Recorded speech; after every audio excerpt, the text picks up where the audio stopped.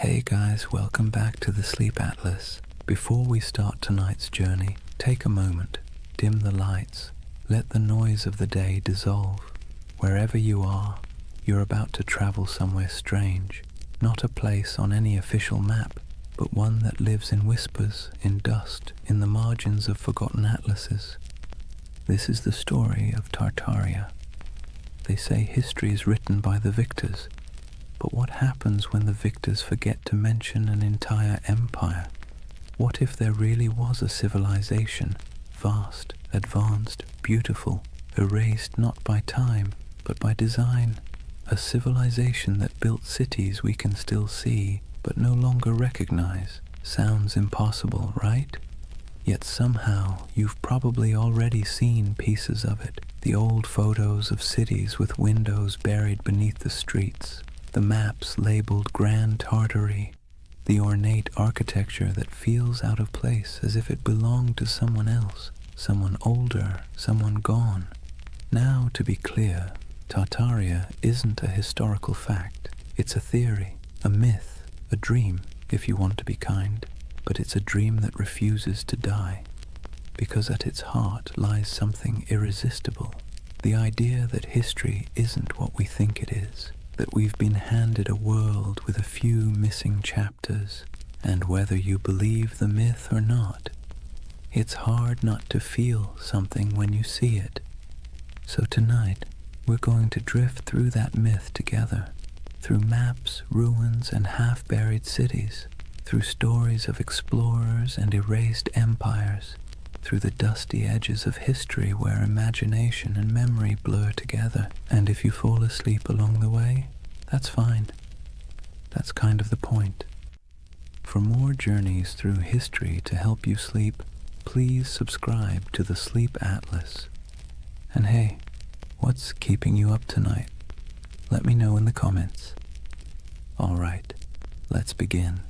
Imagine fog rolling over endless plains, gold grass bending under the wind. You stand before a vast land that feels both ancient and impossible, somewhere between Asia and memory, somewhere once called Tartaria. Chapter 1. The Empire That Never Was, or was it? They called it Grand Tartary. On maps from the 17th and 18th centuries, it sprawled across nearly half of Asia, an empire stretching from the icy edges of Siberia to the mountains of Tibet, from the Pacific all the way to the Caspian Sea. A continent-wide expanse so huge it made Europe look like a backyard garden. But here's the strange thing. When you look closer, it doesn't behave like any other empire on the map.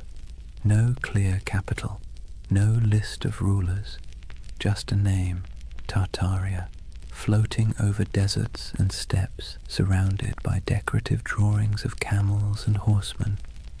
The cartographers might as well have written, "Here be mystery." And yet, for hundreds of years, Western mapmakers copied that name again and again. Tartaria, Grand Tartary, the Great Tartar Empire. Sometimes they drew castles or cities with minarets. Sometimes they left it blank, as if even they didn't know what they were depicting. So what was Tartaria, according to the official story? Nothing. The word Tartary was simply a European catch-all term for the unknown lands of Central and Northern Asia.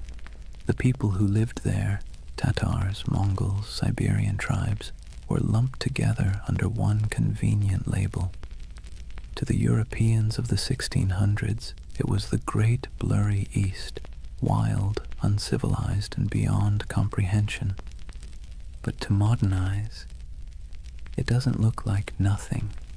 It looks deliberate, mysterious, like the ghost of something that was once real. And that's where the story starts to hum. Because if you look long enough, if you trace enough old maps, you start to notice inconsistencies. Cities drawn where no cities should exist. Structures too grand for the people historians claim built them. Ruins that don't seem to fit their supposed age. Some believe those ruins were Tartarian, that an advanced civilization, older than Rome, older even than Egypt, once stretched across the world. They say its architecture was sophisticated, its technology almost magical, free energy, perfect symmetry, towering buildings powered not by fire or water but by something lost, something we can no longer name. It sounds absurd, but then you see the photos, black and white images from the late 19th century, cities under construction except everything already looks finished, cathedral-sized buildings supposedly built in a decade, though even modern machinery would struggle. Streets half-buried, windows below ground level, as if the earth itself had swallowed the first floors. That's where the mud flood theory enters. According to believers, some great cataclysm, maybe natural, maybe man-made, swept across the world in the 1800s, burying entire cities in mud and erasing all evidence of this lost empire. When humanity dug out afterward, we inherited the world we think we built. In other words, the Victorians didn't build all those ornate cities. They unearthed them. It's easy to roll your eyes, but it's also strangely poetic, because even if Tartaria never existed, the feeling behind it, that something monumental was lost, is very real. And part of why this myth persists is because, well, history does lose things. Entire civilizations have vanished before. The Minoans, the Indus Valley, the Olmecs, people who built incredible cities, traded across oceans, and then disappeared, leaving nothing but stones and speculation. So maybe the idea of Tartaria isn't so far-fetched. Maybe it's a reflection of that same human ache, the need to fill in the gaps with something beautiful. Imagine wandering through a European city at dusk. The sky is pale gold, pigeons circle over rooftops. You walk down a street where the buildings rise like cathedrals, domes, arches, pillars carved in perfect balance. It all feels too good, too symmetrical, too ancient to have been born in the soot and smoke of the industrial age. For a moment you wonder, did we build this, or did we inherit it? The theory of Tartaria taps into that quiet doubt, the sense that somewhere along the way, humanity rebooted, restarted, forgot, and the mud flood is a metaphor for time, for amnesia, for the way civilizations bury their own pasts under layers of progress. It's an idea that's equal parts eerie and comforting, because if there really was a forgotten golden age, maybe the world isn't as random as it seems. Maybe we've been here before. Maybe we'll find it again. And even if it's all a myth, it's a myth that asks good questions. Who decides what counts as history? How much of what we know is just the version that survived? So as we drift deeper into the story, try not to worry about what's true or false. Just imagine the possibility. A civilization erased not by war, not by time, but by forgetting. A memory whispered by wind over empty plains.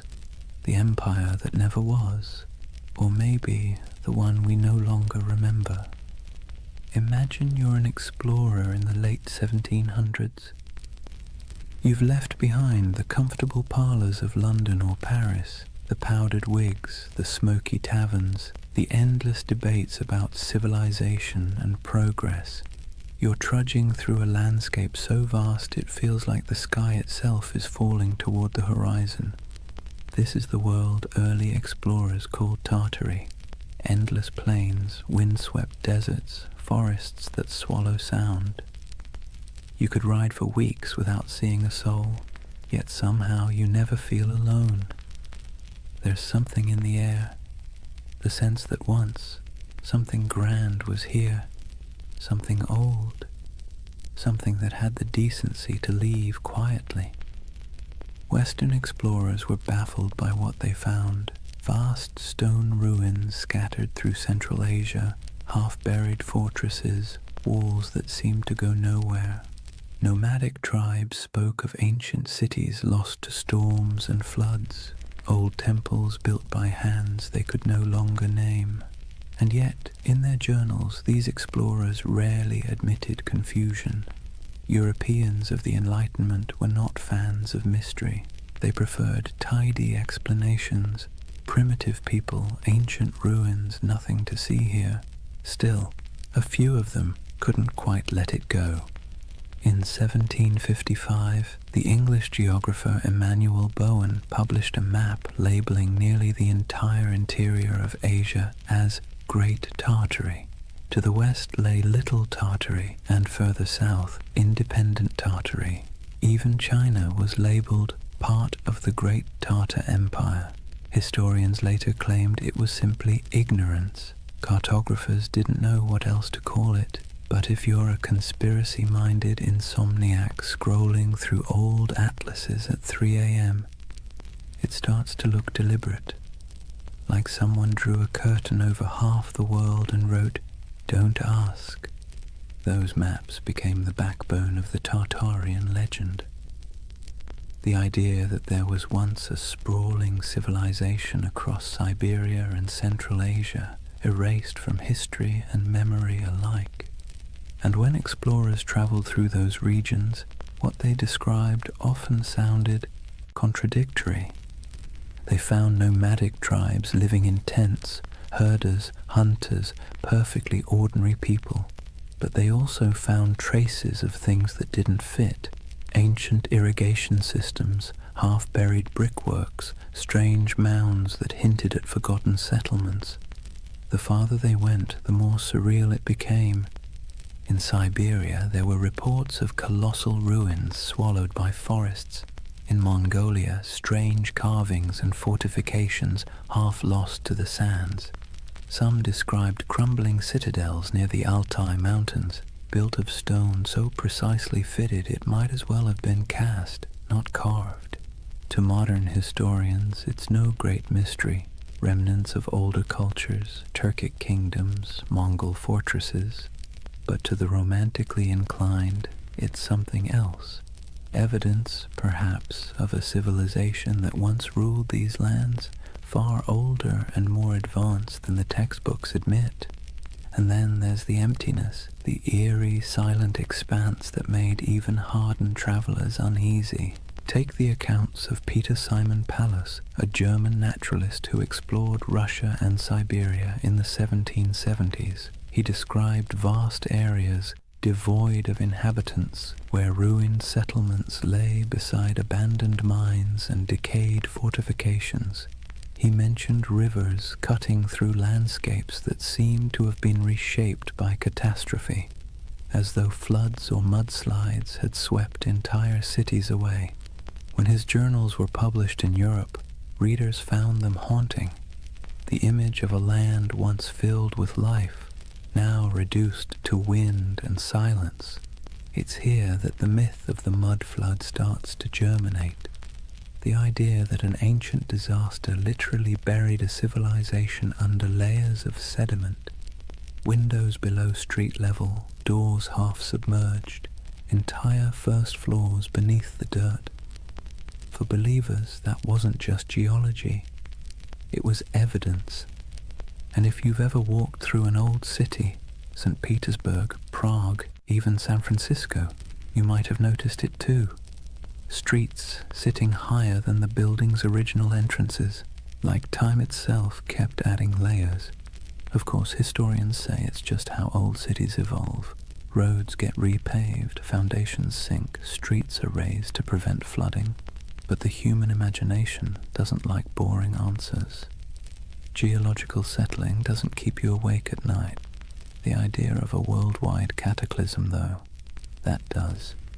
What's compelling about these explorers' reports is not what they found, but what they felt. The sense that they were moving through someone else's world, one that had been erased. There's a moment in nearly every explorer's journal, the kind that never makes it into the abridged editions, where they sound tired. The grand adventure wears off, and what's left is silence. Cold wind, vast skies, the creak of leather, and a feeling that they are walking through the afterlife of history. They pass strange earthworks, abandoned stone foundations, carvings of faces eroded to anonymity. Sometimes they sketch them, sometimes they move on. Always there's the sense of almost understanding, almost remembering. And maybe that's what Tartaria really is, a landscape of almost history, almost memory, a civilization that feels like it should have existed, even if it didn't. Think about it. How many times has humanity stared at something old and half-broken and said, we could never build that today? It's an illusion, but a powerful one. Standing before ruins or monuments, we see not just stone and mortar, but the faint shadow of our own fragility. We want the past to be smarter than us, nobler than us, more advanced than we deserve. It's easier to believe we're living in the ruins of greatness than to admit that maybe we're the ones who'll be forgotten. So when explorers trudged across those endless Asian plains and saw remnants of something they couldn't explain, it planted a seed, a legend. And legends, once born, never die. They sleep, they wait, they resurface in new forms, on message boards, in YouTube videos, in late-night rabbit holes where half the fun is not believing, but wondering. The Tartarian myth is less about what those explorers found and more about what we want to find, meaning, continuity, proof that the world once made sense and that maybe beneath all this noise and chaos, it still does. Imagine the explorer's campfire. The air is thin and cold. Sparks float upward, swallowed by the night. Somewhere in the distance, wolves call to each other, and above stars shimmer, the same constellations those long-lost Tartarians might have seen if they ever existed at all. The explorer looks out over the dark plain, notebook open, and writes one word on the page, Tartaria, a word that means nothing and everything. They say the earth remembers. Every stone, every layer of dirt, every foundation buried beneath a modern street is a diary, written in silence. But if you listen to the believers of the mud flood, the earth doesn't just remember, it hides. Picture this, a city half buried, windows that look out onto soil instead of streets, doorways that open into nothing but packed dirt, buildings whose first floors have vanished beneath layers of earth and time. To most, it's a quirk of old construction. To the followers of Tartaria, it's evidence of something far stranger, a global cataclysm that erased an entire civilization in a single, muddy sigh. The mud flood theory is one of those beautiful modern myths that could only have been born in the age of the internet. It began quietly, like a whisper in digital catacombs, obscure forums, old photography groups, amateur historians trading ideas. Someone noticed something odd, antique photos from the 1800s showing cities with half-buried buildings, windows at ground level, strange architectural anachronisms. Then someone else noticed the same thing somewhere else, and suddenly a pattern emerged, or seemed to. If you stare at enough old photos for long enough, patterns start to appear everywhere. And soon the whispers took form. What if history isn't what we think it is? What if there was a reset, a literal flood of mud that buried the old world, wiped it clean, and left us to rebuild on top of its bones? It sounds ridiculous, but also admit it. It's a little bit seductive. Let's take a closer look at what this story really says. According to the myth, sometime in the 18th or 19th century, dates are always vague, an immense cataclysm struck the earth. Not water, but mud, thick, heavy, suffocating mud that rolled over cities like a blanket, swallowing buildings, streets, even entire civilizations. What survived was what we now call our world, a reset civilization built atop the ruins of the one before. The theory claims we are the survivors of an amnesiac world living in the shadow of a forgotten age. And once you start looking for it, you see it everywhere. Old photographs of St. Petersburg, where neoclassical buildings seem to have half their height underground. Doorways that lead nowhere in Istanbul. Strange window wells in San Francisco. Cathedrals whose ground floors appear oddly misaligned with the modern streets around them. The world, it seems, is full of buried stories. But here's where the magic, or the mischief, lies. Context. Cities grow, streets rise, pavements get repaved, foundations sink, earthquakes shift land. Engineers, bless their pragmatic hearts, have been dealing with that since ancient Mesopotamia. It's normal, but the human imagination doesn't want normal. It wants wonder. It wants the cosmic version of a plot twist. And so the mud flood became that twist, a grand, tragic reset that could explain the strangeness of the world, the impossible beauty of old architecture, the missing centuries, the ruins that look too modern to be ancient and too ancient to be modern. It's not hard to see why the theory stuck. It scratches two primal itches, the fear that we've forgotten something vital, and the hope that once humanity reached heights we can barely comprehend. It's a bedtime story for adults who no longer trust bedtime stories. Imagine it, the great cities of the past humming with energy and knowledge, star-shaped fortresses aligning with the heavens, towers crowned with gilded domes, machines powered not by coal or electricity but by sound, magnetism, or divine geometry. A golden age washed away in silence, leaving behind half-buried clues for the curious to rediscover centuries later. It's haunting, isn't it? The thought that the ground beneath your feet might be hiding a version of civilization more graceful, more harmonious, and, let's be honest, less exhausting than this one. The most poetic versions of the myth don't even insist on global destruction. They suggest something subtler.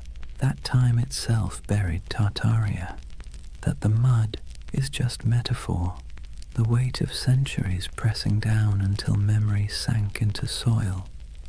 That our cities grew atop their bones, and we live in their echoes without even realizing it. But even the literal believers, the ones who pore over 19th century photographs and Google Earth screenshots, are chasing something more than evidence. They're chasing awe, the sense that the world is not yet fully explained, that maybe, just maybe, there are still secrets hiding in plain sight. Because here's the uncomfortable truth. We like feeling small, not powerless, just small.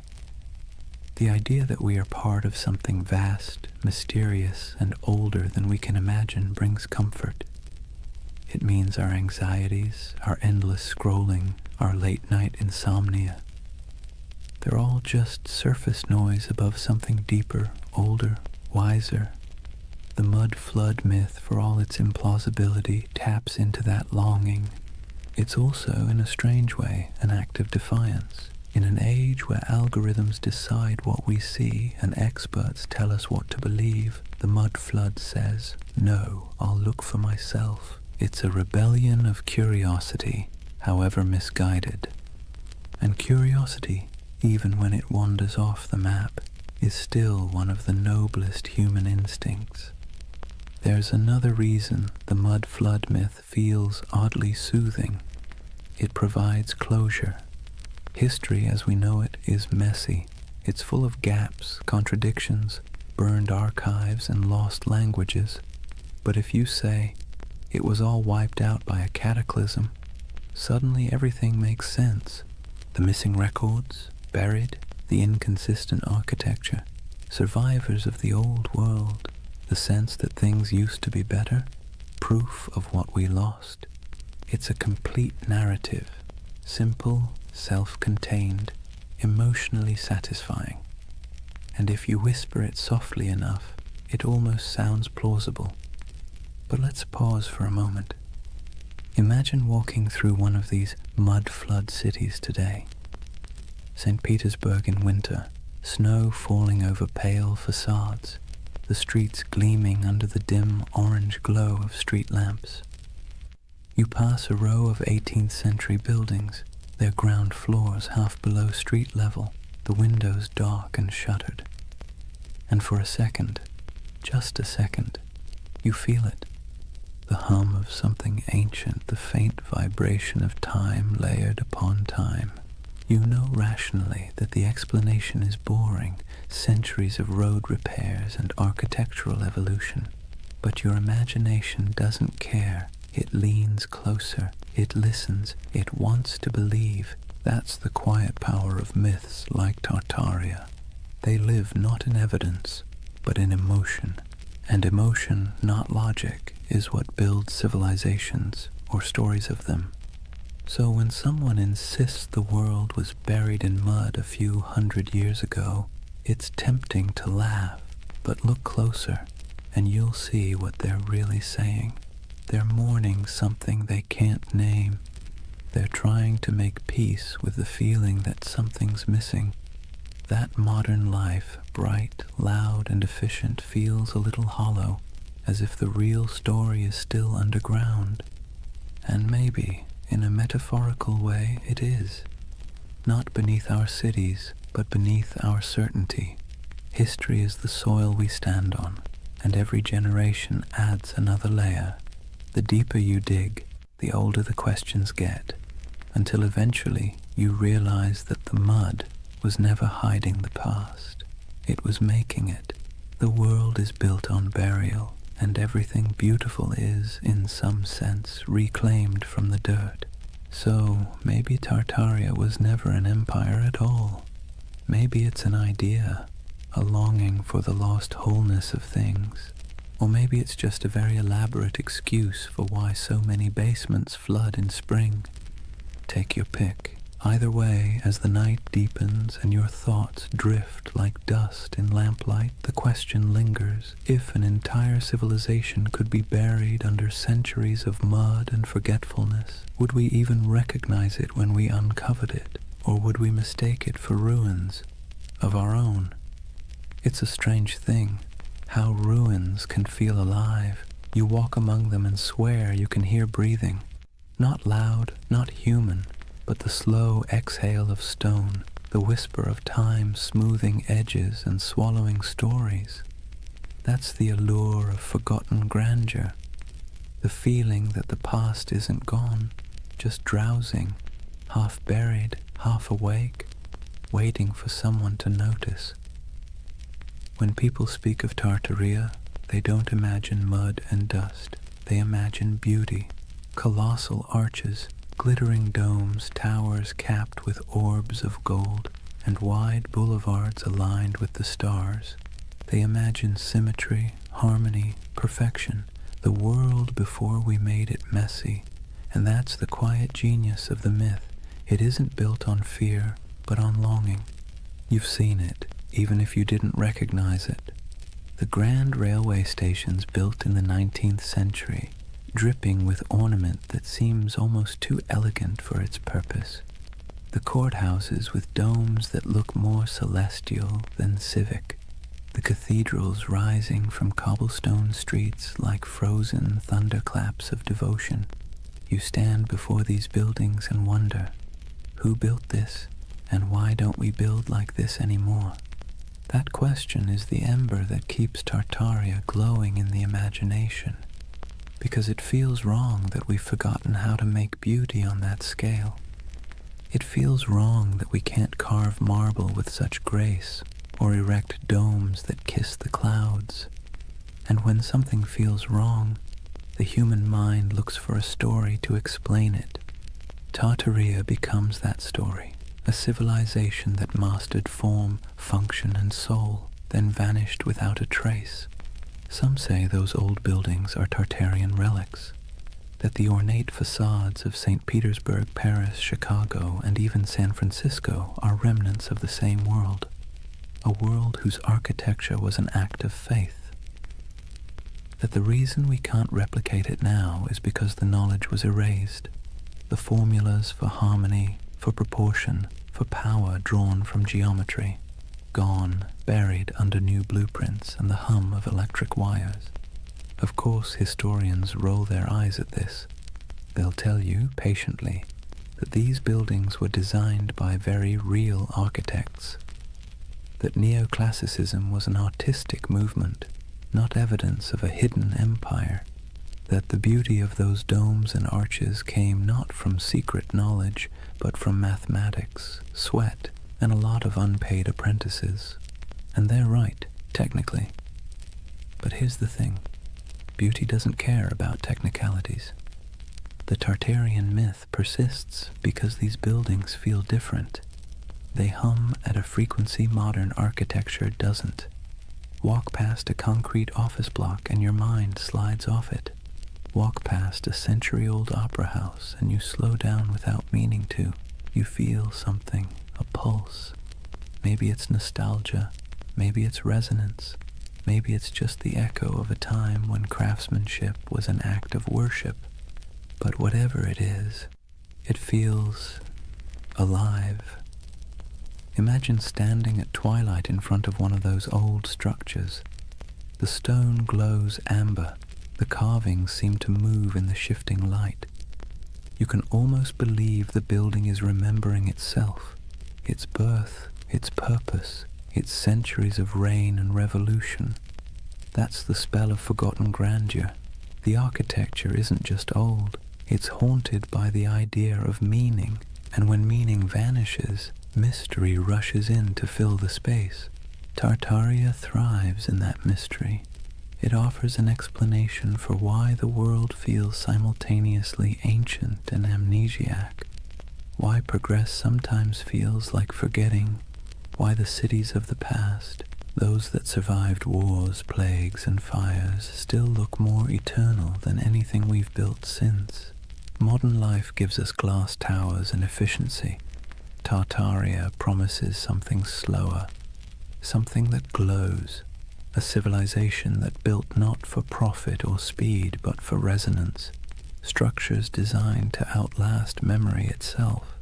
It's an irresistible dream, because whether or not Tartaria existed, the feeling it represents is real, the ache for beauty that doesn't apologize for existing, for craftsmanship that outlives its makers, for a sense of belonging to something both vast and intentional. That's why the myth never fully dies. People share photographs of star-shaped forts, cathedrals that look like spaceships, and ornate courthouses buried halfway underground, whispering, "Look, this can't just be random." And maybe they're right, though not in the way they think, because what they're really seeing isn't proof of a lost empire. It's proof of a lost mindset. A time when humanity built upward and outward with a kind of faith we've since replaced with convenience. Take St. Isaac's Cathedral in St. Petersburg. It looks like it shouldn't exist. A colossal dome balanced on rows of red granite columns covered in gold that blazes even through fog. Inside, the marble floors mirror the heavens, and the ceilings are painted with saints so vivid they seem alive. Visitors describe it as overwhelming, transcendent, but the Tartarian imagination sees something else, evidence. They ask how such grandeur could be built in the early 1800s by hand in a place that was supposedly swamp and snow. They ask why the foundations look so deep, as if the building once stood taller. Historians give answers: scaffolding, imported granite, decades of work. But believers see a gap, and gaps, as we know, are where myths thrive. It's comforting in a way, because when you believe in Tartaria, you believe that someone once got it right, that the world once understood balance, proportion, light, and energy, that humans long ago built in tune with the earth instead of against it. It's a prettier story than the truth that history is mostly a series of accidents that occasionally produce beauty by mistake. And yet, even if the story is wrong, the emotion behind it is not. There's something deeply human about looking at ruins and imagining paradise, about standing in front of a crumbling palace and whispering, "Who were you? What did you know that we've forgotten?" We do this everywhere. In the jungles of Cambodia, staring at Angkor Wat, in the deserts of Egypt, under the shadow of the pyramids, in the mountains of Peru, among the terraces of Machu Picchu. We look at beauty that endures and assume it must have come from a civilization wiser than ours. Maybe it didn't, but maybe the impulse to think so says more about us than about them. Because really, the myth of Tartaria isn't about lost knowledge, it's about lost reverence. We miss believing that beauty meant something, that it wasn't an accessory, but a form of truth. That stone could hold memory, and domes could sing. So when you see those impossible old buildings and feel that small, unexplainable ache, don't rush to fill it with conspiracy. Let it linger. That ache is the story. It's the ghost of wonder, tapping you on the shoulder, reminding you that history is not a timeline. It's a mood, a long, slow chord, still resonating beneath the noise. And maybe that's what Tartaria really is, the echo of a world that believed in harmony more than speed, a civilization of imagination, built not in stone, but in longing. So as you drift deeper into this story, eyes heavy, thoughts softening, remember this: whether Tartaria was real or not, the beauty it promises was. You can still walk through it, touch it, breathe it in brick and marble and dusk. It's there, waiting quietly behind every ornate facade and every buried window, forgotten grandeur humming in the walls. There's something strange about ideas that shouldn't survive, yet somehow do. Tartaria is one of them. Every few decades it slips back into conversation like a ghost that refuses to stay buried. A whisper here, a map there, a photograph that feels off, too ornate, too advanced, too forgotten. It persists not because it's proven, but because it's beautiful. You see, real history doesn't linger in our imaginations the same way myths do. Facts settle, myths breathe, and Tartaria breathes in the spaces history forgot to fill. It's almost poetic, how a rumor can live longer than an empire, how a half-remembered word on an antique map, Tartary, can spark entire worlds in the modern mind, because the truth is humans don't remember data, we remember stories, and this one, it's irresistible, a world erased, a golden age hidden beneath our feet. The paradox of Tartaria is that it survives precisely because it never existed. A real empire would have ended, decayed, been replaced, but something that never was can never truly die. It hovers in imagination, endlessly renewable, unprovable, untouchable. The perfect myth for the digital age, weightless, viral, and infinitely remixable. Scroll through YouTube or Reddit and you'll see it.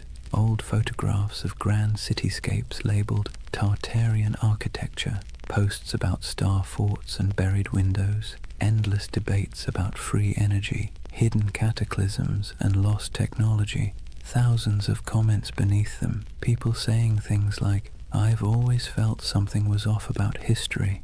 It's not about belief, it's about belonging. The myth offers comfort to anyone who looks at the modern world and feels like something essential slipped through our fingers. Maybe that's the real allure. Tartaria gives shape to a feeling we all have but rarely admit, that somewhere along the way, humanity traded mystery for machinery. We built faster, higher, louder, but maybe not better. We paved over silence, replaced curiosity with certainty, and called it progress. And when that certainty began to crack, when our cities started to feel soulless, our histories fragmented, people began looking backward, not for answers, but for meaning. It's easy to mock that impulse. Historians roll their eyes, scientists sigh. But behind the internet rabbit holes and Photoshop theories lies something genuine. A hunger for enchantment, a longing to believe that the past wasn't just dirt and survival, but art and light and knowledge we've somehow misplaced. And in that sense, Tartaria isn't a conspiracy, it's a lullaby, a story people tell themselves when the modern world feels too sterile, too linear, too loud. A bedtime tale for adults who sense that truth might not always fit inside textbooks. Think about it. We've mapped the Earth, decoded the genome, photographed black holes, and yet we're still drawn to mystery. It's like a gravity our species can't escape. Tartaria gives us that gravity in soft, dreamlike form. A lost world that never judges, never contradicts, never ends, because it was never real enough to die. But here's the thing, even myths can tell truths. They tell us what we miss, what we value, what we quietly wish could come back.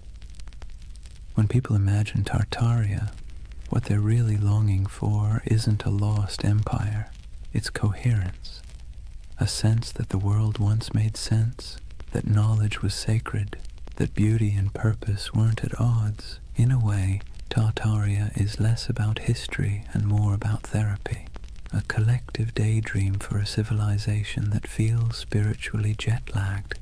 We scroll through endless feeds, flickering between wars, gadgets, and memes, and somewhere inside a voice whispers, "Wasn't there supposed to be more than this?" Tartaria answers softly, "Yes, there was, or maybe there could have been." And so the myth persists, traveling through forums and documentaries and late-night conversations, wrapping itself in fog and marble. It survives because it speaks to something the Enlightenment forgot, that mystery itself has value, that not knowing is sometimes more comforting than knowing. But here's the paradox. Tartaria's greatest gift isn't in proving itself true.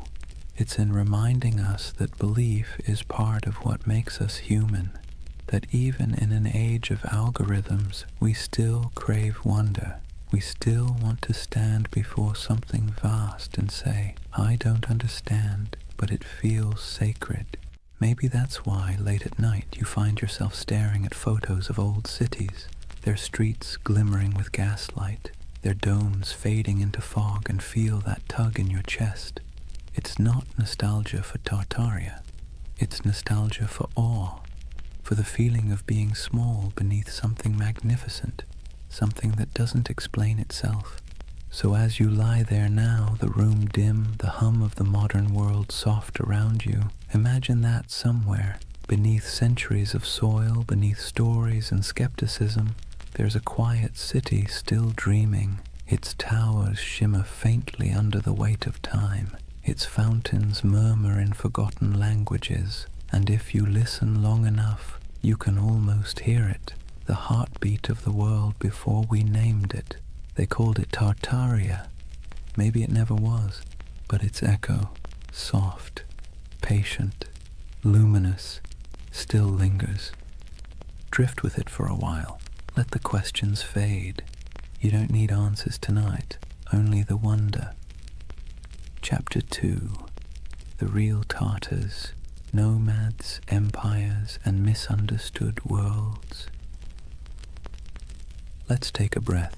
We've wandered through the fog of myth, through maps that hum with impossible empires and ruins that seem to remember more than they should.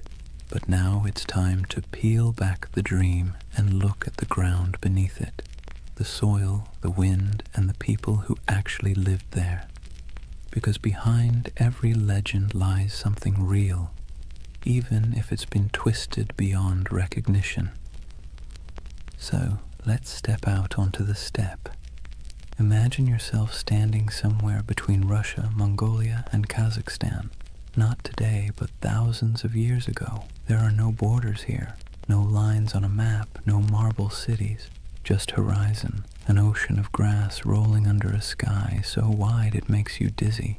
The air smells like dust and horses. The sound of wind is constant, threading through tall stalks of feather grass.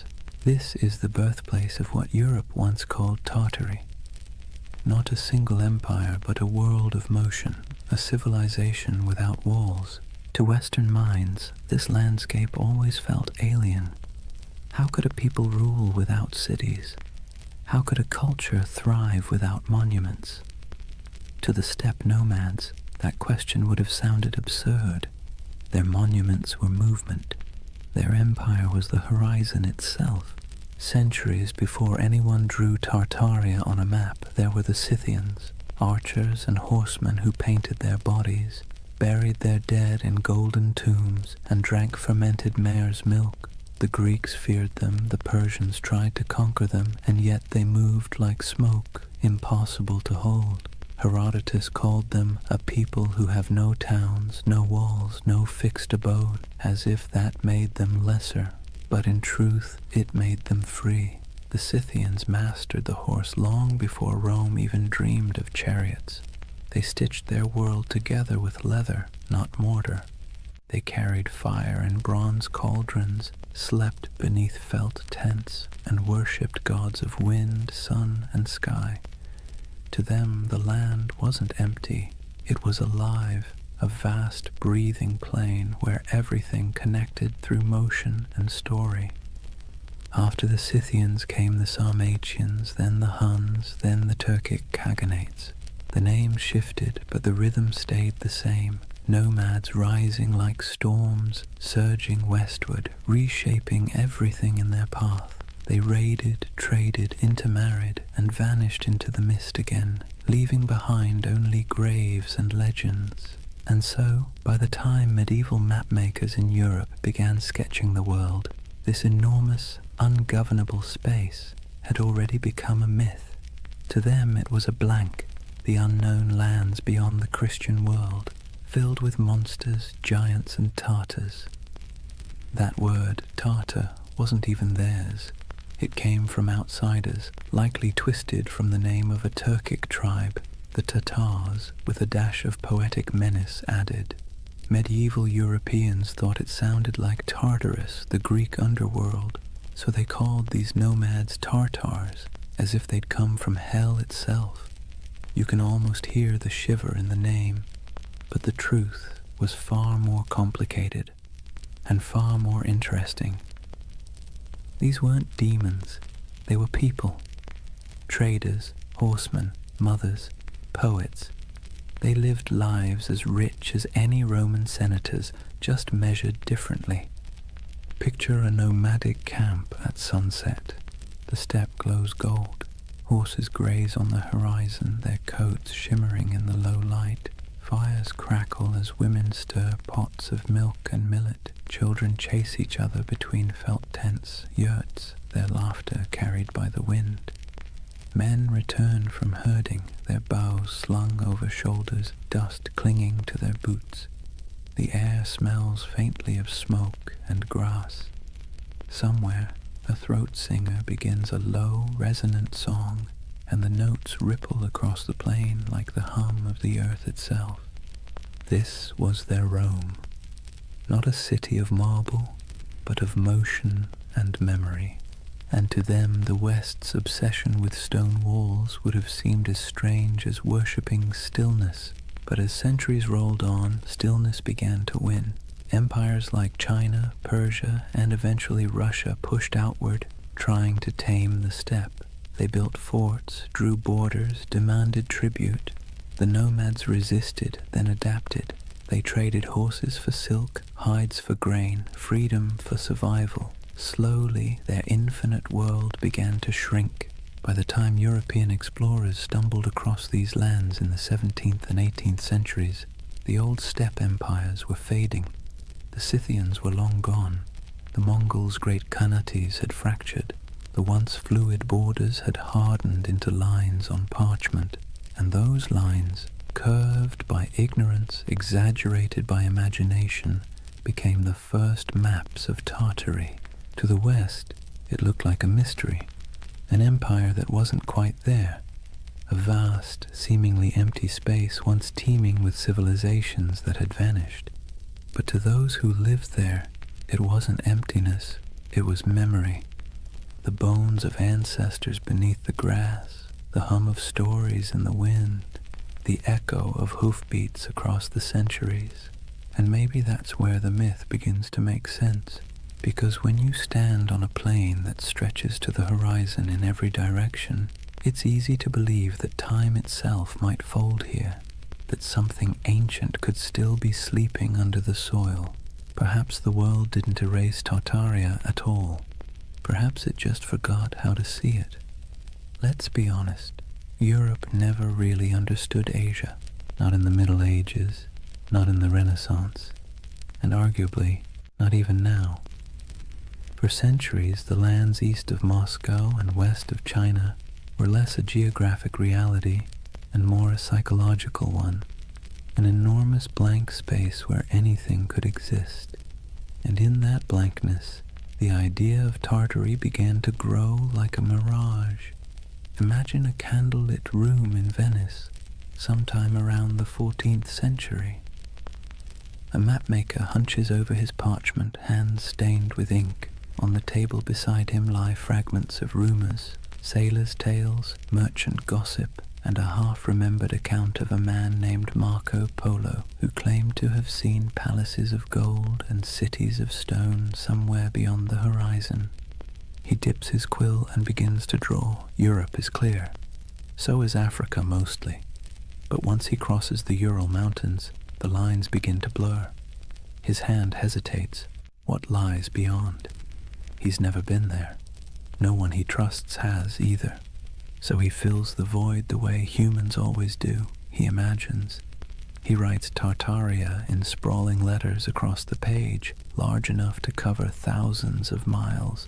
Because what else can you do when you're staring into the unknown? For Europeans, Tartary became a convenient label, an umbrella term for everything east of civilization and west of comprehension. It wasn't a nation, it was a category, a way to point at a map and say, this belongs to the others. But here's the funny thing. The more they tried to define it, the more mysterious it became.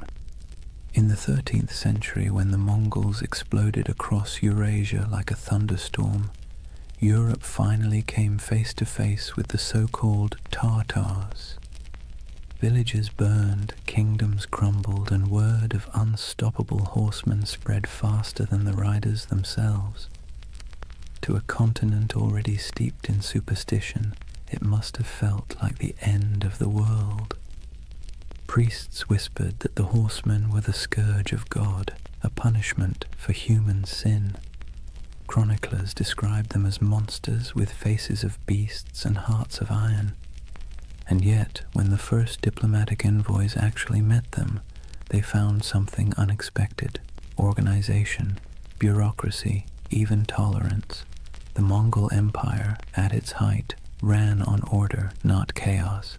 Messengers carried official seals, merchants moved safely under Mongol protection, and conquered cities often kept their own rulers so long as they paid tribute. The great Khans weren't savages, they were administrators. Ruthless ones, sure, but methodical. But Europe didn't want to believe that. It was easier, somehow, to imagine an empire of shadows, to turn complexity into myth. So the name Tartary stuck, not as a real place, but as a kind of warning, a whispered reminder that beyond the edge of the familiar world, something vast and unknowable waited. By the Renaissance, the legend of Tartary had evolved into something even stranger. The age of exploration brought better maps, but not necessarily better understanding. Cartographers began drawing Great Tartary, Little Tartary, and Chinese Tartary across their globes. carving up Central Asia into neat territories that existed mostly in imagination. If you were a European scholar in 1700 and you saw a map of Great Tartary stretching from Siberia to the Caspian Sea, you'd assume there was a single civilization there, a mighty hidden empire rivaling Rome or China. And if you were an explorer wandering through empty steppes, stumbling across crumbling ruins or strange earthen mounds, your mind might start to fill in the blanks. Who built this? Where did they go? Humans hate loose ends. We crave narrative closure, and Tartary, this vast echoing blank on the map, offered none. Marco Polo didn't help either. His travels fed the fire beautifully. He spoke of vast courts, cities paved in stone, golden palaces, and khans who ruled lands so wide that weeks of riding couldn't cross them. He wasn't wrong exactly. The Mongol Empire really was that enormous.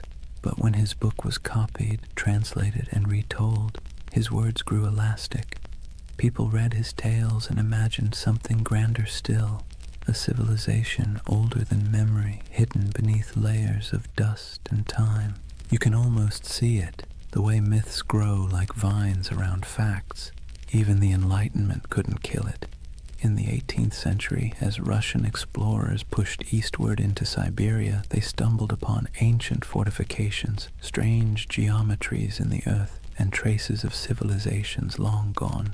The local tribes spoke of ancestors who built great cities before the snows came. The scholars, baffled, wrote it all down, and back in Europe, those reports fed the imagination once more. By now, Tartary had become more than geography. It was an aesthetic. The word conjured mystery, distance, and faded grandeur. Artists painted sweeping landscapes of icy mountains and lone riders beneath silver skies. Novelists filled their pages with lost kingdoms and forgotten dynasties. And so, when conspiracy theories about a lost Tartarian empire began resurfacing centuries later, it wasn't from nowhere.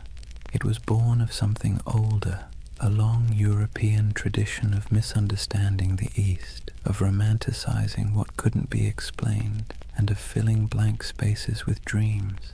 Maps, after all, are never neutral. They don't just show where things are, they show what people believe matters. And for centuries, Tartary mattered not because it was real, but because it was mysterious. Imagine yourself once more looking at one of those old maps. The parchment crackles under your fingers. The ink has faded to brown. The edges are frayed. Across the top, in flowing letters, are the words, Magna Tartaria. You trace the line of mountains, the curving rivers, the scattered cities whose names you don't recognize.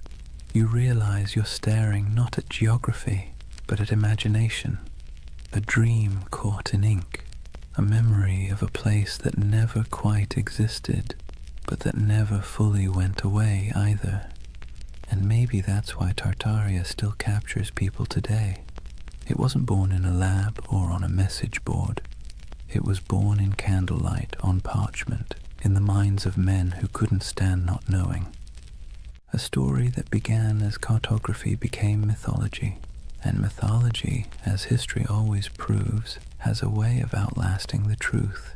Picture a road that isn't really a road.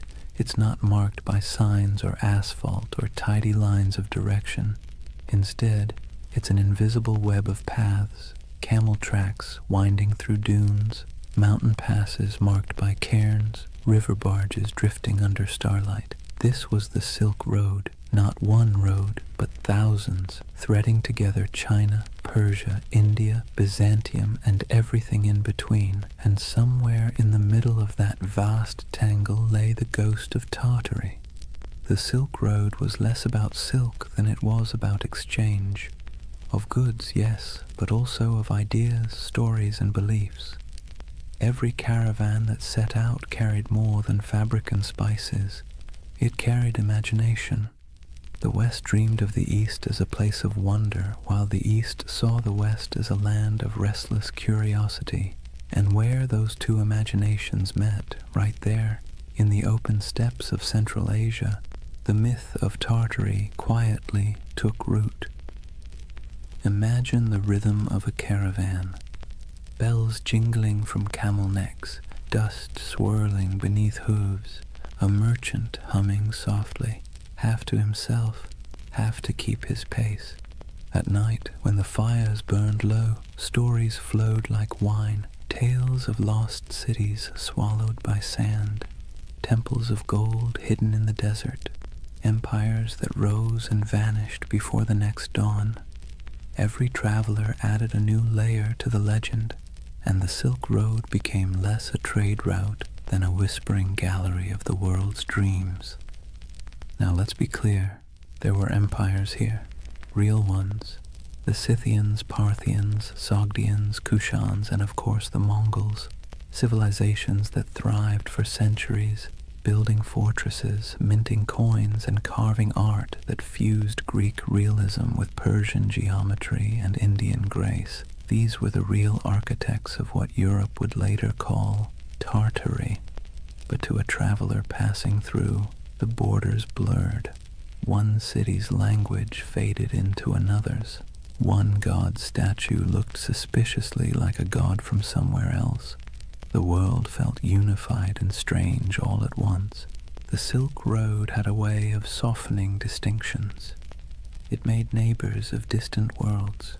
Greek philosophers' ideas found their way into Buddhist monasteries. Chinese silk wrapped Roman senators. Persian astronomers charted the same stars that guided caravans across the steppe. But myths travel even faster than silk. When a merchant from Samarkand sold a roll of fabric in Venice, he didn't just trade goods, he traded worlds. He told stories of the East so dazzling they didn't sound real. Cities with towers of glass, he might say, rivers that shimmer like silver. Men who lived 200 years, and back home, when he unpacked his profits and poured himself a drink, he probably heard equally absurd stories about the West. It's easy to forget that for most of human history, distance was a form of magic. The farther away something was, the more fantastical it became. And no distance loomed larger in the European mind than that mysterious space labeled Tartary.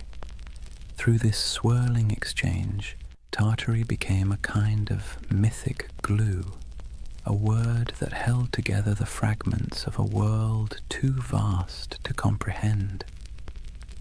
Think of it like this. When a Venetian mapmaker in 1500 scribbled Tartaria across the center of his globe, he wasn't really describing a political entity. He was describing everything between Europe and China, between knowledge and ignorance, between history and imagination. And here's where things get interesting.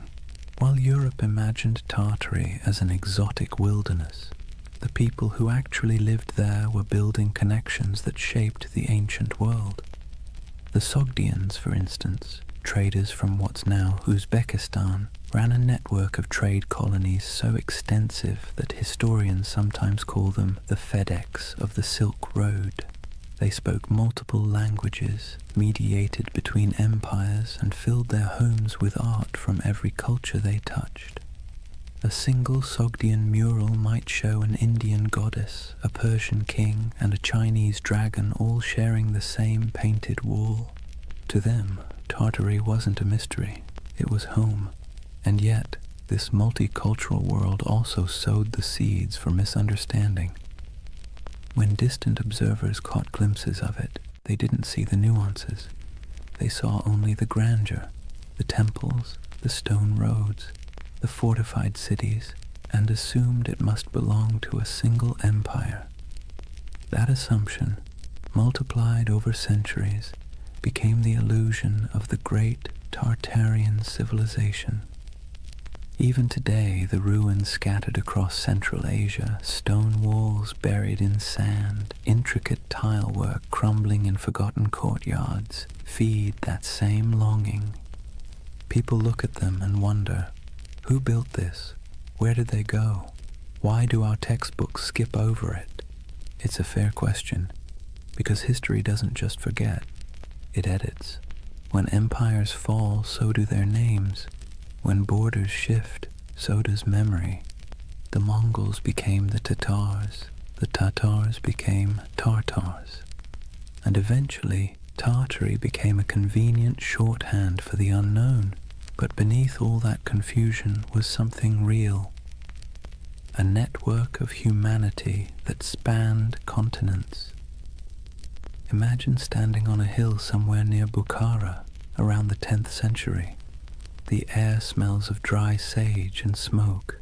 Below you the road shimmers in the heat, lines of travelers winding toward the horizon. A caravan from China passes one from Persia. A monk from India shares a meal with a soldier from Byzantium. Coins from Rome jingle beside jade amulets from the East. It's not an empire. It's not chaos. It's something in between, a living, breathing web of connection. And that's what Tartaria really was. Not a kingdom lost to mud, but an echo of this interconnected world. A dream of unity before maps divided it into pieces. The Silk Road gave birth to the myth by accident, because connection always looks like magic when seen from afar. So when modern believers look at old maps and see the word Tartaria sprawled across half the world, maybe they're not completely wrong to feel awe. They're just reading a poem that was once mistaken for a border. The Silk Road blurred the lines between civilization and myth, empire and echo. And in that blur, half dust, half starlight, the legend of Tartaria found its heartbeat. Words have a funny way of sticking to things they were never meant to describe. Tartary was one of those words, an intellectual shortcut that turned into a centuries-long misunderstanding. By the time Europe stumbled out of the medieval era, the East was less a place and more a story.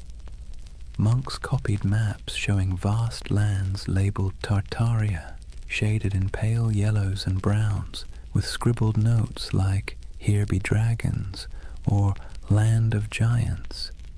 It wasn't meant as insult or precision. It was just ignorance wrapped in ink, but ignorance dressed up nicely enough can look like authority. When Marco Polo returned from his travels in the late 1200s, he told Europe about the magnificence of the Mongol Empire.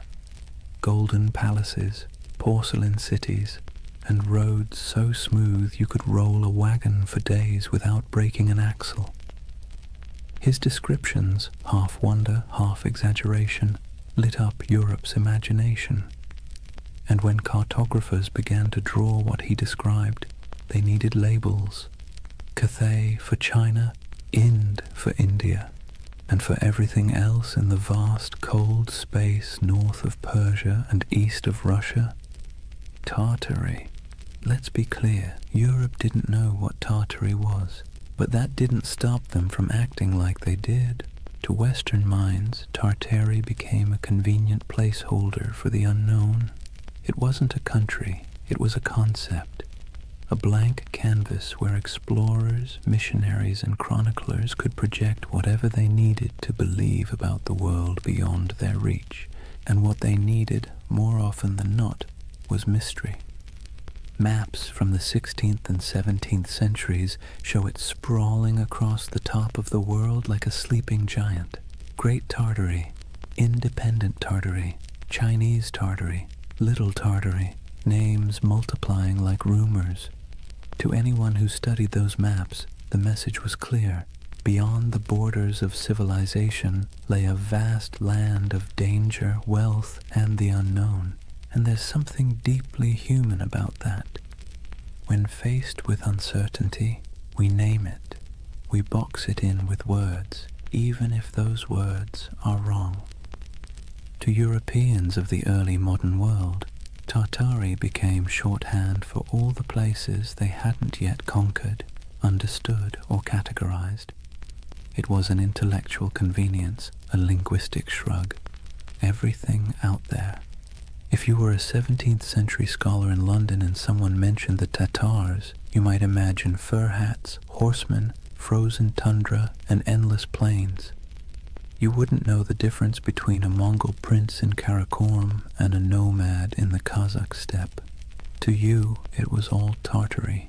But that flattening, reducing countless cultures into a single word, had consequences. It erased identities, histories, and languages in the Western imagination long before any empire actually reached those lands. Imagine an atlas from the 1700s, lying open on a polished oak table. The continents are familiar enough now. The Americas are roughly shaped. Africa's coasts are charted. But look at Asia, and you'll see something odd. Above India and China stretches an ocean of blankness, punctuated only by the word Tartaria, scrawled in proud, swirling letters. No cities marked, no rivers traced, just emptiness. That emptiness became an invitation. Missionaries imagined lost Christian kingdoms hidden in those plains, descended from the mythical Prester John. Explorers fantasized about tribes of giants or entire cities of gold. Poets and philosophers romanticized the steppe as a land of freedom, wild, untamed, untouched by decadence. And over time, that fantasy hardened into pseudo-history. Tartary wasn't just a blank spot anymore, it was a world view. Even the word itself carried a sting. Derived from Tatar, it got twisted into Tartar, echoing the Greek Tartarus, the underworld. Early chroniclers saw the Mongols storm into Europe in the 13th century and thought, "Ah, yes, these must be the people from hell." The name stuck. And for centuries afterward, Tartar became synonymous with savagery, chaos, and apocalypse. When the Mongol Empire fractured and faded, the word didn't fade with it. It lingered. Europe kept calling the steppe Tartary, even as local empires rose and fell. The Golden Horde, the Timurids, the Kazakh Khanates. To the west, these nuances didn't matter. The name Tartary swallowed them whole. The irony. By the time Europe started mapping Tartary with any real accuracy in the 18th and 19th centuries, it had already become a relic. Russia had expanded eastward, swallowing Siberia province by province. Qing China had claimed the west, and yet the word persisted, echoing in atlases long after it had lost any real meaning. There's something almost poetic about that, how a word can outlive the thing it never actually described. And it's here that the modern myth of Tartaria quietly germinated, because when those old maps resurfaced centuries later, digitized, color-corrected, and posted online, they seemed to show something uncanny. A vast empire covering half the world, cities we've never heard of. Borders that no modern historian could explain. To the curious eye, it looked less like a cartographic mistake and more like a cover-up. Why don't they teach this in school? People asked. How could such a massive empire just vanish? But the answer, as with most things, is simpler and somehow more mysterious. It didn't vanish. It never existed. Not as one empire, anyway. What vanished was understanding. What collapsed was the web of meaning connecting the real places, Siberia, Mongolia, Central Asia, to the word Tartary. The West's misunderstanding created a ghost, and the modern age brought that ghost back to life. There's an eerie beauty in that, a reminder that myths don't die. They just wait for technology to resurrect them. When you look at one of those antique maps, ink faded to sepia, the parchment curled at the edges, you can almost feel the hum of it, not as evidence of a conspiracy, but as a fossil of imagination. Tartary wasn't a lie. It was a mirror. It reflected Europe's fears, desires, and limits. and like all mirrors, the longer you stare into it, the more it stares back.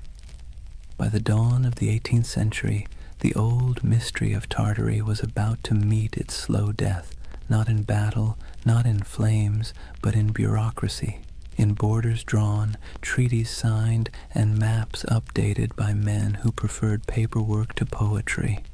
It wasn't an erasure in the way myths like to imagine. No secret cataclysm, no forbidden knowledge sealed away by shadowy elites. It was something quieter, more mundane, and somehow more tragic. Tartary was about to be swallowed, not by time, but by empire. Let's set the stage. The year is 1721. Peter the Great has just declared the Russian Empire.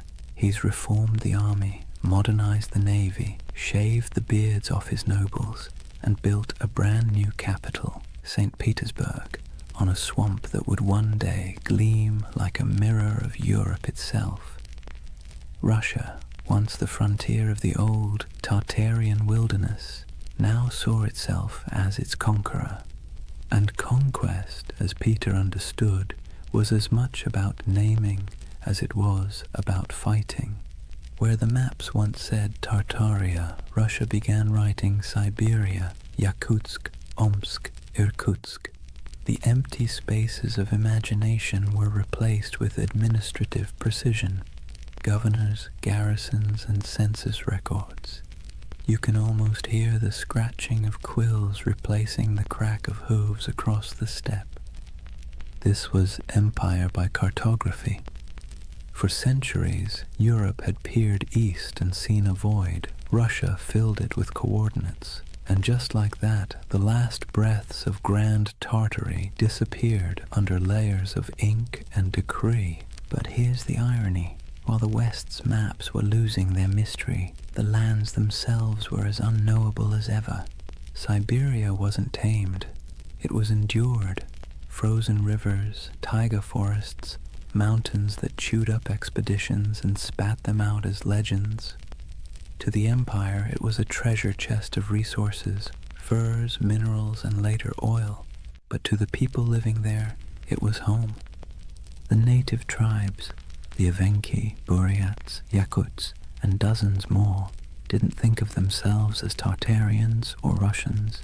They were simply themselves, and yet, in the tidy world of European cartographers, they became footnotes to someone else's empire.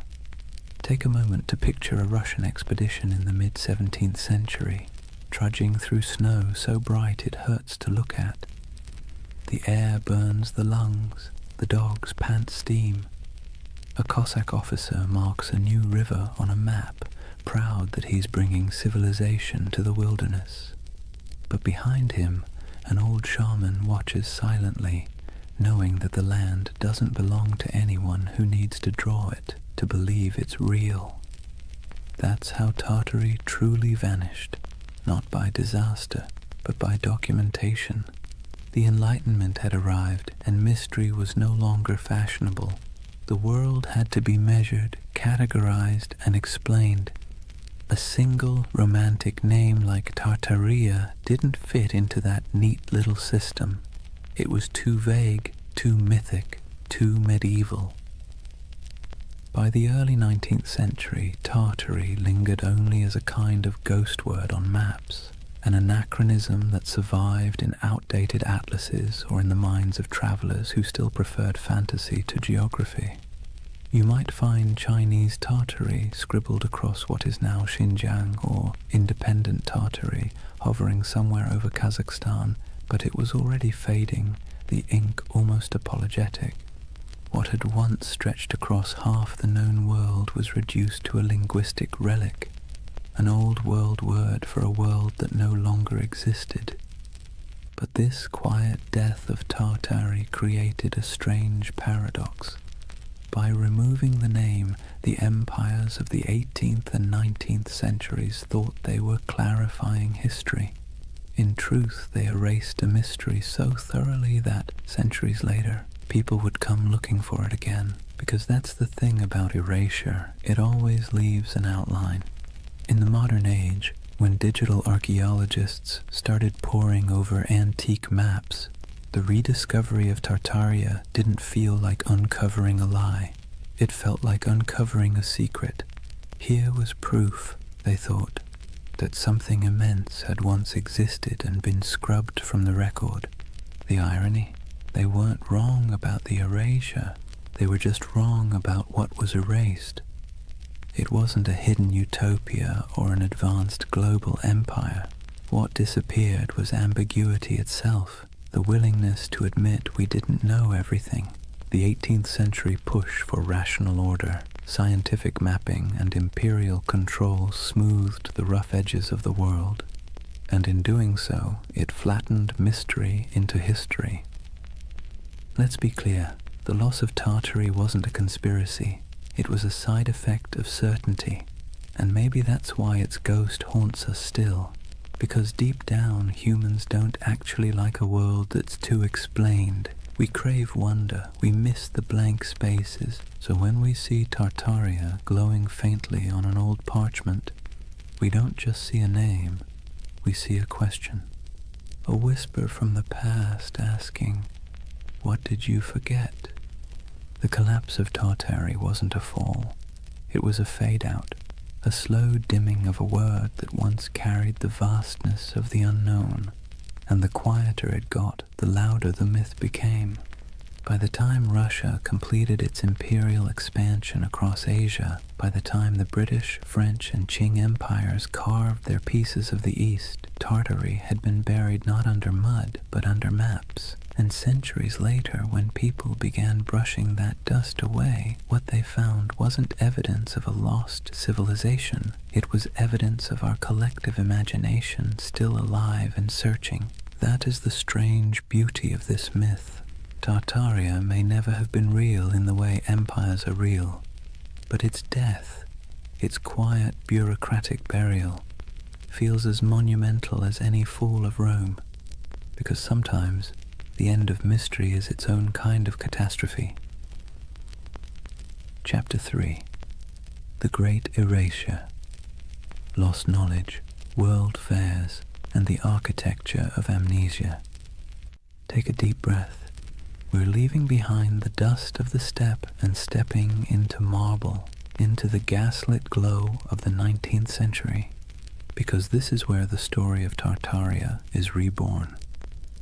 Not in Siberia, not on the maps, but in the imagination. Picture it. The year is 1893. The World's Columbian Exposition in Chicago.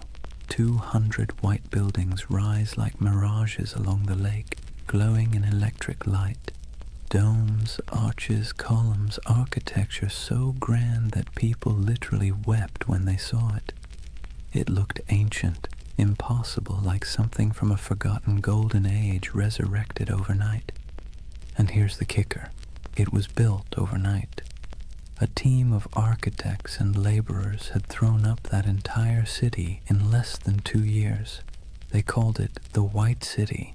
To the public, it was a triumph of modernity, but to later eyes it looked suspiciously like something else. Massive domed palaces, ornate fountains, obelisks, colonnades stretching into mist. It looked ancient, yes, but not Greek, not Roman. It looked out of time. Now fast forward a century. A man sitting at his computer zooms in on old photos of the fair.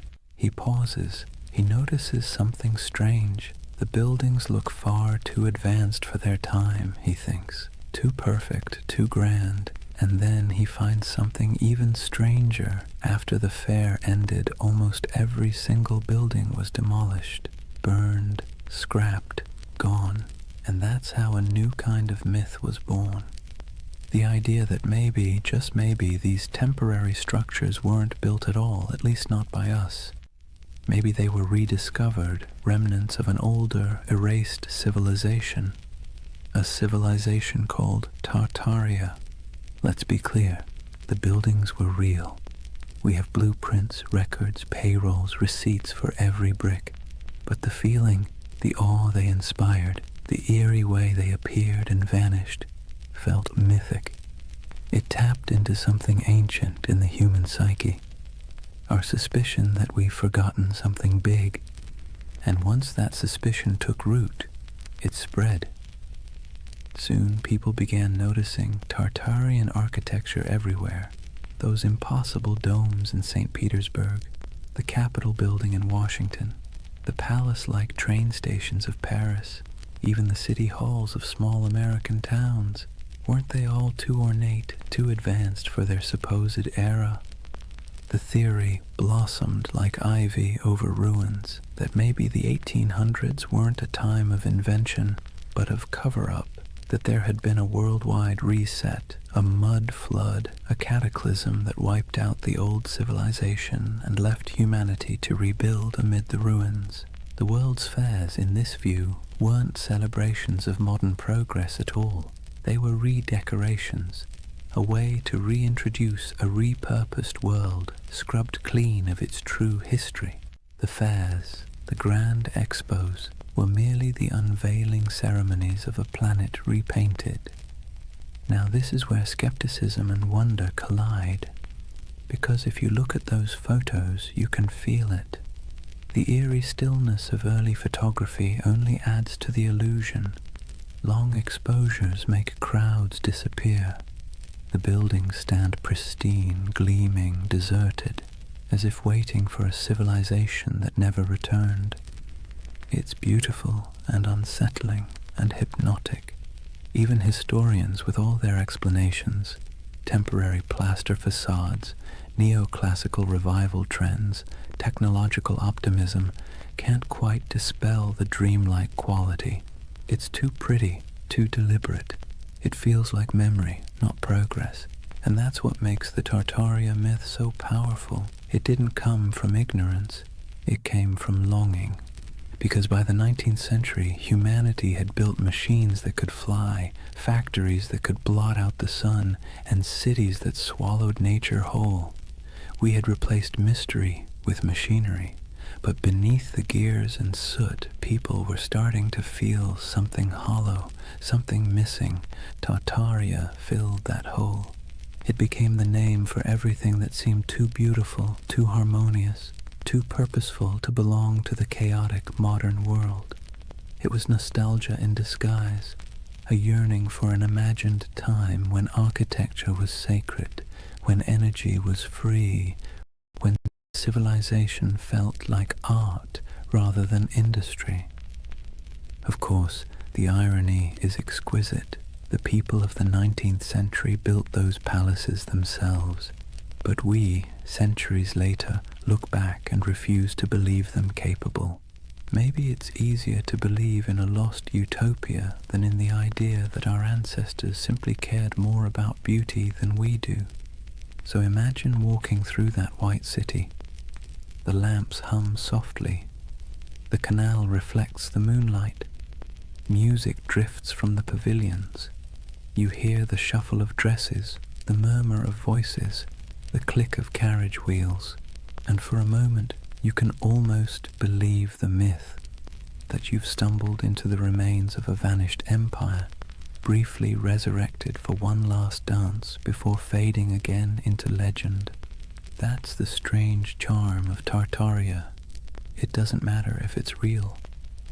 What matters is how it makes you feel, because beneath every conspiracy is a heartbeat, the desire to belong to something greater, to touch a truth the textbooks forgot to mention. And so, through the flickering gaslights of the 19th century, the dream of Tartaria returned, not in stone, but in spirit, not as an empire rediscovered, but as a memory resurrected. Let's be honest for a moment. Modern architecture doesn't exactly make the heart sing. Steel boxes, glass towers, angles sharp enough to injure your soul. Function over form, they say. Minimalism, efficiency, progress. But walk past an old courthouse or a crumbling railway station with columns carved like Roman temples, and suddenly something stirs. It feels like memory. Not your memory, but someone's. And that's exactly where Tartaria hides, in that emotional shadow between nostalgia and doubt. See, the 19th century didn't just give us new machines, it gave us new eyes. Photography froze the world for the first time. Urbanization made old beauty vanish beneath brick and smog. And as the industrial age thundered forward, the West began quietly rewriting itself, paving over not just landscapes, but the very story of civilization. This was the age of erasure disguised as progress. When old cathedrals were restored into shapes they had never been, when ancient city walls were torn down to make room for the future, when soot-blackened monuments were scrubbed and renamed, their histories conveniently rewritten for the age of reason. Historians call it modernization. Tartaria believers call it cover-up. Now, let's pause and take a breath, because this is where myth and history start blending like watercolor. The truth is simpler, but also sadder. It wasn't a conspiracy, it was forgetfulness. The 1800s were obsessed with the new: steam, glass, iron, materials that seemed to promise immortality. The faster technology advanced, the more the past looked like an inconvenience. When people demolished centuries-old buildings to make room for factories or boulevards, they didn't think they were erasing history. They thought they were improving it. But here's the paradox. Progress, when it moves fast enough, feels like amnesia.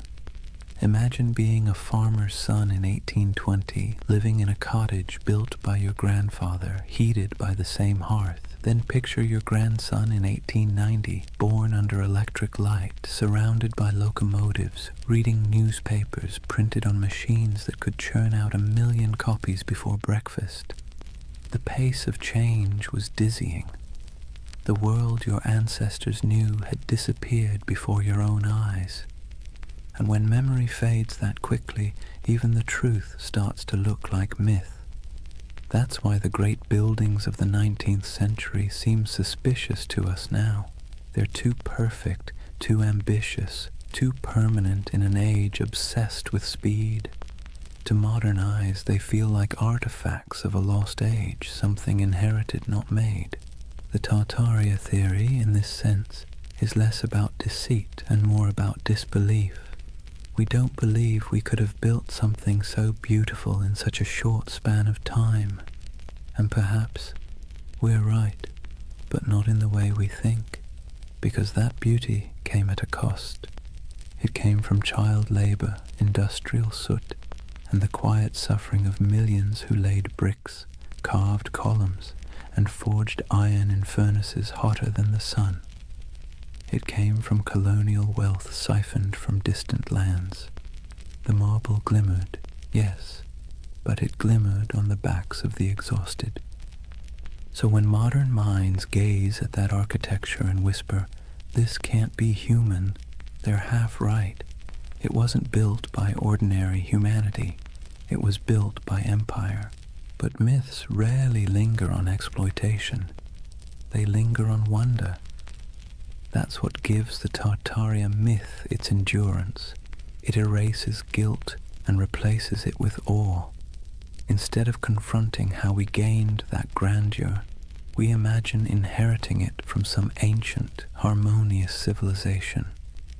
A world without conquest, without industry, without soot. A world that built for beauty's sake alone. That's the secret comfort of believing in Tartaria.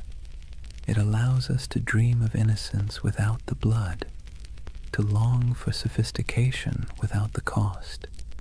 And it's not entirely foolish, because beauty is suspicious in the modern world. Think about it. When was the last time a new building made you stop and gasp? When was the last time a city skyline felt like poetry instead of spreadsheet logic? We live in an age that worships utility and scoffs at ornament.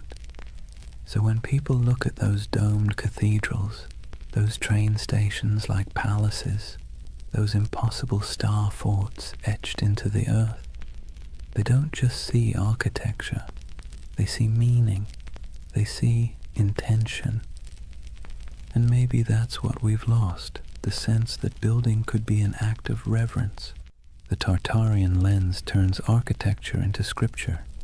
It whispers that every arch, every dome, every hidden basement tells a story too big to fit inside textbooks.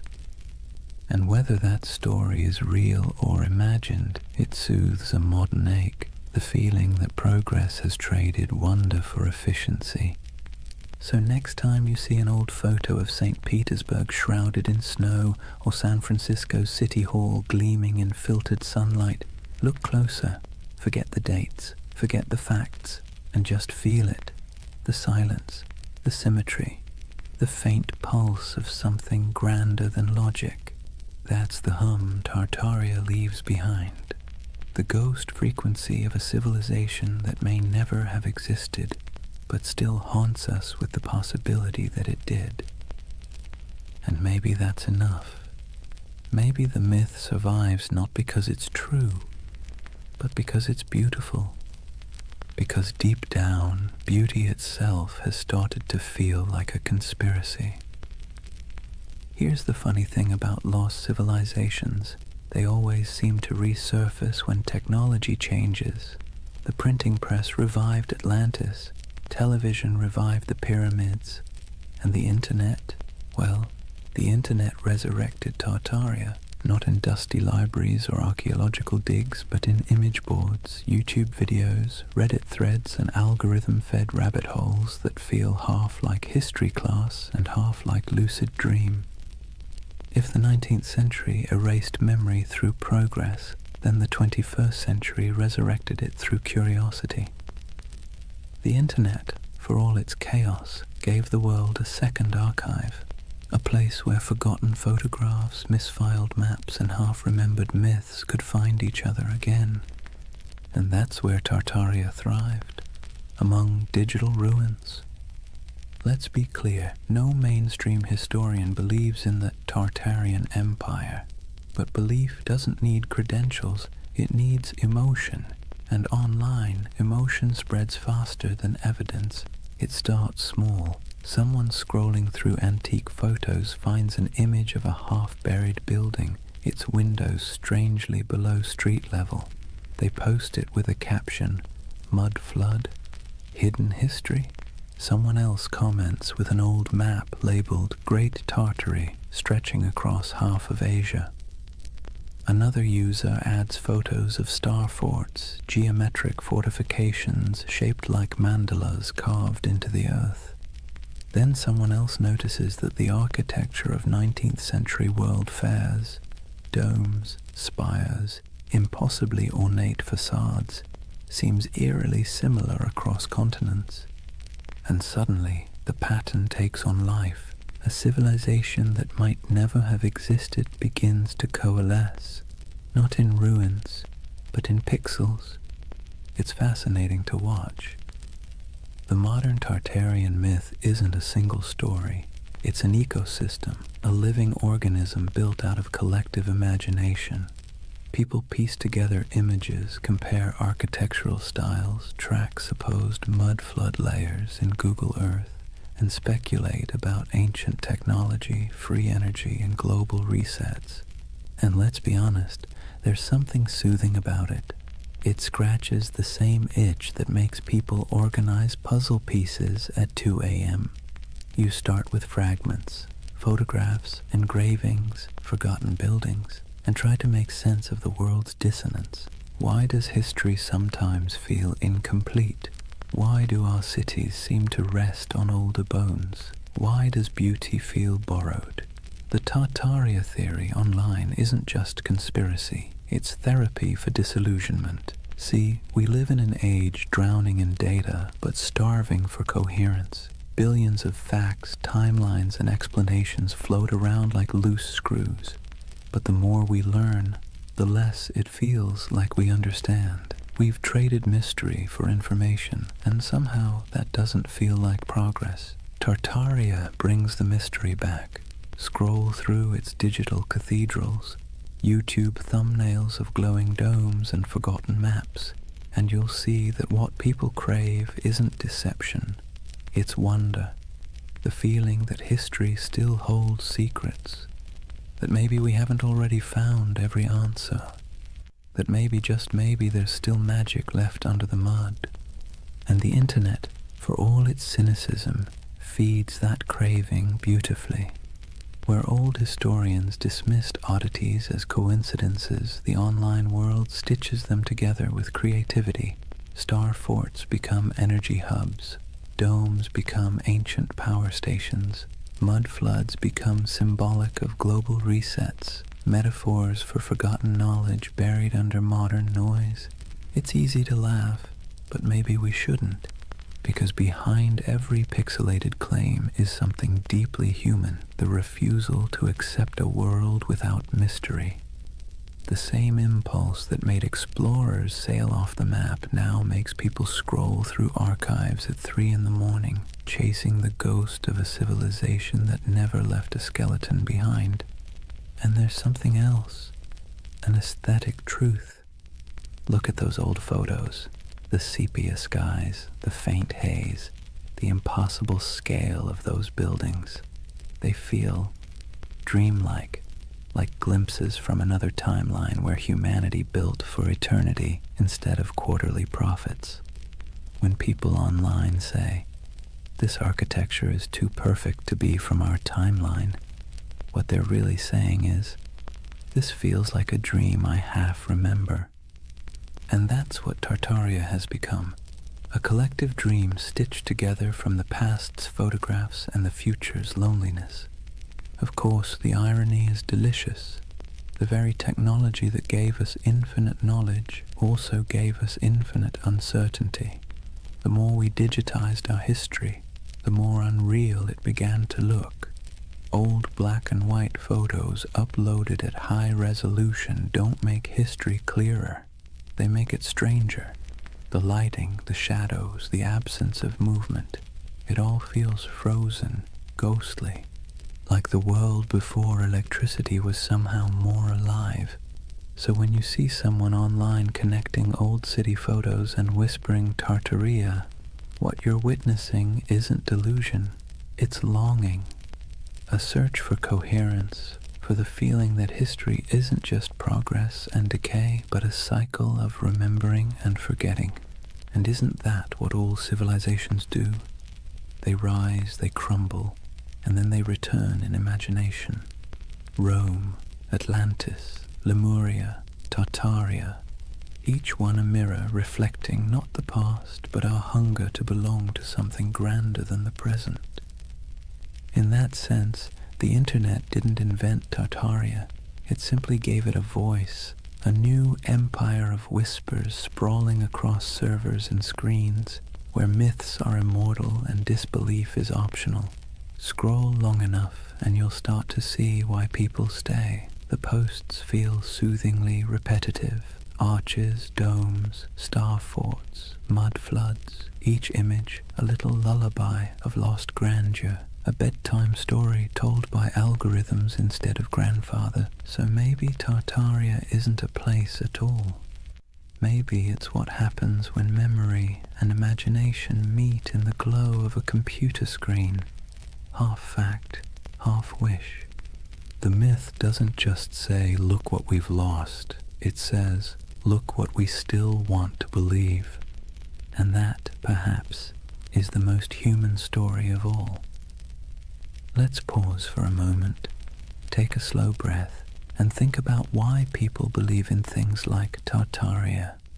Not in the mocking way you see on forums or documentaries, but really think about it.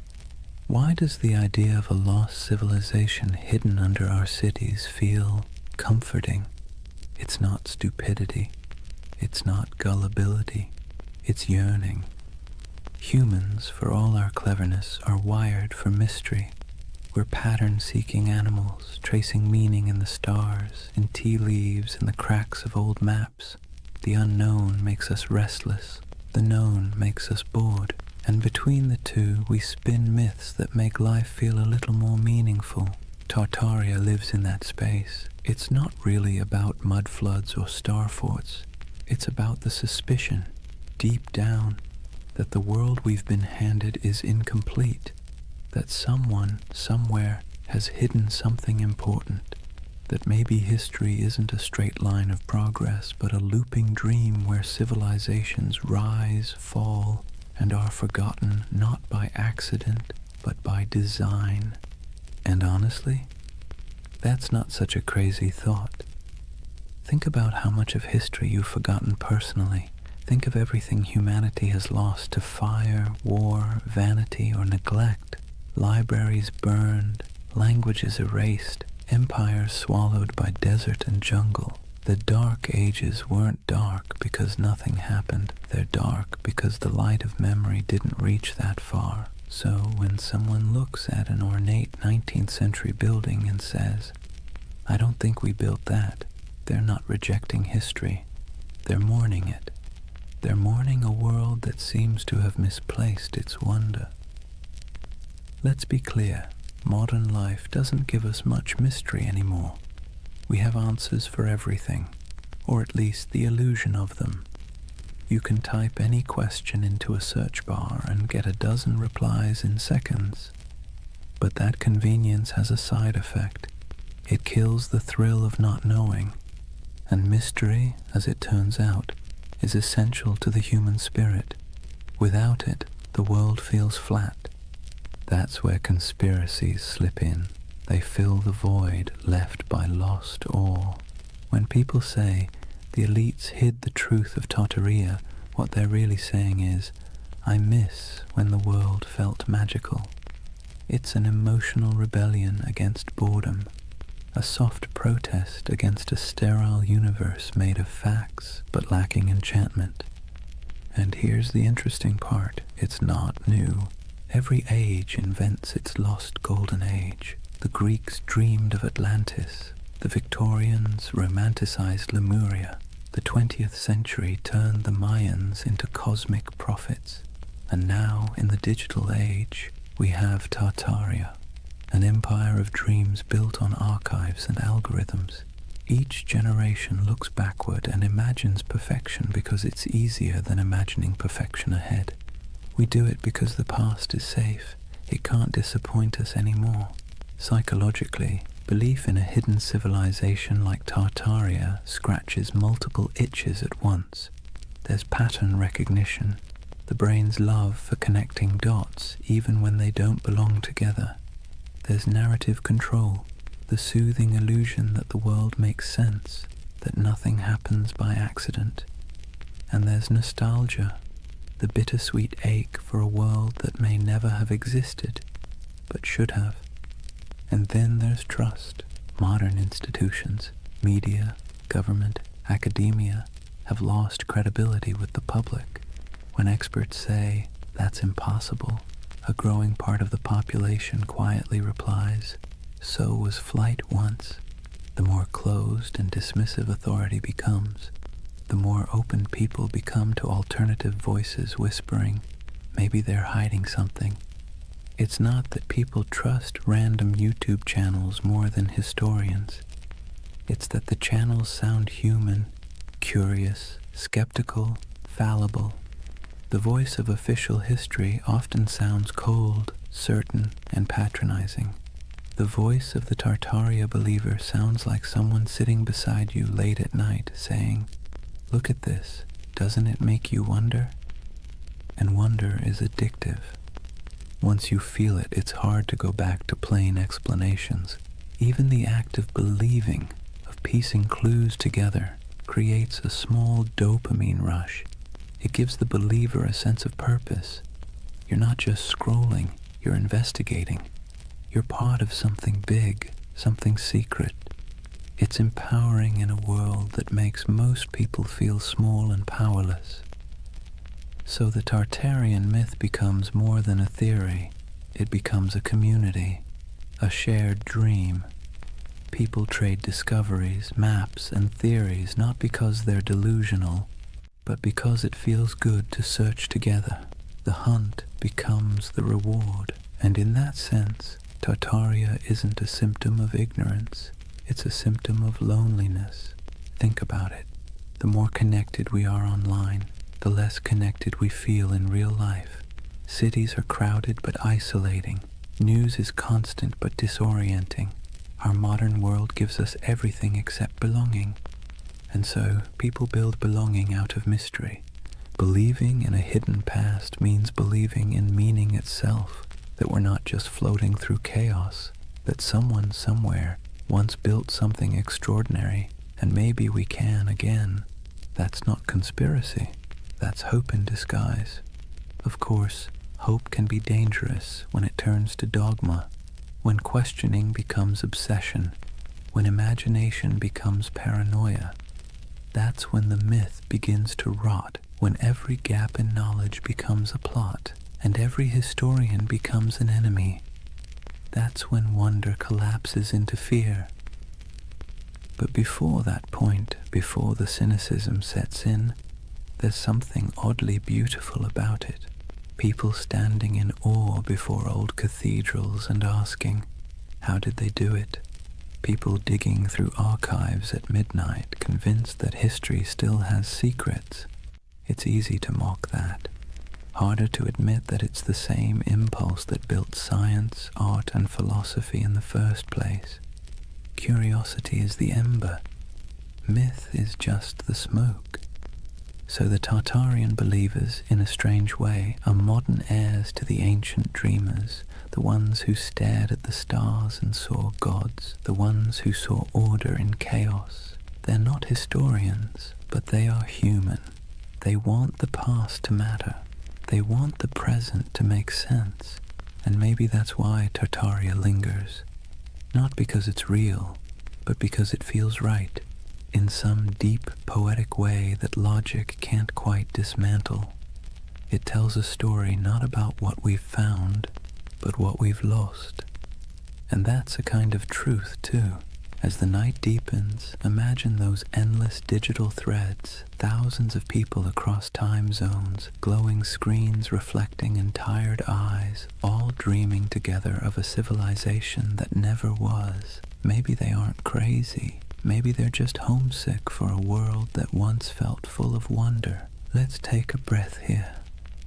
After all this talk of vanished empires and buried cities, it's time to do what the best historians always do. Look carefully, quietly, and without agenda. Because when you set aside the noise of the internet and really look at what's left of Tartaria, what you find isn't a conspiracy. It's something far more human, and somehow even more fascinating. The term Tartary was not a secret code name for a lost empire. It was a geographic placeholder, a cartographer's shrug. For centuries, Europeans simply didn't know what lay beyond the Ural Mountains or deep in the Siberian steppe. So they wrote Tartaria, like writing "Here be dragons," a kind of verbal fog to fill the blanks. The maps weren't evidence of an empire erased. They were evidence of ignorance being slowly replaced by exploration. And those grand old buildings, the ones people point to as proof of impossible architecture, they're very possible. Magnificent, yes. Impossible, no. The ornate city halls, cathedrals, and palaces of the 19th century weren't built by some forgotten super-civilization. They were built by humans with chisels, scaffolds, and a near-religious obsession with grandeur. The 1800s were a century drunk on ambition. Industrialization made iron, glass, and concrete cheaper than ever. Colonization and global trade poured wealth into Europe's cities. Architects looked backward to Greece, Rome, Byzantium, and Egypt, and then combined everything like over-enthusiastic chefs. The result was the neoclassical explosion, domes, columns, and marble facades that looked ancient but were brand new. That's why so many people mistake them for relics, because they were designed to look timeless. They were Rome in steel corsets, deliberate nostalgia built in brick and plaster. The world's fairs that fuel so many Tartarian videos, they were real, yes, and they really did look astonishing. Whole temporary cities of palaces, fountains, and gleaming towers that appeared overnight and vanished just as quickly. But they weren't cover-ups. They were theatre. They were the 19th century showing off. Most of those buildings were plaster over wood, not marble. They were meant to impress, not endure. When the fair ended, the facades were torn down or burned, leaving only photographs that today look eerily like the ruins of a forgotten world. No secret empire, just show business. And those famous mud flood buildings with their half-buried windows, they too have ordinary explanations. Cities sink, streets rise, over centuries as populations grow and roads are repaved. Layers of soil and stone accumulate. Old ground floors become basements. It's not mystery, it's maintenance. Yet it's easy to see why the illusion caught fire, because even the real explanations, erosion, engineering, economics, are, in their own way, beautiful. The world doesn't need hidden magic to be miraculous. Consider this. The same roads once labeled Tartarian carried traders, nomads, poets, and conquerors across continents. Cultures met, clashed, and blended until identities blurred. What Europe called Tartary was not one empire but a kaleidoscope of peoples, Turkic, Mongol, Persian, Russian, Chinese, each with their own stories, languages, and gods. Out of their collisions came ideas, inventions, and art that shaped the world we still live in. The myth says Tartaria was erased. The truth is that it was never singular to begin with. It was many, and that's why it's hard to pin down. The steppe doesn't lend itself to borders. Empires there were fluid, waves of power that rolled across the grasslands and receded again. The Scythians, the Huns, the Mongols, the Khazars, they all rose, ruled, and vanished, leaving behind only fragments. To an outsider, that flux looked like a void. To those who lived it, it was life itself. And maybe that's where the misunderstanding lies. Western history loves walls and dates, beginnings, endings, dynasties. The steppe doesn't play by those rules. Its empires were seasonal, migratory, woven into the land and wind. If you expect pyramids, you miss the poetry. So no, there was no single global Tartarian empire, but there was a vast interconnected world of trade, culture, and movement that stretched from Europe to China long before globalization had a name.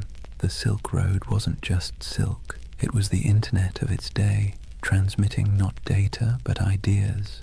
Buddhism, astronomy, metalwork, medicine all passed through those dusty caravans.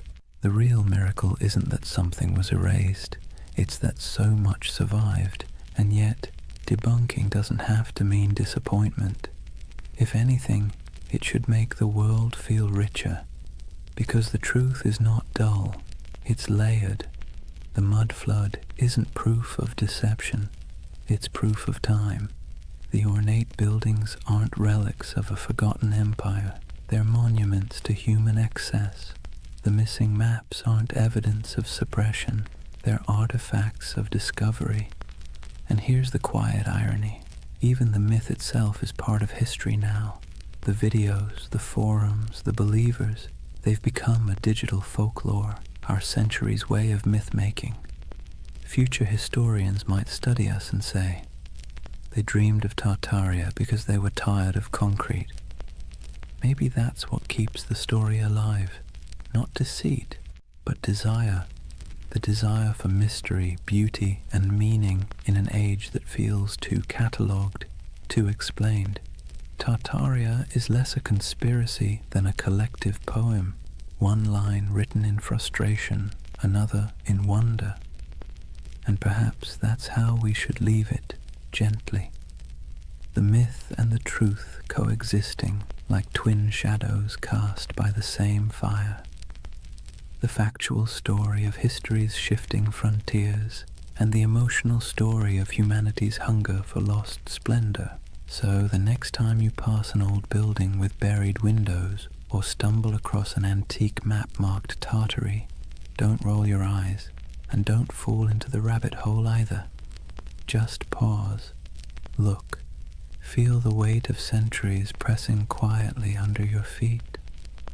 Real or imagined, every layer of that soil carries a story. Because whether it's called Rome, Babylon, Atlantis, or Tartaria, the dream of forgotten empires never really fades.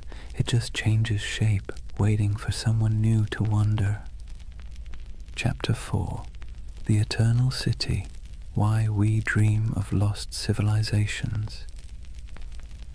Take a moment, close your eyes, and imagine you're standing in the ruins of a city that never existed. The stones are warm beneath your feet.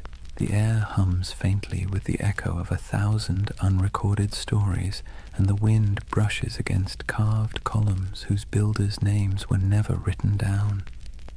It's a dream, but somehow it feels truer than waking. That's the strange comfort of Tartaria. Even after we've picked apart the facts, even after the history books have closed the case, the idea lingers.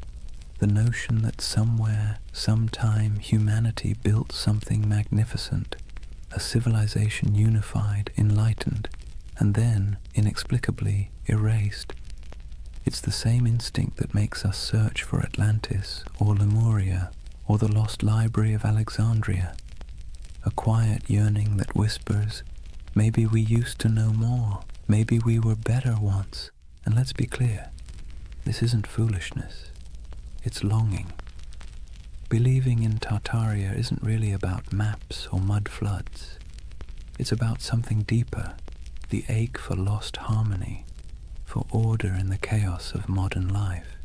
When we look around at endless screens, broken systems, and cynical politics, it's easy to imagine that somewhere in the past, people had it figured out, that there was a time when beauty and wisdom ruled, before we traded them for convenience. The myth gives that feeling a shape. Tartaria becomes a mirror for what we think we've lost, a golden age we can project our frustrations onto, a fantasy of unity against the fragmentation of the modern world. But here's the curious twist. Myths like Tartaria comfort us because they're out of reach. They can't be disproven in a way that satisfies the heart. The less we know, the more space the imagination has to wander. That's what myths do best. They thrive in the gaps, the shadows between facts. Think about how the story feels, not just what it says. Tartaria isn't told in sharp, factual sentences. It's whispered in forums late at night by people who sound more wistful than conspiratorial. They're not shouting about domination. They're sighing about what might have been. It's not paranoia. It's melancholy. The same kind of melancholy you feel walking through an abandoned building, seeing beauty and decay folded together. There's a paradox at the heart of this comfort. We know modern life is more advanced than any age before it, yet it rarely feels that way. We have the internet, medicine, spaceflight, instant communication, but we also have loneliness, burnout, and an undercurrent of loss. The myth of a vanished civilization fills that emotional void. It says, you're right to feel that something's missing. It's like nostalgia for a memory we never had, and in that sense, Tartaria isn't about the past at all. It's about the present, about how alien our own world can feel. The skyscrapers of glass and steel, the humming servers, the sterile symmetry of cities built for efficiency rather than awe. No wonder people scroll through photos of old domes, arches, and impossible cathedrals and feel something stir. Those buildings look like they remember something we've forgotten, so we call it Tartaria. We give the feeling a name. It's easier to believe there was once an age of grace that was stolen than to accept that beauty is fragile, and we let it slip away ourselves. But this comfort isn't all illusion. The belief itself reveals something profound about us. Humans are meaning-seeking creatures. When the world feels senseless, we create patterns to make it make sense. We weave stories over the noise, and in those stories, we find calm. Myths are our way of telling ourselves that the universe still has order, even if it's hidden. That's why so many people find peace in the idea of a lost civilization. It implies that knowledge, beauty, and balance aren't gone forever, just misplaced. It turns chaos into a temporary condition. And maybe that's why Tartaria caught fire in the digital age.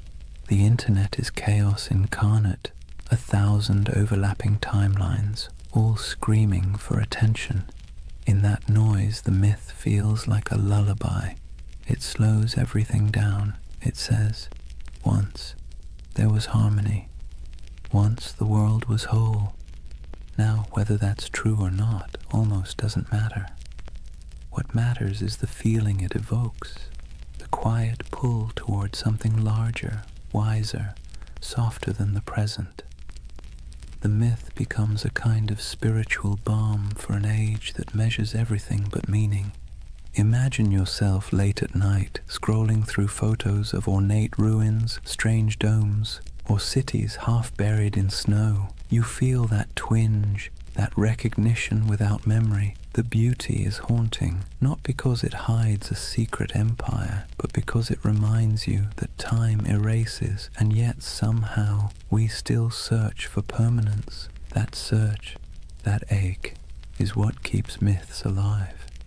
They aren't about fooling ourselves. They're about coping, finding wonder again in a world that's forgotten how to dream. And maybe that's the greatest comfort of all. Tartaria might not have existed on a map, but it exists in us, in that quiet place between curiosity and longing, where we still hope that something grand and good once stood before the mud, before the noise, before the forgetting. If you really want to understand why Tartaria has captured so many imaginations, you have to stop asking what it was and start asking what it means. Because myths, like mirrors, don't just reflect the world, they reflect us. When people talk about Tartaria, they're not just discussing lost cities or forgotten empires. They're projecting themselves, their hopes, their doubts, their nostalgia, onto a blank canvas of the past. Tartaria becomes less of a place and more of a personality test for civilization. Think about it. To some, Tartaria represents a golden age of harmony and beauty, proof that humanity once lived in balance with nature and technology. To others, it's evidence of corruption and suppression, a story of truth hidden by elites and rewritten by victors. The same myth, two completely different reflections. It tells you less about history and more about what people want from it. And maybe that's the point. Tartaria isn't history. It's a Rorschach test for modern anxiety. We look into its cloudy waters and see what we most long for, or most fear. Let's be clear, myths don't survive because they're accurate. They survive because they're useful. They give shape to feelings that don't fit neatly into textbooks. They're how we process the gap between the world we have and the one we wish we had.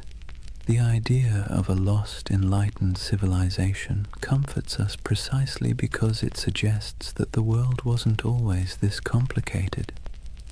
That maybe, somewhere back in time, people figured out the balance between science and spirituality, between art and function, between progress and peace. And if they could, maybe we can again. That's why you'll notice something poetic in the way Tartaria believers talk. It's not just data or dates, it's reverence. They speak of architecture the way others speak of cathedrals. They trace maps like pilgrimages. They aren't just arguing for history. They're mourning for something sacred. You can see it in the fascination with architecture, the domes, arches, spires, and towers that dot the myth. These buildings feel alive, don't they? Too beautiful to be merely functional, too symmetrical to be accidental. When people say, "There's no way we could build this today," what they're really saying is, we don't build like this anymore. We don't fill our world with beauty unless it serves a profit. The myth becomes a critique of our own era, disguised as nostalgia for another. Tartaria, then, is the mirror we hold up to our own cultural amnesia. We scroll through pictures of palaces and fairgrounds, domes and star forts, and we whisper, "How did we forget to dream like this?" The myth reflects not a lost empire, but a lost aesthetic soul. There's something almost therapeutic about that reflection. Myths like Tartaria allow us to grieve, not for people we've lost, but for possibilities. They let us feel that our yearning for meaning isn't crazy, that maybe it used to exist, that maybe someone, somewhere, built a world that made sense, and maybe that's why Tartaria feels more mystical than menacing. Most conspiracy theories isolate people, make them suspicious of the world. Tartaria, strangely, connects them. It invites wonder instead of fear. It suggests that the past might still hold beauty waiting to be rediscovered. But reflection cuts both ways. Myths also reveal our blind spots. When people claim that all grand architecture must have come from a lost civilization, they sometimes overlook the real genius of the humans who built it. The artisans, masons, and engineers who left their fingerprints in stone. The myth honors beauty, but erases the hands that created it. It's a paradox. In searching for greatness, we forget the greatness already recorded, and maybe that's the truest mirror of all. We live in an age obsessed with rediscovery, yet blind to what's in plain sight. We chase mysteries across continents while ignoring the ones humming beneath our feet. The hidden systems, the forgotten craftsmanship, the quiet brilliance of ordinary people. Tartaria, then, tells us something we don't often admit, that we don't fully trust our own civilization. We sense that something's off, something hollow beneath all the progress. So, we project our doubt backward into the comforting distance of myth. In the reflection of Tartaria, we see ourselves, advanced yet uneasy, connected yet lonely, powerful yet perpetually nostalgic. It's less about whether an empire was erased, and more about whether we've erased our ability to feel awe. Maybe that's why the myth persists, because deep down, we're not really searching for proof of Tartaria. We're searching for proof that humanity still knows how to build something beautiful and believe in it. And if myths are mirrors, then maybe looking at Tartaria long enough isn't about finding truth in the past, but rediscovering it in the present, in the domes still standing, the dreams still lingering, the stories we keep retelling because they make us feel a little less small. So the next time someone mentions the lost empire, don't argue, just listen, because behind every myth is a whisper of what we wish were real. And sometimes that wish tells you everything you need to know about the people dreaming it. Every empire, no matter how radiant, tells the same quiet story, one of ascent, arrogance, and entropy. Rome, Egypt, the Maya, the Mongols, the British, the Ottomans, and if you believe the whispers, Tartaria. The names change, the rhythm doesn't. Civilizations are like tides. They rise with clarity, crest with confidence, and recede with denial. It's not failure, it's physics. Even stars burn out, and they're made of far sturdier stuff than marble or pride. So maybe that's why Tartaria lingers in our collective imagination, because it fits the pattern too well. A lost empire swallowed by time, a forgotten people erased by cataclysm, a name that once filled maps and now feels like a ghost. It's familiar, almost comforting in its tragedy. Let's be clear though, No empire believes it's the one that's going to fall. Every generation thinks it's special, unique, immune to collapse because it has better technology, more data, smarter systems. But arrogance, like gravity, pulls everything back to Earth. If Tartaria existed, if even a fragment of the legend were real, its disappearance would have followed the same script as every empire's twilight. The small cracks first, corruption, complacency, overreach, then the slow decay disguised as progress, and finally the quiet moment when the last flame flickers out and the world simply moves on. You can almost imagine it, the final days of a grand civilization, not with war or fire, but with exhaustion, merchants still trading, scholars still writing, architects still sketching impossible domes for clients who will never pay. The end doesn't always come with thunder. Sometimes it's a sigh. And here's the thing. We need myths like Tartaria because they remind us that our own civilization isn't exempt. It's a soft warning wrapped in wonder. The idea that maybe, just maybe, we've been here before. Towering cities, vast networks, unshakable certainty, and lost it all to hubris and time. You see, the cycle isn't just historical, it's psychological. We build, we forget, we rebuild. We burn libraries, then mourn the loss of knowledge. We pave over ruins, then spend centuries digging them up again. The pattern is maddeningly human.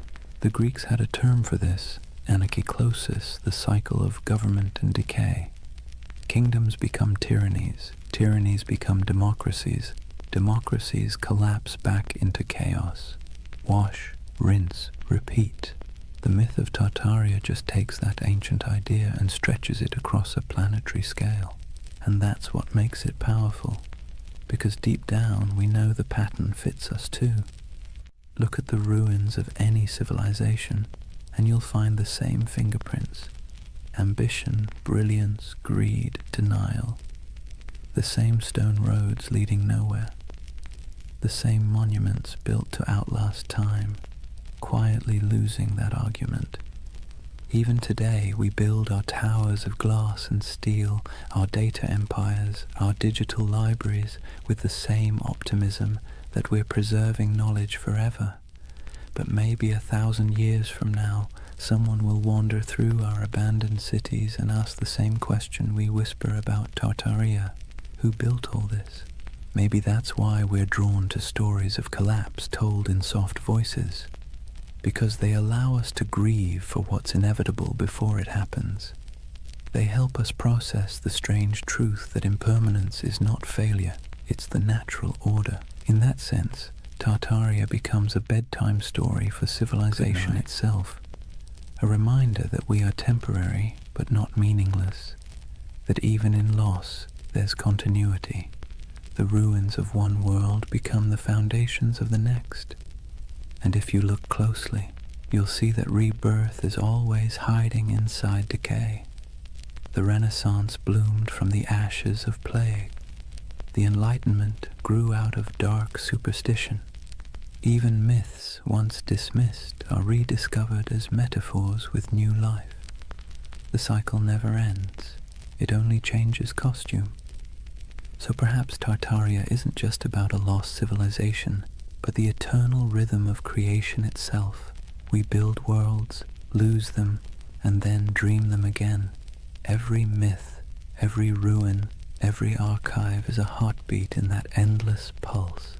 Imagine standing at the edge of some forgotten city, moss creeping over marble, wind sighing through hollow windows, and realizing that this place once thought it was eternal too, that people once stood here, confident that their children's children would never forget their names.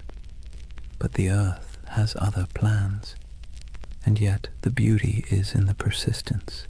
Even in silence the stones whisper. Even when names fade, the patterns remain.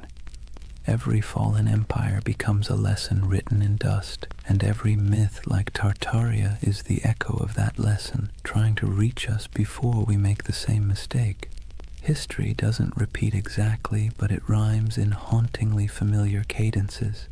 The trick isn't to break the cycle, it's to learn to hear the rhythm, to build with humility, to remember what was forgotten before, and to leave behind something that, even when buried, still hums with meaning.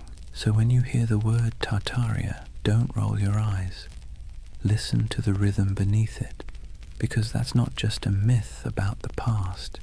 It's a lullaby for the present, and maybe a warning for the future. There's something irresistible about a mystery that refuses to die.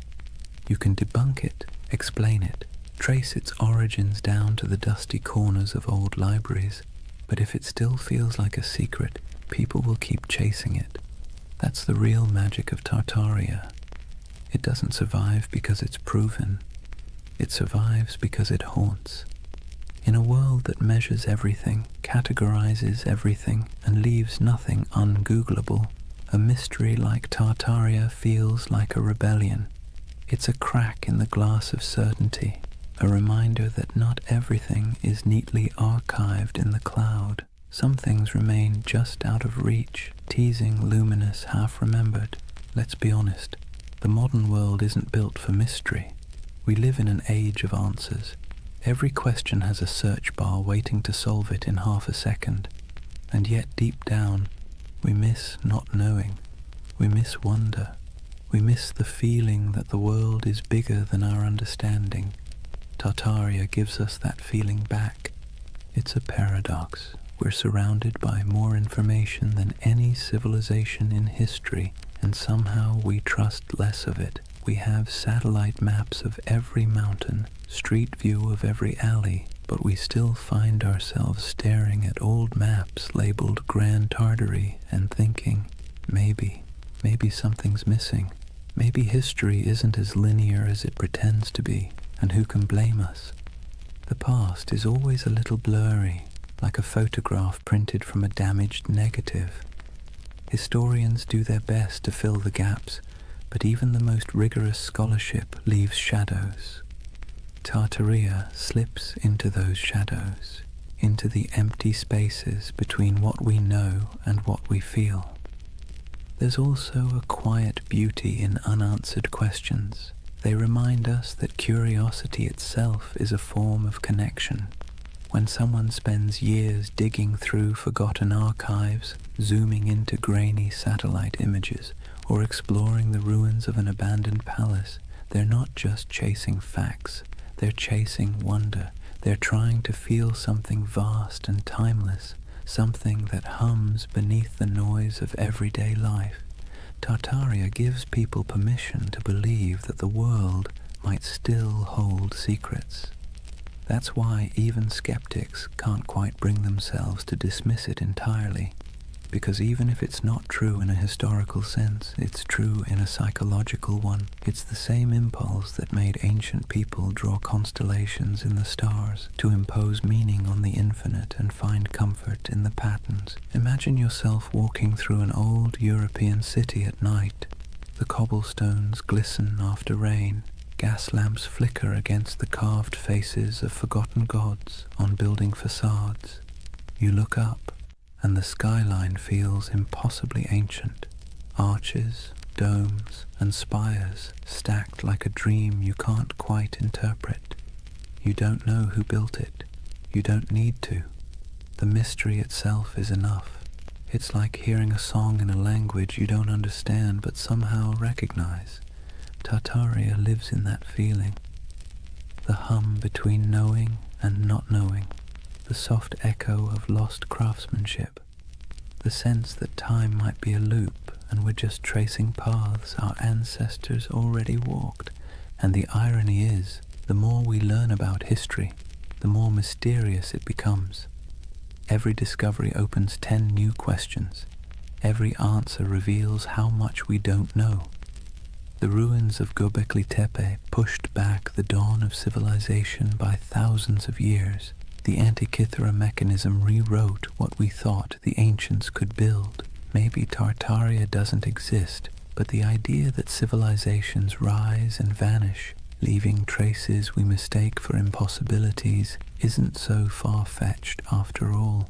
Even the skeptics, the scientists, the historians, they're chasing the same thing as the dreamers. They just call it research instead of mystery. But deep down, it's the same hunger to understand what came before, to find meaning in the ruins. There's a gentle wisdom in letting some mysteries remain mysterious. Not every story has to be resolved. Not every legend needs to be disproven. Some things are more beautiful when they stay slightly out of focus. Tartaria belongs to that realm, the twilight between history and imagination. Because here's the truth. Even if we mapped every ruin, deciphered every language, catalogued every artifact, we'd still find ourselves asking, what's missing? What did we overlook? What used to be here? And that question, that ache, is what keeps humanity moving forward. It's what drives us to explore, to create, to tell stories at all. Mystery, in a strange way, keeps us human. It reminds us that we don't control everything, that there are still edges to the map, and in a world that feels increasingly small, that's a comfort. So if you ever feel the pull of Tartaria, the urge to look at an old map and imagine lost cities under the soil, buried glass domes beneath the ice, vanished languages whispered through time, don't resist it. It's not foolishness, it's memory dressed as wonder.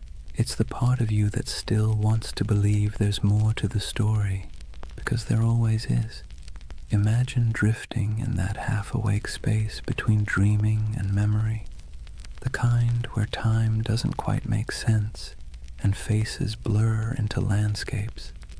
That's what the myth of Tartaria feels like, a collective dream stitched together from ruins, half-forgotten books, and the quiet yearning that maybe, just maybe, humanity once built something beautiful and lost it. Not just an empire, but an idea. Tartaria isn't really about maps or mud floods. It's about longing. The longing for a golden age before the noise, before the smog, before the blinking lights of modern anxiety. A world where cities gleamed, not with plastic and neon, but with purpose. Where architecture felt alive, humming with mystery. Where the air itself seemed to remember something divine. When people talk about Tartaria, they're really talking about home, a home they've never seen but somehow recognize. It's tempting, isn't it, to imagine that once there was a civilization so advanced it left behind the blueprints of paradise, smooth white marble gleaming under perpetual sunlight, towers spiraling toward the heavens, not in arrogance but in harmony, streets where water flowed instead of traffic, and knowledge wasn't locked in institutions but breathed like air. The myth whispers that maybe humanity peaked, fell, and forgot, and maybe we're just children trying to remember the lullaby our ancestors sang before the storm. Let's be clear though, Tartaria, as the internet tells it, probably didn't exist, but the feeling of it does. That's what matters. Because myths are just dreams that cultures refuse to wake up from. They serve a purpose, especially in times like ours, when everything feels impermanent, synthetic, and accelerated. Tartaria slows the world down. It reminds us of the beauty of mystery, craftsmanship, and the sense that not everything has to be profit or progress. There's a kind of poetic justice in the way this myth took shape online, in the strangest corners of the internet. A digital ghost story for the digital age. Scroll long enough through photos of ornate buildings with impossible domes and buried windows, and you'll feel it too, that little flicker of awe. Even if your rational mind rolls its eyes, your imagination leans in. What if, it whispers, what if this really was part of something greater? The myth resonates because we're surrounded by ruins and don't realize it. The old train stations, the opera houses, the abandoned civic buildings with ceilings painted like cathedrals, they still stand, silent and out of place. They belong to an age that believed in permanence, in beauty as a civic duty, and compared to that, our world of glass and rectangles feels hollow. Tartaria becomes a name we give that feeling, the ache for artistry, for meaning carved in stone. But beneath the aesthetic nostalgia is something deeper, a memory not of buildings, but of belonging. When people say they erased Tartaria, what they're really mourning is the loss of connection, the sense that we were part of something coherent, meaningful, and vast. We feel fragmented now, nations arguing, truths dissolving, the past rewritten every week on social media. Tartaria becomes a symbol of unity we've misplaced, the dream that once we all spoke the same unspoken language, the language of creation instead of consumption. Maybe that's why the myth refuses to die. It's not a conspiracy, it's a yearning, a collective homesickness for a world that valued wisdom over noise. Whether it's a literal memory or a psychological echo doesn't matter. Myths like this are emotional fossils. They preserve what facts forget. If you strip away the maps and theories, what remains is something tender. The belief that we can do better, that humanity once built something sublime, not through domination, but through understanding, and that maybe we can again. It's less about recovering a lost empire and more about remembering how to build meaning into our world. And maybe, in a strange roundabout way, the myth is right. There was a flood, a metaphorical one, the flood of time, technology, and forgetfulness. It buried not cities, but attention. It drowned not buildings, but wonder. And now, through whispers of Tartaria, people are trying to dig it back up. Not the structures, but the feeling of awe they carried. Picture the end of the dream, an endless step at dusk. The horizon glows gold, and somewhere in the distance, faint towers shimmer through the haze. They're not ruins, not anymore, just echoes of possibility. You start walking toward them, though you know you'll never reach them. That's Tartaria, not a destination, but a direction, not history, but hope. And as you drift toward sleep, remember this.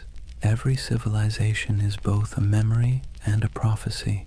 What we imagine today shapes what we build tomorrow. So maybe Tartaria isn't behind us. It's ahead, waiting to be remembered not as a lost empire, but as an invitation to build again, but slower, kinder, wiser, to carve beauty into the world and mean it this time. Because deep down, that's all the myth ever wanted, to remind us that the most eternal things aren't marble or empire, but imagination itself. The quiet, persistent dream that we came from something extraordinary, and that we can still be. So now, as the story fades and the dream of Tartaria settles like evening mist, take a moment, breathe slowly, let the world around you grow quiet. The hum of the present softens, and for a brief, weightless instant, it feels as though time itself exhales. What have we really been chasing tonight? A vanished empire, a mystery hidden in maps and marble, or something smaller, quieter, something that hums inside us when we stare at old buildings and feel inexplicably that we've been here before? Tartaria may never have existed on any official timeline, but in another sense, it's never stopped existing. It lives in the empty plazas at dawn, when the light hits old stone just right, and the world feels ancient again. It lives in the symmetry of cathedrals, the curve of forgotten domes, the echo of a song hummed in a language no one remembers. It lives in us, the builders, the dreamers, the rememberers. And maybe that's the truth behind all forgotten civilizations. They never really vanish, they just move inward into the imagination. Every myth is a refuge, a way of saying, once we were capable of beauty. Once we remembered how to build with our hearts. So as you lie there now, listening to the quiet between sentences, imagine those impossible cities, half marble, half memory. The air is cool, the towers glow faintly, their reflections trembling in still water. Somewhere in the distance, bells ring, soft as wind chimes, a civilization asleep, waiting to be remembered. Let yourself drift there for a while, between the known and the forgotten, between myth and truth, between what was and what could be, because that's where Tartaria lives, not in the history books, but in the gentle space between waking and dreaming. The world outside your window may look ordinary, but beneath it runs the same current that built empires, painted ceilings, and told stories by firelight. It's the same desire to make meaning from the chaos, to leave something beautiful behind, even if no one remembers who built it. So rest easy. You don't need to solve the mystery tonight. You don't need to decide what was real and what was legend. Just breathe and listen. The past has a rhythm, slow and steady, like the tide, like a heartbeat. It's the sound of humanity remembering itself. Tomorrow the noise will return, screens, traffic, chatter. But tonight belongs to silence, to candlelight, to the soft pulse of an imaginary empire that refuses to die.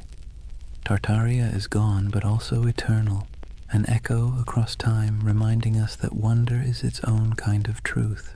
And as your eyes grow heavy, think of it this way. Maybe the greatest lost civilization isn't buried under mud or stone. Maybe it's the one inside us, waiting to be uncovered again. A world built not from power, but from awe. Good night, dreamer. Sleep well under ancient skies. And if you find yourself walking through those shining cities again, don't rush. Stay a while. The empire of imagination is always open.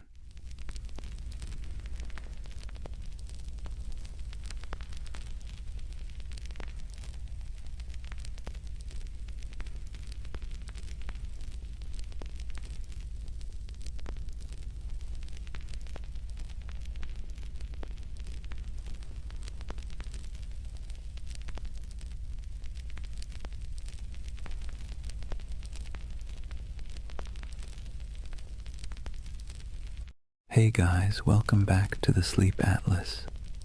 Tonight, we're wandering into one of those stories that sits somewhere between history and myth, the kind that makes textbooks squirm but conspiracy theorists cheer. We're talking about the Anunnaki, the ancient gods of Mesopotamia, the so-called Great Ones, whose names have echoed for thousands of years. Now, before you picture little green men zipping around in flying saucers, let's be clear. The Anunnaki weren't dreamt up by modern sci-fi. They were very real to the people of ancient Mesopotamia, the Sumerians, Akkadians, Babylonians, and Assyrians, who lived their entire lives believing these beings were watching, judging, and occasionally meddling in their affairs. These gods weren't distant. They weren't serene. They were moody, demanding, and sometimes alarmingly human in their behavior. But here's the twist. In the last few decades, the Anunnaki have been rebranded, plucked out of their ancient temples and repackaged as spacefaring engineers who supposedly created humanity. You've probably seen them pop up on late-night cable documentaries with dramatic music, or in corners of the internet promising that the truth is out there. On one hand, that's entertaining. On the other, it's a perfect reminder that myths are slippery. They change to fit whatever worries and wonders we carry. So tonight, I'm going to tell you their story. The real story, as much as we can piece together from clay tablets, broken myths, and a lot of scholarly head-scratching. We'll wander through the fields of Mesopotamia where ordinary farmers sweated under the sun, convinced that every harvest was a divine test. We'll meet kings who built entire cities just to brag that the Anunnaki approved of them. We'll listen to myths where God squabbled, punished, and occasionally spared humanity. And yes, we'll peek into the modern fascination with aliens because apparently every ancient thing eventually gets abducted by sci-fi. But don't worry, this isn't a lecture. Think of it as a long, meandering nighttime walk through a world that feels both impossibly distant and strangely familiar. So, dim the lights, maybe pull a blanket a little tighter, and let's drift together into the land between rivers and gods. And before we begin, let me ask, what's keeping you up tonight? Let me know in the comments. I'd love to hear where in the world you're listening from. Settle in. Let's start at the beginning. Chapter 1. Life under the watchful eyes of the gods. Imagine yourself standing in the wide open plain of Mesopotamia, the land between the rivers, the Tigris to the east and the Euphrates to the west. The horizon stretches flat and endless, broken only by the shimmer of heat and the twisting bodies of those unpredictable rivers. The air is heavy, thick with dust and the smell of damp reeds. Somewhere in the distance, a donkey brays, and over all of it, an invisible weight hangs in the air, the belief that the Anunnaki are watching. To the people who lived here thousands of years ago, the rivers weren't just water. They were divine moods made liquid. A generous flood meant the Anunnaki were pleased. A drought meant they were angry. A sudden storm that flattened your barley fields, that was a cosmic tantrum, the gods reminding you who really ran the show. Every harvest, every illness, every successful birth or sudden death was interpreted as a sign that the Anunnaki were either blessing or punishing humanity. Daily life unfolded under this constant sense of scrutiny. Farmers trudged barefoot through muddy fields, wooden plows dragged by weary oxen. Every furrow cut into the soil was not just work, but an offering, an unspoken prayer that the Anunnaki would let the grain grow. Scribes bent over clay tablets in the shade of temples, scratching wedge-shaped symbols into wet clay, convinced that the gods valued their careful accounting of grain, beer, and taxes. Mothers tucked their children into reed mats at night with stories of Inanna and Enlil, half myth, half warning, because even bedtime carried reminders that the gods were keeping score. The landscape itself reinforced the idea. Towering ziggurats rose above flat mud-brick cities, stepped pyramids painted in bright colors that have long since faded. To climb one was to ascend closer to the heavens, to the Anunnaki who supposedly convened in their council chambers above.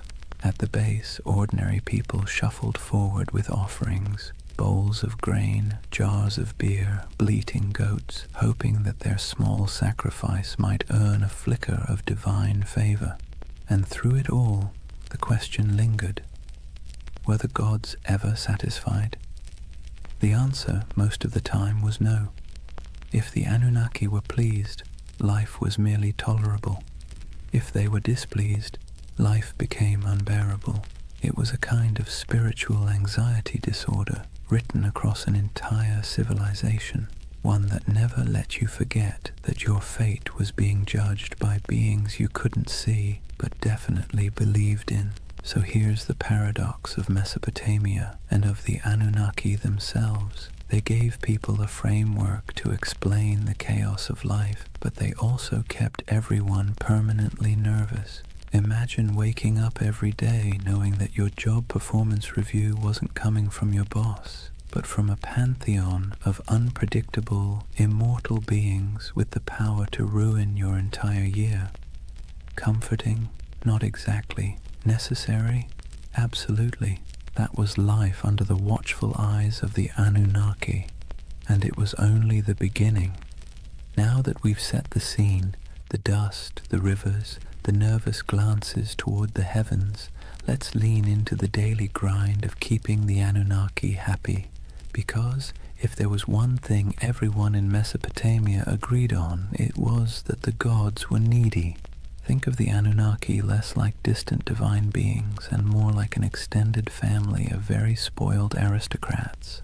They didn't simply exist in the background of your life. They were treated as if they lived right there in the city with you, lounging in temples that were really more like mansions stocked with food, drink, and endless attention. Priests fed the gods' statues elaborate meals. They clothed them in fine garments.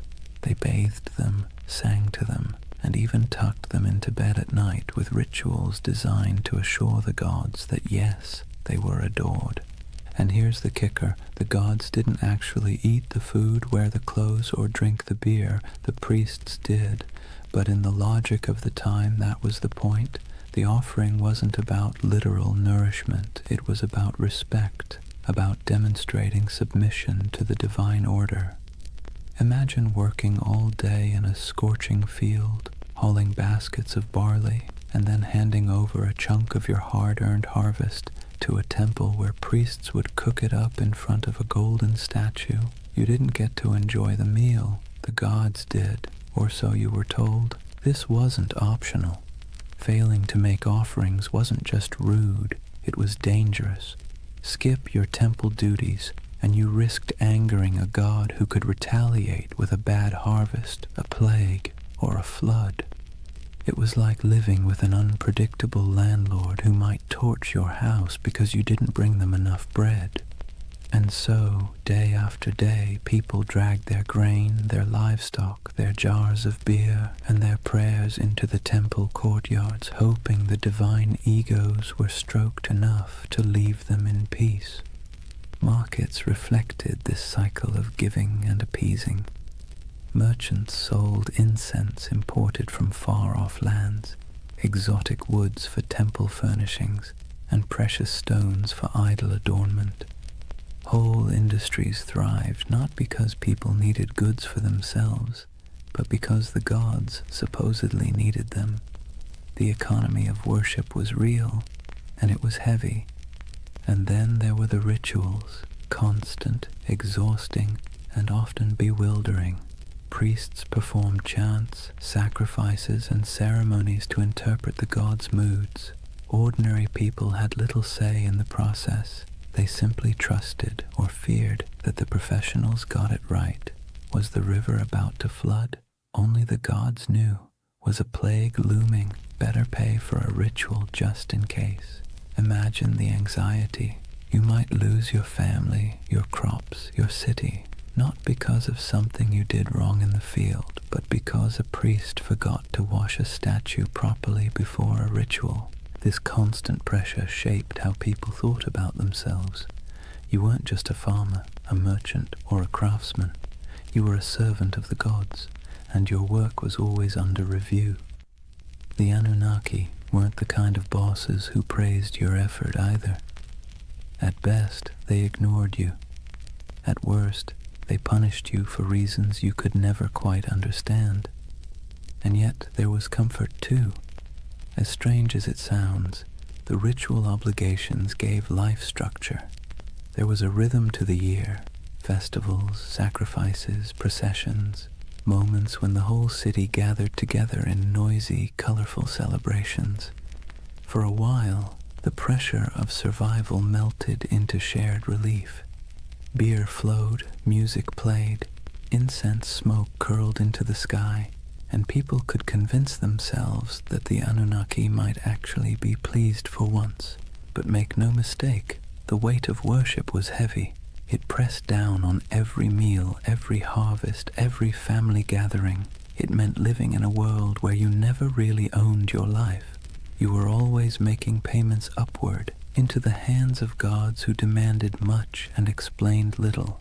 Civilization, in other words, came with a permanent divine subscription fee. So when you picture Mesopotamian life, don't just imagine mud brick houses and busy bazaars.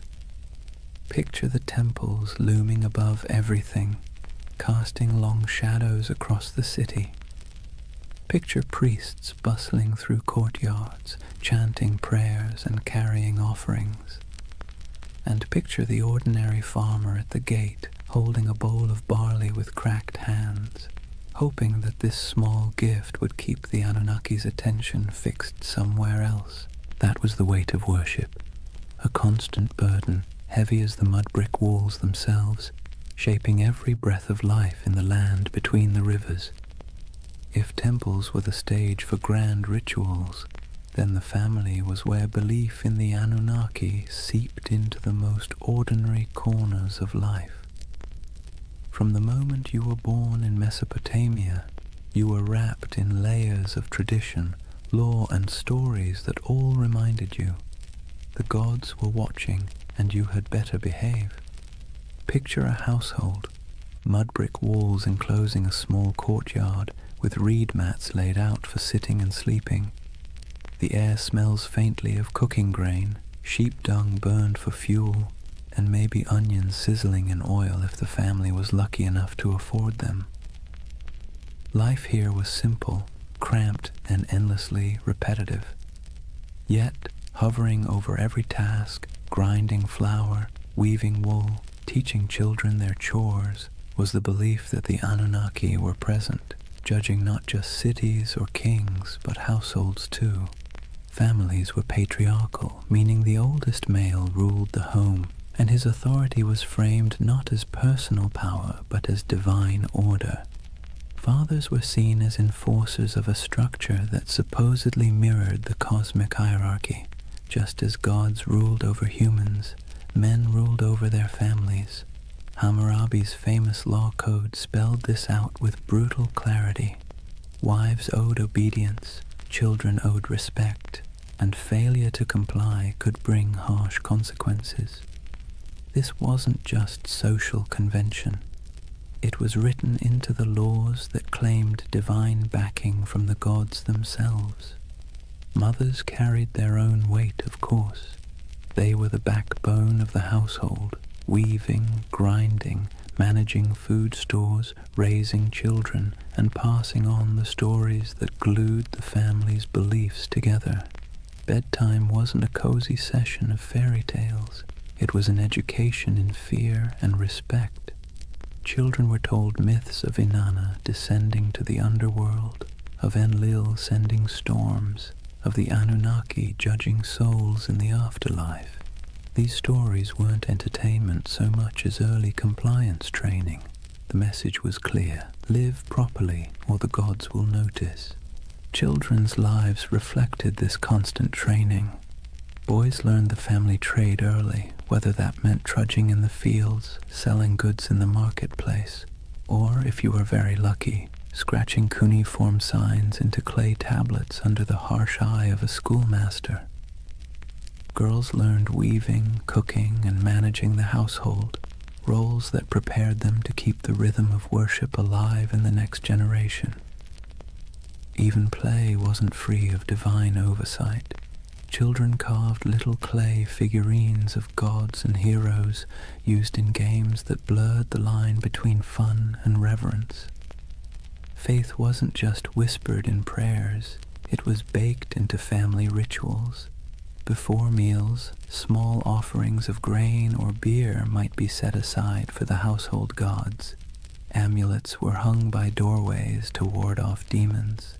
Protective charms shaped like little snarling figures were placed in bedrooms, especially near infants. Birth itself was wrapped in ritual. Women prayed to Ninhursag, goddess of fertility, to protect mother and child, while midwives muttered incantations to keep evil spirits away. From the very first breath, life was understood as a fragile gift, one that could be snatched away if the Anunnaki weren't appeased. And here's the thing, families weren't just private units, they were miniature reflections of the larger city and its hierarchy. Just as kings claimed authority from the gods to rule nations, Fathers claimed authority from the gods to rule homes. The same logic that justified empires justified bedtime discipline. Civilization and family structure grew up hand in hand, each reinforcing the other, all under the Anunnaki's restless gaze. Of course, within this strict system there were still moments of warmth. Picture a mother teaching her daughter how to weave, her hands guiding the thread through the loom. Picture a father showing his son how to plant barley, pressing the seeds into the soil with calloused fingers. Picture siblings squabbling in the courtyard, stealing figs, chasing each other until their laughter echoed against mud brick walls. These were human moments, timeless and familiar, lived out under the shadow of divine expectation. So when you think of Mesopotamian families, don't imagine cozy equality or freedom of choice. Imagine order, hierarchy, and obligation, structured from the top down, from the Anunnaki themselves to the smallest child in the household. Family wasn't just family, it was a rehearsal for serving the gods, and every story told at bedtime, every offering laid out at a threshold, every whispered prayer before sleep reinforced the same lesson. The Anunnaki were always listening. That was family and faith in ancient Mesopotamia, woven so tightly together that you couldn't separate one from the other. Home was never just home. It was a microcosm of the cosmic drama played out every day under the eyes of gods who demanded order, loyalty, and obedience. If Mesopotamian families carried the rhythm of worship in their courtyards, then the cities themselves thundered with it. The soundscape of Mesopotamia wasn't just donkeys braying or merchants shouting. Woven through the daily hum was an undercurrent of sacred noise, constant reminders that the Anunnaki were never far away. Imagine walking barefoot across the packed dirt streets of Ur or Uruk, the air heavy with heat and dust. The first thing you'd notice rising above the chatter of the marketplace is chanting, long, steady voices carrying from the temple courtyards. Priests chanted hymns in Sumerian or Akkadian, their words flowing like the rivers themselves, steady, unrelenting, rhythmic. To the people listening, these weren't just words, they were incantations meant to keep the cosmic order intact. If the chanting stopped, who knew what chaos might break loose? Temples were alive with activity. Incense smoldered, releasing thick curls of smoke that clung to the air, sweet and sharp at the same time. The scent was meant to please the gods, but for ordinary people walking by, it was a reminder that the divine was close enough to smell. Lyres plucked their delicate notes in temple courtyards, drums pulsed with steady beats, and flutes added piercing tones that drifted across rooftops. To us, it might sound like music. To them, it was more like maintenance, a sound system designed to keep the Anunnaki pacified. And it wasn't just priests who contributed to the sacred soundscape. Festivals turned entire cities into orchestras of devotion.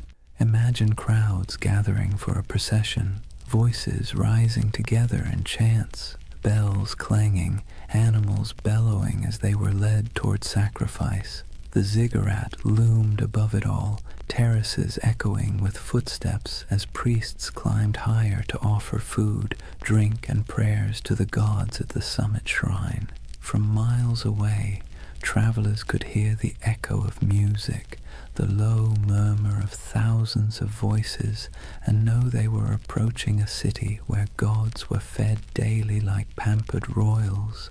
But the sounds weren't always grand. Sometimes they were intimate and unsettling. Picture a priest muttering over the body of a sick child, reciting spells to chase away spirits. Picture whispered prayers at dusk, entire families speaking softly into the night air as oil lamps flickered. Picture the hush that fell when an omen was announced, the crowd quieting to hear the words that might decide whether the gods were pleased or furious. In these moments, sound wasn't background, it was the bridge between humans and the Anunnaki. The irony is that these sounds, sacred chants, booming drums, whispered prayers, blurred together with the noise of the city. A donkey braying outside a temple, a merchant shouting about his wares as priests sacrificed a goat, children laughing while incense smoke rose into the sky. The sacred and the ordinary overlapped constantly, like two melodies played at the same time. For Mesopotamians, there was no separation between daily life and sacred life. Every sound was part of the same chorus, one directed at keeping the gods content. So, when you imagine Mesopotamia, don't just picture silent ruins or dusty tablets in a museum. Picture a city alive with sound, chanting voices echoing from ziggurats, music rising from temples, prayers whispered in homes, markets buzzing with life. And beneath it all, the steady, unsettling hum of belief, the sense that every sound you made was heard, judged, and recorded by the Anunnaki. That was the soundscape of Mesopotamia, sacred and ordinary, human and divine, blending into one endless hymn beneath the gaze of restless gods. So far we've walked the fields, stepped into homes, and stood in the courtyards of temples. But if there's one thread tying all of Mesopotamian life together under the watch of the Anunnaki, it's struggle. Not dramatic Hollywood-style struggle, more like the constant grinding kind. The kind that wears you down day after day until survival itself feels like an act of worship. Imagine yourself as an ordinary farmer standing ankle-deep in a muddy canal, sweat dripping into your eyes as the sun beats down. The water that gives life to your crops also threatens to destroy them, either by flooding too much or not enough. You dig ditches, patch walls, and mutter prayers, hoping Enki might spare you this season. Your back aches, your hands blister, and still the work never stops. Each seed you plant is not just a gamble with the soil, it's a plea to the gods. Or imagine being a craftsman, hunched over a clay tablet, shaping wedge-shaped marks into wet clay. Maybe you're writing receipts, tallying debts, or recording temple rations. The work is tedious, your teacher strict, your mistakes punished, and yet every stroke of your stylus feels like part of something bigger. You're not just tracking grain, you're participating in a divine system where the Anunnaki themselves are imagined to weigh human worth in records and decrees. Disease lurked in the background too. Cities were crowded, hot and filthy, and illness spread quickly.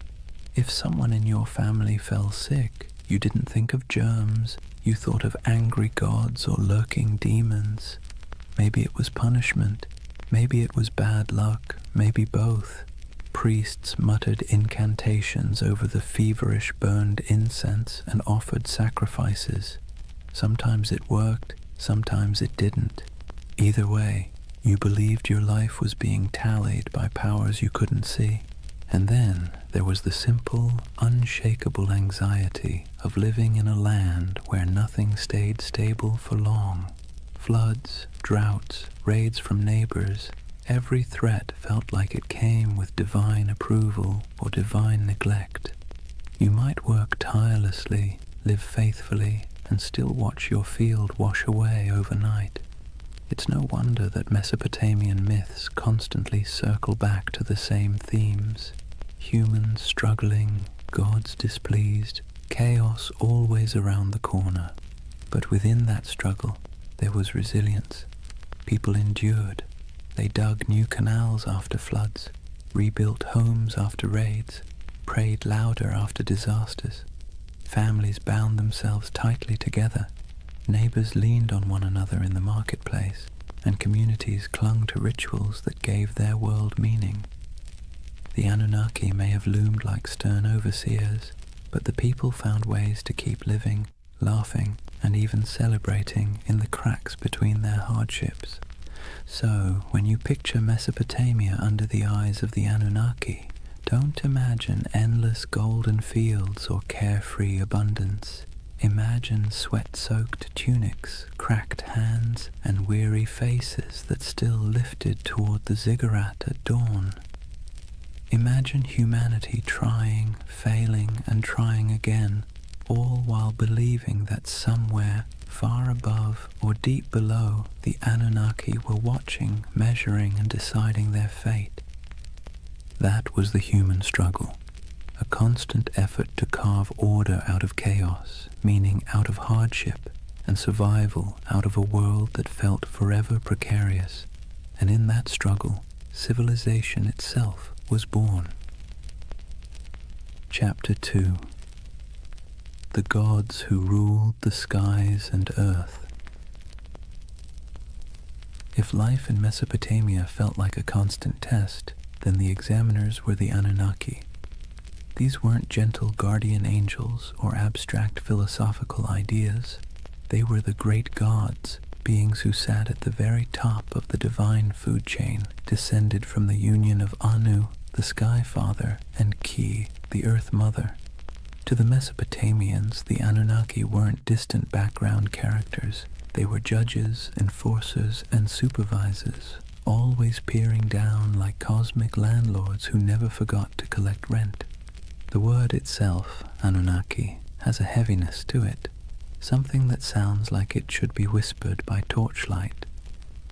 Ancient scribes described them as the 50 great gods, though their numbers shifted depending on which city you asked. Some texts placed them in the heavens, others in the underworld. In either case, their role was clear.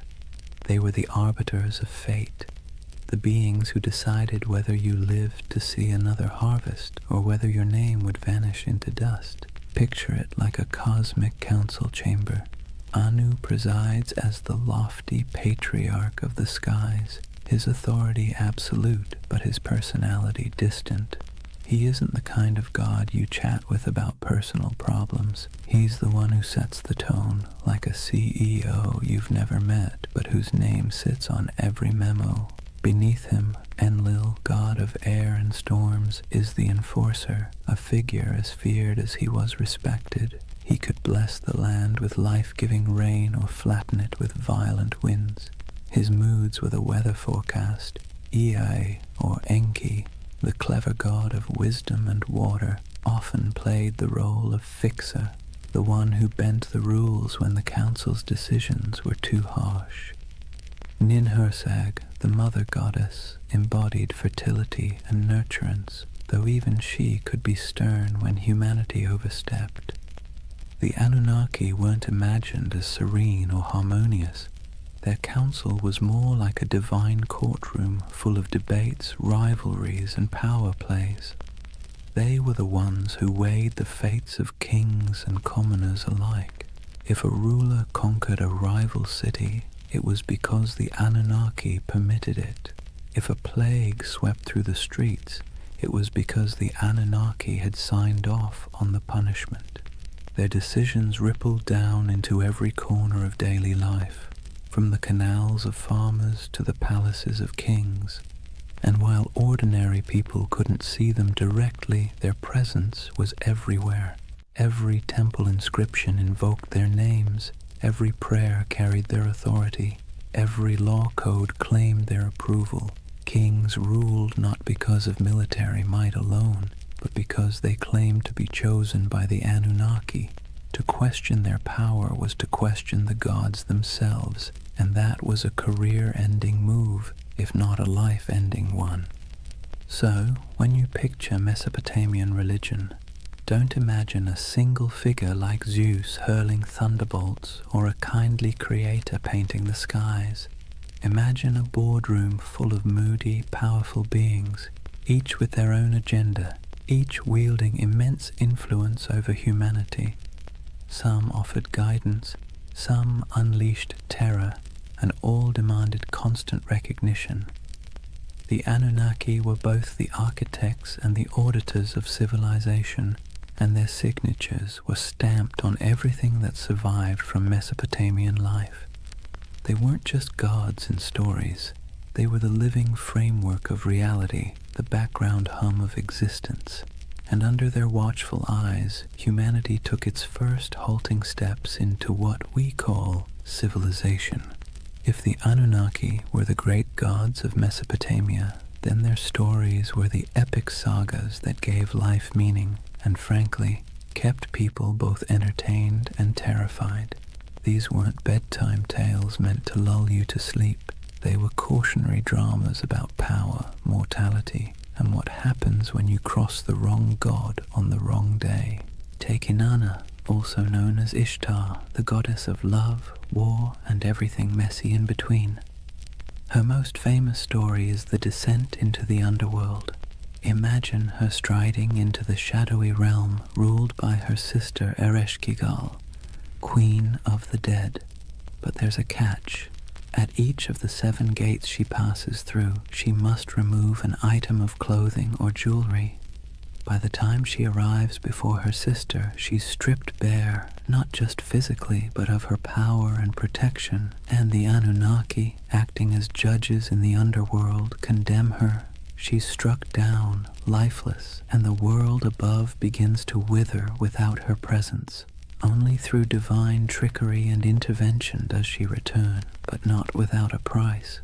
Her lover, Dumuzi, is dragged down to take her place for part of the year. It's a story about death and rebirth, about the cycles of fertility and decay, but also about how even the mightiest goddess isn't immune to the stern judgments of the Anunnaki. Then there's Enlil, the god of storms, whose power was as unpredictable as the weather he ruled.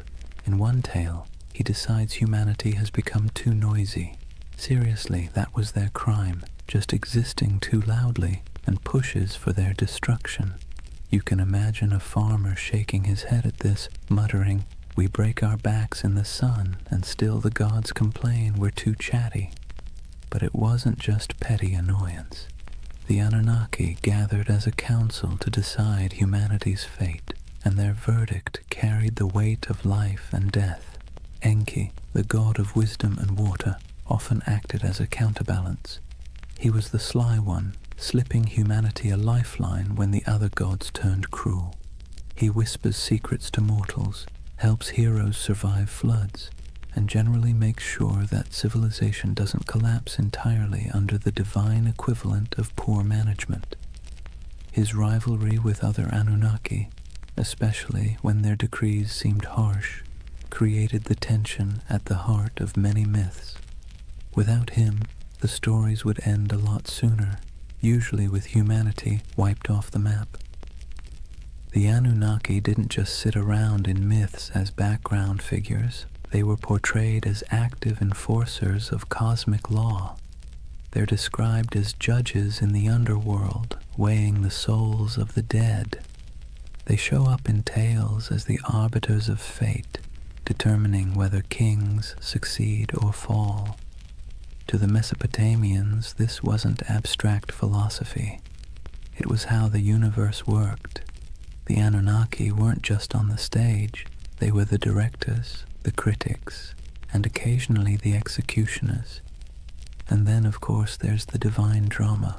Rivalries, betrayals, and power grabs weren't unique to human kings. The Anunnaki mirrored the squabbles of earthly rulers. They fought, negotiated, sulked, and occasionally unleashed chaos on a cosmic scale.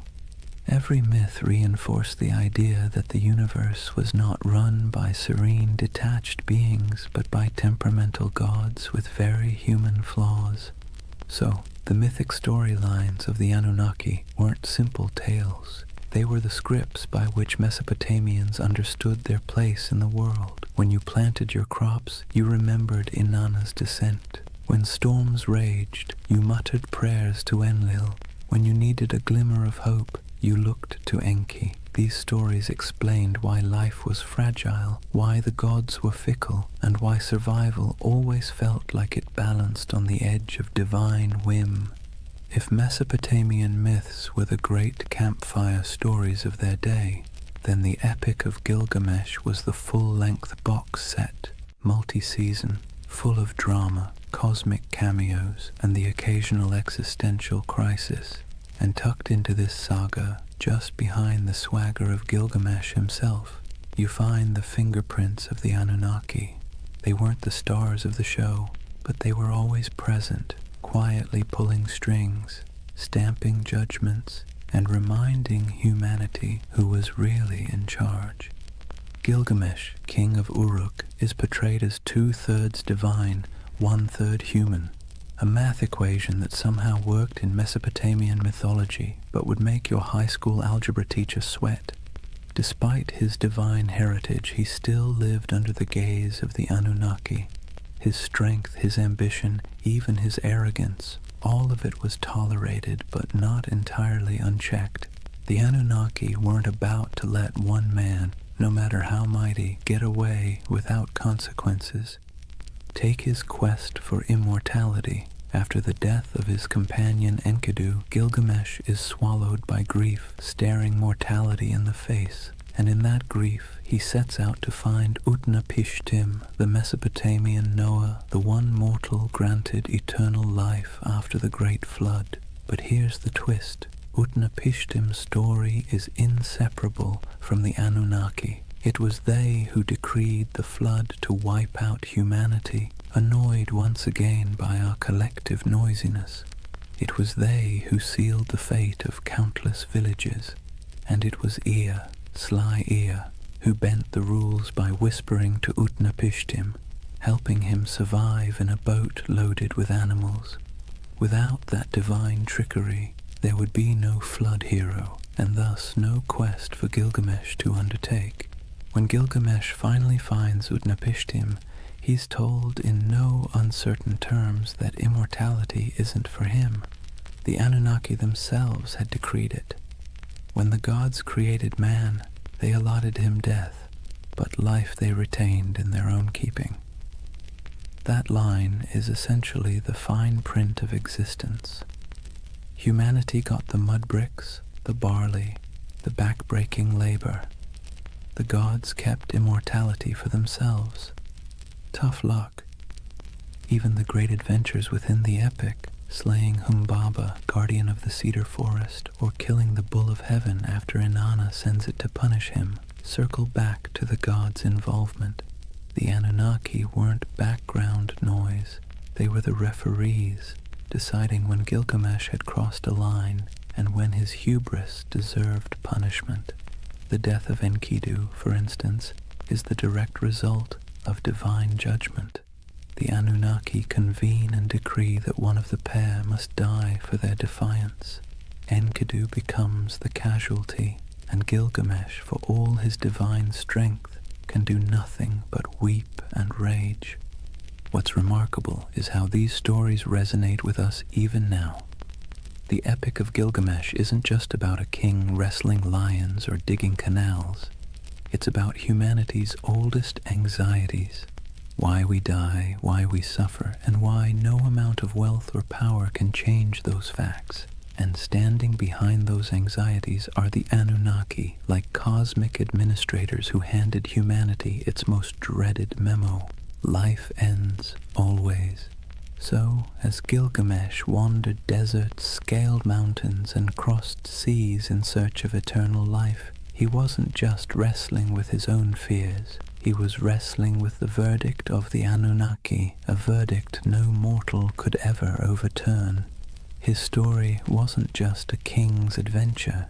It was a parable about the boundaries set by the gods and the futility of trying to break them. And in the end, Gilgamesh's great realization wasn't that he could cheat death, but that he couldn't. His city, his walls, his legacy, those would endure, not his body, which, ironically, is exactly what the Anunnaki seem to want. Humanity striving, building, suffering, and remembering, but never escaping. Civilization itself, with all its mud, sweat, and noise, became the immortality humans were allowed. If you've ever heard the story of Noah's Ark, you might think it's unique. One righteous man, one enormous boat, a zoo crammed 2 by 2, and a god who decided humanity needed a hard reset. But here's the thing, Long before the Bible put pen to parchment, Mesopotamia had already told its version. Several versions, in fact, and at the center of everyone, like judges sitting in an endless board meeting, were the Anunnaki. The earliest version we know comes from the Atrahasis epic. In this story, humanity isn't destroyed because of sin or even bad manners, but because of noise. Yes, noise. Apparently, humans were just too loud for the gods to get a decent night's rest. Picture the Anunnaki sitting in their divine chambers, grumbling like cranky landlords. These humans won't stop partying, yelling, clattering around with their plows. Enough. So they decide to wipe the slate clean. First they try droughts, then plagues, then famine, but nothing seems to stick. Humanity, stubborn as ever, bounces back. Finally, the Anunnaki pull the ultimate lever, a flood to drown every last village. Rivers swell, storms rage, and the land sinks beneath walls of water. Humanity is meant to vanish, a failed experiment erased by divine decree. But one god doesn't quite play along. Enter Ea, clever, cunning, and a little too sympathetic toward mortals for his own good. He whispers a warning to Atrahasis, a man chosen not for his holiness but for his usefulness. Build a boat, Ea advises, and not just any boat, a giant vessel sealed with pitch, stocked with food, and loaded with animals. Atrahasis obeys, and when the waters rise, he and his cargo survive, bobbing above the drowned world like the last ember of human life. A later version of the story appears in the Epic of Gilgamesh, where the survivor is called Utnapishtim. The details are eerily familiar: divine anger, whispered instructions, an ark, a flood, and birds sent out to find dry land. Sound familiar? It should.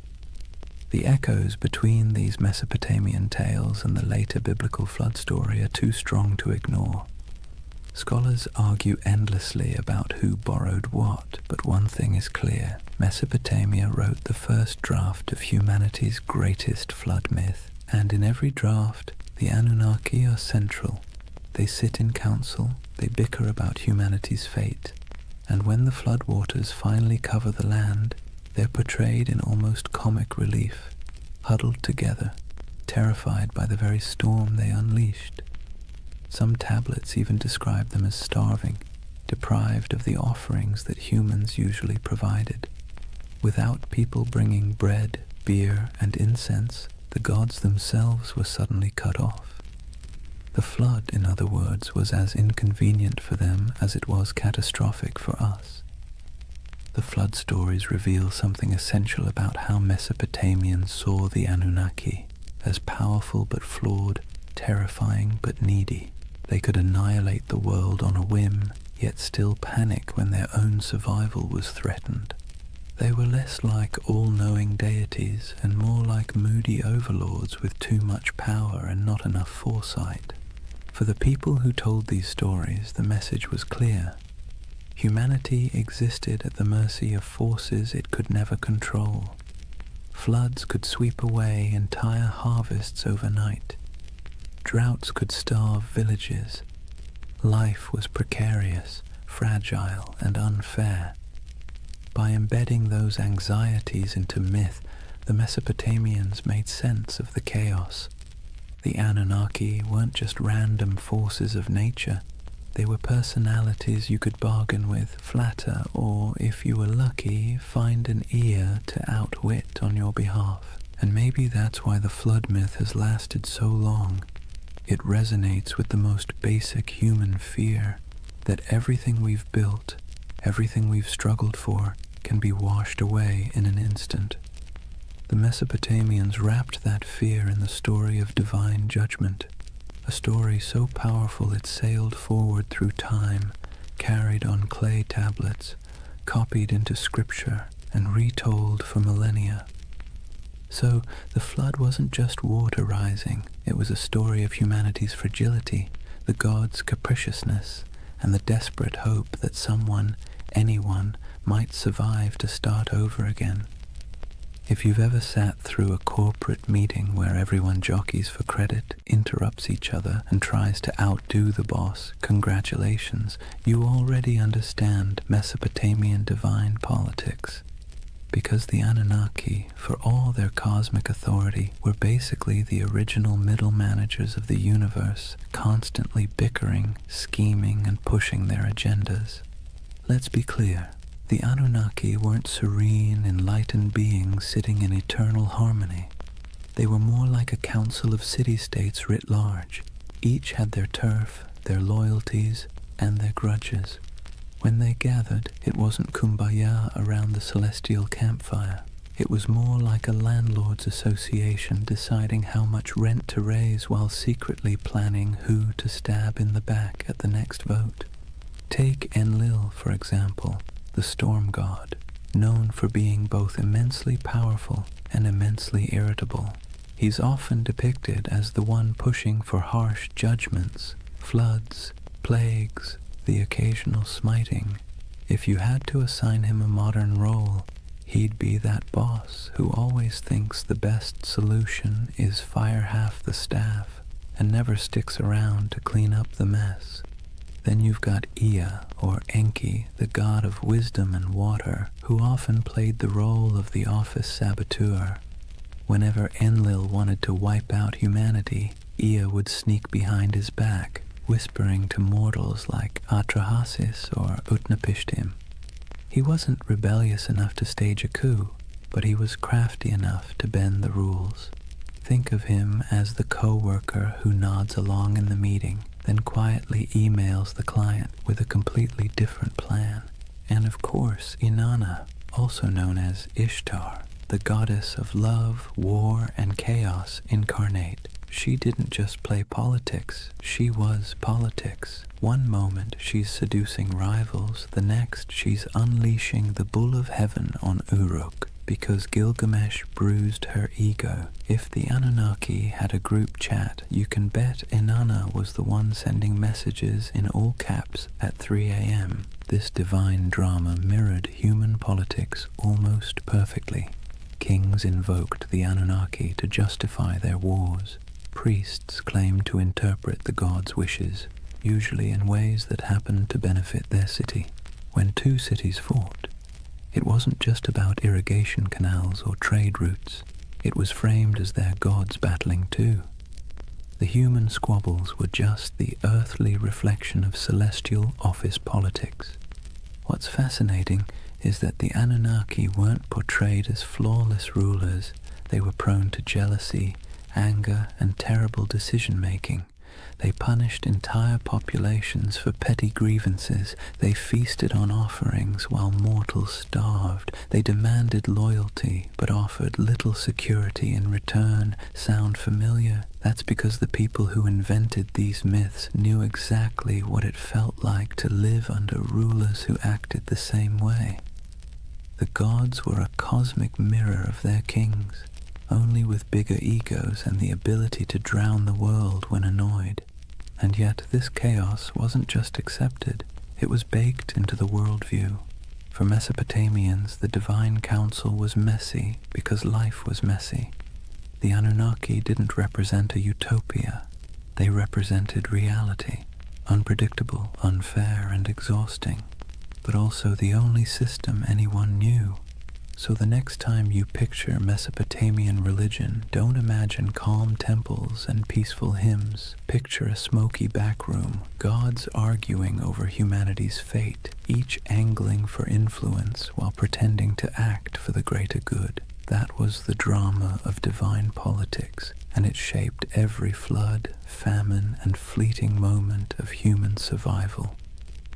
Chapter 3. Myths, Mysteries, and Alien Theories. Before we dive into modern theories about aliens with laser beams building ziggurats, let's ground ourselves in how the people of Mesopotamia themselves actually understood the Anunnaki, because for them, these weren't space visitors or sci-fi saviors.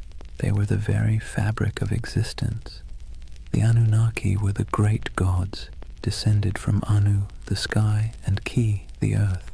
They weren't casual background deities. They were the stern judges, the cosmic accountants of fate. Picture them sitting on a celestial council bench, scribbling down humanity's behavior like the universe's first HR department, except the performance reviews were terrifyingly final. They decided who lived, who died, and how the world ticked.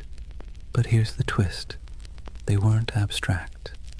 They were woven into every corner of daily life. A farmer digging an irrigation canal didn't just worry about weeds or floods. He worried about whether the Anunnaki were pleased with his offering of grain. A merchant weighing silver in the bazaar wasn't just concerned about fair trade. He wondered if the gods of fate were tallying his honesty.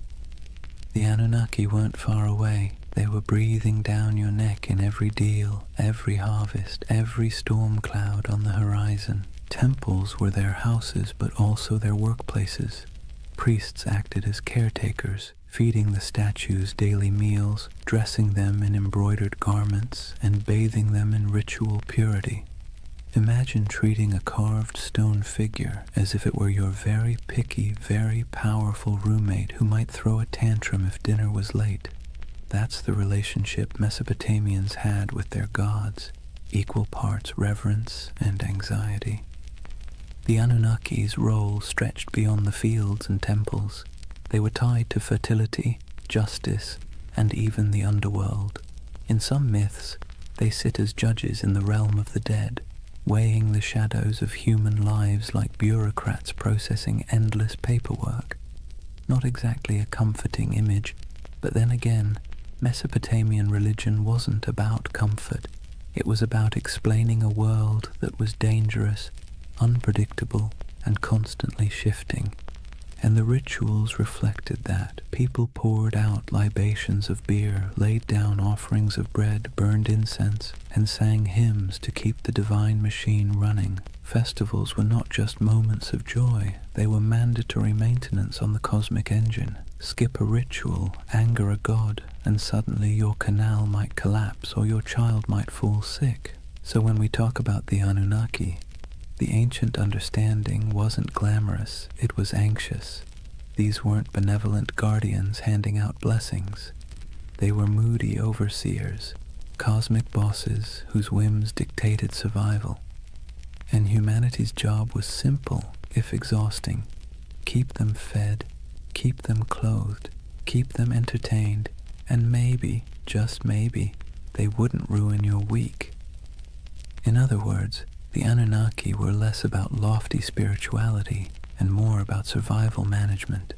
They reflected the world their worshippers lived in, harsh, unstable, unpredictable, but impossible to ignore. So let's clear the fog a bit. When we talk about the Anunnaki, what do we actually know from the ground? What's been dug up, baked in clay, and translated by bleary-eyed archaeologists squinting at wedge-shaped cuneiform? Because while modern theories tend to leap straight into sci-fi territory, the ancient sources are both more grounded and, in some ways, more fascinating. The word Anunnaki itself pops up across thousands of years of Mesopotamian texts, from Sumerian myths to Babylonian epics. These weren't obscure fringe deities whispered about in one dusty tablet. They were front and center, woven into the very structure of Mesopotamian religion. They appear in the Enuma Elish, the Babylonian creation story. They're judges in underworld texts. Their name dropped in royal inscriptions, invoked as divine witnesses to treaties and curses. If you lived in Mesopotamia, you would have heard their names the way we hear the law or the government. Archaeologists have unearthed thousands of cuneiform tablets that mention them. Some are myths, some are hymns. Others are dry administrative lists where the Anunnaki show up as the divine recipients of offerings, bread, beer, livestock, and occasionally the odd luxury good. Imagine seeing your gods listed alongside taxes in a spreadsheet carved into clay. That's how real they were to the people of the time. Visually, the evidence is trickier. unlike Egyptian gods with instantly recognizable animal heads, the Anunnaki weren't locked into one iconography. Sometimes they're represented as human-like figures in elaborate robes with horned crowns, a symbol of divinity. Other times, they're mentioned collectively, more as a divine council than as individuals with distinct faces. Reliefs from places like Assyria show gods flanking sacred trees, holding ritual objects, or hovering in winged forms.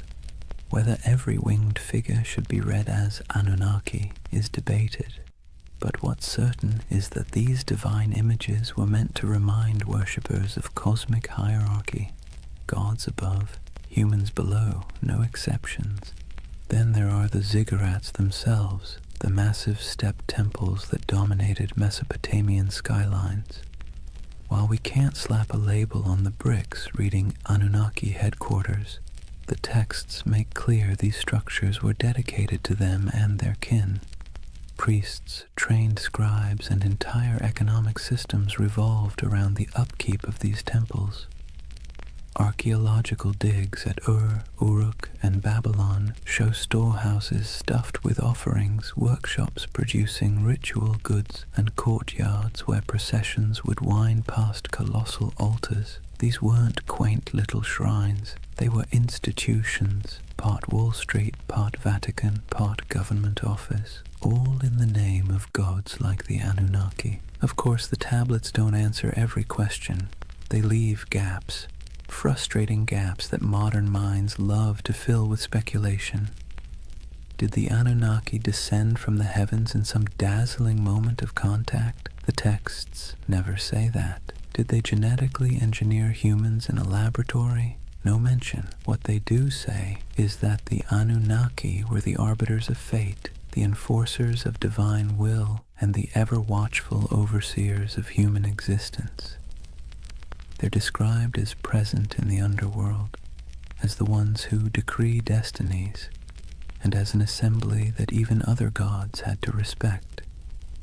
The challenge and the beauty of the archaeological evidence is that it roots the Anunnaki firmly in the ancient imagination without giving us neat answers. What survives is clay, dry, cracked tablets that were once wet mud in the hands of scribes.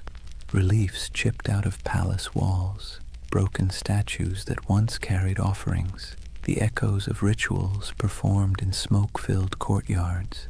The Anunnaki live on through these fragments, like a puzzle with half the pieces missing, and maybe that's why they remain so compelling, because the evidence is enough to prove they were central to Mesopotamian life, but not enough to fully explain them, which leaves space, too much space, for centuries of speculation, from serious scholarship to, well, let's just say, less serious theories about alien overlords building irrigation canals.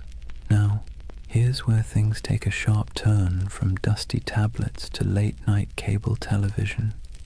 For thousands of years, the Anunnaki lived quietly in broken clay fragments and forgotten ziggurats. Then the 20th century rolled around, and suddenly they were recast as cosmic engineers from another star system.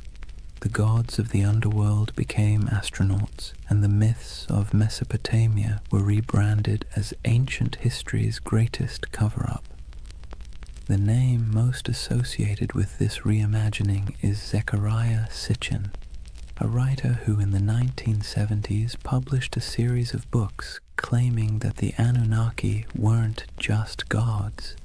They were extraterrestrials from a mysterious 12th planet he called Nibiru. According to his interpretation of Sumerian texts, these beings came to Earth hundreds of thousands of years ago, mined gold to repair their failing atmosphere, and genetically engineered humanity as a labor force. Essentially, humans are the original interns in someone else's cosmic business plan. Sitchin's book sold like hot bread in a Mesopotamian market. They tapped into a cultural moment when UFOs, space exploration, and Cold War paranoia made alien narratives irresistible. His Anunnaki weren't just mythic figures. They were proof, he claimed, that our origins weren't entirely our own. The gods of Sumer weren't metaphors, they were visitors, technicians, and in some versions, slave masters. And conveniently, they promised to return someday, which gave the whole story a nice mix of biblical prophecy and sci-fi cliffhanger. From there, the Anunnaki leapt into popular culture. They became staples in documentaries, internet forums, video games, and conspiracy theories. You've probably seen them lurking in the background of the History Channel's Ancient Aliens, their horned crowns swapped for astronaut helmets in digital recreations. They pop up in books arguing that ancient architecture, the pyramids, Stonehenge, Machu Picchu, was the handiwork of godlike beings with advanced technology. Never mind that the Sumerians never claimed their ziggurats were rocket launch pads. The imagery proved too enticing for modern imaginations. The Anunnaki as aliens theory has sticking power because it blends two irresistible ideas, that the gods were real and that humans didn't climb the ladder of civilization entirely on their own. It offers mystery, grandeur, and, let's be honest, a touch of flattery. Because if aliens engineered us, then clearly we're special, or at least somebody's favorite experiment. Of course, historians and archaeologists roll their eyes hard enough to sprain something when these theories come up. There's no tablet that says, by the way, we came from planet Nibiru. There's no evidence of spaceports in Ur or genetic labs in Babylon. The texts talk about floods, fate, rituals, and divine councils, not interstellar travel. But for many people, that's part of the fun. The gaps in the evidence are fertile ground for imagination, and Sitchin's Anunnaki filled those gaps in a way that captured millions of readers. It's worth pausing, though, to ask why. Why did the Anunnaki of all the gods in human history become the poster children for alien theories? Why not the Greek Olympians, or the Norse pantheon, or the Aztec deities? Partly it's because Mesopotamia is so old. These myths stretch back to the dawn of writing, which makes them feel like they contain hidden truths, the first draft of humanity's story. And partly it's because the Anunnaki were always portrayed as remote, judgmental overseers, an image that lends itself easily to the idea of superior beings from elsewhere. So, in the modern imagination, the Anunnaki have been rebranded, no longer just the moody gods of grain and flood. They're star travelers, geneticists, and absentee landlords of Earth. Whether you buy it or not, you have to admit, it's a heck of a career change for a bunch of ancient underworld judges. So, let's weigh the scales. On one side, we have archaeologists with dirt under their fingernails, carefully piecing together tablets baked 5,000 years ago. On the other, we have modern storytellers claiming the Anunnaki were gold-mining astronauts with a taste for human DNA. Which side is right? Well, that depends on whether you prefer your history served with clay dust or with tinfoil hats. First, the debunking side. Professional Assyriologists, those are the folks who actually read cuneiform, not just squint at it until it looks like spaceships, are nearly unanimous. The alien Anunnaki theory has no basis in the texts. The tablets describe gods with human emotions, divine councils, underworld judges, and mythic battles. They don't describe rocket launches, orbiting planets, or genetic splicing. The so-called translations used by Sitchin and his followers are, to put it gently, extremely creative. Imagine reading a cookbook, ignoring the ingredients list, and deciding it's actually a secret guide to time travel. That's about the level of scholarship we're talking about. Historians also point out that Mesopotamian myths are not unique in describing gods coming from the heavens or shaping humanity. Nearly every culture personified natural forces, storms, floods, fertility, death, as divine beings. The Anunnaki fit neatly into this pattern. Their role as overseers of fate and cosmic order makes sense in a world where rivers could make or break your survival overnight. They were not literal engineers from outer space. They were metaphors dressed in horned crowns. And yet, here's where the believing side makes its case, not necessarily because the evidence is strong, but because the allure is irresistible. People love mysteries. We love the idea that official history only tells part of the story, and we especially love the idea that ancient civilizations had secrets we can barely comprehend. The Anunnaki as aliens theory scratches all those itches. It takes the gaps, the missing pieces in the archaeological record, and fills them with rockets, DNA labs, and interstellar empires. And let's be honest, the official scholarly version isn't exactly sexy. The Anunnaki were stern gods who oversaw the underworld and enforced cosmic order doesn't exactly sell a million paperbacks. The Anunnaki were aliens who built humanity as their labor force and promised to return. Now that gets you a book deal, a History Channel interview, and a lifetime supply of conference invitations. What's fascinating is how both sides talk past each other. Scholars insist, rightly, that there's no evidence for aliens. Believers insist, also rightly in their own way, that the mysteries of Mesopotamia leave plenty of room for speculation. And between those poles, the Anunnaki themselves sit in silence, their names carved into clay, waiting for us to argue over them. Maybe that's the real takeaway here. Not whether they were gods, judges, or astronauts, but the fact that the Anunnaki are still sparking debate thousands of years later. They're still being reinterpreted, reshaped, and reimagined to suit the anxieties and fascinations of every age, whether that's Bronze Age farmers worrying about floods, or modern readers worrying about aliens in the night sky. So are they aliens? Almost certainly not. Are they fascinating? Absolutely. And in the end, whether you lean on the side of clay tablets or cosmic spaceships, you're participating in the same tradition the Mesopotamians started, using stories to make sense of a world that always feels a little bit out of our control. Here's the thing, whether you side with the cautious archaeologists or the ancient astronaut crowd, one fact is undeniable. The Anunnaki have staying power. Thousands of gods have come and gone, their names forgotten, their temples reduced to rubble, but somehow the Anunnaki still loom in our imagination, stubbornly refusing to fade. Why? What is it about this particular group of deities that continues to haunt us? Part of the answer lies in timing. The Anunnaki belong to the very earliest chapters of human history. When we talk about them, we're not just talking about some late add-on to mythology. We're talking about gods that walked hand in hand with the invention of writing, cities, and law.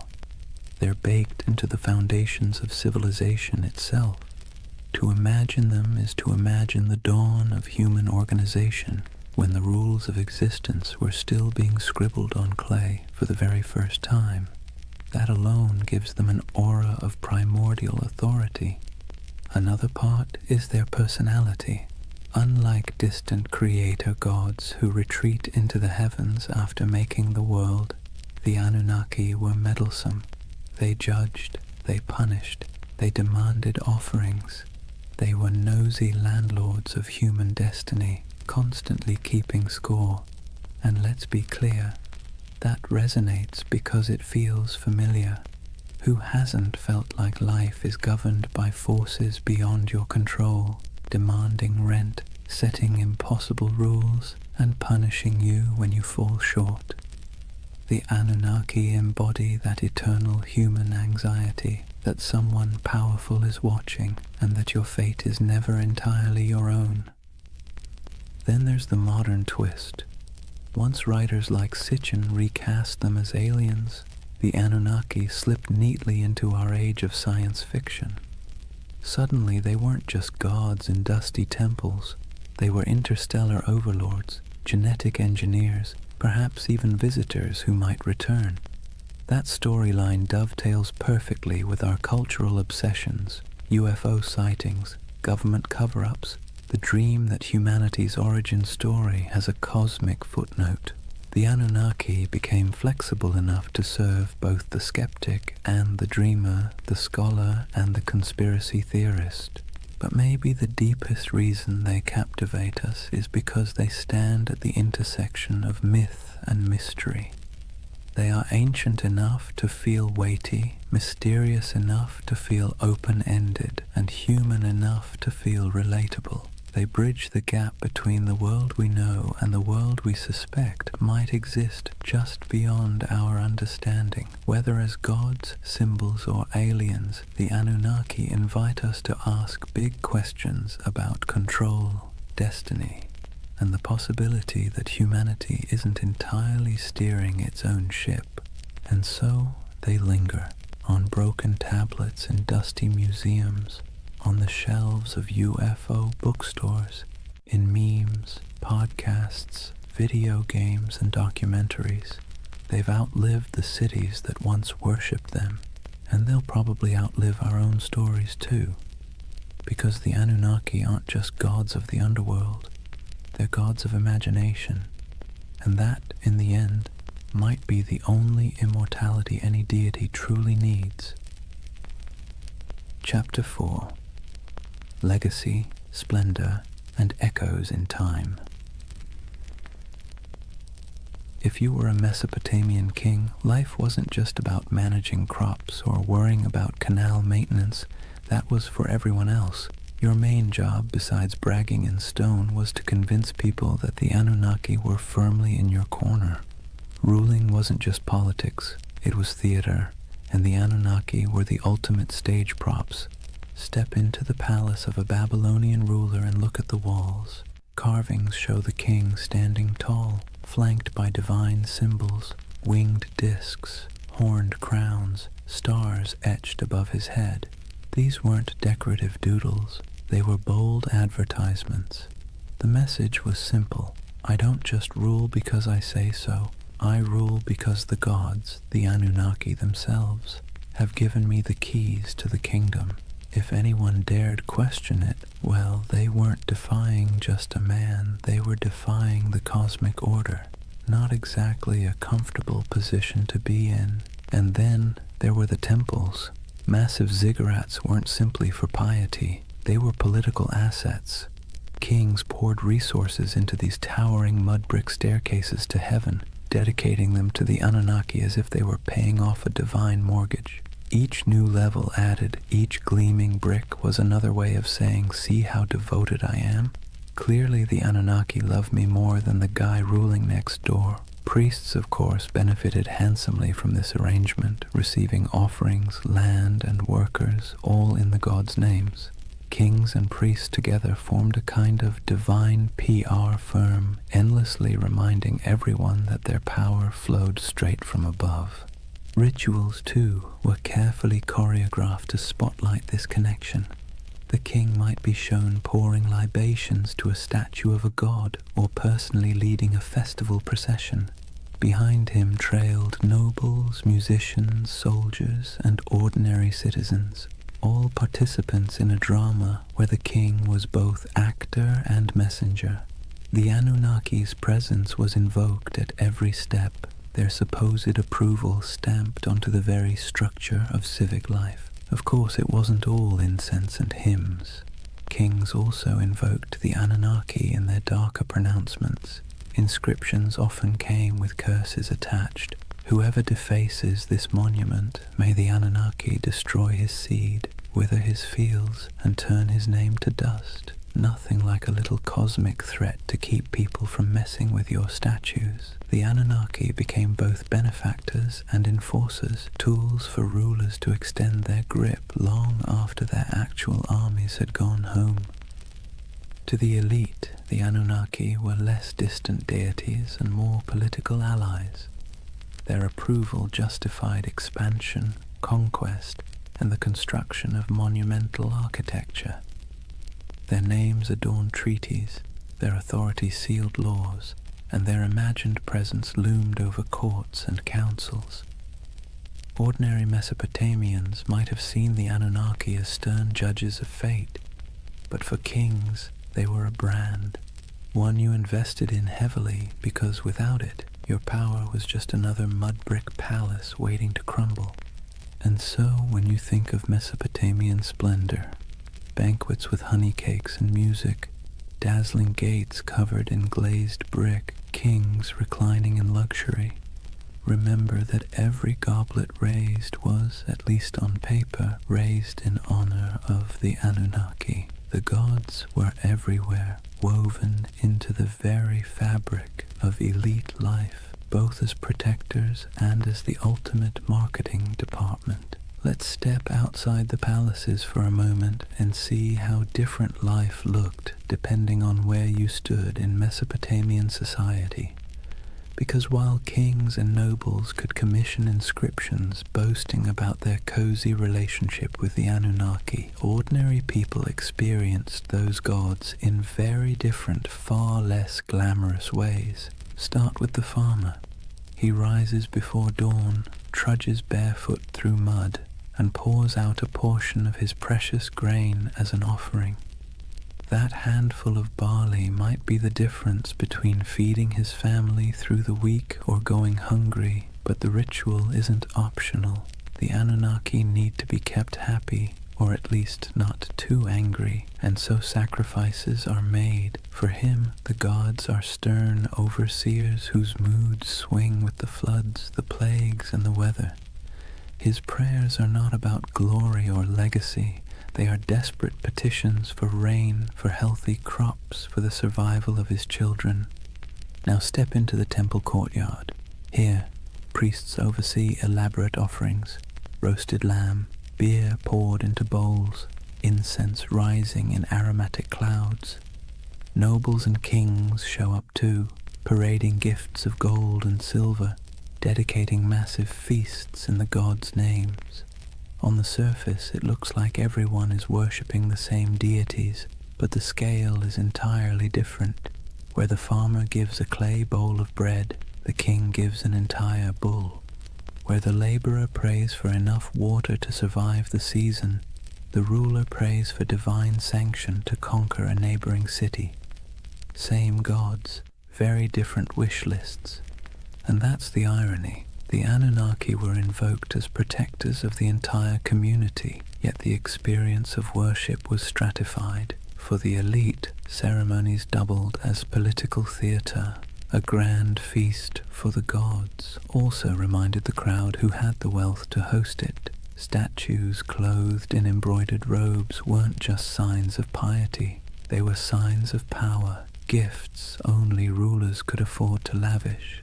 The gods, in other words, could be co-opted into a luxury brand. For ordinary people, the relationship was more anxious, even exhausting. You lived in constant fear of offending the divine, often through mistakes you didn't even understand. Did you skip a ritual unknowingly? Did a bad dream mean you had angered a god? The Anunnaki were less symbols of splendor and more reminders of how small, fragile, and vulnerable your life was.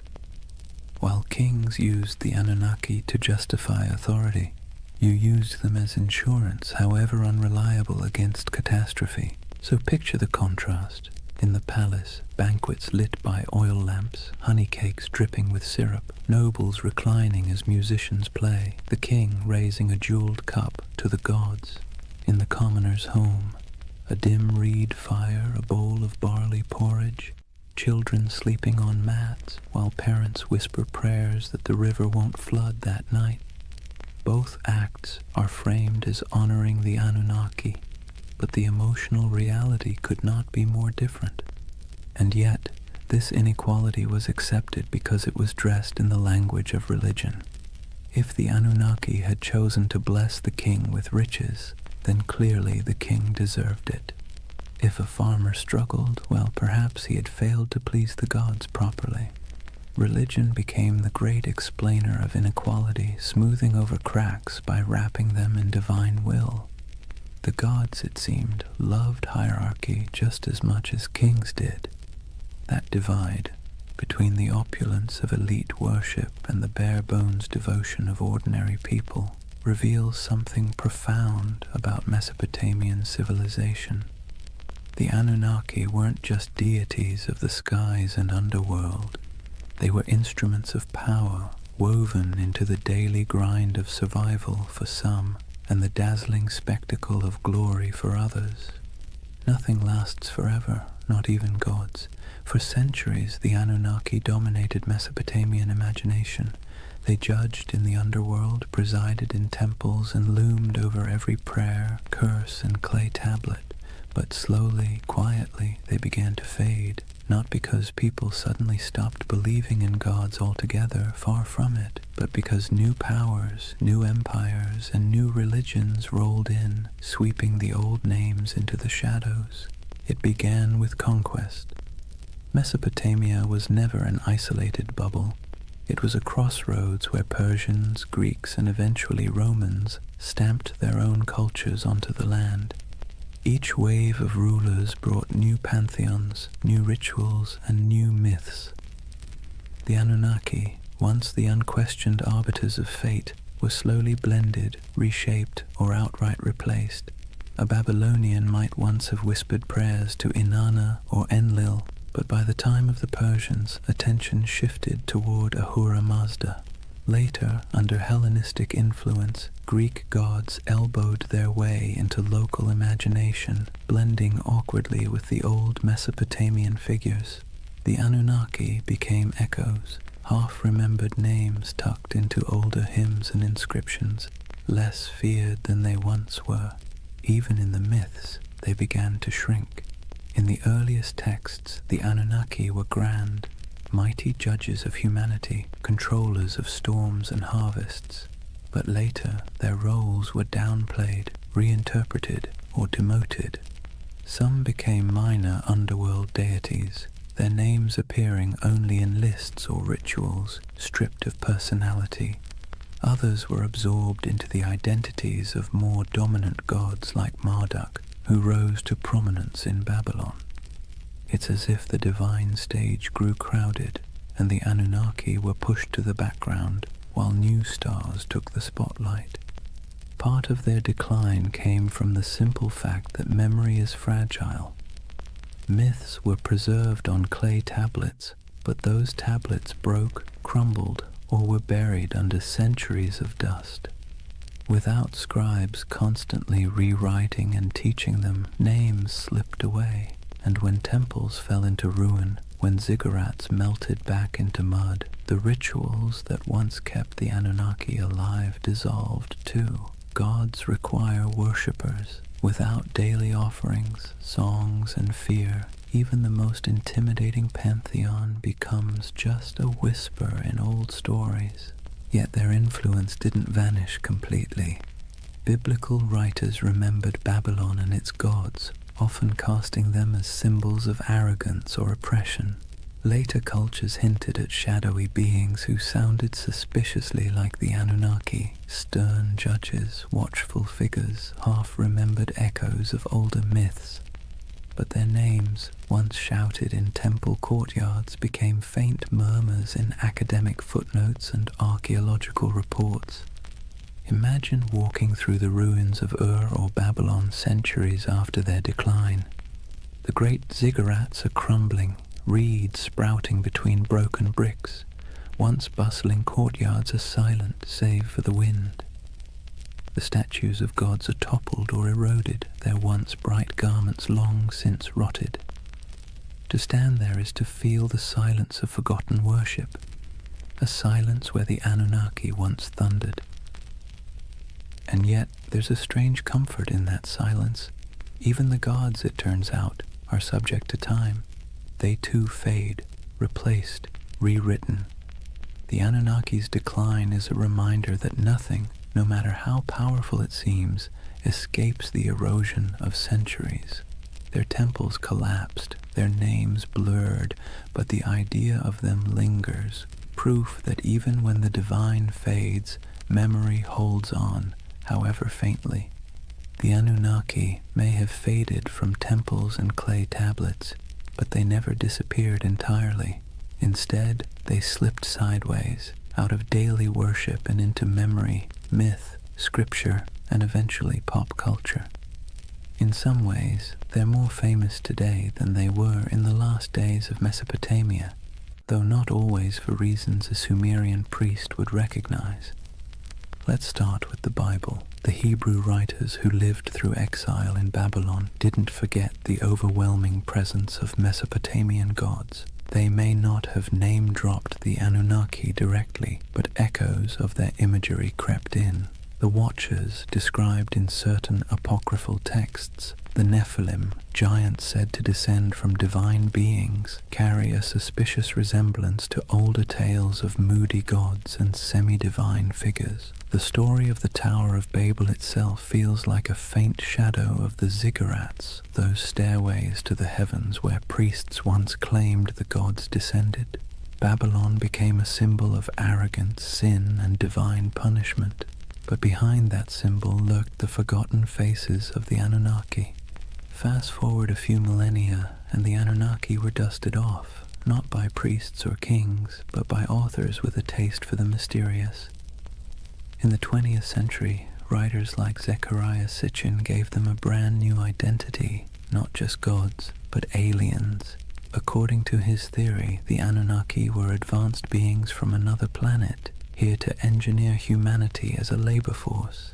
Never mind that Mesopotamian texts say no such thing. This reimagining stuck, feeding directly into the world of ancient astronaut theories.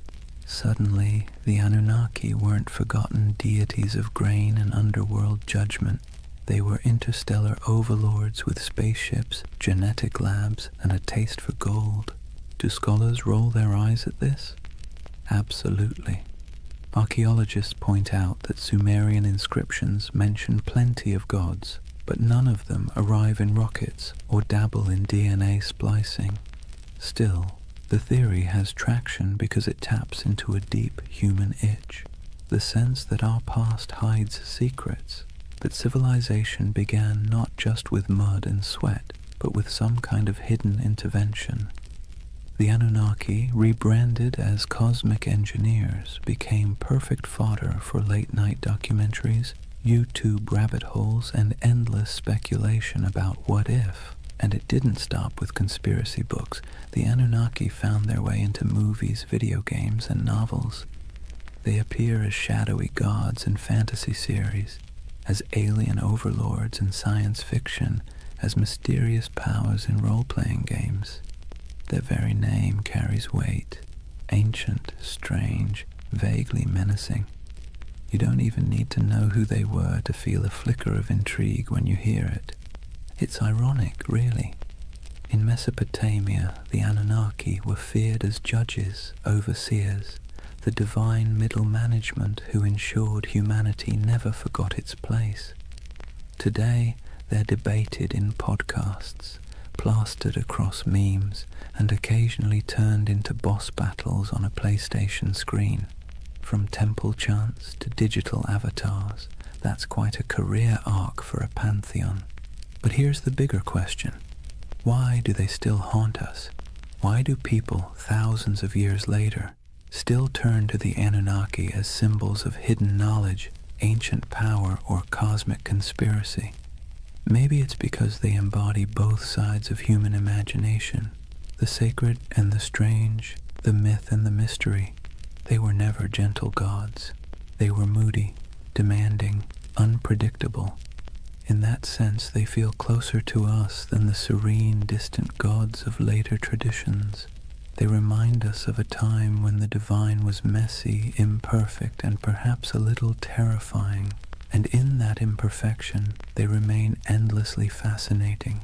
So whether you see them as forgotten deities, misunderstood myths, or interstellar overlords with questionable management skills, the Anunnaki endure. They're still here, not in temples of mud brick, but in our stories, our media, our restless curiosity. And maybe that's their real legacy. Not the rituals of the past, but the questions they leave us with in the present. So here we are, at the end of a long walk through the world of the Anunnaki. From their thunderous presence in Mesopotamian temples to their quiet afterlife in pop culture, they have proved to be more than just forgotten gods. They are a mirror of how humans explain the unexplainable, manage fear, and weave stories to make sense of chaos. Think about what the Anunnaki represented to the people who first told their stories. They were the ones who judged the living and the dead, who decided whether floods would come, who weighed the worth of humanity day after day. They were terrifying, yes, but they were also familiar. They quarreled like humans, demanded food and drink like humans, punished and forgave like humans. In their flaws, they reflected the world of their worshippers. Life in Mesopotamia was harsh, unpredictable, and full of petty dramas, so naturally their gods were too. Fast forward to today, and the Anunnaki still serve the same role, just in a different costume. Some people see them as symbols of divine mystery, others as aliens with secret blueprints for human evolution, others as archetypes of forgotten myths. But underneath those interpretations is the same impulse, the need to believe that our world is not random, that there are forces, whether gods, aliens, or fate, shaping our story. And here's the irony. In searching for the Anunnaki, what we really uncover is ourselves. Our hopes, our fears, our longing for meaning. Whether in temple hymns, clay inscriptions, or late-night conspiracy videos, the Anunnaki are less about the gods and more about the humans who imagined them. They tell us that from the very beginning, we've been restless. We've wanted answers, we've wanted control, and when the rivers of life flooded or dried, we looked upward, to the sky, to the gods, to the stars, and tried to explain it. So why do they still haunt our imagination?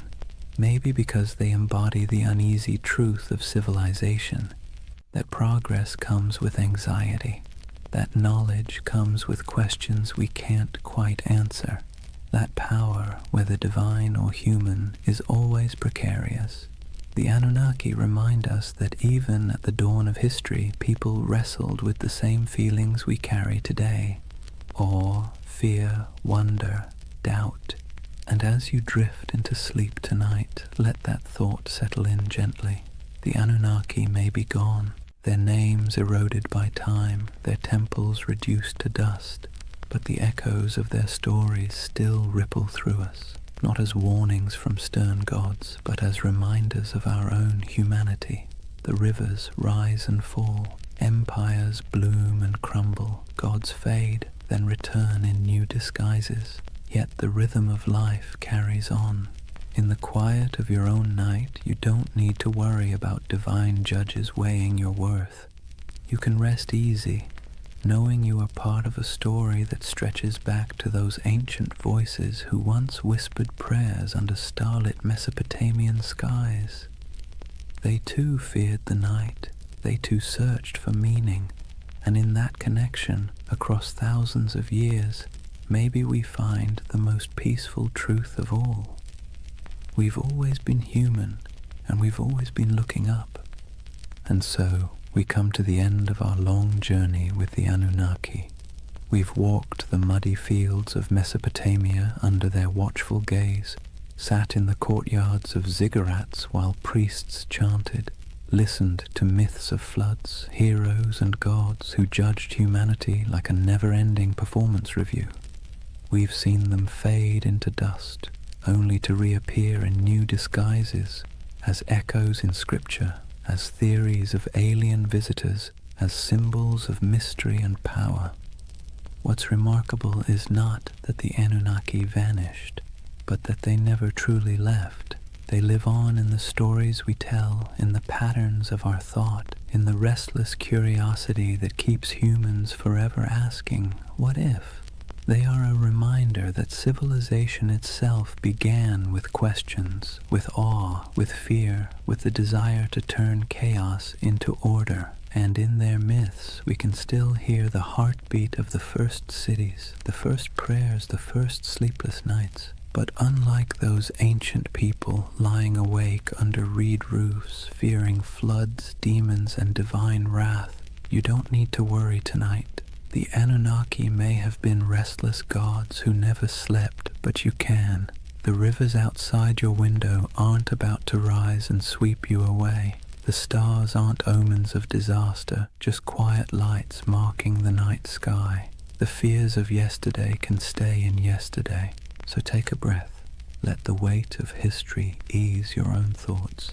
The Anunnaki watched over their world with suspicion and judgment, but you can rest in a world that has carried their stories forward, softened by time, transformed into echoes. Close your eyes and let the myths fade into dream. The gods may never have slept, but tonight you can. Good night.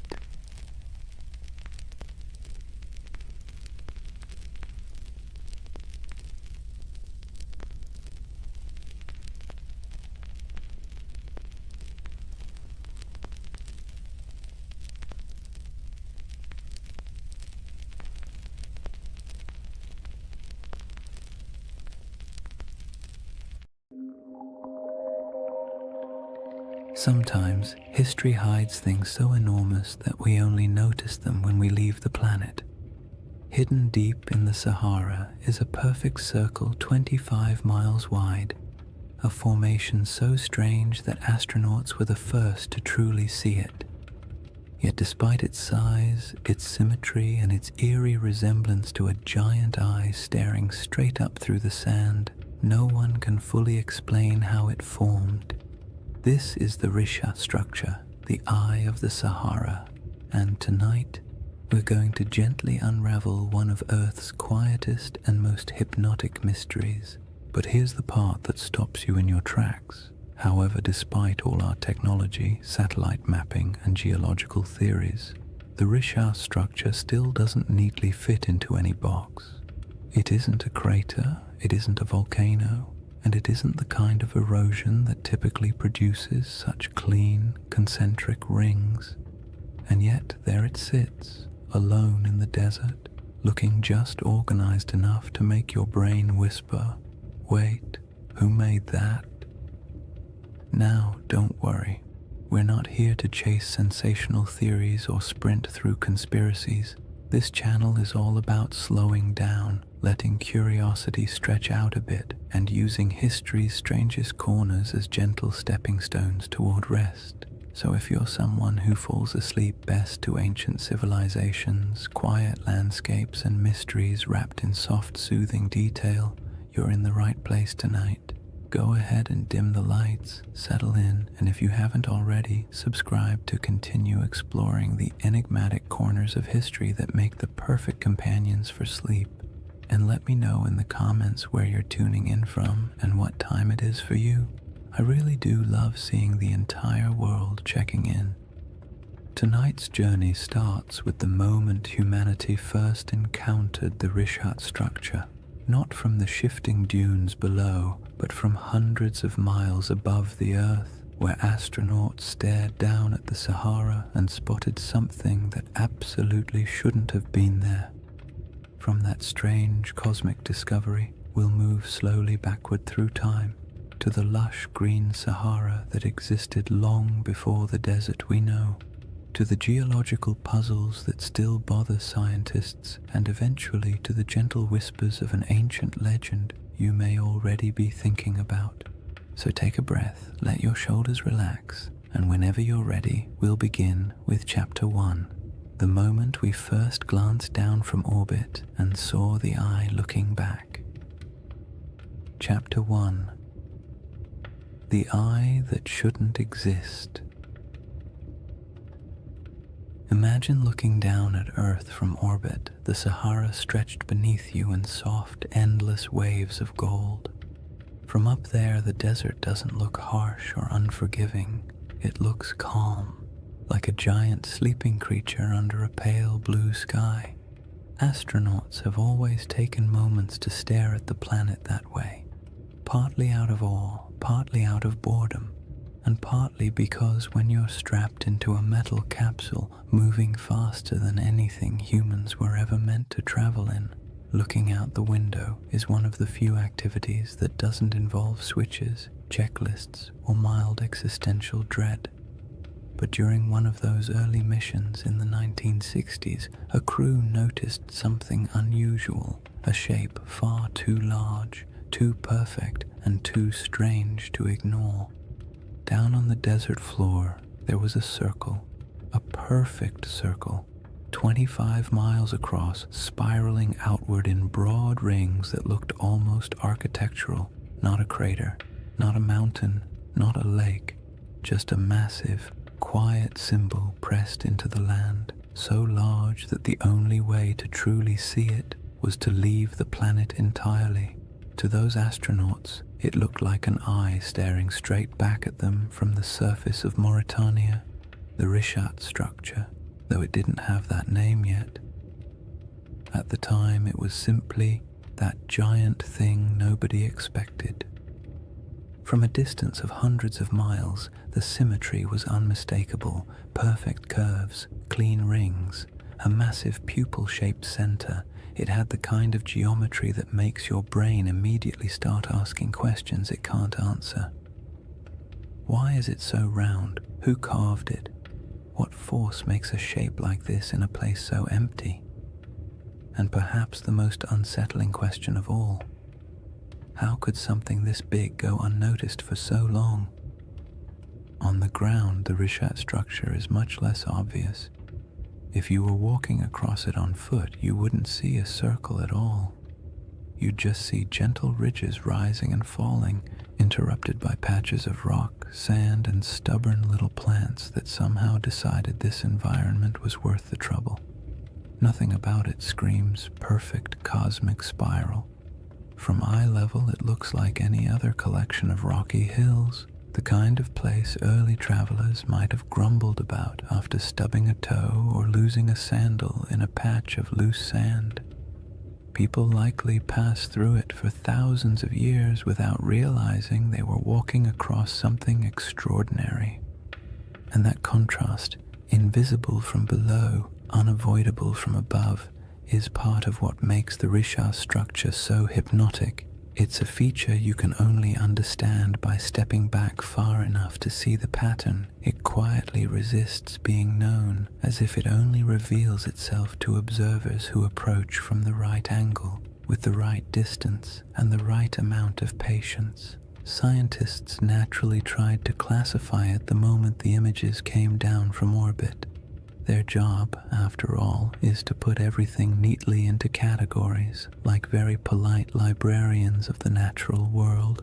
But the Richat structure didn't fit easily. Some insisted it must be an impact crater until the evidence disagreed. No signs of shocked quartz, no melted rock, none of the scars left by a cosmic collision. Others suspected a volcano, but there was no volcanic rock. No lava flows, no ash deposits.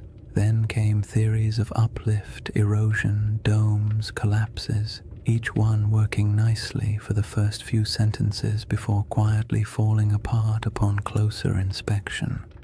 The Richat structure, in classic mysterious fashion, remained cooperative enough to study, but stubborn enough to defy a simple explanation.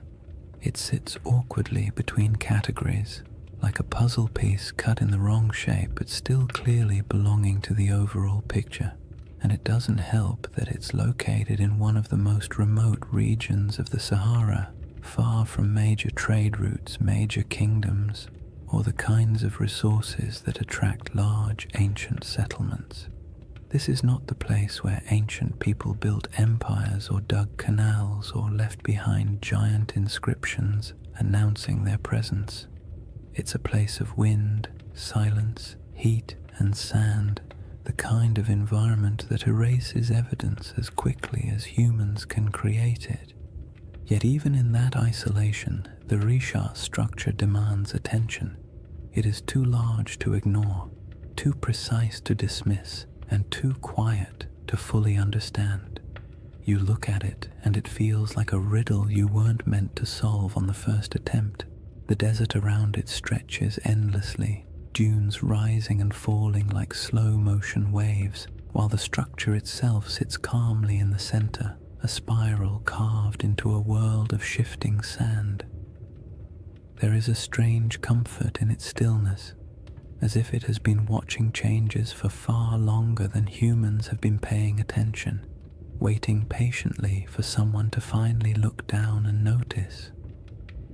People naturally draw comparisons to ancient tales, especially the ones involving circular cities and lost civilizations swallowed by disaster. Humans are not subtle when it comes to pattern recognition. You show us a shape that even vaguely resembles something familiar, and our imaginations sprint ahead with enthusiasm. A structure with concentric rings in northwest Africa, larger than many ancient cities. The connections write themselves, but resisting those assumptions for now helps us appreciate just how odd the Risha structure is on its own terms. We don't need myths yet. The geology alone is strange enough to occupy the mind, and perhaps the most compelling detail is this. The Risha structure did not emerge in the desert we see today. It predates the dunes, the dryness, the isolation. It formed long before this region became a barren expanse, back when the land was green, watery, and alive. Understanding what this place used to look like changes everything about how we interpret the structure, because the environment around it wasn't always harsh silence. There was a time when this region held rivers, lakes, animals, and early humans whose daily lives unfolded under a sky that seems impossible when compared to the Sahara's modern emptiness. The Risha structure watched all of it again. People migrate across its slopes, and entire landscapes vanish beneath shifting dunes. Before we compare it to any myth, we have to travel back to that older world, the Sahara before the Sahara, to see what the eye looked like when it was surrounded not by sand, but by life. To understand why the Risha structure feels so uncanny, you have to set aside the modern Sahara entirely. The desert we picture today, an endless, shimmering expanse of heat and sand, is actually one of the youngest landscapes on the planet. For most of human existence, this region wasn't a wasteland at all. It was green, fertile, and astonishingly alive. Picture wide grasslands rolling out to the horizon, with clusters of acacia trees and patches of wetlands where birds gathered in noisy flocks. Picture rivers meandering through valleys, carrying cool water across a landscape thick with the smell of damp soil after summer rains. And somewhere in the middle of all that, the Risha structure sat quietly, not as an isolated monument in an empty desert, but as part of a thriving environment full of sounds, movement, and human life. This ancient green Sahara wasn't a brief, lucky moment in history. It was part of a repeating cycle caused by subtle shifts in Earth's orbit and tilt, changes that alter the intensity of monsoon rains across Africa. Every so often, rainfall increases enough to transform the desert into a lush savanna. During these humid periods, lakes stretch across thousands of square miles, rivers intersect the plains, and the entire landscape becomes something you'd associate more with national parks than the modern Sahara. One of these lakes, Lake Megachad, grew so large it dwarfed most modern bodies of water. Today it's reduced to a fraction of its former size, but the ancient shoreline is still visible from space, ghostly arcs etched into the ground. People lived in this green Sahara, not mythical super beings or forgotten high-tech civilizations, just ordinary families doing the same things humans have always done, carrying water, tending fires, raising children, arguing about small chores. making tools because stores wouldn't exist for another 10,000 years. They carved rock art showing giraffes, cattle, and hunters. They painted scenes of life that would feel familiar even now. Herders guiding animals, groups traveling together, children playing near pools of water. These paintings sit today in silent caves and overhangs, reminders that the desert once held a different world entirely. In that greener age, the Risha structure would have been part of daily life, not an object of wonder, not a sacred shape, not a giant spiral people tried to decode. Just land from the ground. The structure doesn't appear circular. You only see ridges and slopes, gentle arcs rising and falling like the ribs of a giant slowly sleeping beneath the surface. Early humans would have walked across it without a second thought. Maybe they used its higher points as lookout spots to scan for animals. Maybe they sheltered in its inner valleys when storms rolled through. Maybe they avoided certain parts out of superstition, or maybe they never thought about it at all. Most likely it was simply background scenery, the same way we barely notice the hills near our own towns unless someone points out their shape. But even if it blended into the landscape, the Rishat structure would have quietly shaped the rhythm of life around it. The ridges could have guided migration paths. Water might have pooled in certain low areas after seasonal rains. Vegetation could have grown thicker in pockets where moisture collected.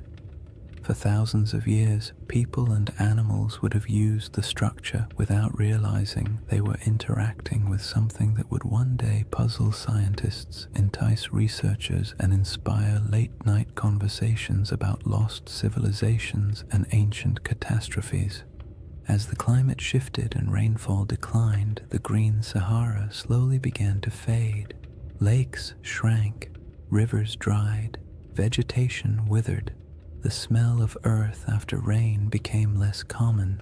Migration stretched longer as people followed dwindling water sources, and eventually dunes crept across the landscape, swallowing paths, burying campsites, and erasing nearly all traces of the world that had existed before. What's haunting about this transformation is how quickly it happened in geological terms. A few thousand years, an eye blink in Earth's timeline, was all it took to turn a thriving ecosystem into one of the largest deserts on the planet. The people who lived here would have witnessed that shift firsthand. Generation by generation, they watched lakes retreat, animals disperse, and once reliable seasonal patterns collapse. Oral traditions from various African cultures still contain echoes of climates changing, waters disappearing, or ancestral migrations driven by environmental upheaval. Stories stretch and distort across centuries, of course, but they often carry a spark of truth at their core. And it's not unreasonable to imagine that somewhere in the long, layered history of this region, memories of a circular landform in a once wet landscape might have eventually become a distant, reshaped legend. When modern researchers study the Sahara's ancient lakes and rivers, they often describe them as ghost waterways, because their traces linger beneath the dunes like faint scars, visible only from satellite images or through careful ground surveys. It's peaceful in a strange way to picture these lost rivers running across land that now feels so desolate. The desert is quiet, but beneath that quiet are the outlines of ecosystems that once flourished. The Risha structure existed during all of those cycles. It watched water fill basins, watched wetlands grow thick with life, watched grass return and then die away. It endured storms, sun, wind, and the slow grinding force of erosion. There's something soothing about how unbothered the structure is by all these changes. Landscapes rise and fall, climates swing wildly, civilizations appear and vanish, and the Risha structure simply remains. It doesn't tell its own story. It doesn't announce its presence. It doesn't offer answers. It's just there, a constant in a world where almost nothing else is. And understanding that ancient environment is essential because it sets the stage for the real puzzle, how this enormous circular formation came to be in the first place. The scientific explanations, volcanic uplift, erosion, collapsed domes, answer some questions while raising others. Each theory seems convincing until you begin to examine the details. The Risha structure looks simple from orbit, but grows more complicated the closer you approach it, like a calm surface hiding a tangled set of mysteries beneath. Now that the Sahara's old green world is clear in your mind, the geological puzzle becomes even more intriguing, because any explanation has to account not only for the structure's shape, but for how incredibly long it has stood unchanged through shifting climates and changing environments. The puzzle sits before us, layer after stubborn layer. Once you've pictured the Sahara as it used to be, wet, green, alive, and almost unrecognizable, the Risha structure becomes even stranger, because whatever formed this enormous circle had to withstand everything nature threw at it: floods, droughts, storms, shifting climates, and entire ecosystems rising and collapsing. And yet it remains, not as a faint trace or a distorted outline, but as a nearly perfect set of rings still visible from space. That kind of durability demands an explanation, and scientists have certainly tried to provide one. The trouble is, each explanation works well for a few minutes before quietly unraveling under closer inspection, as if the Earth itself had decided to play a slow geologic prank on everyone who studies it. The first idea scientists proposed was the most obvious: an impact crater. Something big, something dramatic, something that would have made an enormous noise if anyone had been around to hear it. A meteorite slamming into the ground would create a circular depression, after all. And the Sahara is certainly large enough to have attracted its fair share of flying space debris. But the Rishat structure doesn't behave like a crater. Craters have distinct signatures, very specific patterns of shock, melted rock, and high-pressure minerals that act like the universe's version of a calling card. And the Risha has none of those. In fact, the rocks at its center aren't melted or crushed at all. They're simply there. Old, eroded, stubbornly normal. Not the sort of rocks you'd expect to find at the scene of a cosmic collision. So the meteor theory quietly excused itself from the conversation, and the next geological explanation stepped forward: a volcanic eruption. Volcanoes can create circular features after all, and their plumbing beneath the earth can sometimes produce domes, bulges, and ringed formations. Perhaps the Risha structure was an ancient volcanic dome, the remains of a magma chamber swelling beneath the surface before cooling and collapsing. But again, the evidence refuses to cooperate.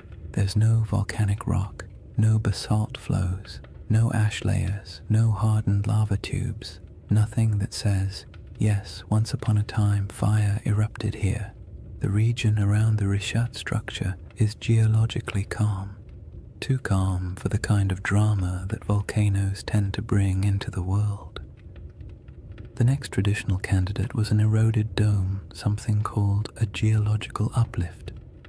Imagine a bubble pushing up from beneath the crust, slow enough to avoid attracting attention, then eroding away for millions of years until a circular pattern of rocks remains.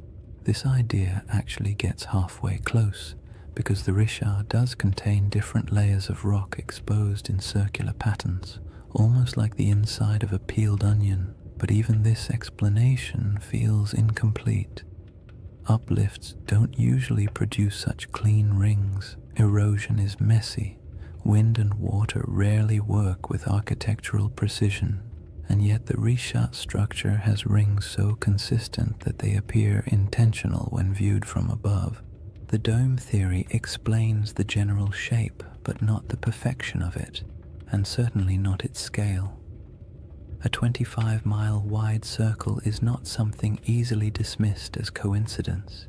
Even erosion has its limits when it comes to symmetry, and geologists who typically love tidy classifications had to admit the Rishat structure was mostly behaving but not entirely cooperating, like a student turning in homework that looks suspiciously too neat compared to their handwriting in class. Then there's the age problem. The rocks that make up the Rishat structure are incredibly old, hundreds of millions of years in some places, but the shaping of the structure itself, the exposure of its rings, is much younger, something pushed upward long ago, something eroded later, something left behind a pattern that would eventually catch the eye of anyone staring down from orbit. It's not a single event. It's a series of long, slow, overlapping processes, each stretching far beyond the human timeline. And yet even knowing that, the structure feels too deliberate. The more scientists studied it, the more the Rishat structure revealed small curiosities. The center is oddly flattened. Some ring segments are more pronounced than others. The patterns of quartzite and softer stone alternate in ways that feel as though nature was following a set of instructions. But nature doesn't usually draw in spirals or circles unless something dramatic is happening. Impact, volcanism, collapse. But in this case, the evidence for anything dramatic is conspicuously absent.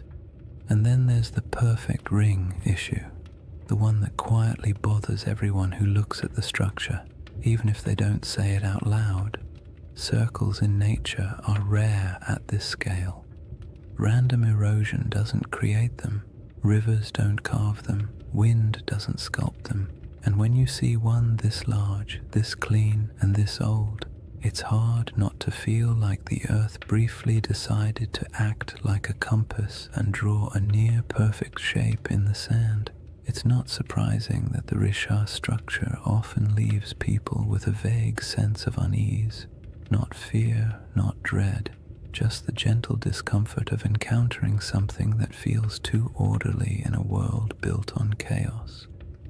Geologically, the best explanation we currently have is that the Rishat structure started as a circular uplift, a dome of ancient rock that rose slowly from the earth long before humans existed. Over tens of millions of years, wind and water eroded the softer materials, leaving behind harder rings of quartzite that resisted erosion.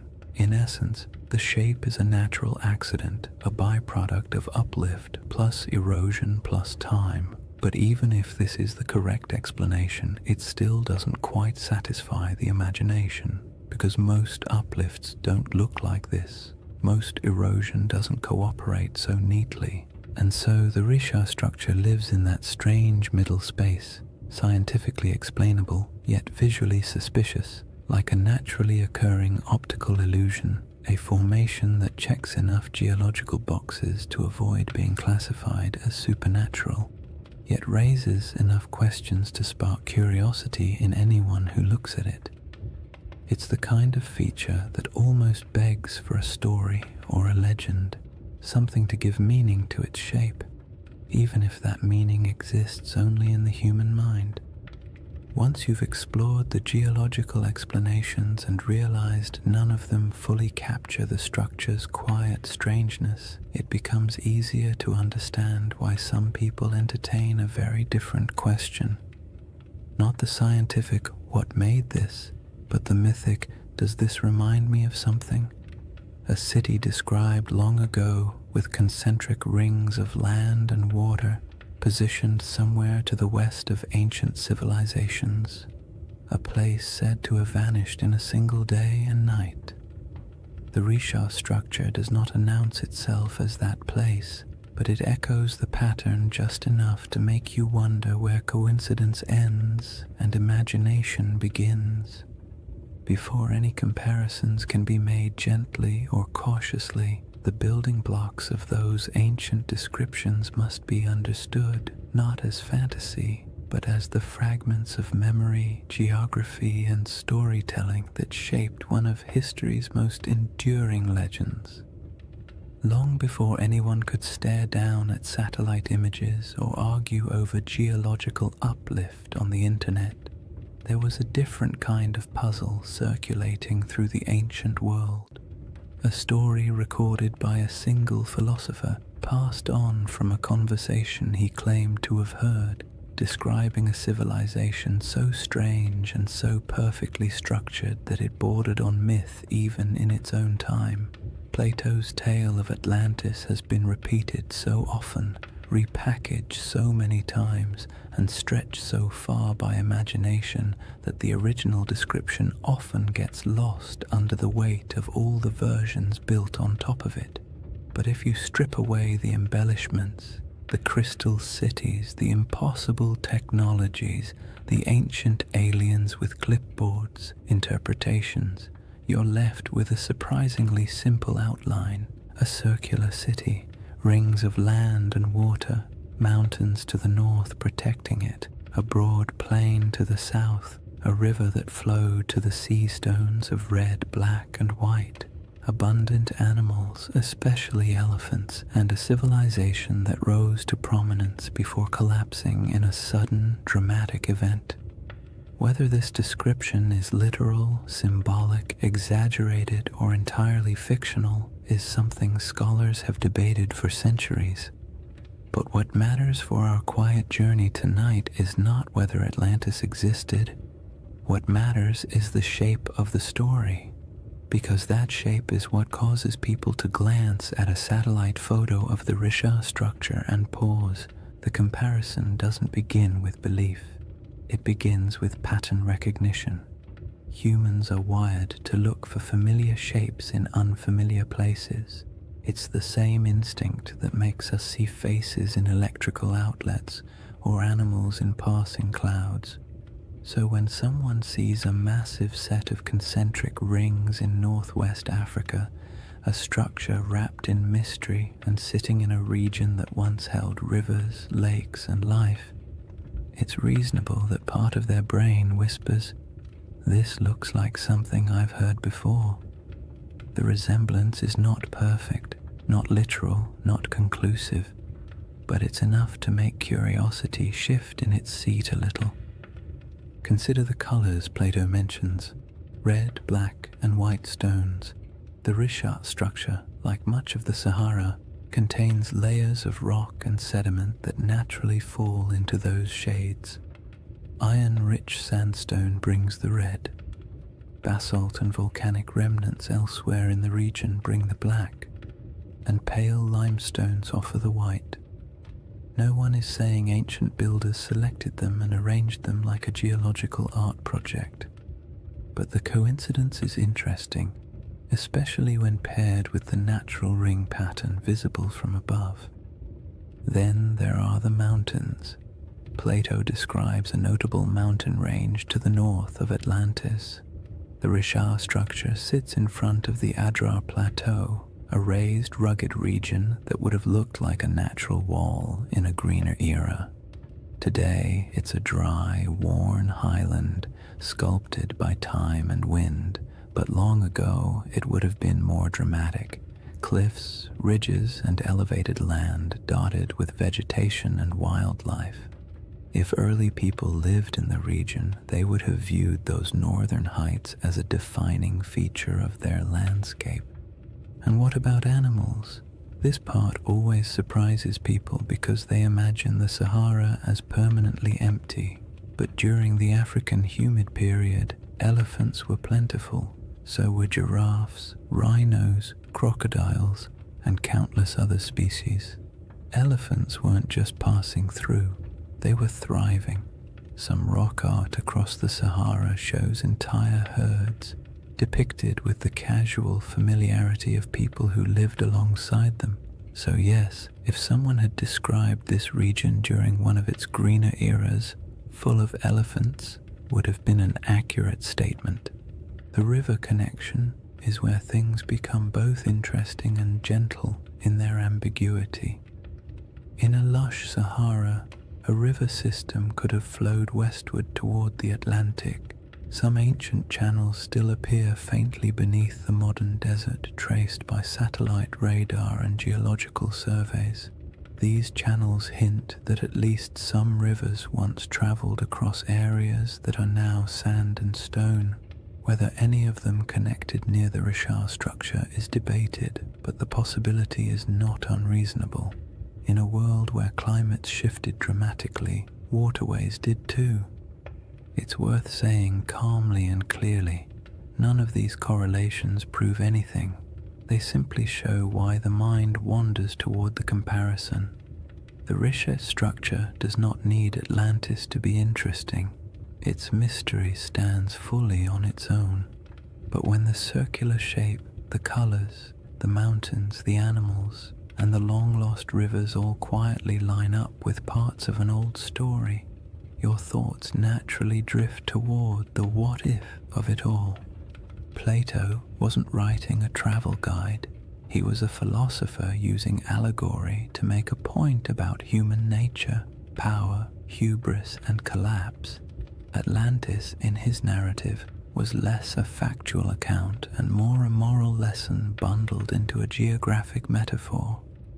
Yet even then, scholars have noted that ancient myths often embed distorted memories of older events. Storms, floods, migrations, or lost settlements folded into stories, generation after generation. Myths protect what history doesn't always preserve. They store impressions of landscapes that no longer exist. They embellish, exaggerate, simplify, and dramatize, but something recognizable occasionally survives inside them. The Richat structure doesn't have ruins. It doesn't have walls, canals, columns, marketplaces, or any of the features you'd expect of a large city.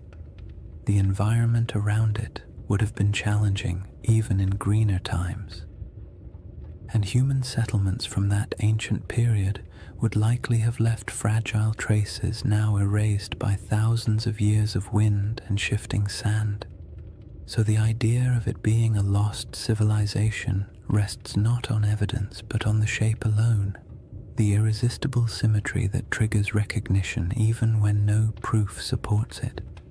That's part of the comfort of this mystery. It doesn't demand belief. It simply invites curiosity. You don't have to imagine ancient kings or advanced societies. You don't have to build a hidden metropolis in your mind. All you need to do is stand quietly before a satellite image and let the shape speak for itself. A giant ringed formation in the middle of an ancient landscape that has changed almost beyond understanding. Somewhere between geology, memory, climate, erosion, and myth sits the Richat structure. It tells us nothing directly. It refuses to commit to any single story, and perhaps that's why it remains such a calming mystery, one that doesn't need dramatic conclusions or bold claims. It only needs an open horizon, a quiet night, and the imagination drifting gently toward possibilities. Chapter 2 begins with the world that once surrounded this structure, a world of forgotten lakes, shifting climates, and early peoples who lived in a Sahara that doesn't resemble the one we know today. Chapter 2: A Lost World Buried in Sand. To step into the next layer of the Richat mystery, you have to imagine a Sahara that feels almost impossible compared to the one we know today. Not the hot, shimmering, bone-dry desert that stretches endlessly across maps, but a world so green and alive that if you were dropped into it without context, you might not even guess you were standing in northern Africa at all.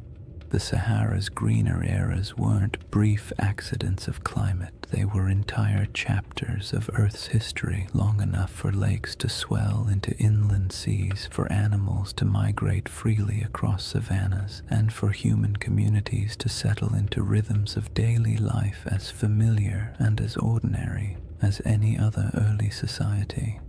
In that forgotten landscape, the Richard structure wasn't an isolated swirl of geology in a barren desert. It was simply part of the scenery, a ringed plateau sitting quietly in a world full of life.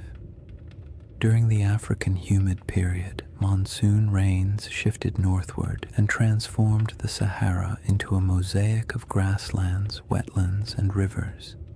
Satellite studies have revealed thousands of ancient lake beds, some stretching larger than modern countries. The largest of them, Lake Megachad, was so vast that its shoreline would have swallowed entire modern coastlines. It's calming to picture early mornings on its edges, mist lifting off the water, birds scattering across reeds, herds moving slowly through tall grass. These weren't isolated oases like today, but interconnected ecosystems humming with life. Hippos wallowed in shallow pools, giraffes wandered across plains, crocodiles glided through freshwater channels. The air was thick with insects in the rainy season and warm, earthy scents after storms passed. And where there is water and game, people settle. Early human groups built small camps near river bends, moving seasonally with herds or weather patterns. Their lives weren't glamorous. They dealt with all the usual prehistoric frustrations: unpredictable weather, stubborn animals, unreliable food sources, and the constant inconvenience of tools that, despite countless hours of crafting, were still capable of breaking at the worst possible moment. Yet these people left behind some of the most beautiful artifacts the Sahara still holds: rock engravings and paintings showing scenes of daily life, hunters with bows, families with cattle, children playing near water. These artworks are serene, calm snapshots of a world that no longer exists, carved into stone that has stubbornly endured long after the lakes dried. When people imagine ancient civilizations, they picture dramatic stone cities, elaborate temples, complex political systems, the kinds of things that leave behind headlines in history books. But most ancient people, including those who lived in the Green Sahara, were just trying to get through the week without too much trouble. They managed herds, gathered plants, navigated seasonal routes, and dealt with occasional arguments about who forgot to maintain the fire or who accidentally let a goat wander off into the brush. Civilization doesn't have to look like marble pillars to be worth remembering. Sometimes it's found in the small, repetitive rhythms of daily life, the quiet rituals that define communities. And those communities were not isolated dots scattered randomly across a wet desert. They followed predictable paths. Rivers acted like highways, lakes acted like hubs. Fertile pockets of land created gathering points where groups traded, shared food, and passed down stories. Even without permanent stone buildings, these places had identities, regions where people knew how to track animals, where certain plants grew well, where rainfall was reliable, where the land felt generous enough for families to stay a little longer. In this setting, the Richard structure would have been noticeable, but not mysterious. Its slopes rose gently, offering views of surrounding plains. Its depressions may have caught water seasonally. Its ringed layers might have supported different kinds of vegetation depending on rain and soil. People could have camped along its edges, used its higher ground for scouting, or traveled across it without realizing they were walking across an enormous circular formation that future generations would discover only from space. It was a feature of the land, not a legend. a place you pass through while thinking about practical concerns, shelter, food, weather, instead of trying to decode the terrain beneath your feet. Some researchers have suggested that pockets of early Saharan cultures may have grown surprisingly sophisticated during particularly wet periods, not in the sense of monumental architecture or complex written languages, but in social networks, trade patterns, and livestock management. Evidence shows early domestication of cattle in the region, and groups may have practiced proto-agricultural techniques around wetlands and lake margins. These weren't lost empires. They were adaptable, resilient societies navigating a landscape that could shift dramatically over generations. The idea that a civilization could thrive here, disappear, and leave little trace isn't far-fetched at all. Wet climates draw people, harsh climates erase them. The desert isn't just unforgiving, it's efficient. Wind strips away organic material. Sand buries structures. Drought erases evidence of farming. Floods wash away tools. And time, paired with enough silence, can erase almost anything that isn't carved into stone. The Sahara has a way of taking the past, smoothing it out, and leaving behind a surface that pretends nothing was ever there. Even so, pieces of that older world survive: fossilized bones, pollen samples trapped beneath sand, ancient shorelines stamped faintly into the earth, and rock art that still shows people standing beside animals that haven't lived in this region for thousands of years. These fragments don't tell a complete story, but they do confirm one thing: the Sahara was once a place where human life thrived, not merely survived.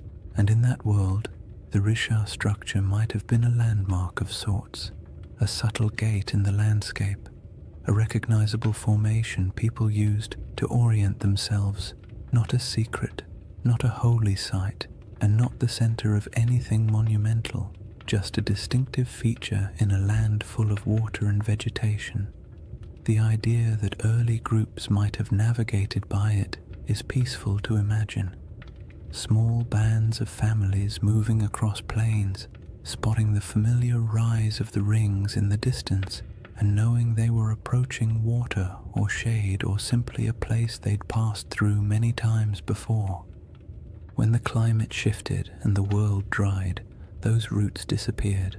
Lakes shrank into nothing. Rivers retreated and carved new paths underground. Families moved south or west, following food and water. Eventually, the Risha structure went from living landmark to abandoned plateau, then to forgotten geology swallowed by the earliest dunes. There are no written records, no monuments, no grand architectural remains from this era, just silence and the faint memory of a world washed away by time.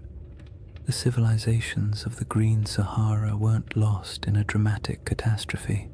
They faded gradually, quietly, as the rains weakened and the land transformed, and that gradual fading matters when we begin comparing ancient descriptions, lost worlds, and the shape of stories that survived long after the land itself changed beyond recognition.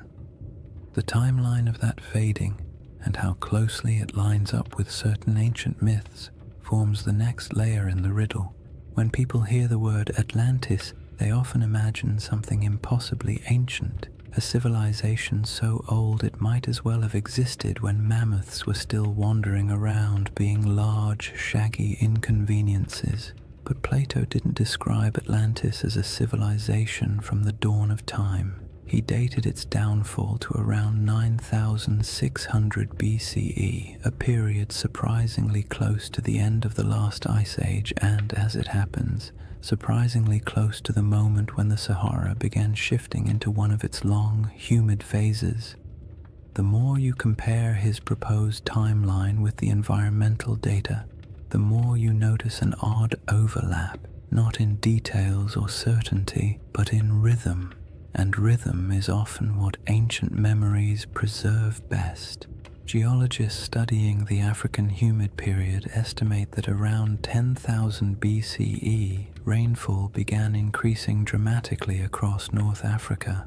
The desert, which had been relatively dry and barren, transformed into a landscape of lakes, wetlands, and grasslands. This wasn't a gentle shift. Climate models show that the monsoon system surged northward in a way that would have felt abrupt on a human timescale. Rivers reappeared, plants spread, herds expanded, and places that had been empty for thousands of years suddenly became habitable again. If you were living anywhere near the region, the shift would have felt like the land itself waking up after a long sleep. Plato's date for Atlantis is often treated like a mystical number.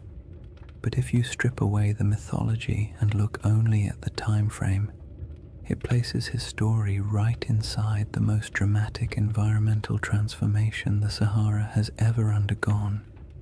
That doesn't mean his tale describes this region or any part of it, but the coincidence is interesting, especially because climate change on that scale tends to rearrange human populations.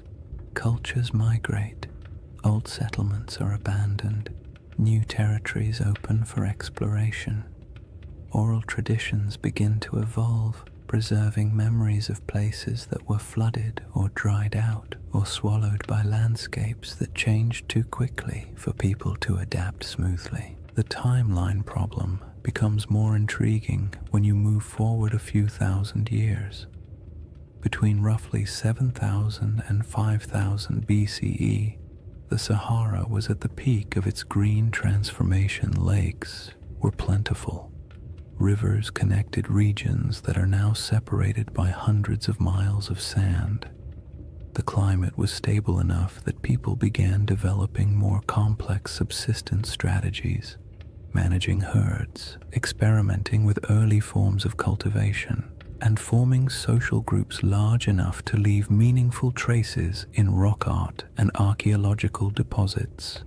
This period of stability lasted longer than many ancient civilizations.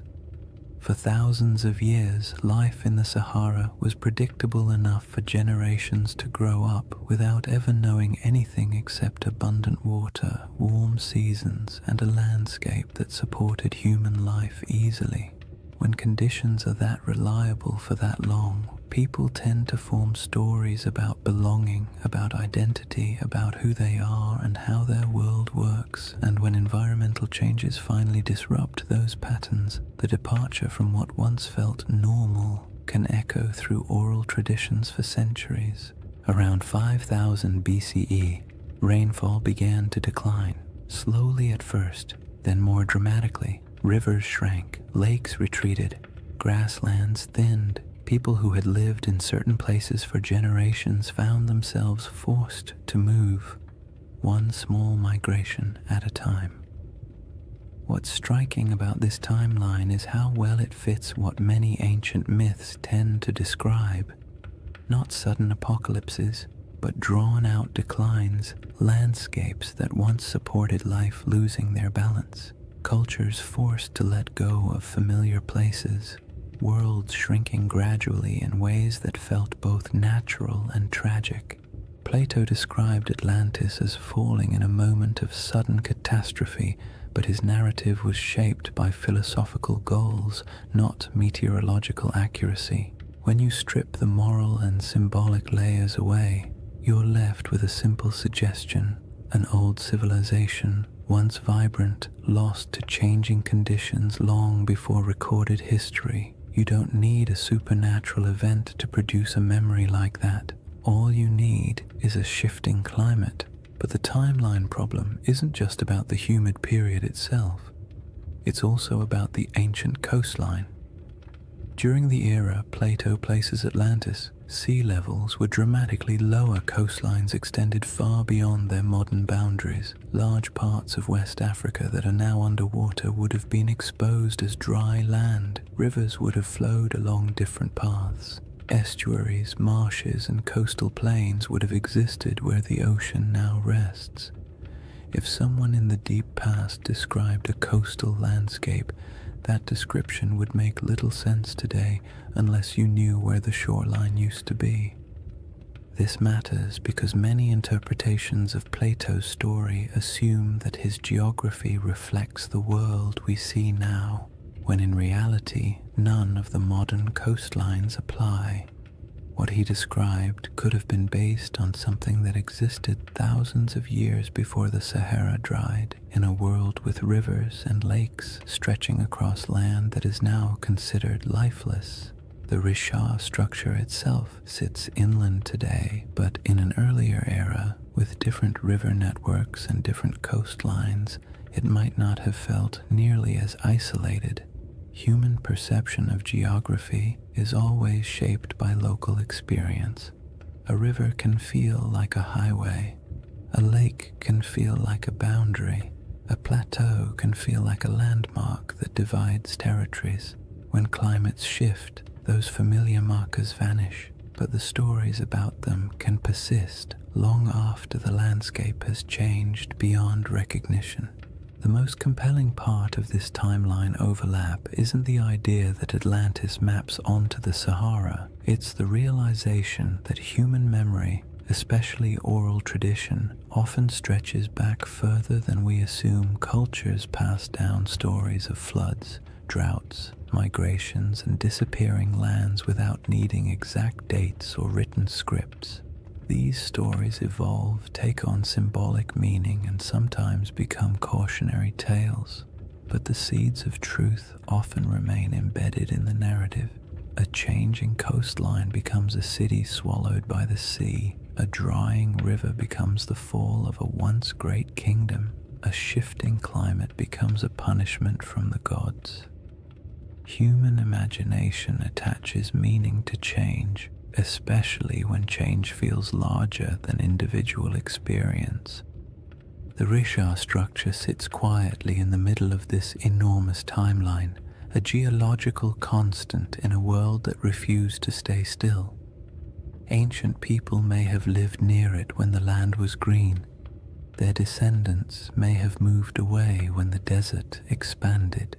Their grandchildren may have carried memories of lost lakes or vanished rivers into stories told over fires in distant regions. Those stories may have drifted into different cultures over thousands of years, and by the time someone like Plato heard fragments of them, much of the original context would have faded, leaving only symbols and shapes. The timeline problem is not really a problem at all. It's a reminder. The Sahara we know today is young. The world Plato described was older than most of the settlements humans would later build. And between those eras, countless stories were lost, reshaped, or retold. When you compare timelines, climates, and ancient memories, the idea of a forgotten world in North Africa stops sounding fantastical and begins to sound, quietly, like something entirely plausible in a landscape that has reinvented itself so many times. The next piece of the puzzle lies in the maps, reports, and strange hints left by ancient writers who claimed that distant peoples lived beyond the Pillars of Hercules, in lands most Greeks had never seen. These records aren't proof, but they are clues, echoes of a world few modern people realize ever existed. Long before satellites, long before compasses, and long before anyone tried to draw the Sahara from anything resembling first-hand experience, ancient geographers took their best guesses about the world beyond familiar coastlines. Their maps were charmingly confident and wildly inaccurate, full of creatures that never existed, coastlines that wandered like drunk serpents, and entire regions labeled with vague phrases like lands unknown or people of strange appearance. Yet even within that imaginative chaos, certain patterns appear again and again. Rumors of distant nations beyond the Pillars of Hercules, stories of tall tribes, strange settlements, and river systems far to the west that no Greek or Egyptian explorer had ever reached. These fragments don't offer facts. They offer echoes, traces of a world remembered through second-hand conversations, traveling merchants, and stories that had already aged long before they were written down. Herodotus, often called the father of history and sometimes less generously the father of wildly entertaining exaggerations, wrote about mysterious peoples living beyond the familiar reaches of North Africa. He described tribes who were unusually tall, unusually pale, or unusually skilled at activities no one else could verify. He wrote of great rivers flowing through lands no Greek had ever visited, and of cities existing somewhere far inland beyond deserts that seemed too vast for ordinary travel. His accounts mix truth, rumor, and a healthy dose of "someone told me this, so here you go," but they reveal something important. The regions west of Egypt and Carthage were known to ancient writers only through layers of retelling and misunderstanding. They existed in the Greek imagination as distant, half-seen places where strange things could plausibly happen. Cartographers, centuries later, drew maps that included a massive region labeled as Libya or Ethiopia, words that covered almost everything south and west of the Mediterranean. Even when the rest of the world began to take shape on parchment, the Sahara remained a blank expanse into which map makers poured their guesses. Some thought it held great inland seas. Others believed it was home to tribal confederations wealthy in minerals. Medieval maps continued the tradition, referring to kingdoms of the West or lands of gold believed to lie somewhere beyond the desert. These weren't precise descriptions. They were memories filtered through trade routes, travelers' claims, and stories that drifted through cultures like windblown sand.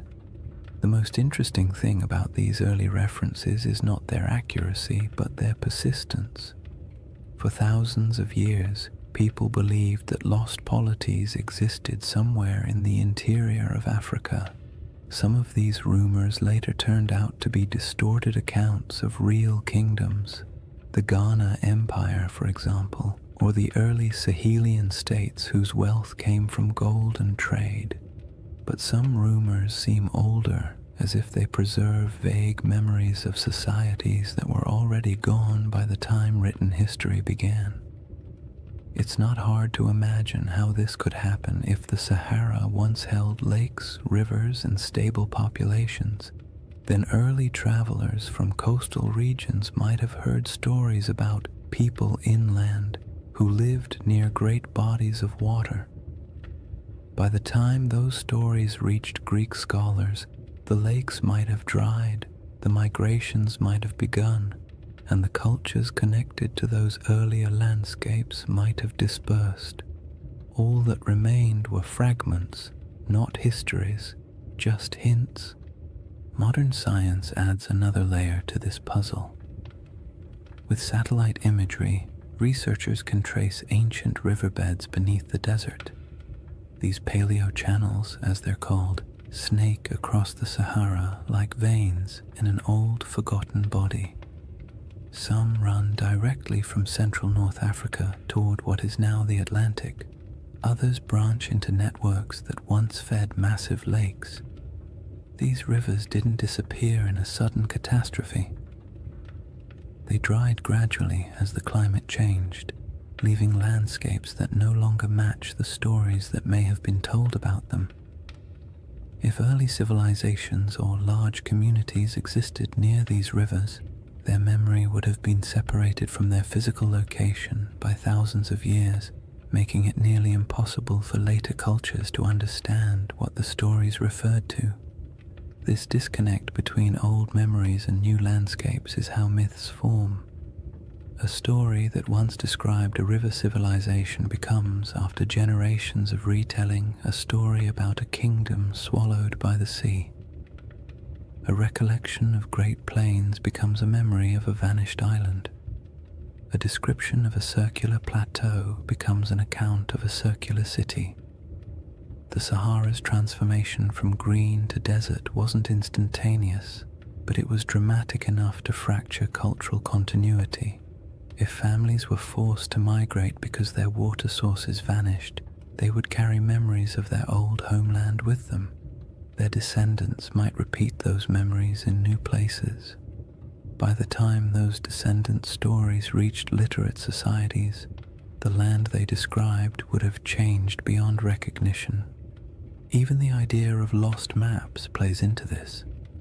Some early maps portray strange circular features in North Africa, drawn not with precision, but with a kind of symbolic confidence, as if the mapmaker was trying to capture something half understood.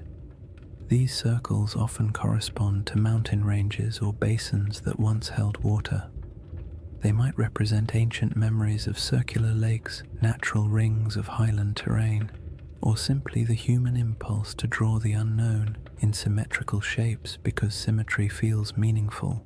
When you compare those old maps to modern satellite images, you occasionally find that their circles line up suspiciously well with real geological features, not perfectly, but enough to make you wonder how much geographic memory survives inside even the roughest ancient drawings. And then there's the broader Mediterranean tradition of referring to lands beyond the West as mysterious, advanced, or somehow older than the civilizations closer to the sea.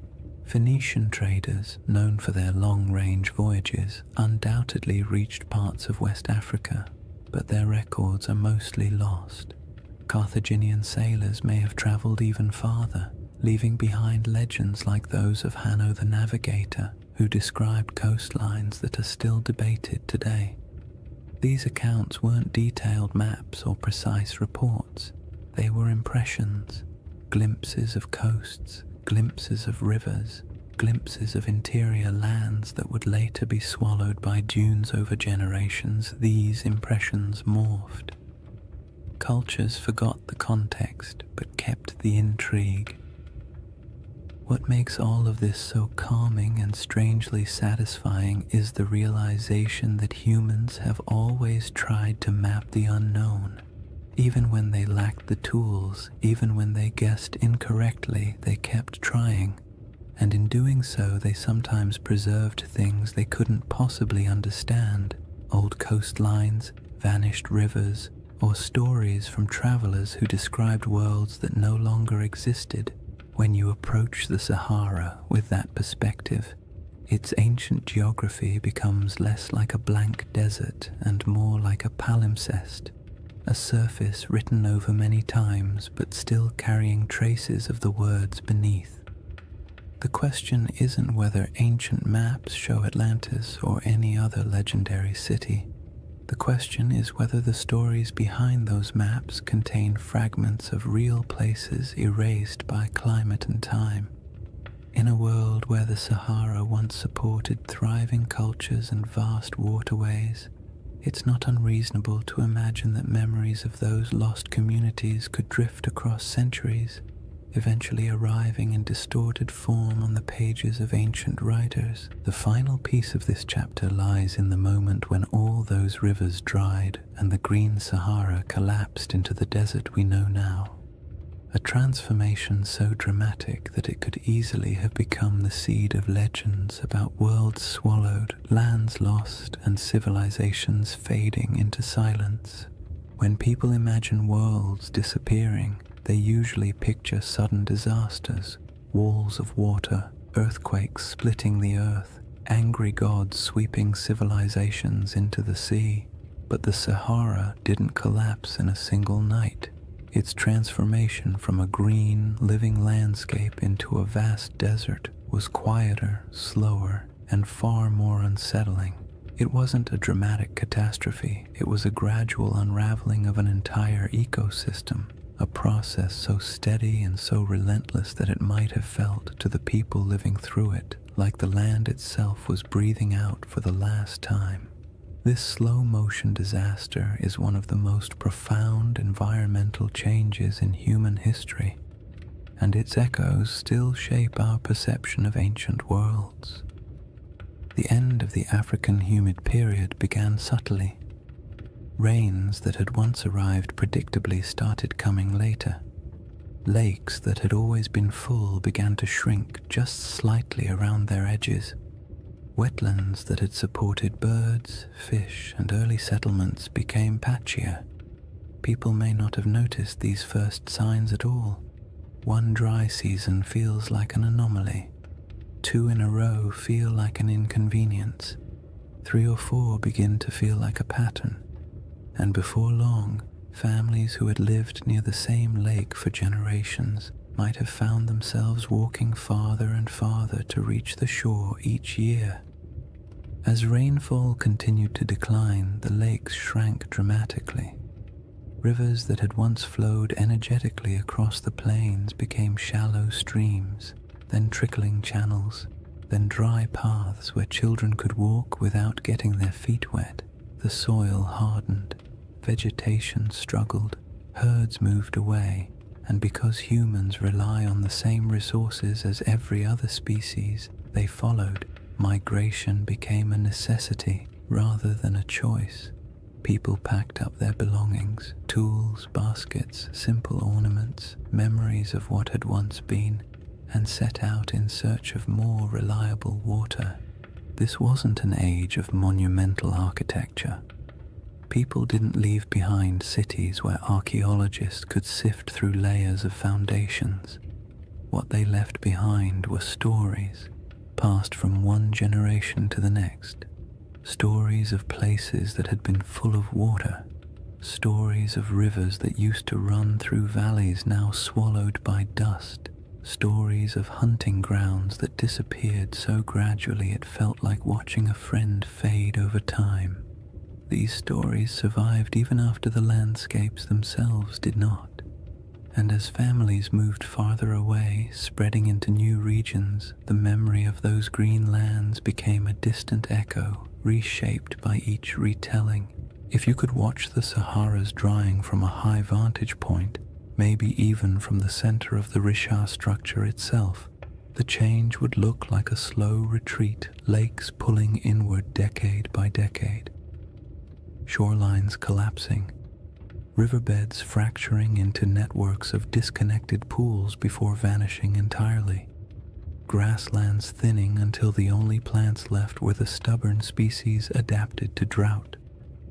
You would see the land lose color, then texture, then sound, until finally all that remained was the wind sweeping grains of sand across empty plains. But there were moments during this drying where the process didn't feel slow at all. When monsoon patterns shifted suddenly, regions that had relied on predictable rainfall could experience dramatic declines in just a few years. A lake that had provided generations of stability might disappear in 2 or 3 long drought cycles. Floods that once rejuvenated riverbanks might stop arriving altogether. These moments would have felt catastrophic to the people experiencing them. They wouldn't have had the language of climate science, but they would have understood that something fundamental had changed in their eyes. The land had turned against them.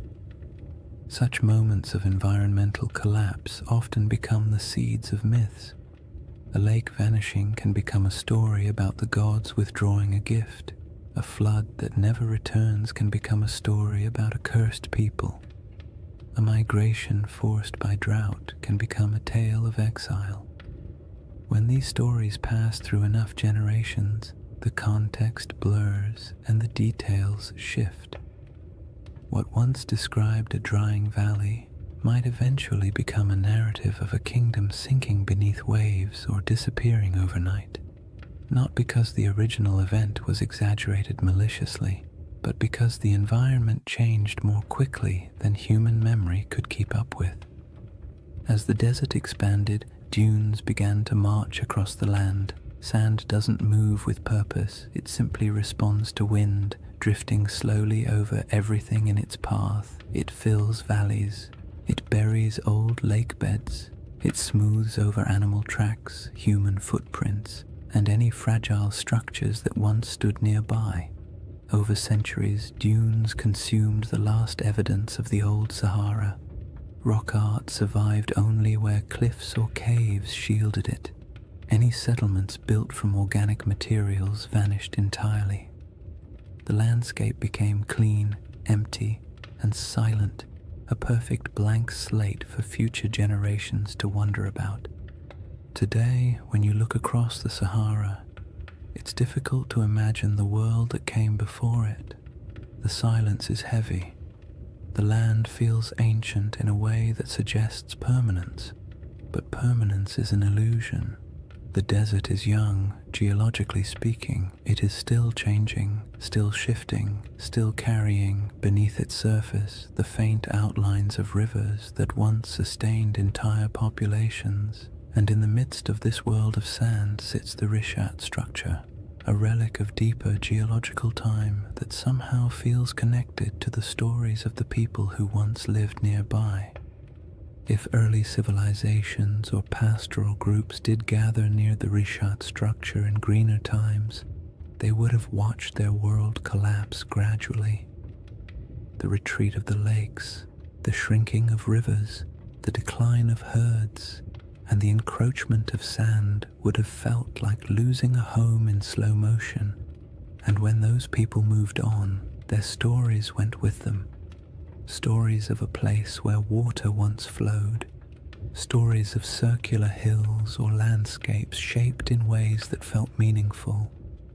These stories might have evolved into tales of lost worlds, not because anyone invented them out of fantasy, but because the original geographic references vanished. This is what makes the drying of the Sahara such a powerful backdrop for ancient legends. When a land undergoes such a dramatic transformation, memories of the old world become mythic by default. A fertile plain becomes a garden of the gods. A shrinking lake becomes a vanishing kingdom.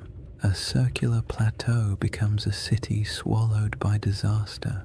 Not because any of these interpretations are literally true, but because the landscape changed so completely that the only way to explain it was through story. By the time later civilizations began writing their records, the Green Sahara had been gone for thousands of years. All that remained were scattered hints, maps with odd symbols, travelers' reports of ancient rivers, and faint memories passed through cultures far from where the original events took place. And all of it sets the stage for the comparisons and questions that would later emerge when people finally saw the Rishat structure from above and began searching for meaning in its perfect rings. With the ancient landscape transformed, the stage is set for the next part of the mystery. How the Rishat structure quietly echoes elements of Plato's most enduring legend. Chapter 3. Atlantis, Coincidence or Clues? By the time people began comparing the Rishat structure to Atlantis, Plato had already been misunderstood, misquoted, stretched into metaphors he never intended, and, to his likely horror, placed at the center of more conspiracy theories than any other philosopher in history. Yet at the core of his tale is a surprisingly compact list of details, simple descriptions that, when read plainly, don't sound like mystical riddle poetry or coded allegory. They sound like someone describing a place, a very specific place with very specific features. Whether he meant it literally, symbolically, or somewhere between the two is a debate scholars love to have, usually over too much coffee, but the details themselves are straightforward enough to explore calmly. The centerpiece of Plato's description is the shape. Atlantis, he wrote, was arranged in concentric rings, alternating circles of land and water, each perfectly circular, each surrounding the next. This is the detail that grabs people instantly because most landscapes do not naturally arrange themselves into rings, and when you see a 25-mile-wide circular formation in northwest Africa, your brain taps you on the shoulder and whispers, "Huh, interesting." Plato describes 3 rings of water and 2 of land, though he also notes that parts of the outer sections were later modified by the Atlanteans themselves, which means even in his own story, the shape wasn't necessarily pristine or untouched. When you compare this to the Richard structure, you naturally see a resemblance, not a perfect match, not a one-to-one replication, but a visual echo, a geological rhythm that resembles a narrative rhythm. Next come the mountains. To the north of Atlantis, Plato describes a notable mountain range, high, sheltering, and rich with rivers. The Rishat structure sits in front of the Adrar Plateau, a rugged highland that in a greener era would have looked like a natural barrier protecting the region from northern winds.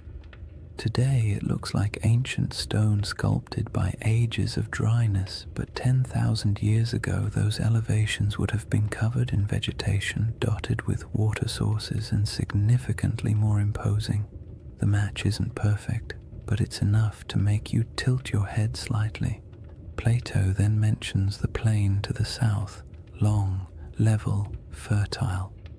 In his account, this plain was one of the defining features of the Atlantean realm, not the center city, but the agricultural heartland that supported it. In the modern Sahara, fertile plains feel like a strange fantasy, but during the African humid period, they were very real. Vast stretches of land south of the Richat structure once held grasslands, wetlands, and seasonal rivers. The environment shifted dramatically with each cycle of climate change, but during the greener ages the region could have supported exactly the kind of plains Plato describes. Whether he was referencing this area or somewhere entirely different is impossible to say, but the environmental context overlaps in interesting ways. One of the most striking details Plato gives is about the materials used in Atlantis. He refers to red, black, and white stones, distinct colors quarried from the landscape and used for construction. The Richat region naturally contains these colors in abundance. Iron-rich sandstones provide reds, dark volcanic rocks and basalts provide blacks, pale limestones and quartzites provide whites. Again, this doesn't prove anything at all. It simply means the palette Plato described exists in the region, which is more of a quiet coincidence than a revelation. But it's the accumulation of quiet coincidences that tends to capture people's attention. Then there is the detail about elephants. Plato notes that the island of Atlantis had many elephants, not a few, not occasional sightings, but many today. The idea of elephants in the Sahara feels absurd, a contradiction to the very concept of a desert. But the Green Sahara held elephants in abundance. Rock art across the region depicts entire herds with casual familiarity. Fossil evidence confirms that elephants ranged widely across North Africa during humid periods. For most of human history, elephants were not exotic in this region. They were part of the everyday ecosystem, so when Plato casually mentions them, it aligns comfortably with what we know about the Sahara's long-lost environment. Plato also describes a freshwater well at the center of the city, providing clean water even as the outer rings filled with seawater. This detail feels mythic at first, but it also reflects a basic geographic truth. Many circular landforms, especially those rising from domed uplift, often have central depressions or areas where water collects. The Richat structure's core is lower than its outer rings, and though it holds no water today, in a wetter climate it may have held springs or temporary ponds after seasonal rains.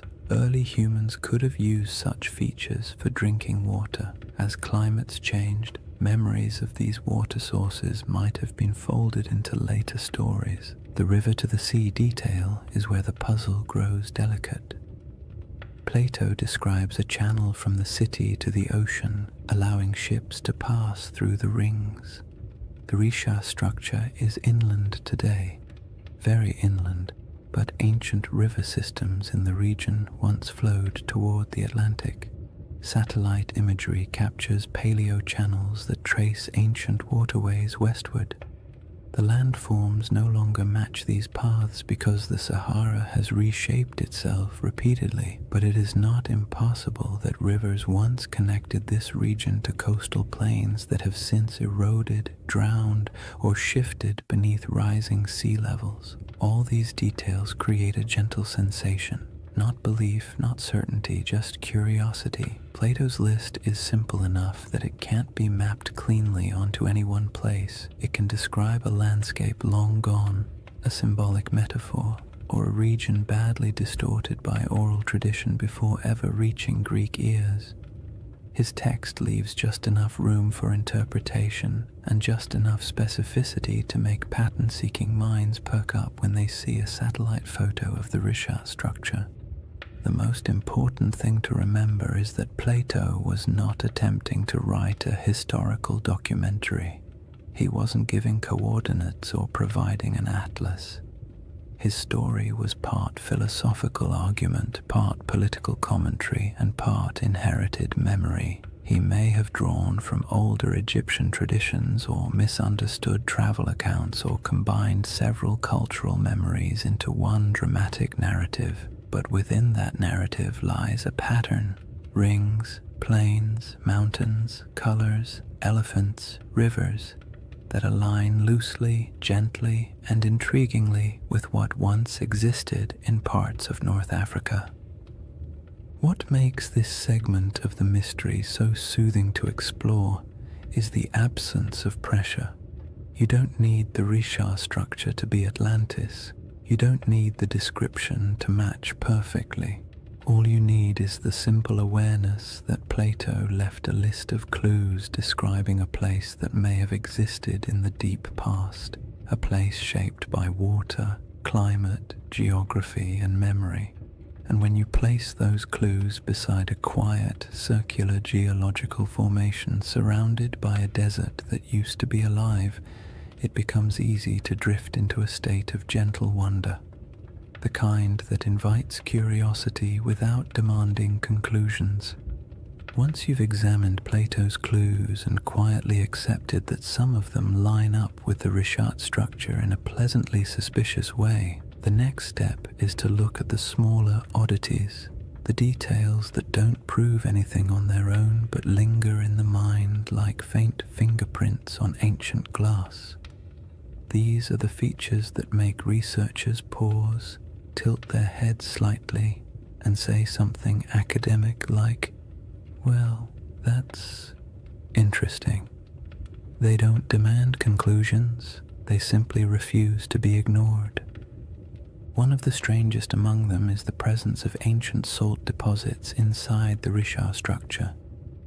In a desert environment where rain is scarce and water evaporates quickly, salt isn't surprising by itself. What is surprising is the suggestion that the salt layers within the structure formed through processes involving ancient water bodies. Some geologists have pointed out that portions of the Risha contain evaporate deposits, minerals that form when water sits, lingers, and evaporates over long stretches of time. This doesn't mean the Risha was once a lake, but it does hint that water interacted with its geology in ways that aren't immediately obvious from the modern climate. When you picture the Sahara during a humid phase, rivers flowing, lakes filling, storm clouds gathering, it becomes easy to imagine water pooling in the structure's circular basins, creating the kind of environment where salt layers could slowly accumulate. Then there are the ancient river systems that slither beneath the desert like ghosts of a wetter world. Radar imaging in the late 20th and early 21st centuries revealed the outlines of these massive paleo-channels, dried riverbeds that once carried immense volumes of water across North Africa. Some of these channels flow in directions that match Plato's narrative surprisingly well, running from deep inland regions toward what is now the Atlantic coastline. In modern geography, the Rishat structure sits far from the sea, But in the world of 10,000 or even 8,000 years ago, the landscape would have been dramatically different. Coastlines were altered, deltas shifted, and river networks created pathways across regions that are now hostile to life. When you consider these ancient waterways, the idea of a circular formation once connected to a westward flowing system becomes far less far-fetched. Another curiosity is the distribution of ancient fauna across the region, especially elephants. Plato goes out of his way to mention that Atlantis had many elephants, as though their presence was noteworthy, and it would have been if you were writing for an audience in classical Greece, where elephants were known but rarely encountered. But in the Green Sahara, elephants weren't exotic at all. Fossil evidence shows they roamed freely across vast stretches of North Africa. Rock art carved by prehistoric peoples depicts them with a kind of casual familiarity, often standing near lakes or grazing beside herds of cattle. The presence of elephants in Plato's narrative doesn't align with modern geography, but it aligns beautifully with the prehistoric Sahara, suggesting that the imagery in his account may have been drawn from memories of a much earlier landscape. Tools and artifacts found throughout Mauritania add another layer of quiet intrigue. Archaeologists have uncovered stone tools, habitation traces, and remnants of early human activity around regions adjacent to the Risha structure. None of these finds point to an advanced or monumental civilization, but they confirm that humans lived, traveled, and worked in the area long before the desert swallowed it. Simple stone tools may not inspire the same imagination as grand ruins, but they indicate human presence. People exploring the ridges, hunting across the plains, or gathering plants near seasonal water. And while these finds don't match the grandeur of Plato's Atlantis, they contribute to a broader truth. This land was not always empty. Then there's the matter of erosion patterns. The Risha structure's rings are composed of alternating layers of hard quartzite and softer sandstone. Over millions of years, erosion carved the concentric ridges into their present shape. The science here is solid, yet the level of preservation, how clearly the rings remain visible after such immense timescales, is quietly surprising. Erosion usually softens shapes, blurs lines, and creates irregular patterns. The Risha's rings are worn but still strikingly coherent. They have a kind of stubborn symmetry, the sort that feels almost architectural even though it is entirely natural. When viewed from above, the rings appear too clean for the surrounding environment, as if the land is trying a little harder than necessary to maintain its shape. Another oddity lies in the mineral composition scattered across the formation. Geologists have noted that the area contains minerals associated with hydrothermal activity, meaning the region once experienced heat and fluid movement beneath the Earth's surface. This supports the uplift theory, but also paints a picture of a place shaped by multiple overlapping geological events. The Risha structure is not the result of a single moment. It is the result of a series of slow, layered processes interacting in strangely harmonious ways. When geological events stack neatly like this, creating a tidy circle in the middle of a continent, it sparks the imagination, because nature rarely arranges its complexity into something that looks organized from space. Some people point to the alignment of the structure with ancient travel routes, though this is more speculative. During the Sahara's greener days, groups traveling across the region might have used prominent landforms as markers. A circular plateau would have stood out. It might have acted as a natural waypoint in a place you recognized from a distance, a feature that reassured you that your path was correct. This doesn't make it a settlement or a central city, but it makes it part of the landscape of human movement. Landmarks have always shaped migration, even unintentionally.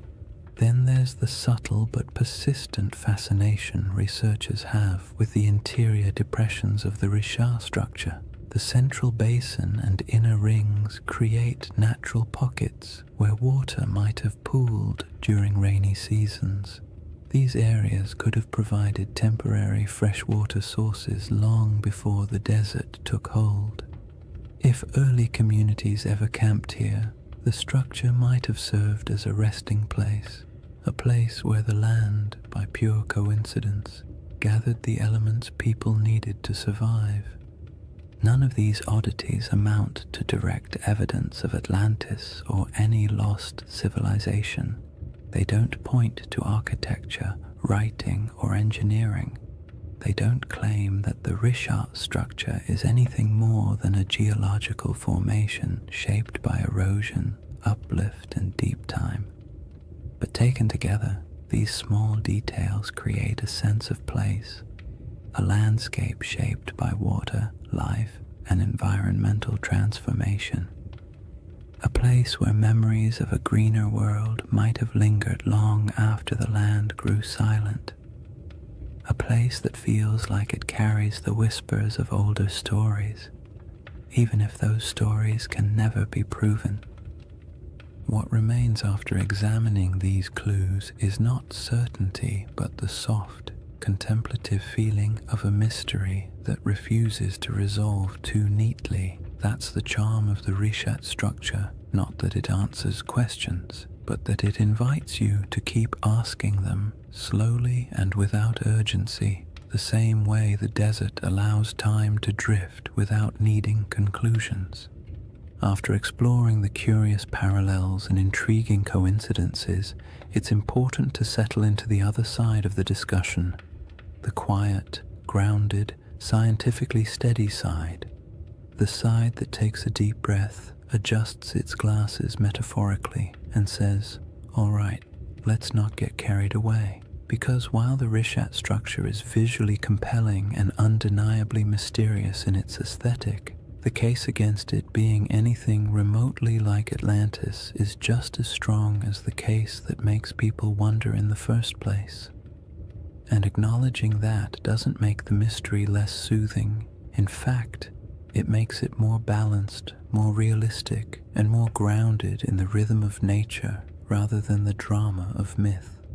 One of the simplest arguments against the Richat-Atlantis connection is the absence of ruins. No foundations, no walls, no pottery fragments, no structural remnants of any kind. If a major civilization once existed here, even one without monumental stone architecture, we would expect to find some trace of it. People leave things behind: tools, shards, fire pits, bones, carvings, symbolic objects, something. The Sahara is harsh, but not harsh enough to erase every sign of human activity. If a dense population had lived here, small nomadic encampments leave faint traces. Farming settlements leave soil signatures. Even temporary villages create debris. But inside the Richat structure, archaeological evidence is scarce, scattered, and entirely consistent with occasional prehistoric habitation rather than a populous, organized city. Another clear issue is scale. Plato describes Atlantis as a powerful naval civilization capable of launching fleets, influencing foreign regions, and maintaining a capital city large enough to impress outsiders. This would require infrastructure, labor specialization, long-distance trade, and durable materials. The Green Sahara did support human life, but the evidence we have, stone tools, simple camps, modest cultural artifacts, points to pastoral and hunter-gatherer lifestyles rather than elaborate urban systems. There were no harbors, no shipyards, no canal networks, and certainly no signs of advanced engineering. The gap between the archaeological record and the expectations for a sprawling maritime empire is wide, calm, and fairly conclusive. geology presents its own firm counterpoints. The reshaped structure is understood through a series of geological processes involving uplift and erosion. Its rings aren't artificial. They are layers of sedimentary rock carved gently over millions of years by wind and water. The symmetry of these rings feels uncanny when viewed from orbit, but up close, the terrain reveals irregularities, breaks, inconsistencies, and natural erosion patterns that would make any idea of artificial construction almost impossible. Nature has had a very long time to perfect this formation. It didn't need architects. It needed time, pressure, shifting plates, and the slow sculpting of weather. The age of the rocks is another point of conflict. Many layers of the Richat structure date back hundreds of millions of years, far older than anything humans could have shaped. The uplift likely occurred tens of millions of years ago. Even the youngest erosional processes are far older than the timeline of human civilization. If Plato's account referred to an advanced society around 9600 BCE, the Richat's geological history simply does not align. Humans were not carving rings into uplifted domes while mammoths still roamed the northern forests. The idea collapses under the sheer weight of deep time. There is also the question of context. Atlantis, as Plato describes it, was a hub of Atlantic navigation, a power that interacted with Mediterranean societies, but the Richat structure sits far inland, even accounting for ancient coastlines. Even at its closest connection, this region would have required extensive river systems or routes across wide plains, and while ancient rivers existed, the logistics of sustaining a large maritime civilization so far from stable ocean access are difficult to justify. Plato's Atlantis was a sea power. The Richat region was, at best, a freshwater-rich inland landscape during humid periods. Another important point comes from understanding Plato himself. His dialogues, Timaeus and Critias, are philosophical works, not historical treatises. Atlantis serves as a metaphorical lesson about societal hubris, moral decay, and the consequences of unchecked ambition. Ancient Greek writers often crafted allegorical narratives in grand mythic terms. They weren't necessarily recording precise histories. Even if Plato drew inspiration from older Egyptian stories or folk memories of distant lands, his purpose wasn't to document geography, it was to illustrate ideas. Seeing Atlantis as literal misses the genre he was writing in. Then there's the lack of supporting historical records. No Egyptian writings describe a circular coastal city matching Plato's description. No Phoenician traders mention it in their maritime logs. No Carthaginian accounts reference such a settlement. In a region with extensive interactions between early Mediterranean and African cultures, a highly advanced city would almost certainly have left some mark in oral or written traditions beyond Plato's single dialogue. The silence is telling. All these points form the steady, sensible, scientifically grounded case against the Richat structure being Atlantis or any ancient lost civilization. Yet none of them make the structure less fascinating. The Richat stands out precisely because it embodies contradictions, visually striking but geologically ordinary, evocative of myth yet entirely natural, surrounded by desert but shaped by water in the deep past. The structure's intrigue lies not in what humans built, but in what nature carved and time concealed. What the scientific perspective ultimately gives us is a sense of humility. The Richat structure is a reminder that Earth's landscapes can mimic human patterns accidentally, that erosion can outperform architects, that symmetry doesn't always imply intention, and that sometimes the most interesting mysteries are the ones that sit comfortably between explanation and imagination. There is a quiet comfort in acknowledging what the Richat structure is not. because it allows us to appreciate what it is, a monumental geological formation shaped entirely by natural processes, yet somehow capable of whispering to the part of the human mind that loves stories of lost worlds. Dismissing the Atlantis comparison doesn't end the mystery. It reframes it, shifting the focus from fantasy to the wonder of a landscape that survived floods, droughts, and time itself. And somewhere between geological certainty and mythic speculation lies a middle path, a gentle possibility that doesn't require lost empires or supernatural disasters. Only the simple fact that landscapes change, memories drift, and stories evolve across generations. That quiet middle ground forms the foundation for the next part of this chapter. After weighing the clues and counterpoints, what remains is a space in between, a soft, contemplative middle ground where certainty isn't required and imagination doesn't have to be excessive.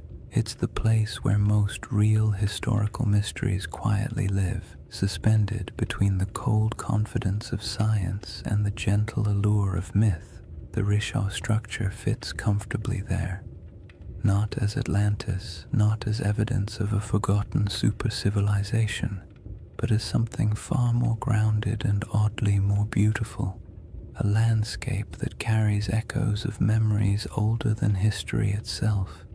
This middle ground begins with an idea that's far less glamorous than lost empires but far more plausible, that Plato's account of Atlantis may have been shaped by older stories, older observations, and older memories passed through generations of storytellers, traders, and priests, not memories of a technologically advanced society, but memories of places that once existed and then disappeared as the world changed. Civilizations don't have to be grand to be worth remembering. A pastoral group displaced by drought can leave behind a story that grows in the telling. A lakeside settlement swallowed by desert winds can become a tale of a city lost. A dramatic shift in climate can be recast as a divine punishment, and long after the physical evidence is gone, the story continues, reshaped a little each time it's spoken aloud. If you imagine early North African cultures watching their world change, watching lakes shrink, herds migrate, familiar routes vanish beneath encroaching sand, it's easy to understand how memories of those landscapes could eventually transform into myths about lost worlds. The Sahara didn't disappear overnight, but it disappeared quickly enough in human terms that it would have felt, to those who lived through it, like watching a homeland dissolve. People don't forget something like that. They carry it into new regions, tell it to their children, bury it in rituals and cautionary tales, and as those stories move from one culture to another, details shift, embellishments form, and simple memories become larger narratives. When Plato eventually recorded the Atlantis story, he may have been receiving not a literal historical account, but a story already many generations old. A story so old, in fact, that the geography behind it had changed completely since the original events. That is the gentle possibility that keeps the Riche conversation alive.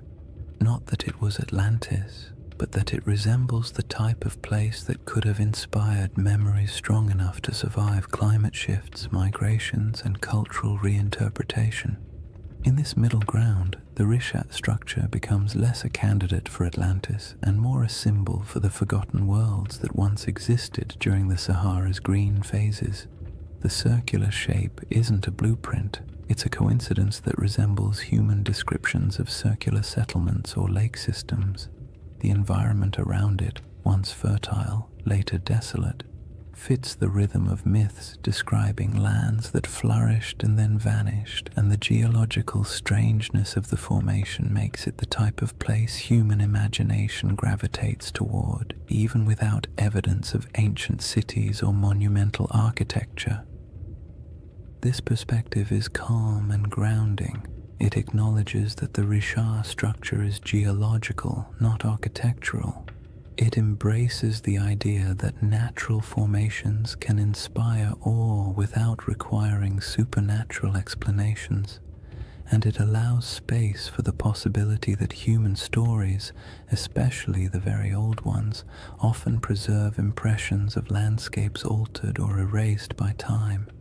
In this view, Atlantis isn't a lost city waiting to be excavated. It's a cultural memory of a world transformed. The middle ground also makes room for one of the most fascinating aspects of human storytelling: our tendency to merge different memories into single narratives. Imagine an Egyptian priest hearing tales from travelers who claim their ancestors once lived in a land where water flowed through concentric valleys. Imagine those memories mixing with other stories of disappearing lakes, ancient floods, or regions swallowed by drought. Imagine Plato hearing a version of that tale centuries later, filtered through generations of reinterpretation. By the time he wrote it down, the story would have been a blend, part geography, part metaphor, part nostalgia for a world the teller never saw. This blending of truth and tale is not deception. It's how oral traditions work. Details shift, landscapes become symbols, natural disasters become moral lessons.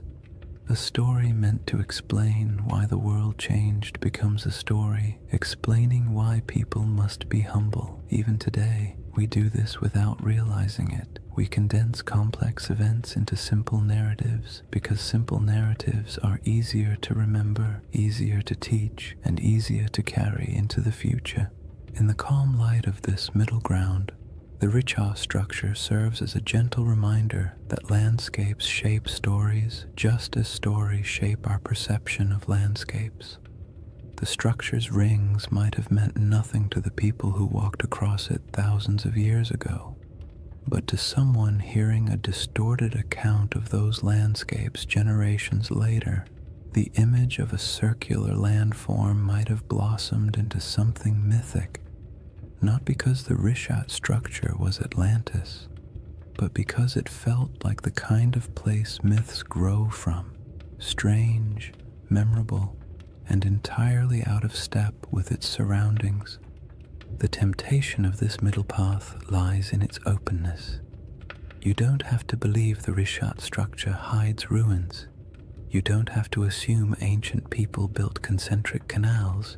You don't even have to decide whether Atlantis existed as a literal place. You simply accept that the ancient world was filled with environments now gone, and that stories from those environments survived in forms we barely recognize. The Richat structure becomes one of many possible inspirations, not the answer, but an echo. There's something soothing about mysteries that don't demand solutions. They allow your mind to drift without needing to arrive anywhere specific.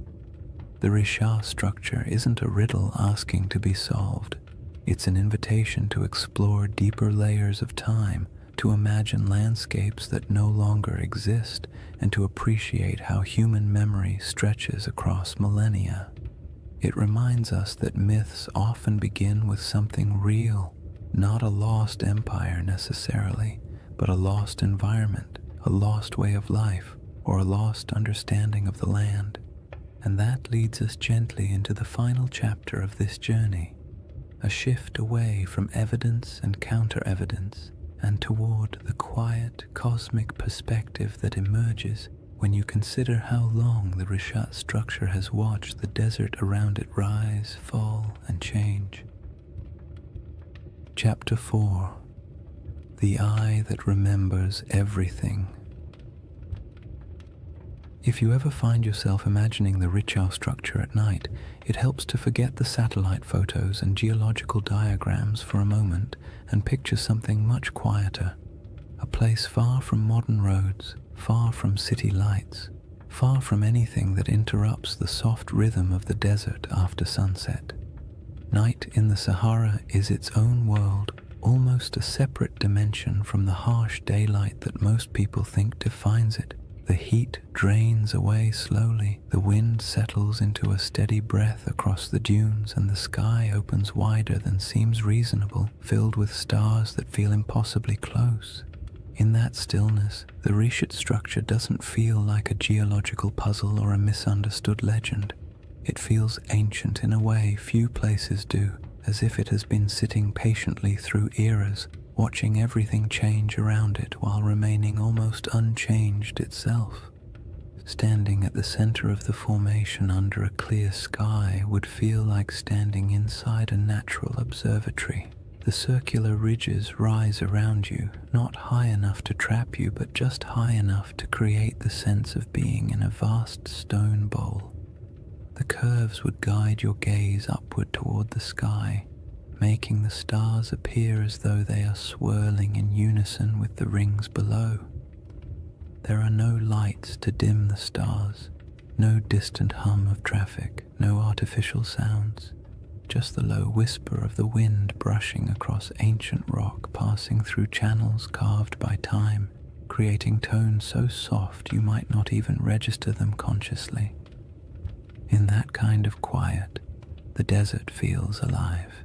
Not in a dramatic or mystical way, but in the subtle way landscapes breathe through temperature shifts, airflow, and tens of thousands of years of stillness. The moonlight transforms the Risha structure even further. The pale light pools in the lower depressions and glides across the ridges, revealing the circular symmetry that can be hard to see when you're standing on the ground during the day. At night, those rings shine faintly, almost glowing in places where quartzite catches the moon's reflection. The effect is soothing, not eerie, the kind of sight that makes you exhale slowly, not look over your shoulder. The desert has always been a place where time feels soft and stretched, and inside the Rishat at night, that feeling only deepens, as if the land is gently reminding you that it has existed far longer than any human story about it. There is something comforting about how little the Risha structure demands. It doesn't insist on meaning. It doesn't ask to be interpreted. It simply sits, weathered and patient, while the sky above it cycles through constellations that ancient people once used to navigate across greener lands.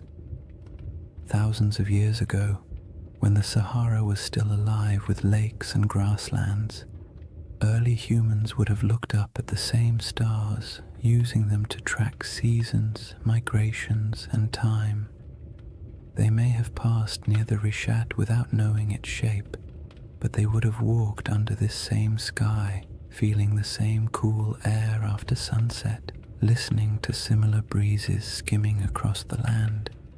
In that sense, the desert night turns the Risha structure into a bridge between eras, not because anything connects them physically, but because the sky has remained one of the few constants across the entire sweep of human history. If you were to sit on one of the ridges and look out into the darkness, you would see nothing but the silhouettes of dunes shifting gently in the moonlight. The horizon softens at night, blending sky and sand into a single muted line.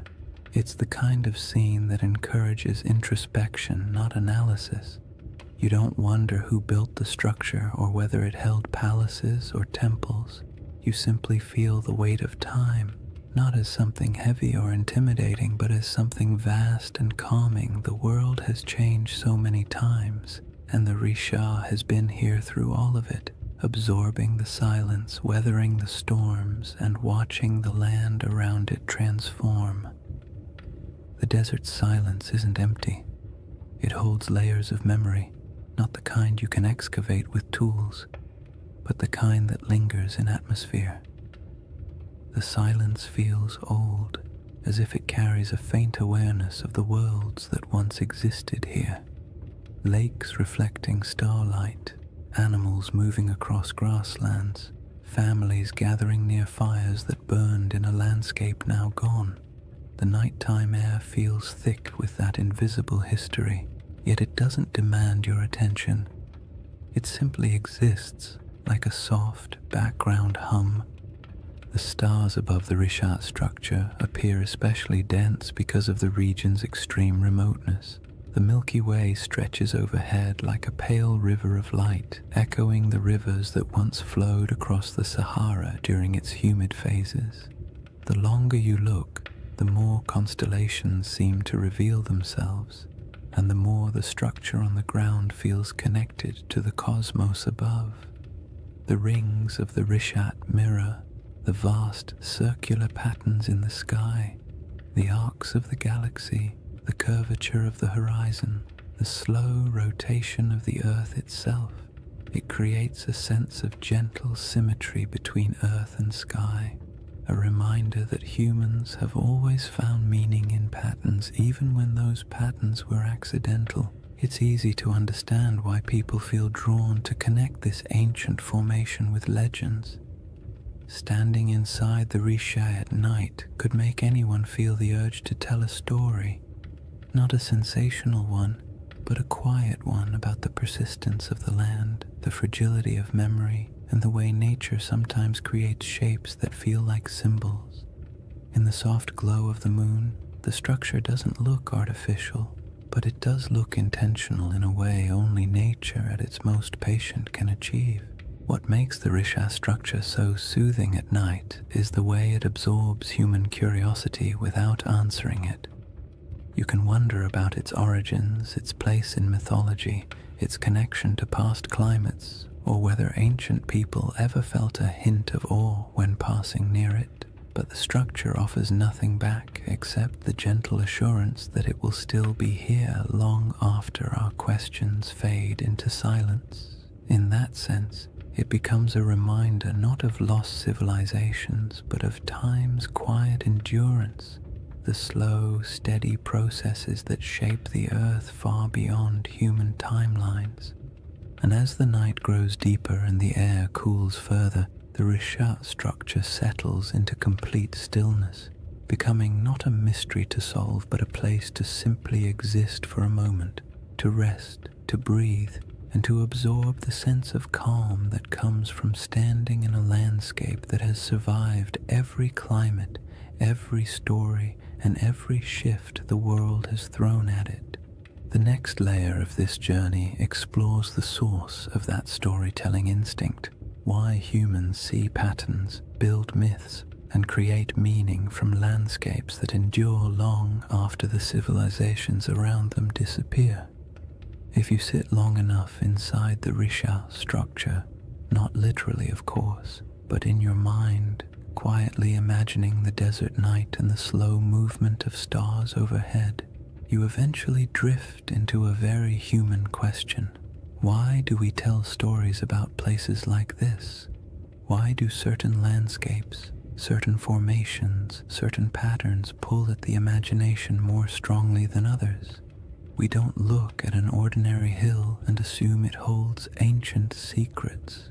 We don't stare at a random cluster of rocks and start crafting mythologies, yet give us a perfect circle in the middle of a desert, or a mountain shaped like a face, or a forest that feels too symmetrical to be an accident, and our brains immediately begin weaving meaning into the shapes. It isn't irrational, it's instinctive. A deep part of how humans make sense of the world, especially the parts of it that feel older than our ability to explain them. That instinct begins with something simple: pattern recognition. Humans are exceptional at spotting patterns even when those patterns don't exist.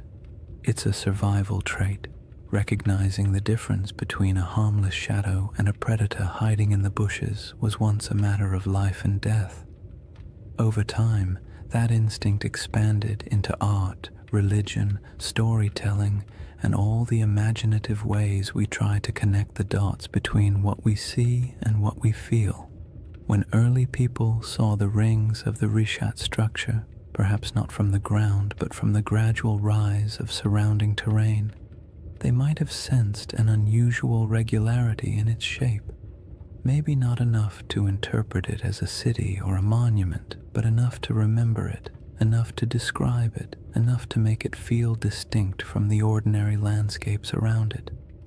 The human imagination thrives on places that feel just slightly out of place. The Risha structure does exactly that.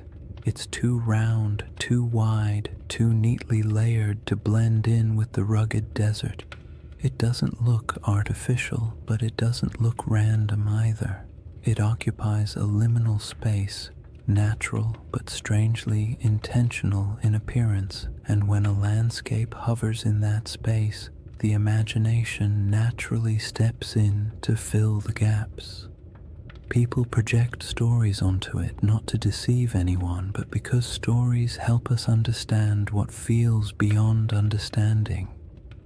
Storytelling is how humans anchor themselves in time, how they transform landscapes into memories, and how they preserve experiences that might otherwise vanish. This is why even the calmest, most scientific minds sometimes drift into gentle speculation when they look at places like the Rishat, not because they truly believe in lost empires hiding under millions of years of erosion, but because landscapes with unusual beauty evoke a sense of quiet wonder, and wonder is a fertile ground for stories. You don't need to imagine Atlantis rising and falling. You only need to imagine how it felt for early communities to live in a Sahara full of lakes and wildlife, passing by a strange circular plateau that looked different each season. Maybe it was a landmark, maybe it was a gathering point, maybe it meant nothing at all, but it would have stood out, and anything that stands out tends to gather stories. Humans also tell stories because the natural world isn't always generous with explanations. For most of history, people didn't have geology textbooks or climate models. They had observations, intuition, and oral traditions. When a river dried, they created a story. When a mountain erupted, they created a story. When the stars shifted seasonally, they created stories to explain their patterns. Over generations, these stories evolved, blending details from nature with the emotional tone of the people describing them. A drought wasn't just an environmental event, it became a moral narrative of balance lost and regained. A vanished lake wasn't just climate change, it became a tale of a great flood or a divine warning, or a forgotten world swallowed by forces beyond human control. It isn't surprising that the Rishat structure, surrounded by a desert shaped by one of the most dramatic climate transformations in human prehistory, inspires curiosity bordering on myth. Long before Plato wrote about Atlantis, people across the Sahara would have witnessed environmental shifts so profound they could barely describe them. Shrinking lakes, migrating animals, the slow invasion of sand, these experiences leave emotional impressions. A landscape that once supported entire populations can fade into silence within a few generations, and when that happens, the stories that form afterward are rarely literal accounts. They become metaphors for loss, change, and the fragility of human presence. The act of storytelling also brings comfort.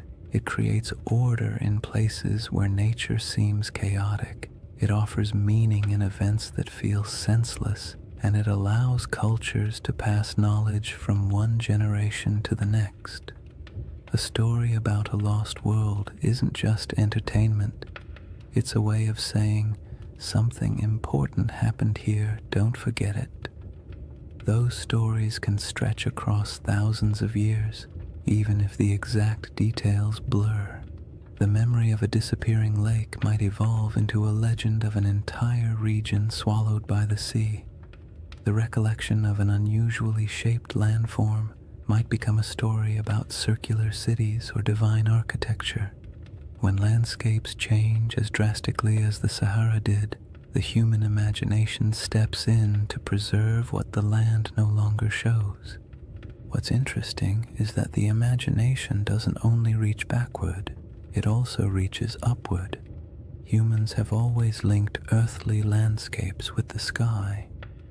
The circular shape of the Richard structure mirrors patterns in the heavens, orbits, celestial spheres, the arc of the Milky Way.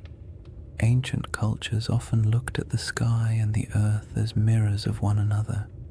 If something looked meaningful on the ground, they assumed a celestial connection.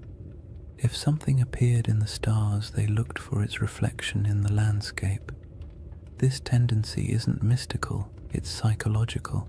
It creates symmetry between the known and the unknown, allowing people to navigate a confusing world through harmony rather than randomness. The Richard structure invites that kind of thinking.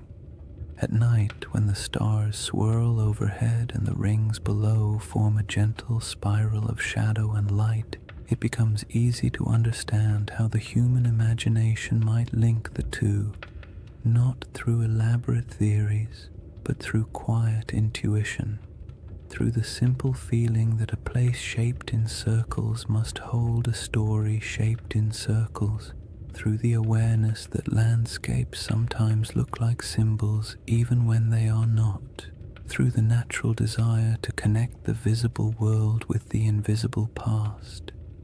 In the end, the human imagination isn't a flaw in our understanding of places like the Richard structure. It's a companion. It allows us to explore possibilities without insisting on answers. It lets us appreciate mysteries without demanding they be solved. And it reminds us that even when we know the scientific explanation for a geological formation, we can still feel wonder, still be moved by the beauty of its shape, and still tell stories about what it might have meant to the people who walked through a greener Sahara thousands of years ago. That instinct to remember, to reinterpret, to imagine, leads naturally into the next part of this journey, the way deserts protect, preserve, and occasionally conceal pieces of worlds that no longer exist, leaving behind not cities but quiet geological breadcrumbs for the patient observer. When people think of the desert, they often imagine it as a place that erases everything. Wind sweeping across dunes, sand swallowing anything left on the surface, time grinding all traces of the past into dust. And while parts of that are true, the desert is far more complicated. It destroys, yes, but it also preserves in ways wetter climates never can. Humidity decays wood, softens clay, and corrodes metal. Rain washes away structures and scatters artifacts. Plants reclaim abandoned land quickly, burying the past in roots and soil, but the desert is patient. Dry air keeps things intact. Sand buries but also protects. Stone carvings last almost forever when nothing grows to break them apart. If anything, the Sahara is one of the most powerful memory keepers on Earth, even if it rarely gives up those memories easily. The Richard structure sits in the middle of this vast archive, not an archive of books or ruins or treasure, but an archive of landscapes. The rings themselves are a geological timeline. Each layer tells a story about a different era of Earth's crust. The minerals inside them remember volcanic activity, erosion patterns, shifts in ancient climates, and surrounding the structure, scattered across the Sahara, lie faint traces of worlds that came and went before the desert took over. Fossils of fish that once swam in freshwater lakes, shells from ancient inland seas, bones of hippos, giraffes, elephants, and antelope that lived in grasslands where nothing but dunes now remain. These remnants are quiet, fragile, and astonishingly well preserved because the desert has held them still for millennia. Even more delicate objects survive in surprising numbers. Stone tools left behind by early humans who walked across plains now buried under dunes, arrowheads, blades, grinding stones, small carvings. They're scattered, not concentrated, evidence of lives lived lightly on the land, following herds, collecting plants, moving when the seasons demanded it. None of these objects tell a story of a centralized city or a monumental culture, but they do tell the story of human persistence in a world that was constantly shifting around them. These tools have edges still sharp enough to cut. They were shaped by hands that lived in a climate we can barely imagine today, and the desert, indifferent to time, simply kept them. Then there are the rivers, or rather, the ghosts of rivers. Radar imaging reveals dozens of ancient channels beneath the Sahara's surface, some stretching hundreds of miles. These channels are not small trickles, but massive pathways carved by powerful flows of water.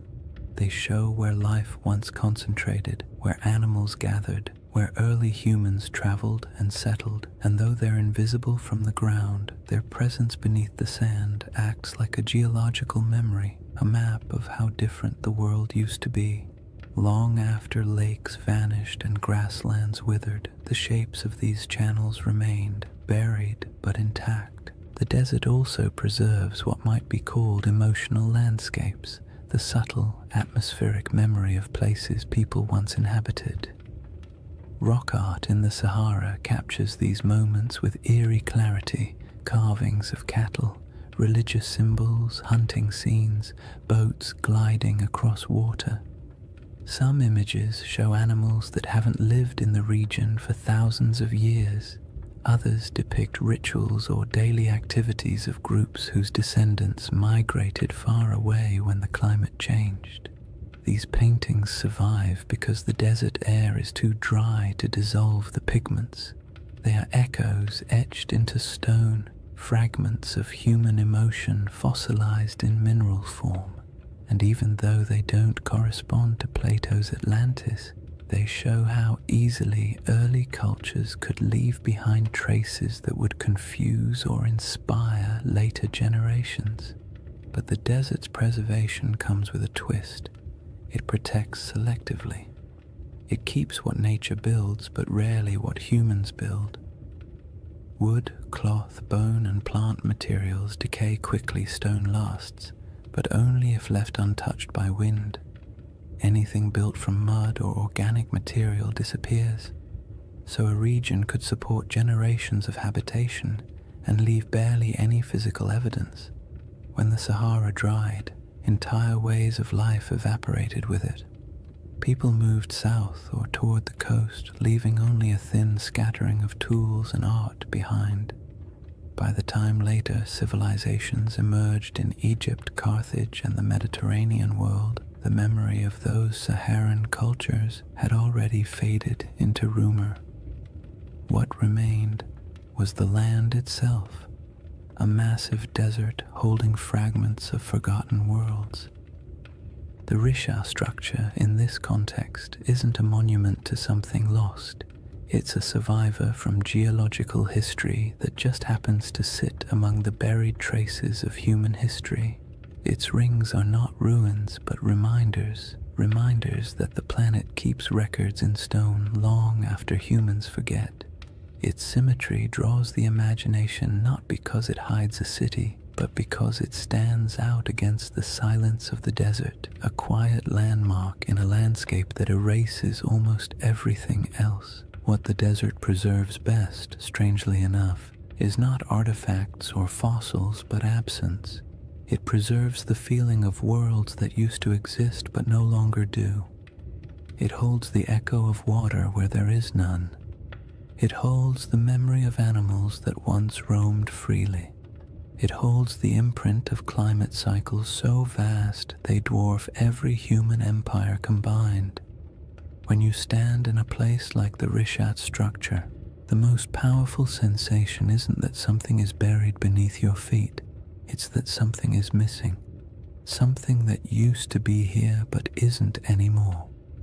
That sense of absence can be misunderstood as evidence of ruins or lost cities, but it's really just the desert doing what deserts do, revealing nothing and everything at the same time.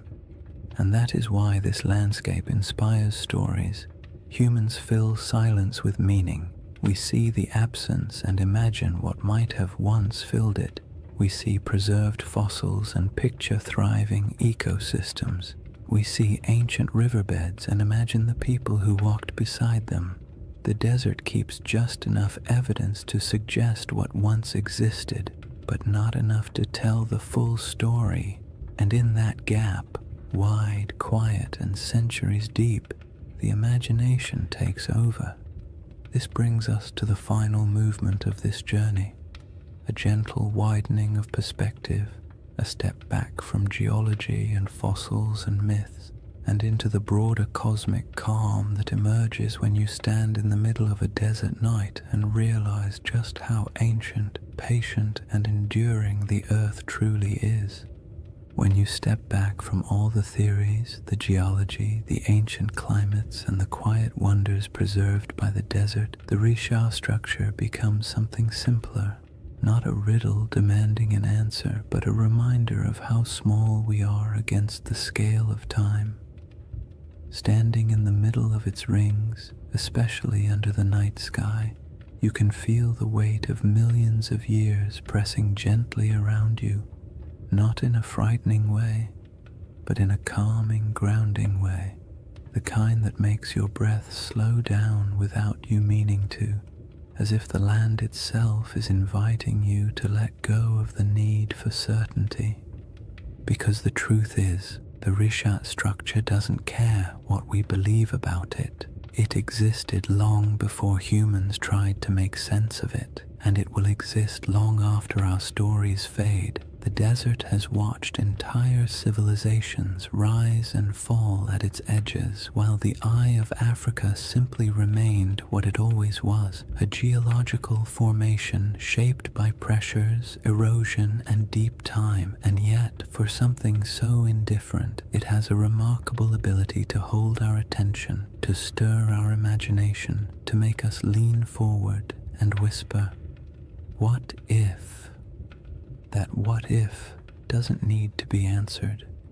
It's enough that the question exists. It's enough that something in a quiet corner of the Sahara can evoke wonder in people who will never stand beside it. We don't need Atlantis for the Risha to matter. We don't need a lost empire or buried ruins. The formation is compelling precisely because it sits on the edge of the known and the unknown, part science, part mystery, part myth, part memory. It invites you to be curious without demanding conclusions, and that is its most soothing quality.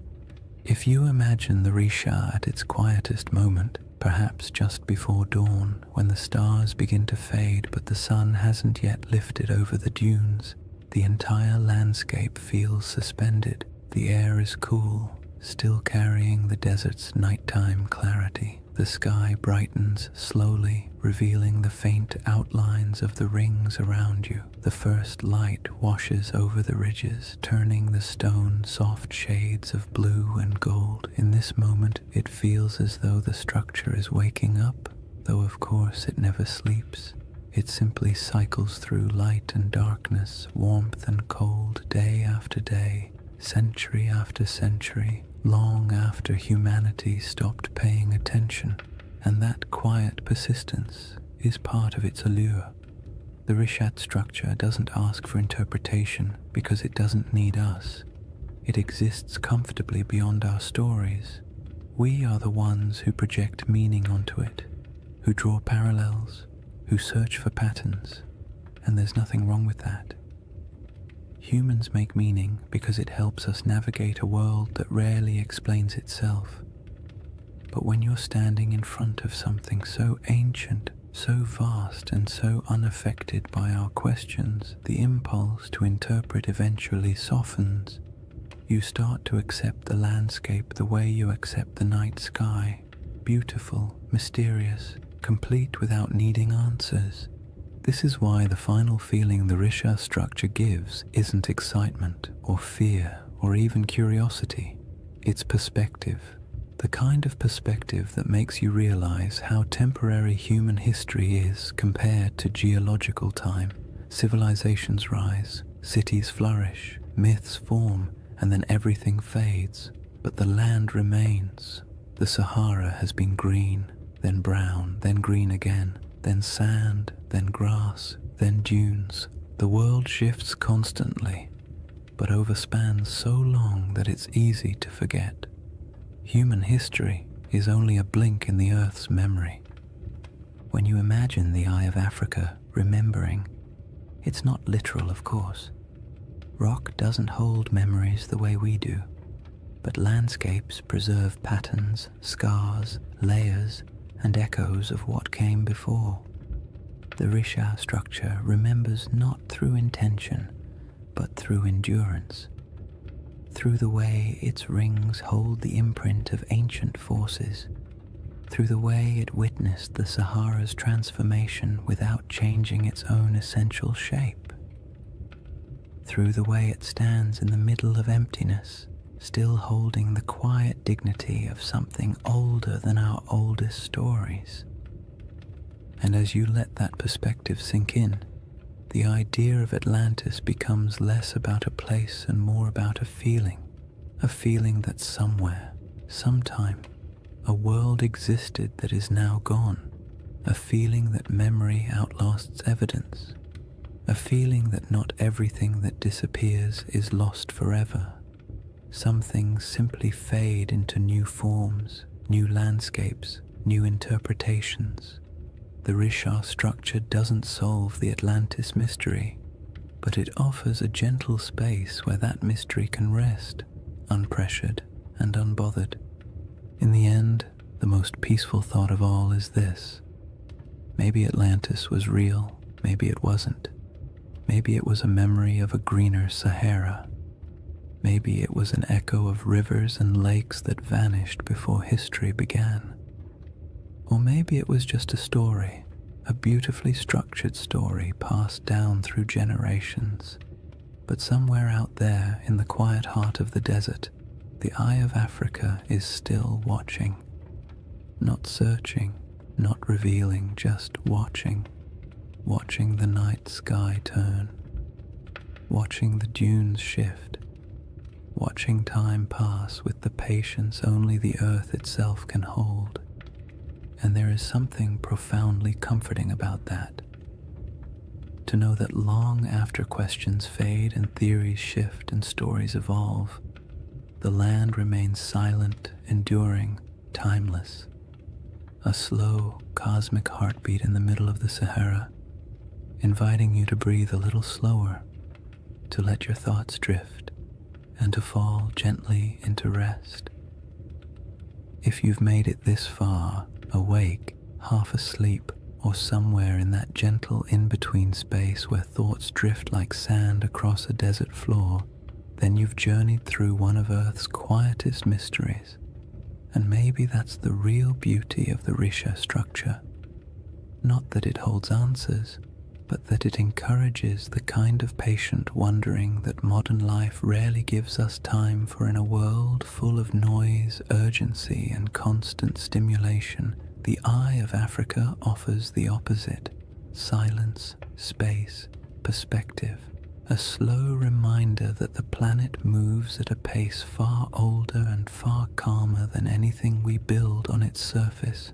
When you think back to what we've explored, the green Sahara that once flourished with lakes and herds, the ancient river systems buried beneath dunes, the rock art carved by hands that lived in a world we can barely imagine, the geological forces that sculpted the Risha's rings millions of years before humans ever walked near them, it becomes clear that the story of this place isn't about a lost civilization.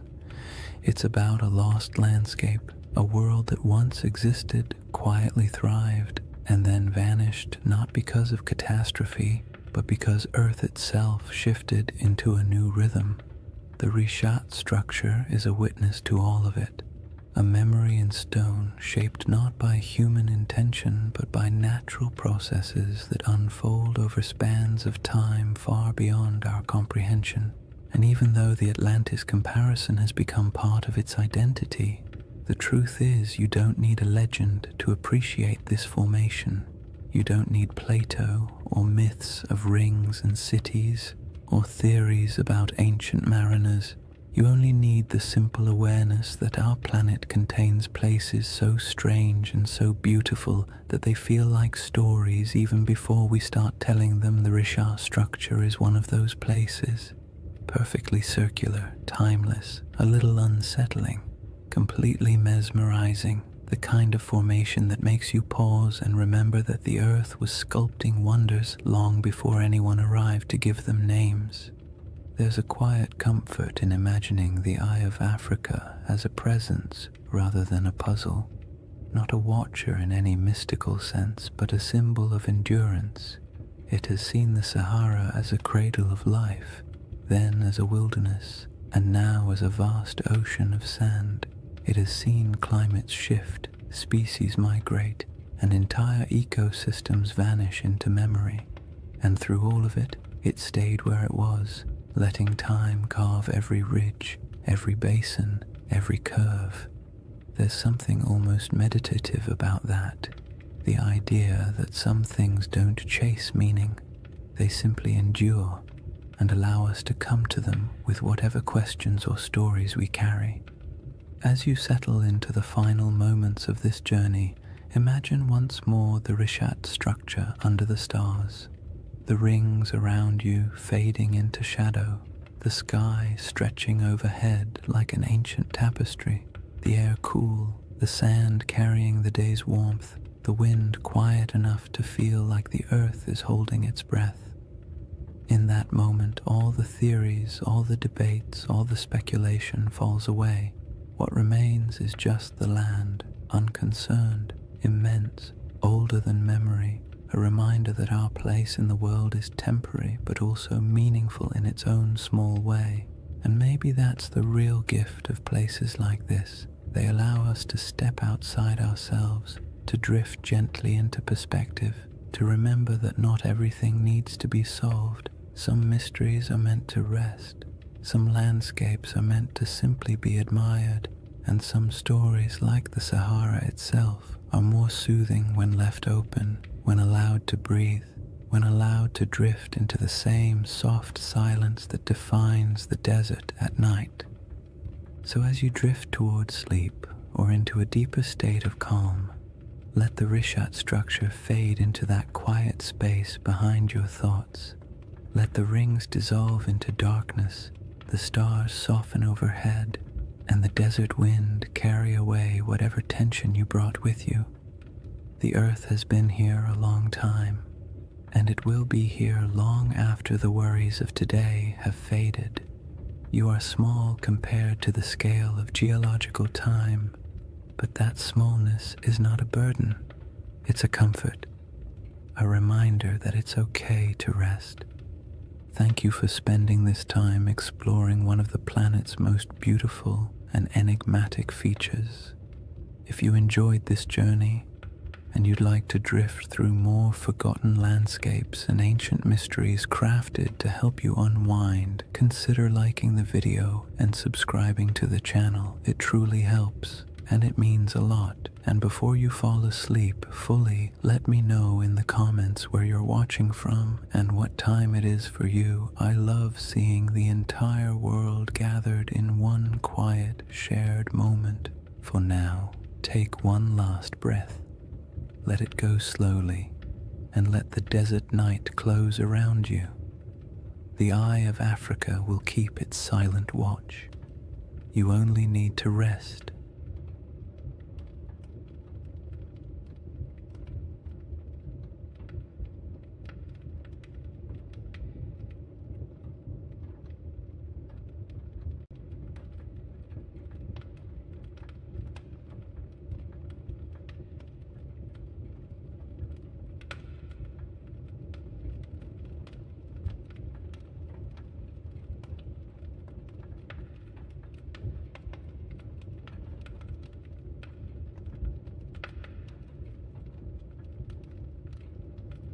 Hey guys, welcome back to the Sleep Atlas. Tonight, we're traveling back to one of history's strangest paradoxes, an army of monks.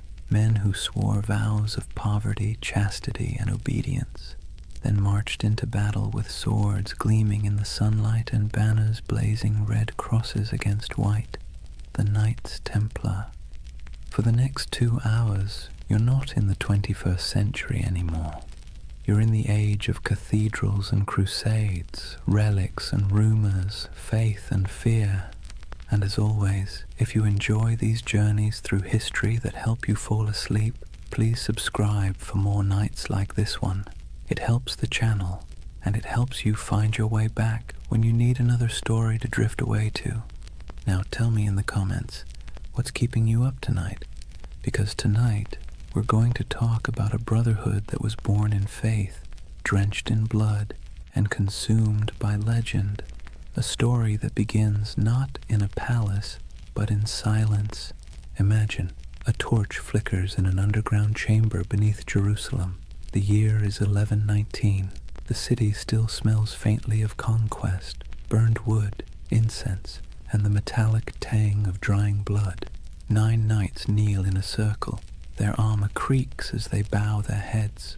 One of them, Hugh de Payens, a French nobleman with eyes like chipped flint, swears an oath before God to live without wealth, without women, without fear, to protect the pilgrims traveling these deadly roads to the Holy Sepulchre. No music, no witnesses, just men and stone and the echo of words they can never unsay. That's how the Knights Templar began, or at least how history thinks they did. But as with most things that begin in the dark, the truth is more complicated. Chapter 1. The Secret Birth of a Holy Army. Jerusalem in 1119 was not a place of peace. The First Crusade had ended 20 years earlier, and what the Crusaders left behind wasn't holiness, it was chaos. The Holy City was technically Christian, ruled by a Latin king, but the streets were still littered with ghosts. Mosques had been turned into churches. Pilgrims from Europe wandered through the desert, barefoot and dazed, believing they were walking through the Bible itself. And everywhere, the tension between faiths hung thick as incense. The roads between the coast and the city were a nightmare. Bandits, raiders, and desert tribes preyed on travelers like wolves. Every year, hundreds of unarmed pilgrims set out from the ports of Jaffa or Acre to see the place where Christ had died, and many never arrived. It was a land where faith could get you killed faster than sin. Enter those 9 knights, poor, devout, and possibly bored noblemen from northern France. Their leader, Hugh de Payens, had fought in the Crusades and stayed behind when most went home. He and 8 companions approached King Baldwin II of Jerusalem with a strange request. They wanted permission to form a new order of knights, not to conquer, not to rule, but to guard. The king said yes. The church hesitated. Nobody quite knew what to do with these men. They were knights, yes, but they claimed to be monks too. The idea didn't fit into any box the medieval world understood. A soldier was supposed to fight, a monk was supposed to pray, and these men wanted to do both. Baldwin gave them quarters in a building that stood on the ruins of the Temple of Solomon, the most sacred and controversial ground in the world. And that's where their name came from. The poor fellow soldiers of Christ and of the Temple of Solomon. Or more simply, the Knights Templar. Now here's where things start to shimmer with myth, because for nearly a decade, nobody heard much from them. No glorious battles, no public presence, just 9 knights living quietly in a half-ruined temple, claiming to protect pilgrims. And that's when the whispers began. What were they doing under the temple? Some said they were excavating. Others said they were searching for something buried deep beneath the stones, relics perhaps, or knowledge long hidden since the days of Solomon himself. Modern archaeologists will tell you this is nonsense, of course, but even they admit the Templars had access to the Temple Mount, a privilege almost no one else in Christendom enjoyed, and for years they dug there with the Church's blessing. When they finally emerged into public life, they were different, organized, wealthy, confident, almost as if they'd found something that changed everything. But let's step back for a moment. The early 11th century was an age of improvisation. The Crusader states were young, messy, and barely hanging on. Every kingdom was a patchwork of loyalties, half knights, half pilgrims, and a lot of wishful thinking. The Church was desperate for order, and the Templars offered exactly that, a blend of zeal and discipline that looked like divine intervention in armor. It was a brilliant pitch, and they sold it well. When Hugh de Payens travelled back to Europe in 1127 to seek official recognition, he met with kings, nobles, and eventually the Pope himself. The Church loved them, a holy army that required no payment, asked for no land, and swore absolute loyalty to God. It was a bureaucrat's dream. Pope Honorius II granted them official status, and a few years later, in 1139, another pope, Innocent II, took it even further. He declared that the Templars answered to no king, no bishop, and no law except the popes. They were untouchable, exempt from taxes, allowed to cross borders freely, and permitted to collect donations directly from the faithful. In other words, the Knights Templar became a multinational corporation, centuries before such a thing should have existed. And that's where their story stops being quaint and starts getting strange. Because remember, these were men who began with nothing. Their symbol was two knights riding a single horse, a visual metaphor for poverty. Within a generation, that same order owned castles, fleets, and entire banking networks. They were the world's first financial institution that operated across borders. But we're getting ahead of ourselves. Right now, there's still just 9 men under the ruins of Solomon's temple, holding candles against the dark. Picture it. The smell of wax and oil smoke, the faint hum of wind through broken columns, the distant cries of muezzins echoing from the city below. The world is shifting. Faith, power, greed, all swirling together into something entirely new. Somewhere between prayer and politics, the Templars had found a formula that worked. A soldier's discipline, a monk's devotion, and a businessman's pragmatism, all wrapped in one dazzling symbol, a red cross on white. And as their power grew, so did the myth. People whispered that the knights never truly slept, that their prayers could call down miracles, that their swords glowed in battle like divine fire. In an age starved for heroes, the Templars became living icons. And for the Church, they were proof that holiness could conquer the world, or at least fund its expansion. Still, even in these early days, the seeds of their downfall were already being planted, because whenever power hides behind purity, suspicion follows. For now, though the world was enchanted by them, Europe sent them gold, recruits, and blessings. The Templars began to build fortresses across the Holy Land, stark geometric structures designed not for beauty but for survival. The first of these rose near Gaza, its walls thick and severe as if carved from a single thought: hold. And hold they did. Against heat, disease, and endless waves of enemies, the Templars endured. They were a strange hybrid, too pious for ordinary knights, too violent for ordinary monks, but somehow they worked. The desert turned them into something sharper, harder, less human, and the world rewarded them for it. By the end of the 12th century, the Templars were no longer a curiosity. They were a force of nature. Their red cross fluttered on every major battlefield from Antioch to Acre.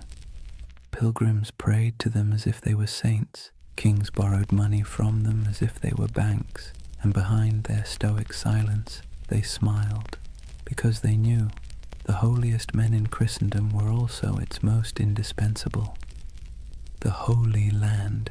It sounds peaceful, doesn't it?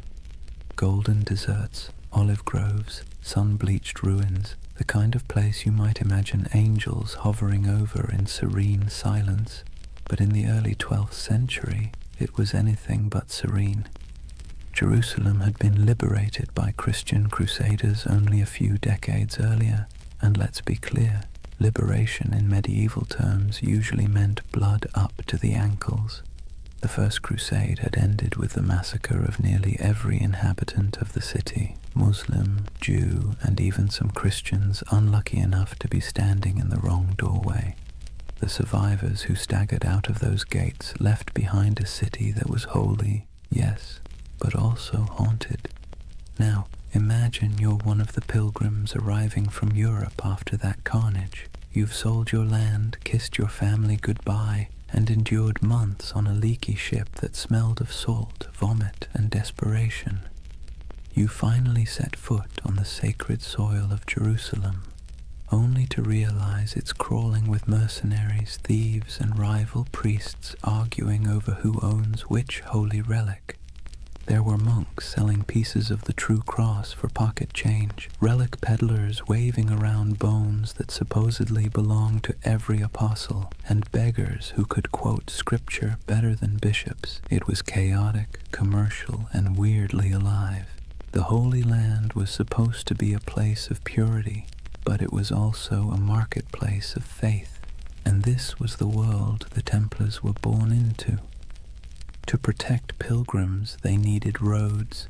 To patrol the roads, they needed horses. To feed the horses, they needed money. And to get money, they needed support from Europe, which meant they needed branding. And few groups in history have ever branded themselves better. The Knights of the Temple. It sounded like a riddle. A name that whispered of prophecy, secrecy, destiny. In an age addicted to relics and miracles, the idea of an army living on sacred ground was irresistible. Still, their mission was grimly practical. The routes from the ports to Jerusalem, Jaffa, Acre, Tyre, were treacherous. Travelers were robbed, murdered, or sold into slavery. The Templars became the bodyguards of faith itself, escorting caravans of believers through the desert, fighting off raiders who saw pilgrims as walking coin purses. Picture it, a long line of weary travelers trudging beneath a white-hot sun, sandals kicking up dust, and ahead of them a small band of armored men on horseback, faces hidden behind helms, silent except for the creak of leather and the dull thud of hooves. To see that Red Cross approaching must have felt like salvation made visible. But Jerusalem wasn't the only concern. Beyond the city walls, the Crusader states were fracturing. Christian lords squabbled like children over territory they barely controlled. The Kingdom of Jerusalem, the County of Tripoli, the Principality of Antioch, all were fragile, stitched together by ambition and distrust. The Muslim world, meanwhile, was far from united but infinitely more patient. Leaders like Zengi, Nur ad-Din, and later Saladin understood that the Crusaders were temporary. Empires built on zeal tend to burn bright and burn out. The Templars didn't know it yet, but they were living on borrowed time. For now, though, their world was still expanding. They built their first fortresses across the Holy Land, massive, angular structures that looked more like stone mathematics than architecture. No decoration, no vanity, just geometry and faith. These weren't castles meant to impress. They were meant to survive. Thick walls, narrow gates, cisterns for water, hidden staircases for escape. If you were a Templar stationed in one, your days were predictable. Prayer, patrol, repair, repeat. The heat was relentless. Armor became ovens. Horses collapsed from thirst. And yet, they endured. They believed every drop of sweat was a prayer, every scar a kind of devotion. The Templar life was monastic but also militarized. They rose before dawn, prayed, trained, rode, and ate simple meals in silence. Even at the table they sat in pairs, sharing food from a single bowl, just as they once shared horses when they were poor. That duality, poverty and power, humility and dominance, defined them. To outsiders it made the Templars look almost supernatural. They were disciplined in a world that thrived on chaos. They didn't drink, gamble, or chase women. They didn't hoard gold for themselves, but for the order. Compared to the average Crusader knight, who often behaved like a drunk tourist with a sword, the Templars seemed godlike. But discipline has its price. Their strictness made them feared, but it also made them cold. And in a land that worshipped stories, coldness was suspicious. Rumors spread that they worshipped strange idols, that their prayers were not quite Christian, that beneath their white mantles they bore symbols not approved by Rome. None of it was true, yet, but you can see why people started to talk. The Templars were always apart. They answered to no king, no priest, and no local authority. They were an army within an army, a church within the church. And whenever men form a power that stands outside all others, paranoia soon follows. Still, in the 1130s and 1140s, those fears were whispers drowned out by praise.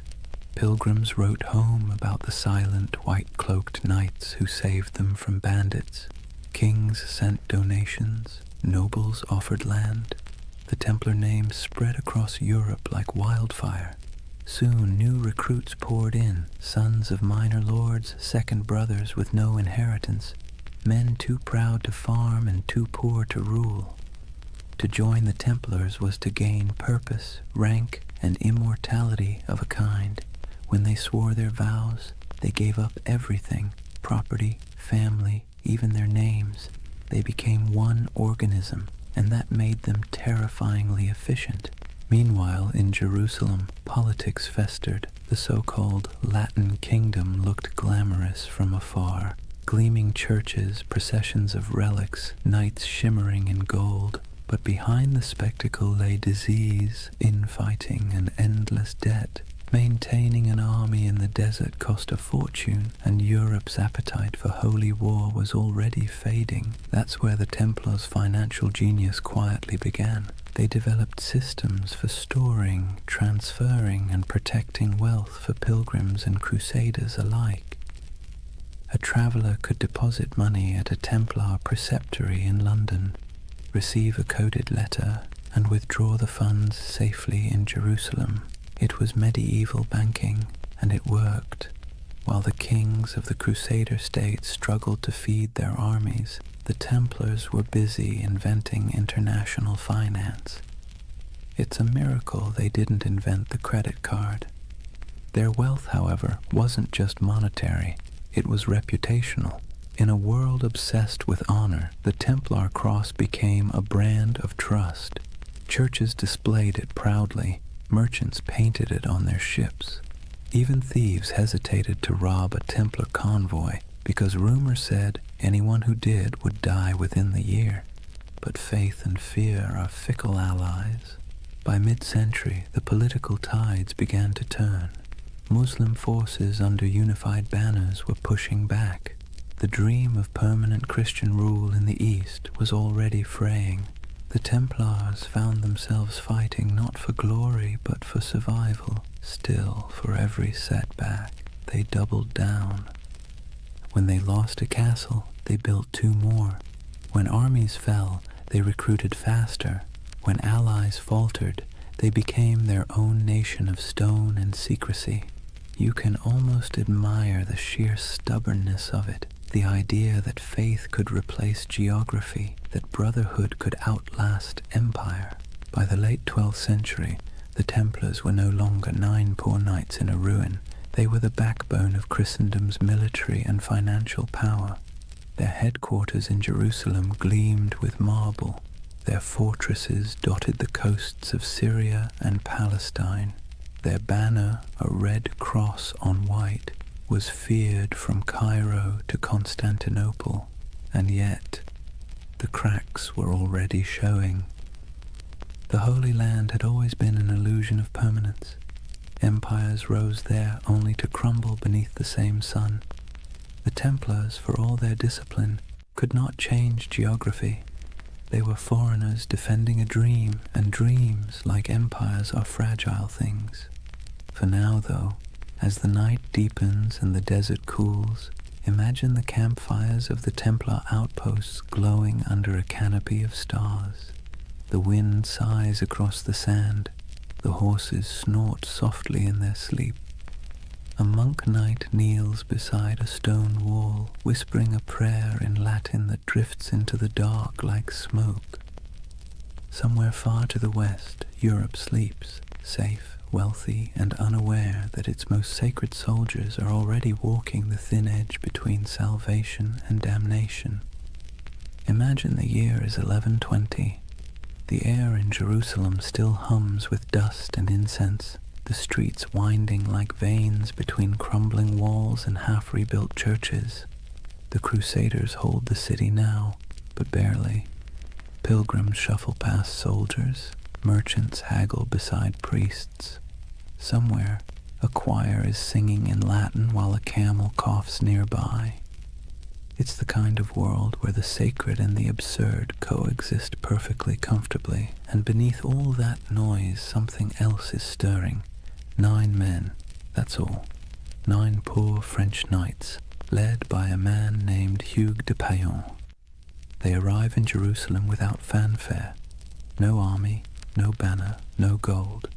They make a simple request to King Baldwin II, the use of a few rooms on the Temple Mount. The king agrees, perhaps amused by their humility.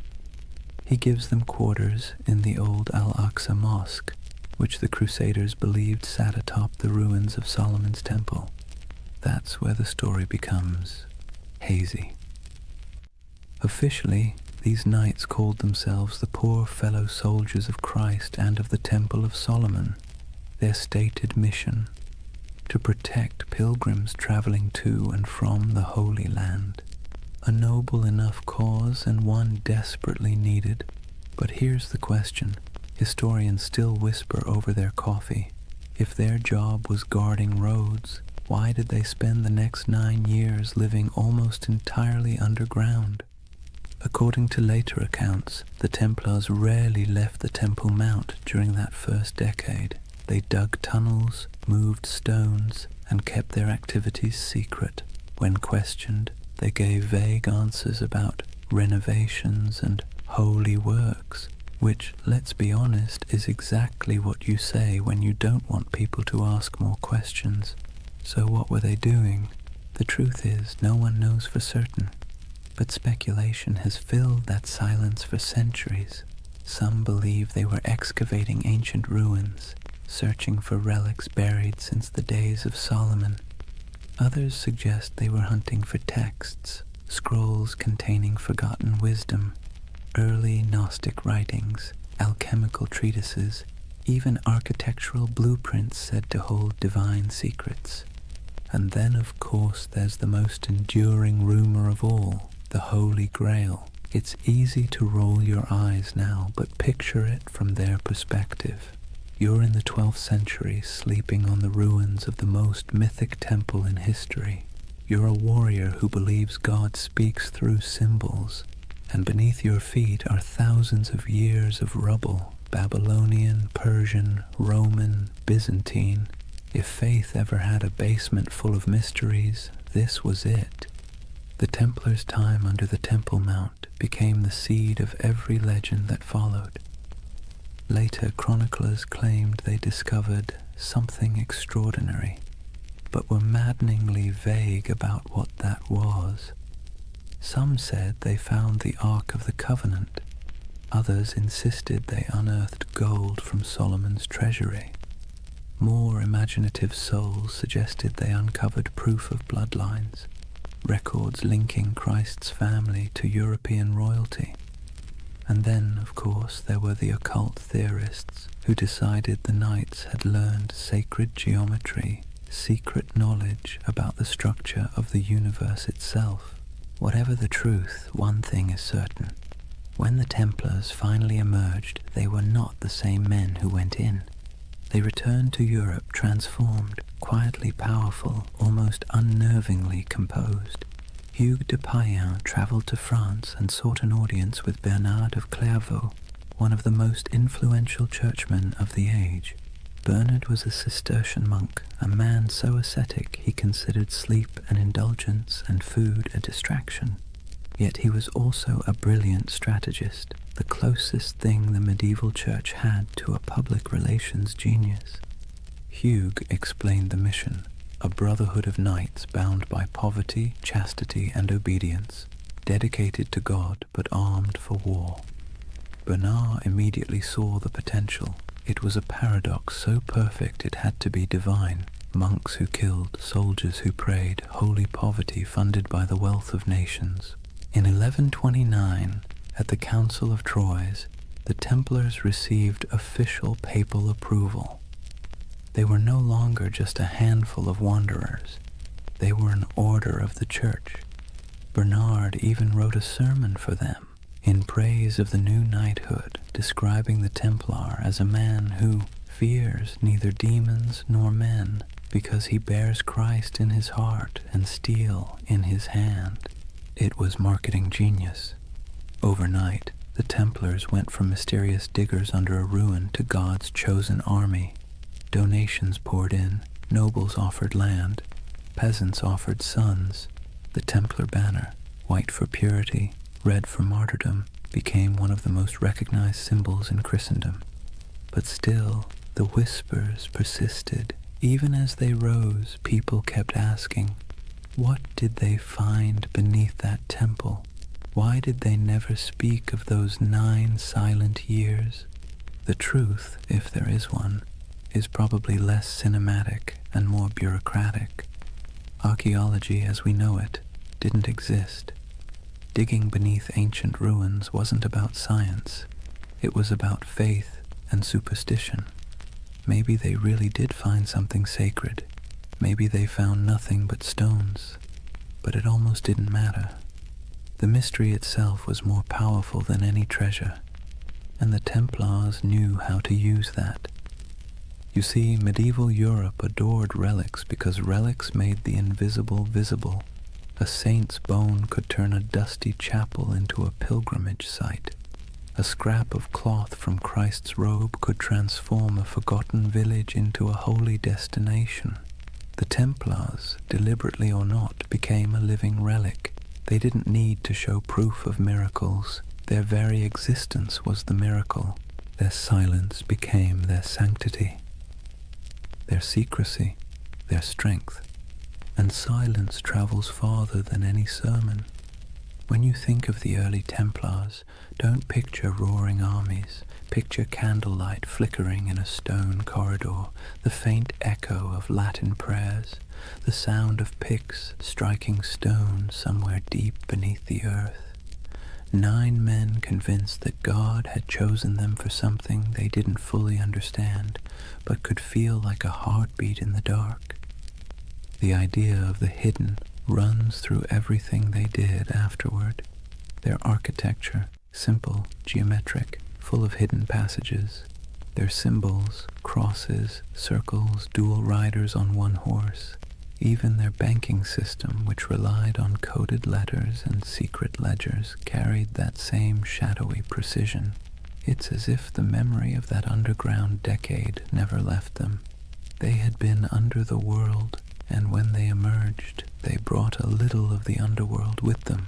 By the time they were formally recognized, the order already had chapters spreading across Europe. Preceptories in Paris, London, and Aragon became both fortresses and treasuries.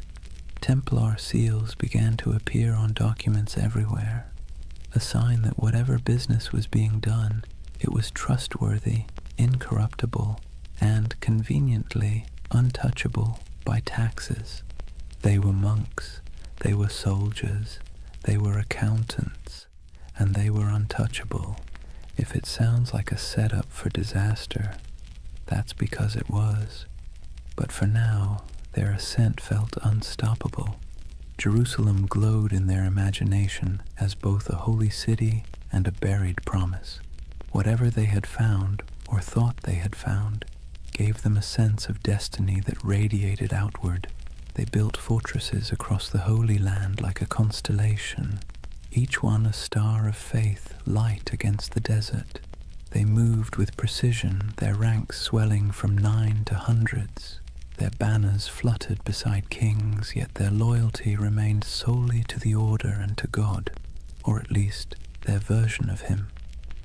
And through it all, that mystery under the temple lingered, quiet and magnetic. Even centuries later, when the Templars were long gone, legends kept sprouting like weeds. Freemasons claimed descent from their architects. Alchemists said their secrets survived in hidden manuscripts. Occultists saw them as guardians of forbidden wisdom. Historians, somewhat exasperated, kept insisting they were just monks with good bookkeeping skills. But deep down, everyone wanted to believe there was something more, that somewhere beneath the dust of Jerusalem, a secret still slept.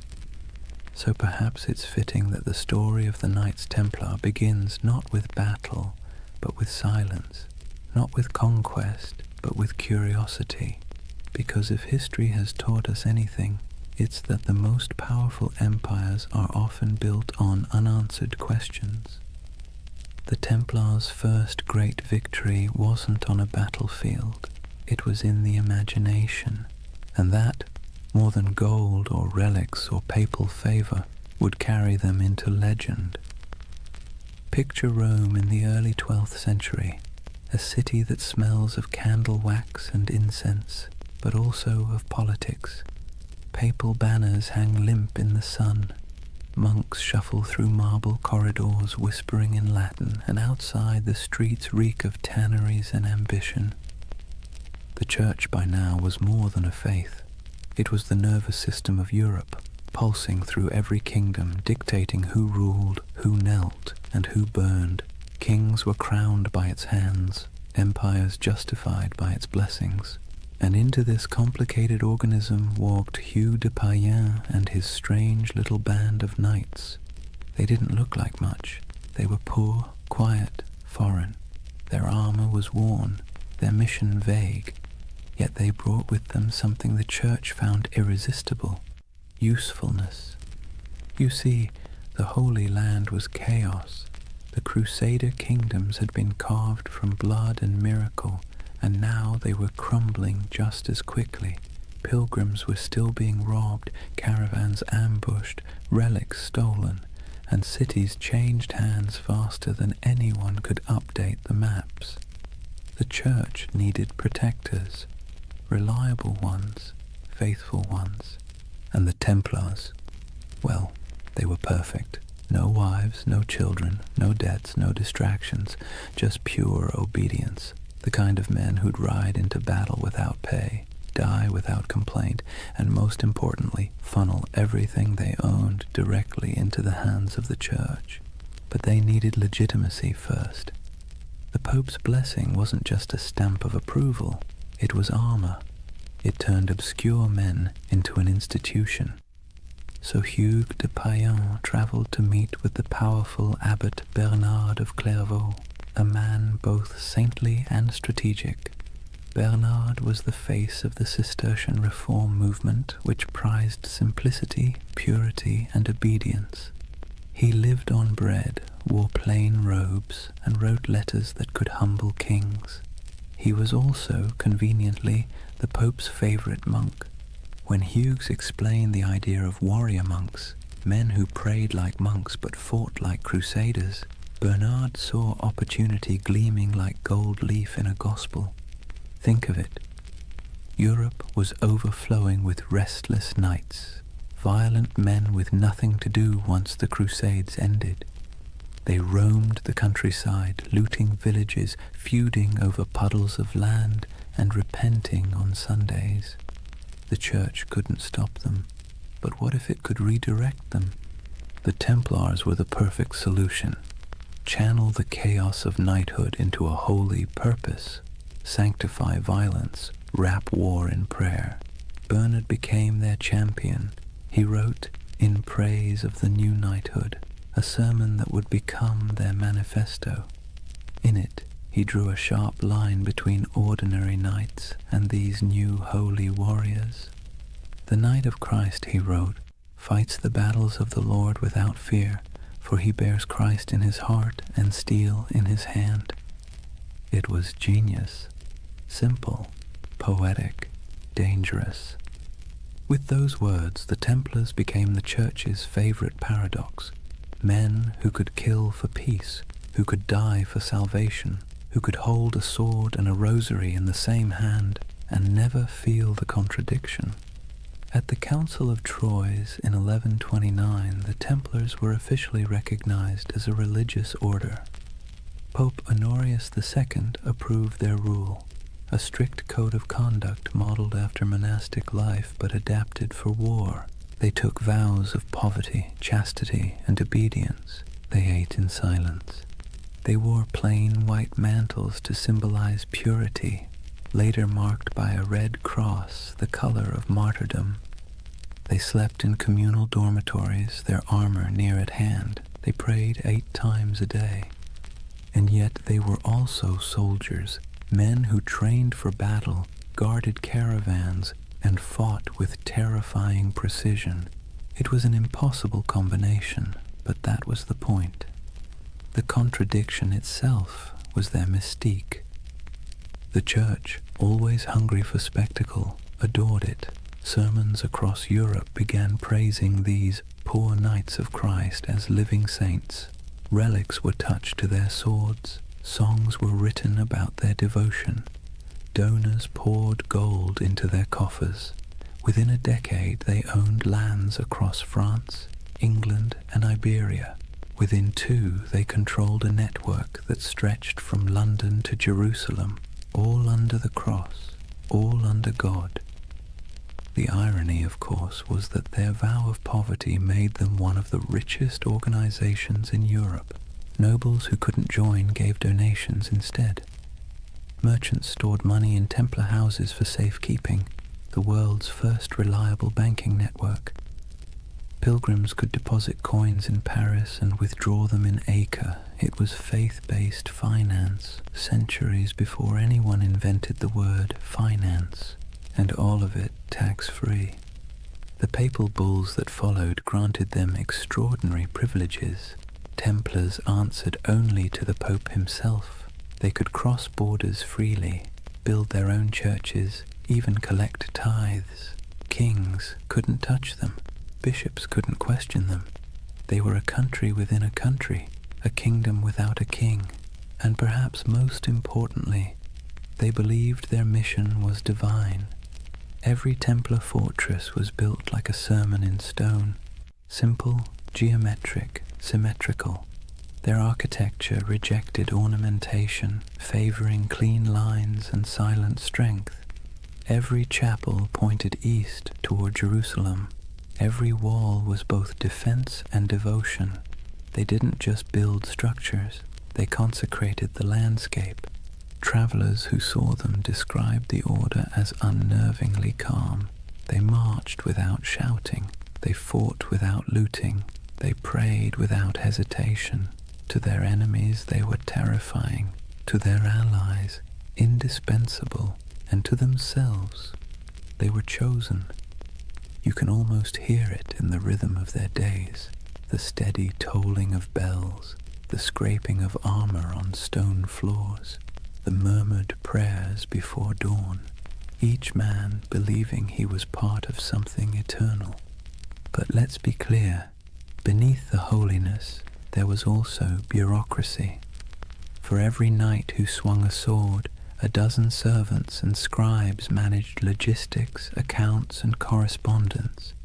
Templar commanderies became administrative hubs full of ledgers, seals, and shipments. They dealt in contracts as often as crusades. Still, their image remained pure. To medieval Europe, The Knights Templar were walking proof that heaven and earth could coexist, that spiritual discipline could be forged into literal steel. But to the cynical eye, they were something even more interesting, the Church's experiment in privatized holiness. They were what happens when faith becomes an organization, efficient, obedient, and profitable. By the mid-12th century, the Templars had become indispensable. Crusader kings relied on them for defense.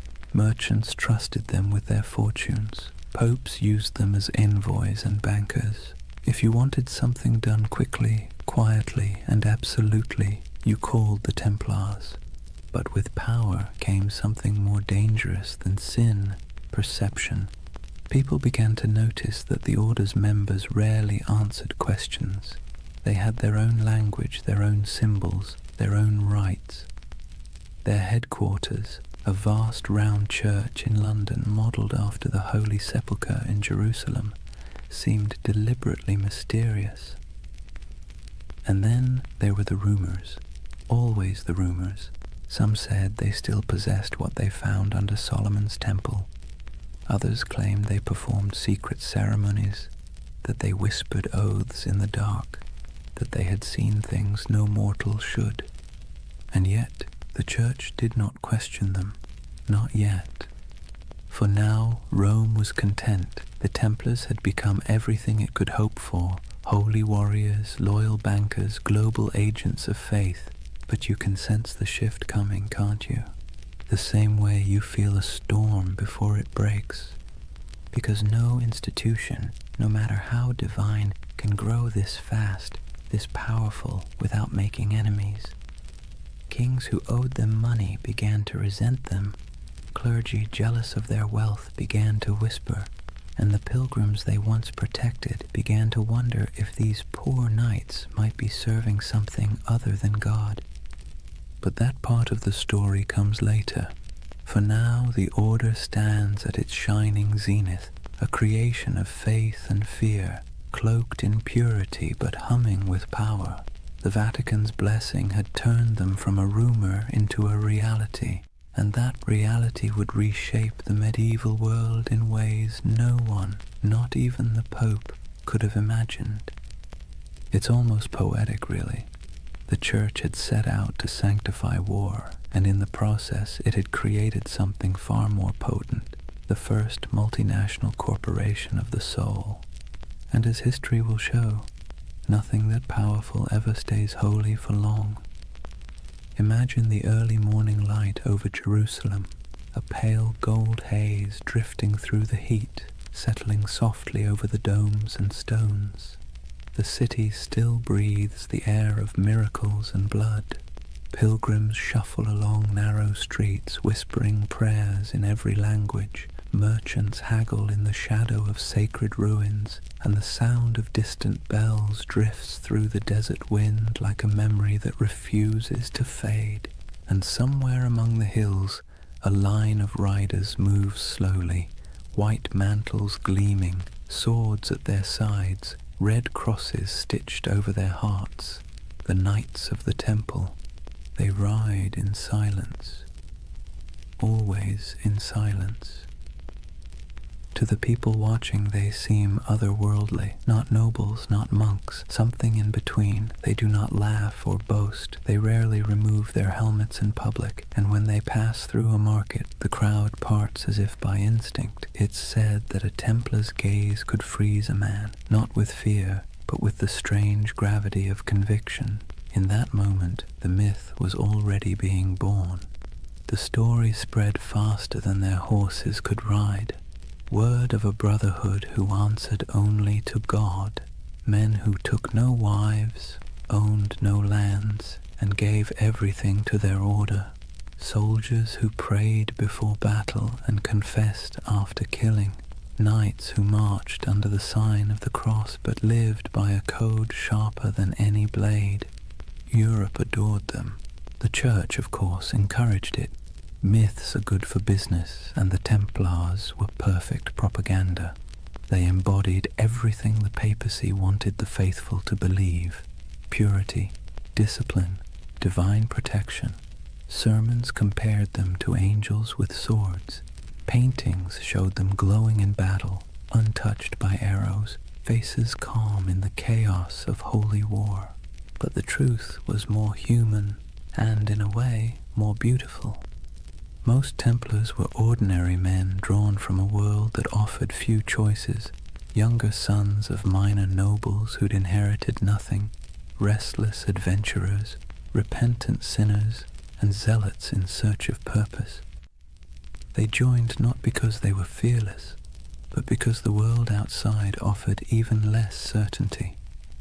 And for all its rules and austerity, the temple offered something rare: belonging. In a Europe fractured by war, famine, and class, the Order was one of the few places where a man's worth wasn't defined entirely by birth. Inside the walls of a commandery, everyone wore the same cloak, ate the same bread, followed the same hours of prayer. Rich or poor, noble or peasant, all knelt together before dawn. It was unity by discipline, equality by surrender. And yet, the outside world saw only mystery. They were everywhere and nowhere, riding on crusades, manning castles, managing estates, escorting pilgrims. A traveler might encounter a Templar outpost in the forests of Burgundy, another in the sands of Antioch, another on a cold island in the North Sea, and each one would look exactly the same: white walls, red crosses, silence. They had become an idea that transcended geography. When they rode into battle, their presence was like a symbol made flesh. Chroniclers described them as unbreakable formations of white and red, banners flapping, hooves thundering, lances angled in perfect symmetry. They rode in pairs, one knight, one sergeant, their discipline tighter than any army before them, and they didn't retreat, ever. There's a story, probably exaggerated but worth repeating, that at the Battle of Montgisard in 1177, fewer than 100 Templars helped turn the tide against Saladin's massive army. Outnumbered 20 to 1, they charged headlong into the desert heat, cutting through enemy lines in a frenzy of faith and exhaustion. When it was over, their commander supposedly knelt in the sand and whispered a single prayer: Non nobis Domine, non nobis sed nomini tuo de gloriam. Not unto us, O Lord, but to your name give glory. It's the kind of story medieval Europe lived for, and like all great stories, it spread, changed and grew until the facts hardly mattered anymore. The Templars were no longer just men. They were a myth in motion. They became shorthand for courage, for purity, for divine purpose. And that, ironically, was the beginning of their undoing. Because the higher a legend rises, the further it has to fall. But for now, they stood at the edge of eternity.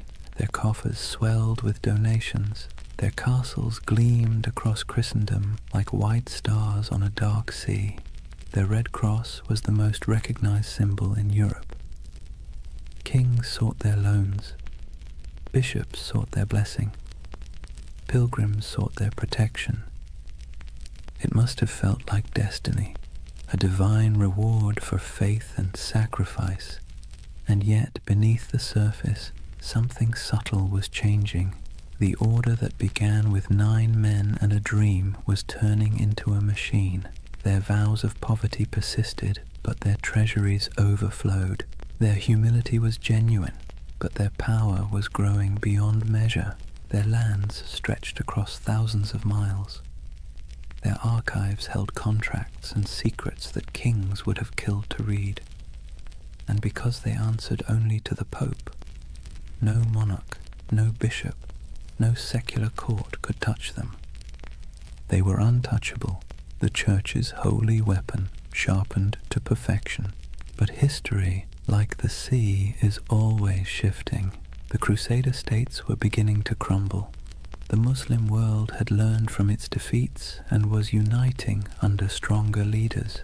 Supply lines were long, morale was short, and faith, that delicate fuel, was flickering.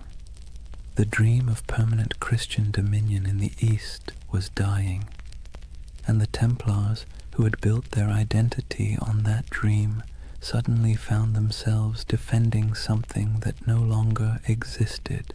It's easy, centuries later, to imagine them as fanatics or villains, but maybe they were just men trapped in momentum, unable to stop the wheel they had helped set in motion. By the time their banners fluttered over the last surviving Crusader fortresses, their legend had already outgrown them. In Europe they were saints, in the East they were demons, and in their own hearts, who knows, perhaps a little of both.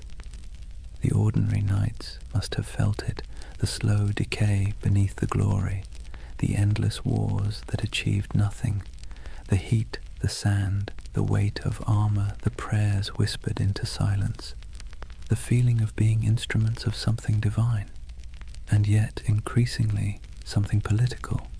But legends don't need clarity, they need symbols, and the Templars had become the most powerful symbol in the medieval world, the perfect fusion of faith and violence. You can almost see it, a banner rippling against a stormy sky, red cross vivid against the white cloth, lightning flashing behind it. To a peasant in a church pew or a monk in a distant cloister, that image meant safety, devotion, and divine justice. To a king in debt, it meant something else entirely. The story of the Templars was no longer being written by saints or chroniclers. It was being rewritten by envy, fear, and ambition.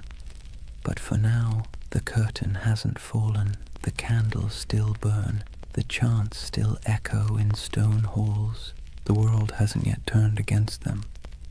The 9 knights who once huddled beneath the Temple Mount have become an army, a network, a myth. Their legacy has taken on a life of its own, glowing, untouchable, and slightly unreal. And like all myths, it has begun to blur the line between truth and dream. That's where Chapter 1 closes, not with an ending, but with a vision of a brotherhood standing on the edge of something vast and unknowable. Their swords gleam in the sun, their white cloaks ripple in the desert wind. Behind them, Jerusalem glows like a mirage, and before them, stretching into the horizon, lies the future, glittering, dangerous, inevitable, the dawn of a legend.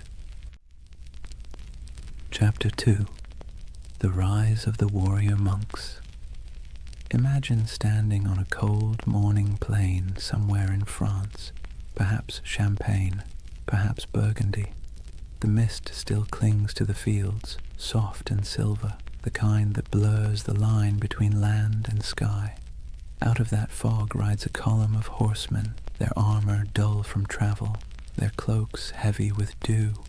But as the light shifts, something crimson catches the dawn, a mark stitched across white cloth, simple yet unmistakable, a red cross. It would become one of the most recognizable symbols in all of human history, but at this moment it is new, modest, a badge of belonging more than power. The men wearing it are quiet, focused, unremarkable to anyone but God. Yet this insignia, this fusion of cloth and conviction, is about to transform them into something the world has never seen, a standing army that answers only to faith. The Templars have begun to evolve. Their days of small vows and secret ceremonies under Jerusalem's ruins are over. The Church has given them legitimacy, a papal seal written in the flowing Latin of divine authority. They are now officially milites Christi, soldiers of Christ, and that single phrase changes everything. With papal backing came money, land, recruits, and something far more valuable, absolution. To die as a Templar was not merely to fall in battle, it was to ascend directly into paradise. No purgatory, no judgment, no delay. The battlefield became a kind of heavenly shortcut. It's hard to overstate how revolutionary that idea was in the 12th century. Medieval Europe was steeped in guilt. Sin was currency. Salvation was a negotiation. And suddenly, here was an order that offered redemption through action, through blood, dust, and obedience. For a restless noble, a wayward knight, or a sinner looking for cosmic forgiveness, the temple was irresistible. The Red Cross symbolized that promise. It wasn't just a banner of war. It was a visible reminder of invisible faith. When a knight knelt before the master of the temple and took his vows, poverty, chastity, obedience, the cross was placed on his cloak as both burden and blessing. From that moment, his life was no longer his own. He would own nothing. He would question nothing. He would fear nothing. And that paradox, total surrender creating total power, became the Templars' greatest strength. Their rules were strict, even monastic. No personal possessions beyond a few garments, no private letters, no hunting, no swearing, no unnecessary conversation. Meals eaten in silence, broken only by the sound of a reader reciting scripture. Even the horses were treated with dignity. No knight was allowed to beat his steed. To the outside world, this was alien. Most knights of the age were brash, boastful, and loud. They wore bright colors, hunted for sport, gambled, bragged about their kills. The Templars, by contrast, moved like shadows, a silent order of disciplined zealots. It's little wonder people began to fear them as much as they admired them. But discipline has a strange beauty to it. Imagine the symmetry of their camp at dawn. White tents in perfect rows, banners hanging still in the air. Each man waking at the same hour, dressing in the same garments, praying the same words. The clang of armor, the rasp of whetstones on steel, the steady rhythm of order in a world of chaos. They were becoming a living embodiment of the medieval dream. Unity, faith, and control in a time when everything else seemed to crumble.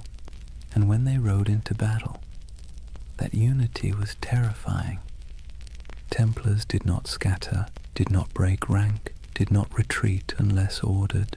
Chroniclers described them as walls of iron, as storms given human form. Their charges were deliberate, almost ritualistic, a prayer in motion. They would advance in complete silence until contact, their lances lowering as one, hooves pounding like a heartbeat. And when the moment came, the cry broke like thunder, Non nobis Domine. Not for us, O Lord, but for you. Then chaos, then history. Every battle became a kind of mass, blood replacing incense, steel replacing song, and the world watched in awe. To the average medieval person, the Templars seemed immortal. When others fled, they stayed. When others hesitated, they rode forward. Stories spread of miraculous victories, of angels fighting beside them, of enemies struck blind by divine light. Whether any of it was true hardly mattered. Faith had become spectacle, but behind the spectacle was a machine. The Templars weren't just warriors. They were administrators, bankers, engineers. Their rule book, the Latin Rule, reads like both a spiritual guide and a military manual. Every moment of the day was accounted for, every piece of armor inspected, every coin recorded. Their efficiency was unmatched, and so was their wealth. By the mid-12th century, they controlled estates across Europe, vineyards in France, mills in England, castles in Spain, olive groves in Cyprus. Donations poured in from nobles seeking spiritual insurance. And because Templars were sworn to poverty, those donations didn't dissipate. They accumulated. They began lending money to kings, transporting treasure across borders, and safeguarding pilgrims' deposits. If you were traveling to the Holy Land, You could leave your fortune with the Templars in Paris and withdraw it in Jerusalem. In effect, they invented the medieval checking account. Faith and finance. It's a partnership as old as civilization. But to the Templars, it wasn't greed. It was logistics. Money was a tool for God's work. Armies need supplies, ships, food, fortresses. And if the order had to run the most efficient financial network in Christendom to maintain that mission, so be it. They became, paradoxically, both the humblest and richest men in Europe. Their castles were built like sermons, austere, geometric, designed for endurance, not comfort. No stained glass, no gold leaf, just stone, purpose, and symmetry. Inside, their halls echoed with the quiet rhythm of devotion, the scrape of boots, the murmur of prayers, the metallic whisper of chainmail. To walk into a Templar commandery was to step into another world, a world where faith was function and order was sacred. And yet, for all their restraint, there was grandeur in their simplicity. Their red cross became more than fabric. It became an idea.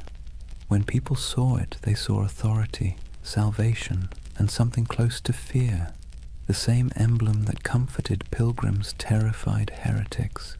It's strange how power works. The more humble they appeared, the more unstoppable they became.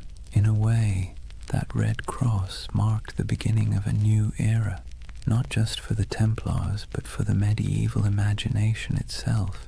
It was the age of symbols, when meaning outweighed truth. A knight's banner could terrify more effectively than his sword. A relic could justify a war. A prayer could bend kings, and no symbol was stronger than that cross. Bold, clean, impossible to ignore. It was faith simplified into geometry.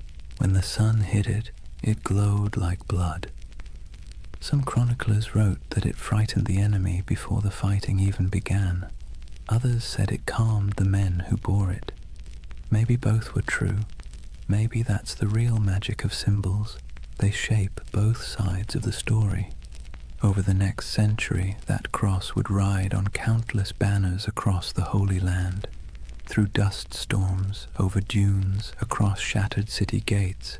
It would gleam under the desert sun and soak in the rain of 1,000 sieges. It would be seen by kings, slaves, monks, and merchants alike, and every time it appeared it carried the same quiet message: obedience, faith, inevitability. From 9 nights came hundreds, then thousands. From humble vows came armies, from silence came history, and still they prayed before battle, as they always had. Still they whispered the same words. Still they believed that death, if it came in service of God, was not an end, but a homecoming. It's easy, centuries later, to romanticize them, to picture gleaming armor, sacred banners, holy purpose. But beneath the poetry was exhaustion. They marched through deserts where the air shimmered like glass. They fought for cities that would fall again within a decade. They believed themselves instruments of divine will. Yet the wars they waged often felt endless, abstract, and hollow. And that contradiction, devotion mixed with futility, is what makes their story so human.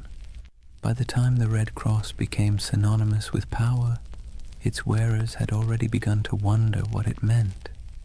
But for now, in this chapter of the story, there is still clarity, still unity, still purpose. The order of the temple stands at its peak, pure, confident, and unstoppable. 1,000 banners ripple in the wind. The sun gleams on polished armor, and the Red Cross burns like a brand upon the world. The world belongs for a moment to the Knights of the Temple. Imagine waking before dawn, not to an alarm or the gentle hum of a phone, but to a bell, deep, resonant, and unrelenting.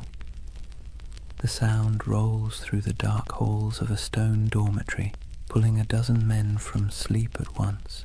There are no complaints, no yawns, no hesitation. This is a Templar commandery, and the day begins with obedience. Before the first light touches the horizon, the knights are already kneeling, heads bowed, the chill of the flagstones creeping through their woolen tunics. The air smells faintly of oil lamps and damp stone. Someone chants softly from a small book, Latin verses murmured and rhythmic, the sound of faith wrapped in discipline. The Templars did not live like ordinary knights. They lived by the rule of the temple, a sprawling manual written in the 12th century that governed everything from how they prayed to how they chewed. It wasn't just a list of rules, it was a blueprint for turning men into instruments of divine will. The rule began with a simple premise. A knight's soul is weak when his body is indulgent. Every comfort is a temptation, every freedom is a test. So, comfort was eliminated.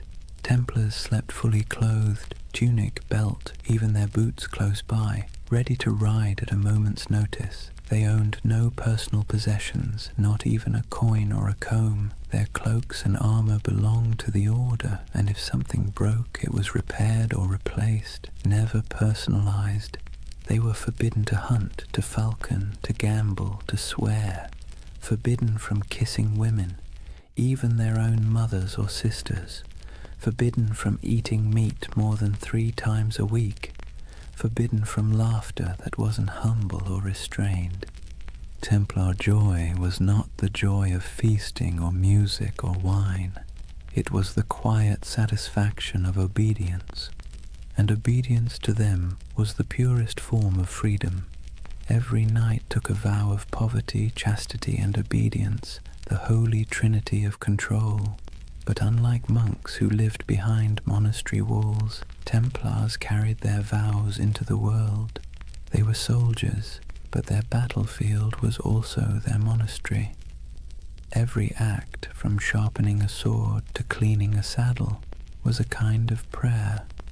At dawn, they gathered in the chapel. The service was brief. They were not contemplatives, but men of action. Each prayer was followed by ritual silence. They listened for commands, received their orders, and dispersed without argument.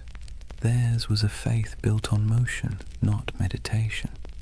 After prayers came breakfast, bread, sometimes cheese, and a cup of watered wine. Meals were eaten in near silence. As they ate, one brother stood at a lectern and read aloud from scripture or from the rule itself, reminding everyone that even the act of eating was a sacred task. The sound of chewing, the scrape of spoons, the droning Latin, it all blended into a rhythm of humility. When they weren't fighting, they worked. Some tended horses, rubbing down the flanks of massive destriers, checking hooves, repairing tack. Others mended chainmail, inspected swords, or organized provisions for long campaigns. A Templar's world was practical, full of physical labor, repetition, and readiness. And yet, beneath all this discipline, there was a strange comfort. The rule removed choice, and with it, uncertainty. A Templar didn't have to wonder what his purpose was. It was written in the rule, enforced by his brothers, and sanctified by God. Every decision had already been made for him. In a world where chaos was normal, where famine, war, and plague struck without warning, that kind of certainty was a luxury few could afford. But of course, it came at a cost. There were moments when the silence must have felt oppressive, when the sameness of days blurred together into a single endless prayer. Imagine years of this life, the same bread, the same rules, the same faces under the same white cloaks, no family, no possessions, no indulgence beyond the thin comfort of faith. And yet, the Templars endured it, perhaps because the alternative, a world without order, without divine meaning, felt far worse. There's something haunting about their discipline. It wasn't born from cruelty, but from conviction. They believed that to serve God they had to strip away everything that made them individual. Ego, desire, even identity itself, all burned away, leaving only function. They became pieces in a sacred machine, and when the machine moved, it moved with terrifying precision. Templars trained relentlessly. Their battle formations were geometric, mathematical, rows of cavalry timed to strike in perfect waves. Each knight knew his place. If one fell, the next filled the gap instantly. Their charges were coordinated like choreography, their retreats executed like clockwork. Their enemies called them demons in white. They didn't scream or taunt or show mercy. They advanced silently until the moment of impact, when they cried out only one phrase: Non nobis Domine, non nobis sed nomini tuo de gloriam. Not to us, O Lord, but to your name be the glory. It was their mantra, their battle hymn, their surrender to something larger than themselves. And yet, despite all this spiritual rigor, the Templars weren't monks lost in abstraction. They were engineers, architects, accountants. They ran farms, managed estates, built fortresses, and oversaw trade routes. Their castles were marvels of design, squat, symmetrical, designed to deflect siege engines and channel attackers into kill zones. But even in architecture, their aesthetic was austere. No ornamentation, no murals, no stained glass, just stone, perfectly aligned, perfectly useful. Templar castles didn't preach beauty, they preached order. Their lives mirrored that architecture. Functional, fortified, minimal. To outsiders, it looked like joyless fanaticism. To the Templars, it was discipline incarnate. Every stone placed, every word spoken, every moment endured was an offering to God. And yet, as centuries passed, cracks began to form. Subtle at first, then spreading. Because discipline without question breeds power, and power, even sacred power, invites suspicion. The Templars' strict hierarchy made them efficient, but it also made them secretive. Their rituals were closed to outsiders. Their vows of silence protected not only their faith, but their operations. Kings and bishops began to whisper, what did these warrior monks do behind closed doors? Did their oaths hide something darker? The rule of the temple, written to sanctify obedience, began to look like a veil. And the more power the order gained, the more castles, the more treasure, the more influence, the more that veil began to draw attention. It's a pattern as old as history. Purity breeds envy, secrecy breeds rumor, and strength breeds fear, but that comes later. For now, imagine one of those long Templar days near its end, the sun dipping low behind battlements, armor hung to dry, the smell of horse sweat and oil in the air. The chapel bells toll again, soft and steady. The knights gather one final time, kneeling in rows, their white cloaks ghost-like in the flickering candlelight. They pray not for victory, not for wealth, not even for peace. They pray for endurance, for the strength to obey again tomorrow and the day after until the end of their lives. Outside, the wind carries the smell of dust and salt. Somewhere beyond the horizon, enemies are gathering, empires are shifting, and history is already writing its next betrayal. But inside the chapel there is only the rhythm of prayer, the faint creak of chainmail, the murmur of Latin words fading into the night. And above them, carved into the stone arch of the temple wall, the red cross catches the last trace of sunlight, still, unchanging, eternal. For now, imagine the first thing that hits you isn't the sight, but the heat. The air itself feels alive, sharp with salt from the sea, heavy with dust from the desert and tinged with the scent of oil, incense, and sweat. You've just stepped into the Holy Land sometime around the year 1140, and you're walking through a world where heaven and earth have been fighting for custody of the same patch of ground for generations. The Crusader kingdoms were born from blood and disbelief. After the First Crusade captured Jerusalem in 1099, waves of settlers, soldiers, and zealots streamed eastward, knights chasing absolution, merchants chasing profit, peasants chasing a miracle. What they found was a land older and more complicated than anything they'd been promised. Picture Jerusalem then, not the golden city of postcards, but a dense, sun-bleached labyrinth of limestone walls, narrow streets, and markets bursting with languages: Arabic, Greek, Latin, Armenian, Hebrew, all colliding in the same dusty air. Bells rang from churches while the call to prayer echoed from minarets. Frankish knights and Muslim merchants haggled over silk. Pilgrims shuffled barefoot past relics too sacred to question. The Holy Land was less a battlefield than a mosaic, fragile, shimmering, and always on the verge of breaking. For the Templars, this was both home and battleground. They arrived as guardians of faith but quickly became administrators of empire. They built massive fortresses to anchor the Crusader presence, stone giants rising from the desert like mirages made real. One of their most famous was Crac des Chevaliers, the castle of the knights. If you've ever stood on a cliff and felt the wind try to push you backward, you'll know the feeling of that place. Perched high above the Homs Gap in modern Syria, it was less a castle and more a declaration. Double walls, circular towers, arrow slits that could whisper death at 100 yards. The stones gleamed pale under the sun, and from its ramparts you could see for miles the mountains, the valleys, and the endless horizon of sand and sky. Inside, it was strangely orderly. Kitchens, chapels, barracks, even a bathhouse.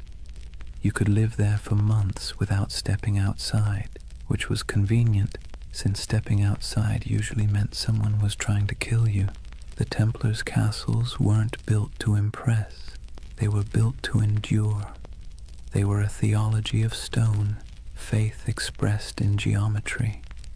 The Crusader kingdoms themselves were strange hybrids, part European colony, part medieval experiment.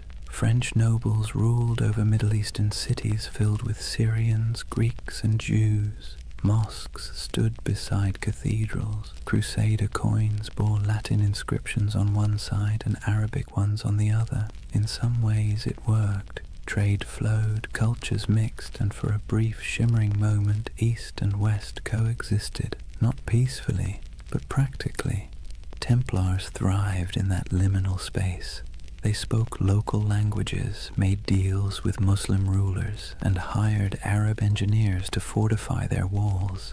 Despite their reputation as fanatics, the Templars were pragmatists. They had to be. The Holy Land wasn't a sermon, it was survival. Still, survival came at a price.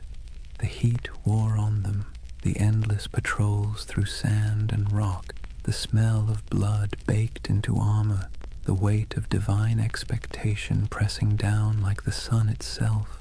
Every campaign was a pilgrimage of exhaustion. Imagine a Templar caravan winding across the desert. Horses sweating beneath white banners marked with red crosses, sand grinding in every crevice of armor. They march in silence except for the creak of leather, the occasional clink of mail.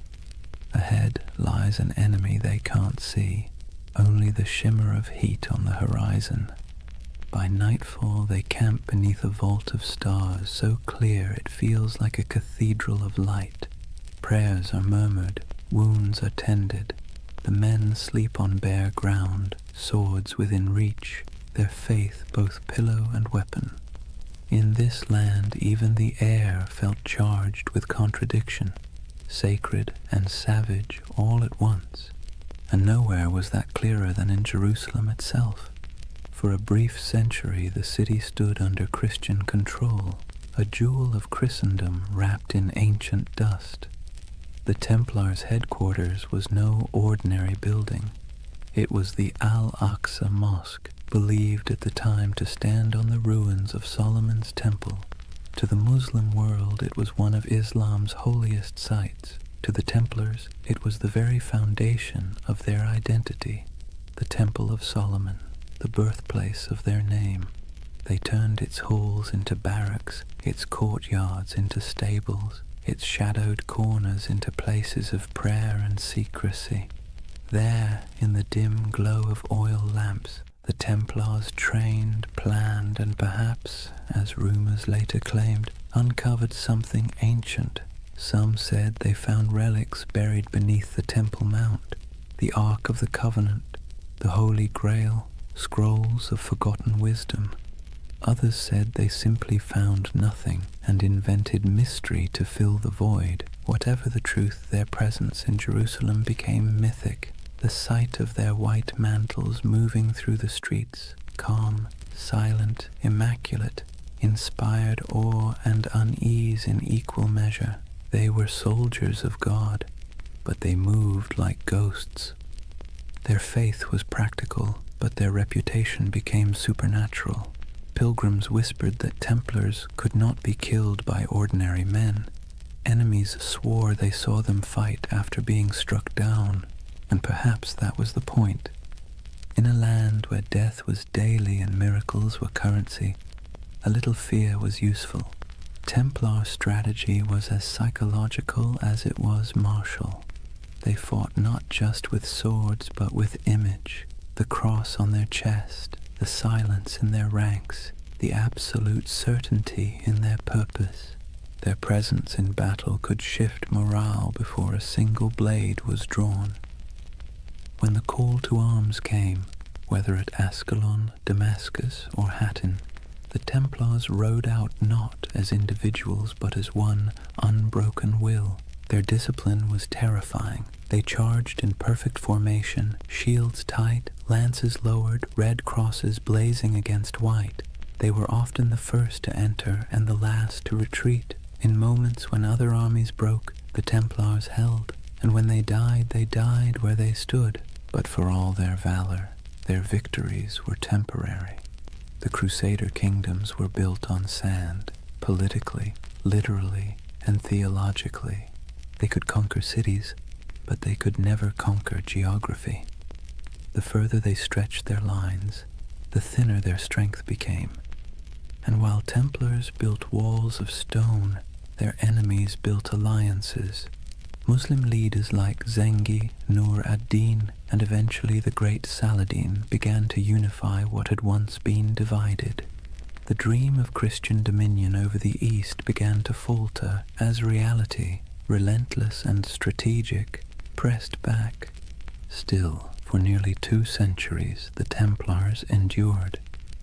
They were the spine of the Crusader world, a constant presence, whether guarding pilgrims on dusty roads, escorting kings, or defending castles that seemed impossible to hold.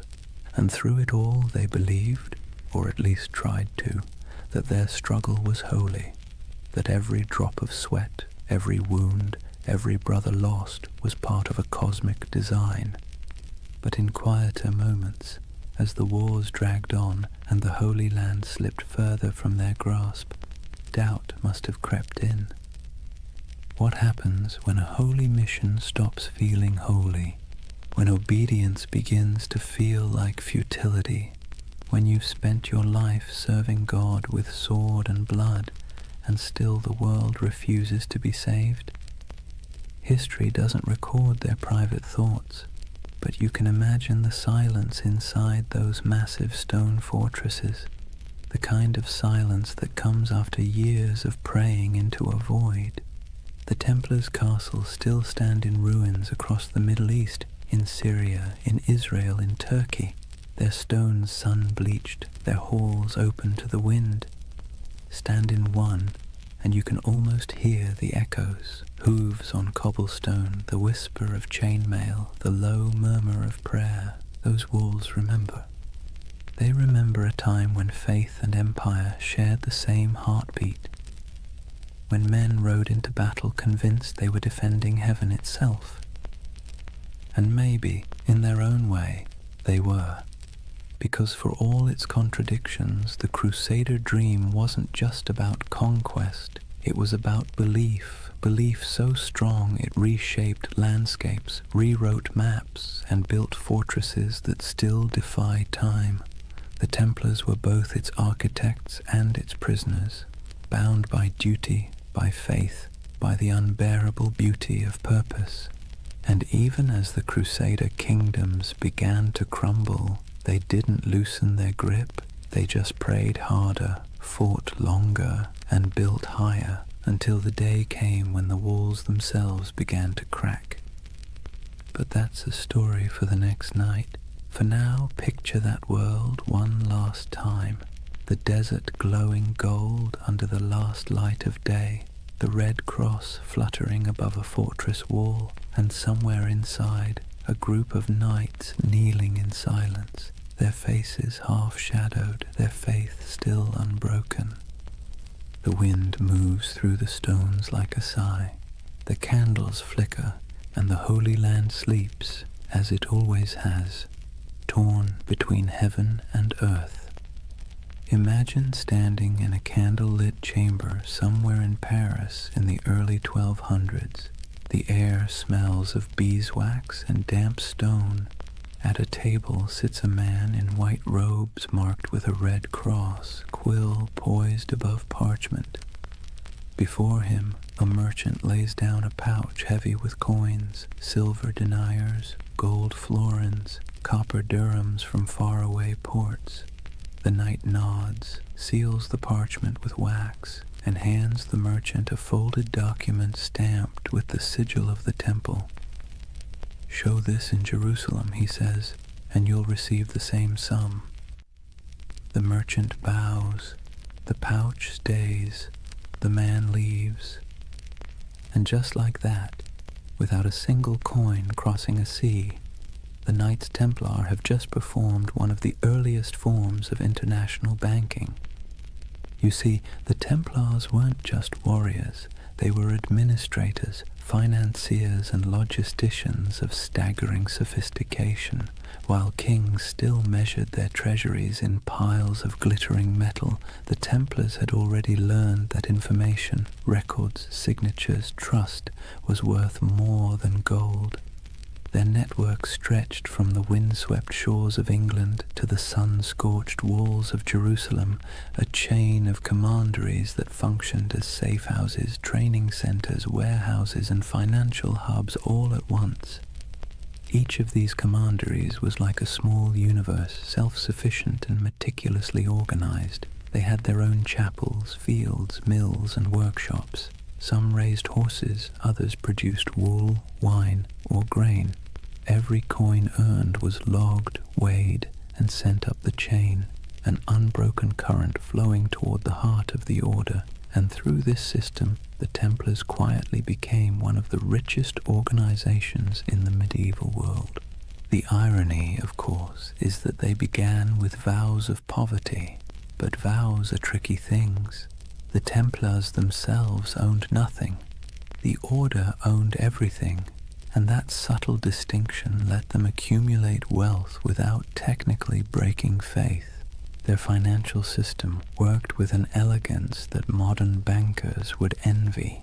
A pilgrim traveling from London to Jerusalem could deposit money at a temple house in England and receive a coded letter of credit. Along the route, through Paris, Marseille, Acre, and finally to the Holy City, Templar commanderies would honor the note, deduct expenses, and mark it in ledgers kept under strict guard. The traveler never had to risk carrying his fortune across pirate-infested seas or bandit-strewn roads. In a way, the Templars invented something that feels astonishingly modern, a secure international trust network, and unlike kings or nobles, They were trusted by everyone. Christian, Jew, Muslim, it didn't matter. The Red Cross was as good as a vault door. The Templar ledger became a passport through chaos. Picture the roads of Europe in the 13th century, narrow tracks winding through forests and mountains, lined with monasteries, taverns, and thieves. Now picture a convoy of Templar couriers riding fast, cloaked in white, armed but calm. They carried more than messages. They carried secrets, diplomatic letters, royal decrees, coded inventories, even treaties. A letter stamped with the seal of the temple traveled like lightning compared to anything else in the medieval world. And where there were secrets, there were suspicions. People whispered that the Templars had mastered cryptography, that their ledgers contained hidden symbols, that their archives were guarded by curses. In truth, it was discipline, not magic, that kept their system running. But to the medieval mind, efficiency itself felt supernatural. Each regional commandery reported to a central master, who in turn answered to the Grand Master in Jerusalem and later Paris. The chain of communication was ironclad, the discipline absolute. Orders passed down with the precision of a monastic liturgy. Every brother knew his rank, his duty, and the exact limits of his authority. Templar correspondence reveals a world that hummed like a machine. Cargoes of wheat, shipments of crossbow bolts, barrels of wine, all recorded, all accounted for.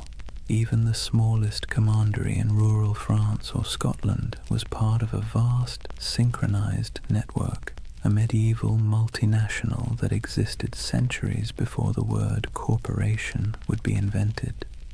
And yet, for all this order, there was mystery. The Templar headquarters in Paris, known simply as La Maison du Temple, was a fortress of stone walls and tall towers surrounded by gardens and workshops.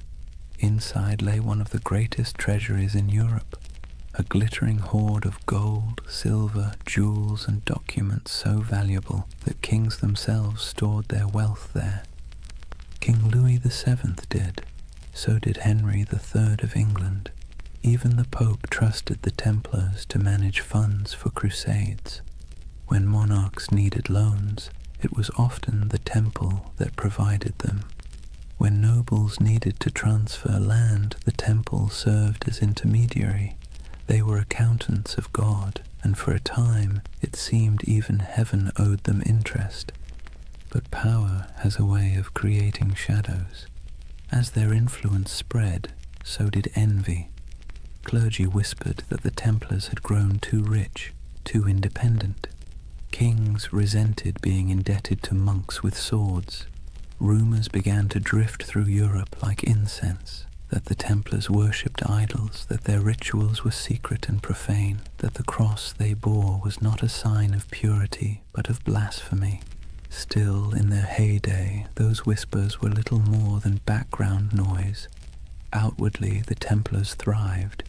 Their fortresses dotted Europe and the Levant, solid, silent, identical in style, as if each had been built from the same blueprint. Stone geometry repeating across continents. They didn't just build castles, they built infrastructure, bridges, ports, farms. They managed trade routes that linked the Mediterranean to northern Europe. They established supply lines for crusading armies that stretched across thousands of miles. Without them, the very logistics of holy war might have collapsed. It's easy to forget that behind every knight charging into battle was a chain of bakers, blacksmiths, and scribes keeping the machine running. The Order's power didn't come from miracles. It came from ledgers. But not all their wealth was material.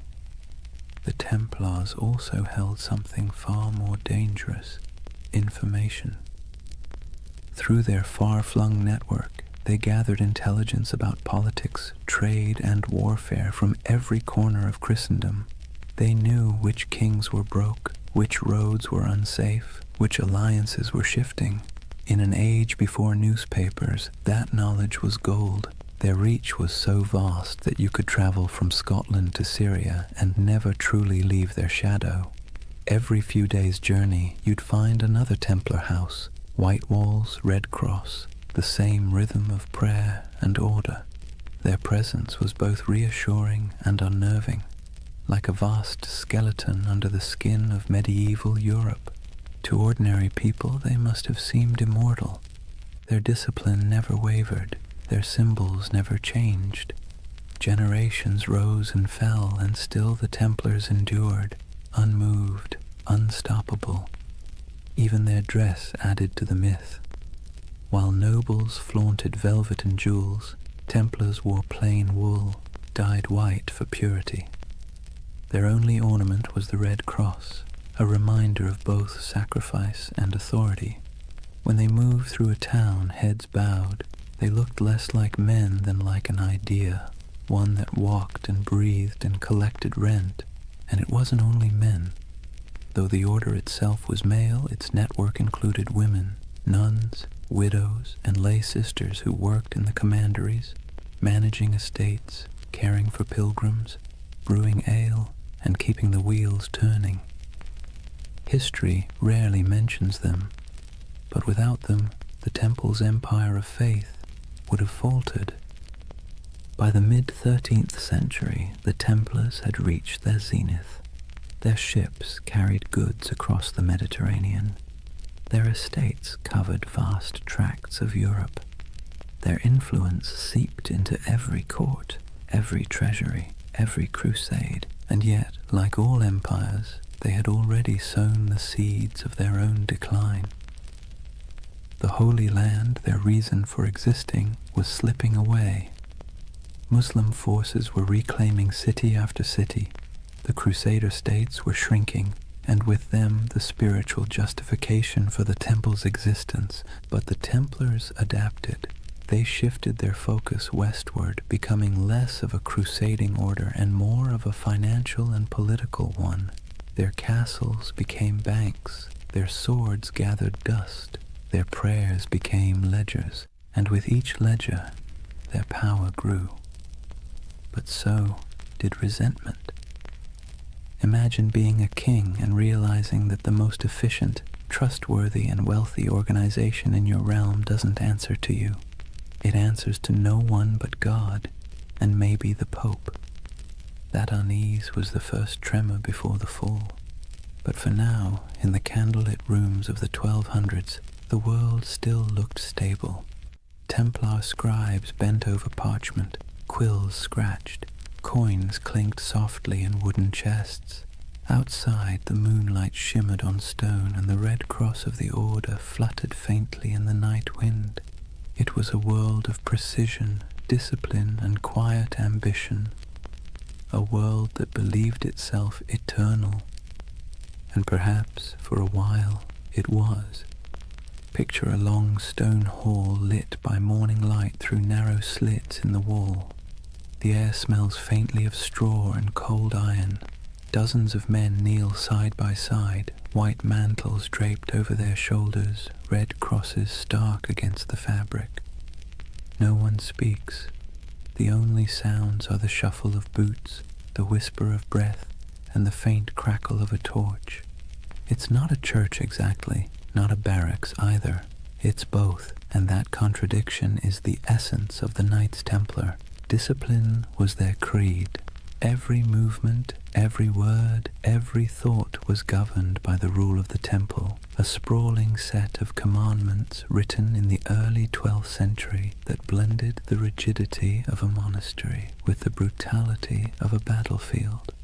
And yet, for all its severity, there was beauty in that order, a rhythm that shaped their days like the tolling of distant bells. They rose before dawn to pray, their voices echoing in unison. Then came the chores, feeding horses, sharpening weapons, tending armor, mending cloaks, cleaning wounds. Breakfast was simple, bread, sometimes watered wine, rarely meat. Then training, endless training, sword drills in formation, mounted charges across dusty fields, bow practice until fingers blistered. To the outside world, they were holy warriors. To themselves, they were servants of God, of each other, and of discipline itself. Templars lived by vows of poverty, chastity, and obedience, but those words meant something very different in their world. Poverty meant no personal possessions, but the order itself owned vast estates. Chastity meant avoiding women entirely, even in conversation, an easier rule to write than to live by. And obedience meant complete submission to one's commander, even unto death. That last vow was the hardest and the one that defined them. A Templar didn't fight for victory.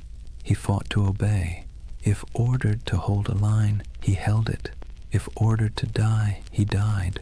There was no hesitation, no bargaining, no emotion. In battle, this made them terrifying. Other soldiers might panic, flee, or waver. The Templars never broke formation. Even when surrounded, they fought in silence, red crosses vanishing one by one into the dust.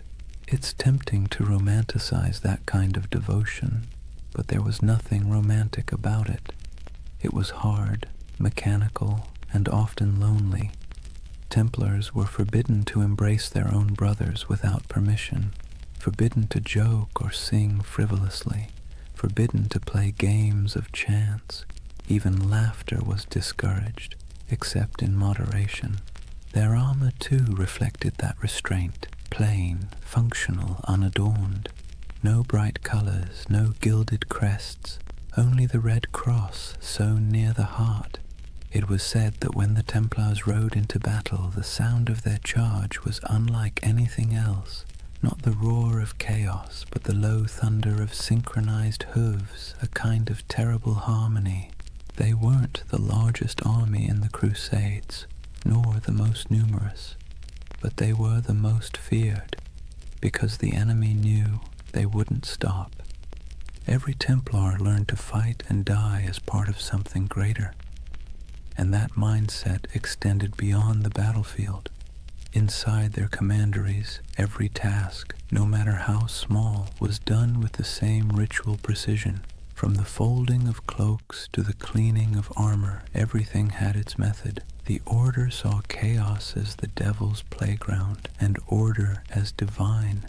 Imagine the life of a young recruit, a sergeant or a serving brother, joining the temple. He would begin as an associate, working the stables, tending the fields, carrying water. He'd sleep on straw, wake before dawn, pray, eat little, speak less. The nights might seem distant, stoic men of few words, but in truth everyone shared the same weight of silence. Templar silence wasn't emptiness, it was control. They believed words carried danger, pride, gossip, temptation. So they learned to communicate through gestures and glances, through efficiency rather than expression. Meals were eaten in near silence, a monk reading scripture aloud while others chewed. If you wanted salt, you didn't ask, you pointed. If you needed bread, you waited your turn. Over time, that silence became a kind of language, a pulse that connected them more deeply than speech ever could. And perhaps that's why their discipline bordered on the sacred. Their punishments were severe but predictable. A brother who broke his vows, who stole, lied, or behaved pridefully, might be stripped of his cloak, forced to eat on the floor, or made to lie face down during Mass while others stepped over him. For grave offenses he could be expelled entirely, his red cross torn away like a soul in exile. But for most, it never came to that. The Templar mind was trained like a blade, sharp, steady, and resigned. Even their daily routines reinforced obedience. The day was divided by bells, prayer, labor, rest. Each moment accounted for. They prayed before battle, after battle, before eating, before sleeping. Every act was sanctified, every breath a form of worship.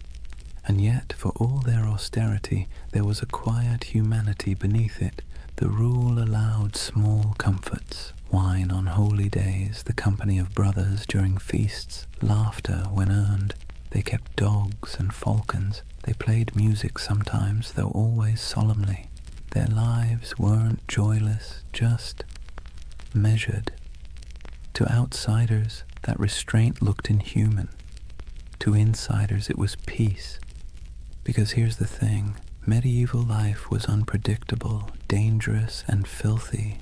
Plague, famine, war, it was all chaos. The Templars built a life where everything made sense, a world of routine, duty, and clear purpose. That order was their sanctuary. And yet, there's a strange irony in that. For all their vows of humility, the Templars radiated pride, not arrogance exactly, but a certainty that they were different, chosen. While other knights fought for lords, women, or glory, the Templars fought for eternity. Their enemy wasn't just flesh and blood, it was sin itself. That certainty gave them strength, but it also made them untouchable. When they marched through cities, people stepped aside. Their white mantles glowed in the sun. Children watched them pass in awe. Priests blessed them. Merchants envied them. Kings tolerated them. And slowly, without realizing it, they became what they were sworn to resist, powerful, privileged, and proud. Their discipline, once spiritual armor, became something colder, a mask. By the late 13th century, the Templar ideal had begun to crack. The Holy Land was lost, the Crusades had soured, and yet the Order still trained, still prayed, still obeyed, as if nothing had changed. It's almost haunting, that image. An army without a war, marching in perfect silence toward a future that no longer needed them. They kept their rituals alive even as their purpose faded. The morning prayers, the vows, the cold meals, the endless drills, like monks in armor performing the same liturgy long after the congregation had gone home.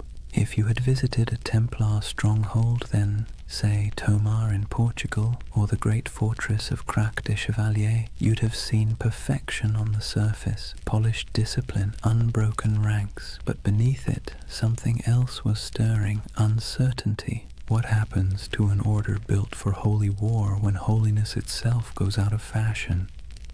The Templars didn't have an answer. They just kept obeying. And maybe that's the tragedy. They were so trained to follow command that when the commands themselves became corrupt, when kings and popes turned against them, they couldn't adapt. Their discipline, once their shield, would soon become their downfall. But that's later. For now, in the twilight of their golden age, they still looked unshakable. Picture them one last time. A column of knights riding through the gates of Acre, the last stronghold of Christendom in the east. Sunlight glints on their helmets.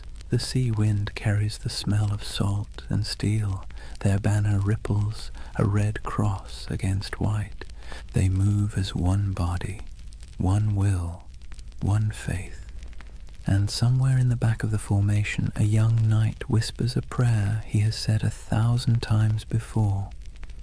He doesn't know that in a few short decades, his order will be ashes and rumor. But in this moment, he is calm, because obedience is peace.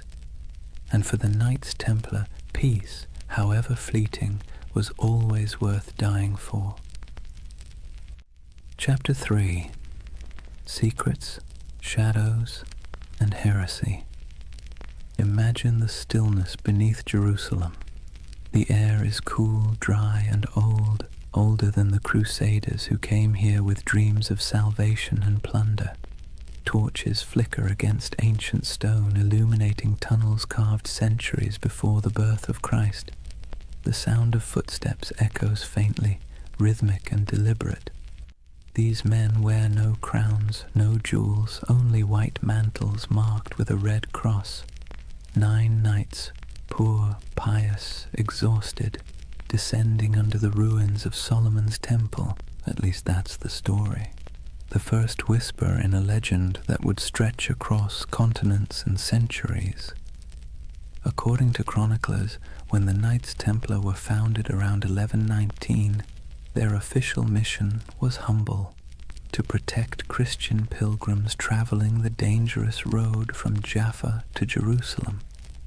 In reality, there were only 9 of them, hardly enough to guard a single caravan. And yet King Baldwin II of Jerusalem gave them quarters in one of the holiest sites on earth, the Temple Mount, believed to be the ruins of Solomon's temple itself. That's where the name came from, the poor fellow soldiers of Christ and of the Temple of Solomon. But for a group of destitute knights, their address was suspiciously prestigious. The Temple Mount was not just another ruin, it was a sacred puzzle layered in myth. Jews believed it was where the Ark of the Covenant had once rested. Muslims revered it as the site of the Prophet's ascent to heaven. Christians saw it as the home of God's wisdom and wrath alike. And somehow these 9 knights, without royal blood, without political clout, were allowed to live directly atop it. And for nearly 9 years, no one quite knew what they were doing down there. There are no surviving records, no letters, no official reports, just silence, the kind that history fills with imagination. And centuries later, that silence became the perfect soil for mystery. Some say the Templars were digging, not guarding, that they searched the ruins for hidden relics, ancient scrolls, or lost knowledge buried deep beneath Jerusalem. According to certain accounts, the knights conducted excavations under the temple itself, tunneling through ancient chambers that had lain untouched since biblical times. Archaeologists in the 19th century actually found evidence of Templar tunnels beneath the site, narrow shafts and corridors leading nowhere, carved by human hands during the Crusader period.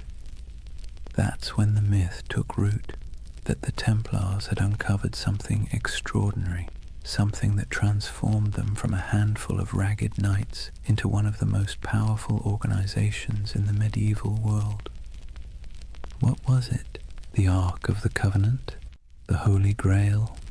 Secret knowledge from King Solomon himself?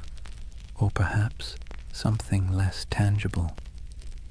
A myth so potent it didn't need to exist to be believed.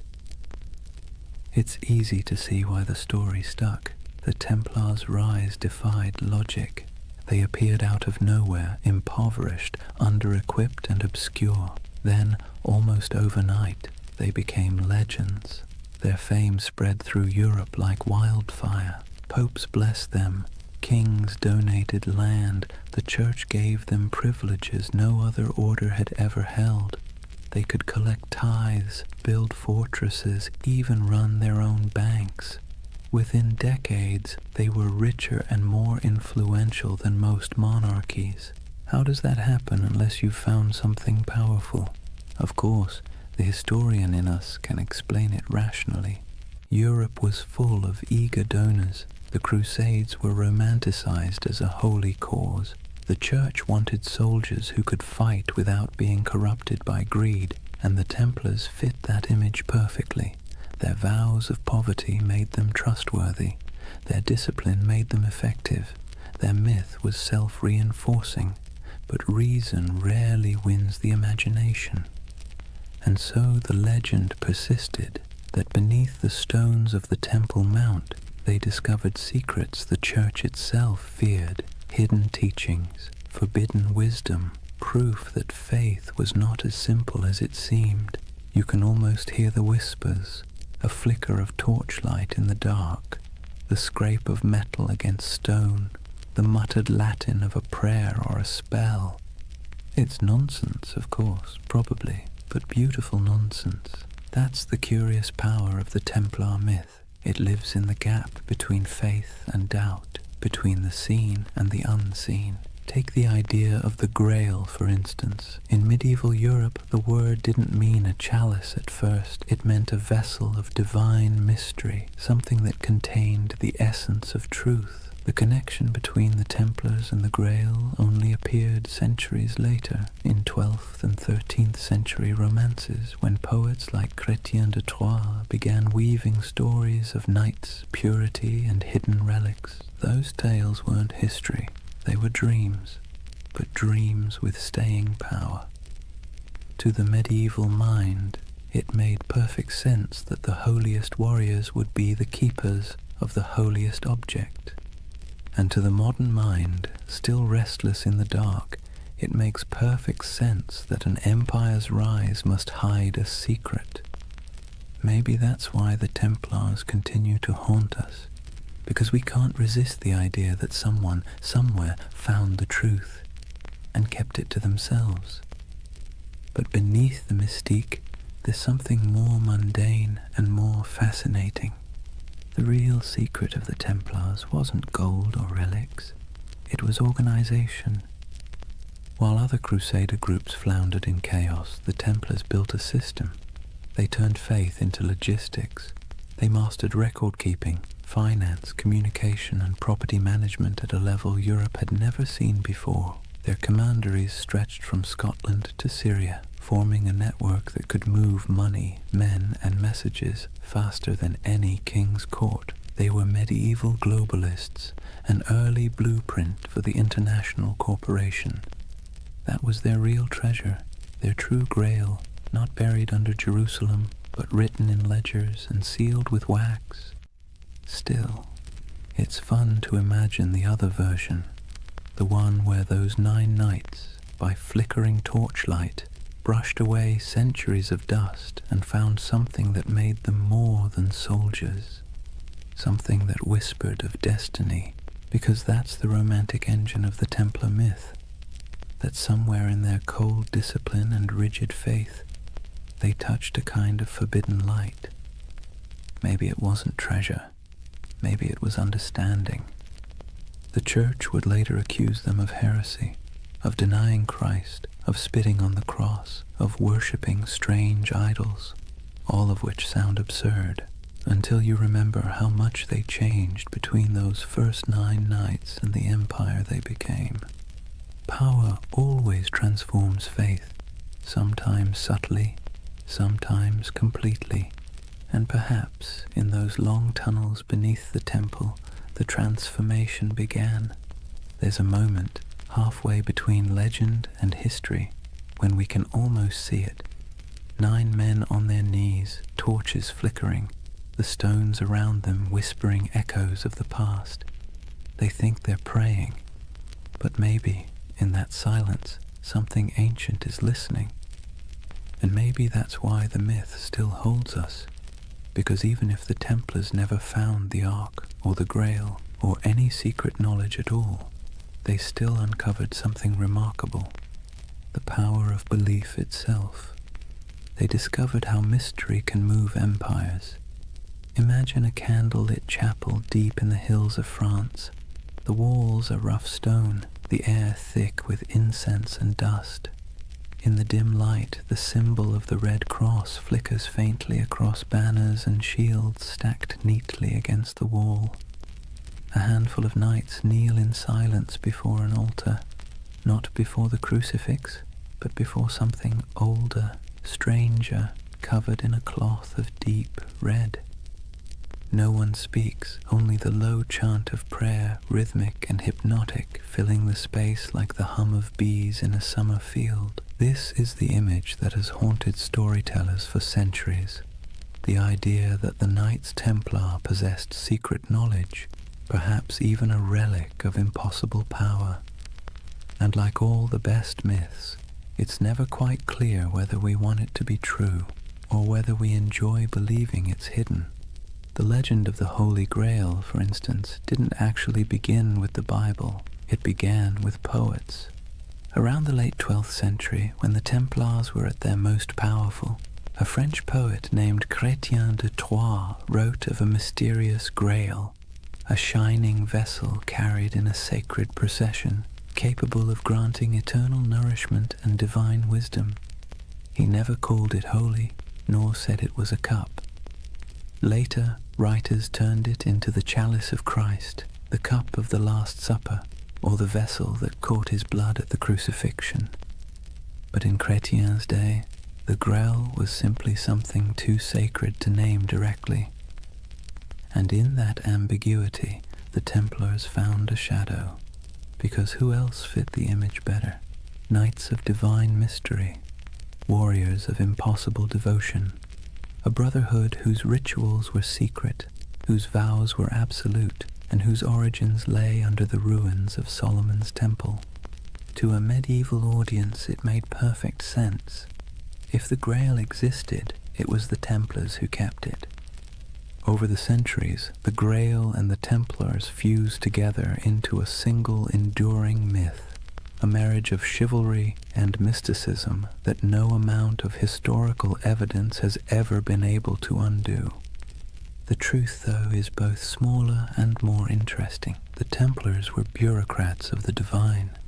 They didn't sit around sipping from golden chalices or unlocking cosmic secrets. They balanced books. They managed estates.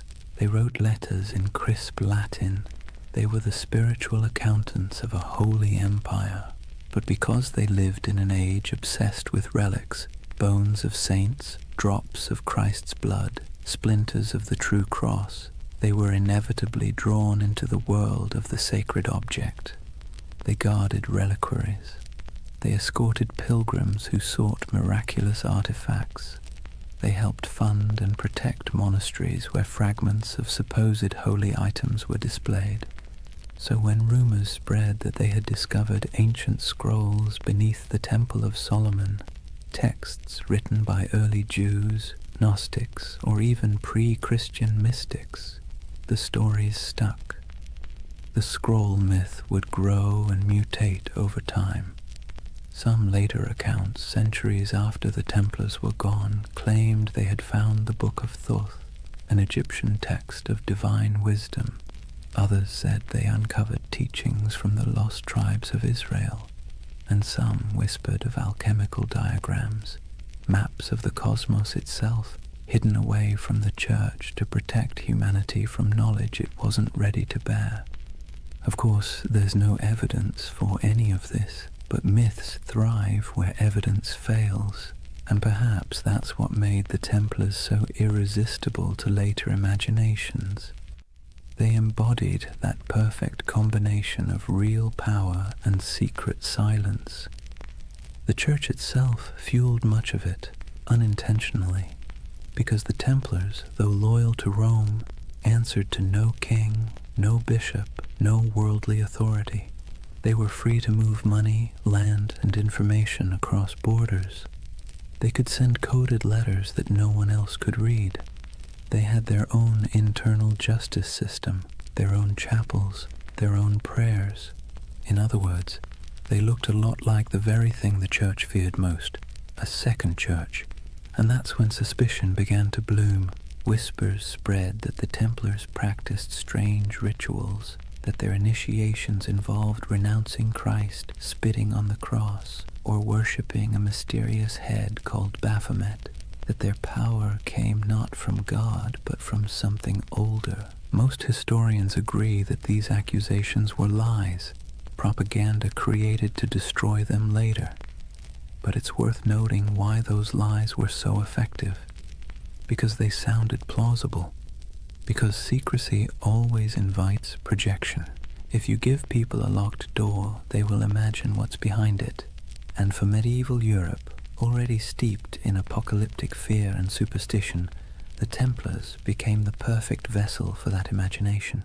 Their very success became suspicious, their discipline unnatural, their wealth sinful, their silence heretical. And yet, maybe there was something beneath all the rumor. Not magic, not relics, but an attitude. See, the Templars didn't pray like other monks. Their spirituality wasn't cloistered, it was militant. Their daily life was about control, obedience, and the annihilation of the self. Every moment of pleasure, every trace of comfort was stripped away to make room for purpose. In a sense, that was a kind of secret knowledge, the knowledge that faith and suffering could be fused into a single weapon. And that's what made them so dangerous. Not to the Muslims they fought in the Holy Land, but to the church that eventually feared them, because the Templars didn't seem to need intermediaries. Their faith was too direct, too efficient, too pure. When you can talk to God through action, you make priests nervous. By the time the Crusader kingdoms began to crumble, the Templars' mystique had already surpassed their usefulness. Europe no longer needed warrior monks, it needed bankers, diplomats, and obedient clergy, and so the Templars' mysticism, once admired, became suspect. It's strange, isn't it, how quickly a symbol of holiness can become a symbol of heresy. 1 century they were Christ's chosen, the next they were whispered to be sorcerers. But perhaps that's the price of mystery. The more tightly you guard your secrets, the easier it is for others to fill them with darkness. And in the quiet moments when we think of the Templars by torchlight, kneeling before something hidden under silk, we feel that same tension, that blend of awe and suspicion, that uneasy beauty of something half-believed. Because part of us wants to believe. We crave hidden truths. We need our mysteries, especially the ones that refuse to resolve. And maybe that's why, centuries later, the Templar myth is still alive, in Dan Brown novels, in video games, in conspiracy theories whispered on YouTube at 3 a.m., because it scratches that ancient itch, that somewhere, someone knows something we don't. It's funny how little we've changed. The medieval mind looked at the stars and imagined divine design. We look at old ruins and imagine lost technology. Both are acts of yearning, proof that we are wired to believe that history hides something from us. And perhaps the Templars were the first to realize that the greatest power isn't in what you know, but in what others think you might know. Theirs was a religion of silence, and silence in any age is seductive. Imagine the city of Jerusalem in the morning light. The walls are pale gold, dust drifting through narrow streets where merchants lift their shutters and donkeys stamp impatiently in the shade. From the hills beyond, the desert glows like a sea of faded fire. Bells ring from the Church of the Holy Sepulchre, and somewhere a muezzin's call answers softly from across the valley. This was the city the Templars swore to defend, the heart of their purpose, the reason for their existence. But by the late 12th century, Jerusalem was no longer the eternal prize they once imagined. It had become a coin tossed endlessly between empires, each claiming divine right, none able to hold it for long. The cracks began, as they so often do, with pride. The Crusader kingdoms, those fragile Latin states carved out after the First Crusade, had grown decadent and divided. The descendants of knights who once marched barefoot to holy war now lived like minor kings, drinking imported wine, bickering over titles, and marrying into local dynasties to secure land and dowries. The Templars, meanwhile, had become something very different from their humble beginnings. They were no longer 9 men kneeling in the dust. They were a multinational corporation of the Middle Ages, thousands strong, with property stretching from Scotland to Syria. They operated fleets, fortresses, and treasuries. They could lend money to kings and fund crusades outright. And that kind of power, while impressive, makes enemies quickly. By the mid-11th century, the balance of the Holy Land had shifted. Muslim forces, long divided, were now uniting under a single banner, led by a man who seemed born for the role, Salah ad-Din Yusuf ibn Ayyub, known in the West as Saladin. If the Crusaders were a tangle of arrogance and infighting, Saladin was the opposite, disciplined, patient, and devout. His armies were not the wild hordes described in European rumor. They were organized, loyal, and most importantly, fighting for home. The Templars met them on countless fields, Hattin, Ascalon, Arsuf, and though they fought with ferocious resolve, they were outmatched by unity and strategy. The Battle of Hattin in 1187 was the breaking point. It began with a cruel trick of the sun. Saladin's army lured the Crusaders away from their water supplies, dragging them across the dry Galilean plains under a blazing July sky. By the time the Templars reached the horns of Hattin, they were half mad with thirst, their chainmail burning against their skin, their banners wilting in the heat. The Muslim forces surrounded them. Archers darkened the sky with arrows, smoke from burning grass choked the air, and when the fighting finally stopped, almost the entire Crusader army was dead or captured. The True Cross, a relic carried into battle like a talisman, was seized by Saladin's men. It was never seen again. The Templar Grand Master Gerard de Riedefort was taken alive. Saladin spared him, though many of his brothers were executed. He would live long enough to watch the walls of Jerusalem fall later that same year. When word reached Europe that the Holy City was gone, it was as if the world itself had cracked open. Sermons thundered across cathedrals, blaming sin, pride, and divine wrath. Monarchs trembled, pilgrims wept. The Pope called for another crusade, and through it all, the Templars stood in the ruins of their purpose. You can almost imagine the silence that followed. The once sacred city, its streets littered with the detritus of war, now echoed with the sounds of new rulers. The Templar headquarters on the Temple Mount was emptied, their altars dismantled, their treasures seized. What began as a holy mission now looked suspiciously like a failure of faith. For the first time, the Templars were without their holy ground, and without Jerusalem, they were forced to confront an uncomfortable truth. If the temple was gone, what exactly were they the knights of anymore? But endings have a way of becoming beginnings. Driven from the holy city, the Templars retreated to the coast, to Acre, Tyre, and Cyprus, where they rebuilt themselves as the guardians of ports and pilgrims rather than of the temple itself. Their castles became symbols of endurance. Crac des Chevaliers in Syria rose like a stone crown over the hills, its walls layered and massive, designed to resist even the most determined siege. Safed Tortosa, Athlit, each fortress a defiant miracle of engineering, built with geometry, patience, and faith in stone. In those high towers, the Templars kept the flame of their order alive. But it was different now. Less about holy destiny, more about survival. Their discipline hardened into something colder. Their prayers became shorter, their eyes sharper. They trained recruits not to imagine glory, but to endure isolation, hunger, and the dull ache of endless duty. And yet, despite all this loss, their legend somehow grew. Europe romanticized them even as the Holy Land slipped away. Chroniclers back home painted the Templars as holy martyrs, holding back the tide of heathens. Donations poured in. New recruits arrived from noble families eager for redemption. It's one of history's great ironies.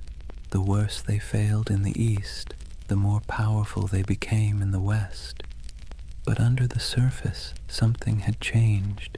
Their order was no longer about the sacred geography of Jerusalem. It was about the machinery of power. And in that subtle shift from spiritual to financial, the seeds of their downfall were already being sown. When the Crusades began, the Templars fought for the soul of Christendom. By the 13th century, they were its bankers. They lent to kings and nobles, secured transport for crusading armies, and managed estates that rivaled monasteries in wealth. Their temples in Paris, London, and Aragon became repositories for gold and secrets. Some said their vaults held the lost relics of the East. Others whispered that beneath their churches, tunnels led to rooms where initiates swore oaths in candlelight, swearing not to crown or cross, but to something older. In truth, those basements probably held nothing more exotic than ledgers and coin chests, but perception, as always, was more dangerous than reality. To kings in debt, the Templars' wealth was an insult. To the Church, their independence was heresy. And so, while the Templars rebuilt their fortresses and continued their crusading vows, the world around them quietly changed. New powers rose, old faiths fractured. Europe began to turn inward, to trade, to politics, to profit. The dream of Jerusalem faded like smoke on the horizon. The Templars became relics themselves, living fossils of an age of faith that no longer fit the world they helped create.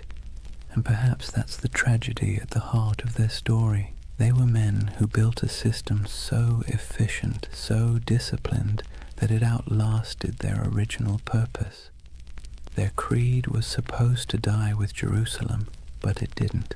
It calcified. It spread through Europe's veins, into its banks, its armies, its bureaucracies. Even as they prayed for salvation, they were laying the groundwork for capitalism, for modern finance, for the idea that faith could be managed like currency. When you think about it, that might be their most heretical legacy of all. In the distance, though, back on those coastal walls, you can almost still hear the wind off the sea whistling through the battlements of Acre. The Templar banners still flutter there in imagination, crimson crosses fading against the salt air. They never stopped believing they could reclaim the Holy Land. They never stopped waiting for the day the horns would sound again. But faith, like empire, has tides, and the tide was already receding. Imagine standing on the ramparts of Acre at twilight. The sea stretches endlessly westward, glowing copper beneath the dying sun. Seagulls drift above the harbor where broken ships list in the water, their masts creaking softly. Behind you, the wind carries the scent of smoke and salt, and the low, steady hum of prayer from men who know the end is coming. This is the world of the final crusades, not the holy fire of the first generation, not the fevered marches of kings and saints, but a quieter, more desperate echo. The age of glory was over. What remained was a grim, bureaucratic persistence. Wars fought on borrowed faith, borrowed time, and borrowed money. By the late 13th century, the Kingdom of Jerusalem existed mostly on parchment and in memory. Its capital, if one could call it that, was Acre, a coastal city pressed between a restless sea and endless desert. It was crowded, rich, and tense, a city of pilgrims, traders, and soldiers living shoulder to shoulder in uneasy tolerance. Here the Knights Templar had built their final fortress, a marvel of engineering, all white stone and iron gates, its walls thicker than any catapult could breach. Within those walls, gold and relics were stored in vaults beneath torchlit halls. Above them, in chapels that echoed with Latin chants, the Templars still prayed for Jerusalem, though most knew they would never see it again. They had become the custodians of a dream already dying. The last crusades were not holy wars anymore. They were logistics operations, charters, supply lines, contracts. The romantic image of knights charging across the desert had long since been replaced by the grinding reality of politics. Kings back in Europe promised armies and delivered excuses. Popes issued bulls calling for redemption and sent none. The Templars and their rivals, the Knights Hospitaller, did what they could. They fortified the remaining coastal strongholds, trained recruits from France and England, and negotiated uneasy truces with Muslim rulers who now viewed them less as enemies and more as relics of a fading age. For nearly a century, the Templars held their line. A few miles of coast, a handful of towers, and the weight of an entire lost empire on their shoulders. Then, in 1291, the inevitable came. A vast Mamluk army, disciplined, relentless, and armed with the confidence of history, swept across the plains toward Acre. Their banners blackened the horizon. Their engines rolled like thunder. Inside the city, panic spread like wildfire. Citizens fled to the harbor, merchants burned their ledgers, priests carried relics to the ships, whispering prayers that no one believed would work. The Templars, as always, took their positions. From the battlements, they could see the Mamluk campfires stretching endlessly into the desert night. The siege began with drums, then fire, then days of unbroken assault. It was not the glorious last stand of legend. It was chaos. Stones crashed into the towers, arrows rained like iron hail, walls cracked and bled dust. The Templars fought with methodical silence, their discipline unbroken even as everything around them burned. Eyewitnesses would later write that when the outer wall finally collapsed, the sound was like a mountain giving way. Within days, Acre was gone. The Templar fortress fell piece by piece, and those who survived fled to their ships, carrying little more than their order's banner and the bitter taste of failure. When the city burned behind them, so did the last true Crusader stronghold in the Holy Land. It was over.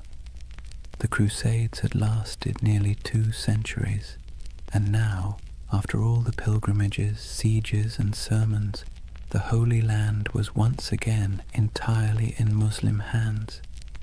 For the Templars, the loss was more than strategic, it was existential. They returned to Europe as an army without a battlefield, an order without a purpose.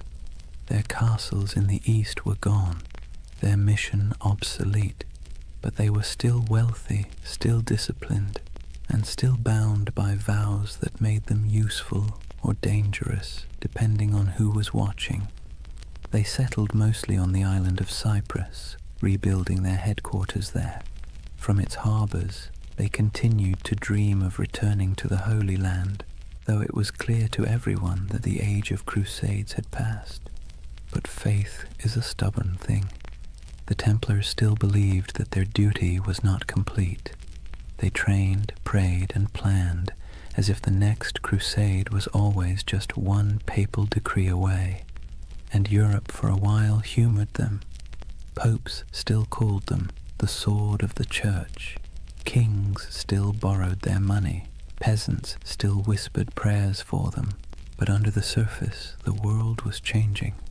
Trade was replacing war. Cities were replacing castles. Banks were replacing swords.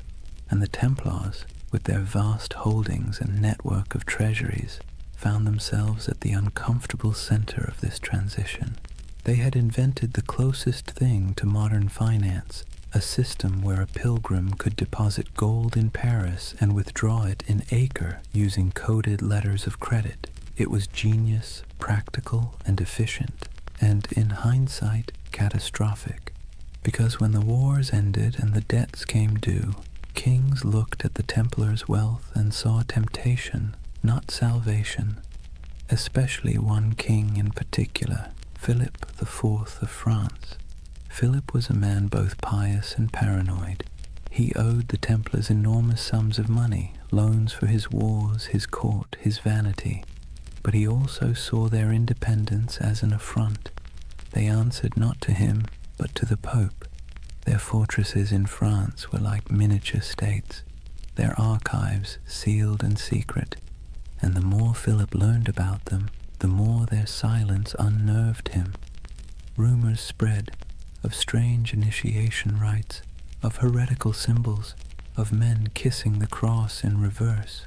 Nonsense, most likely, but for a monarch looking to erase his debts and consolidate power, nonsense can be weaponized. In the years after Acre, Philip began to scheme. He courted the Pope, then bullied him. He planted spies among the Templars.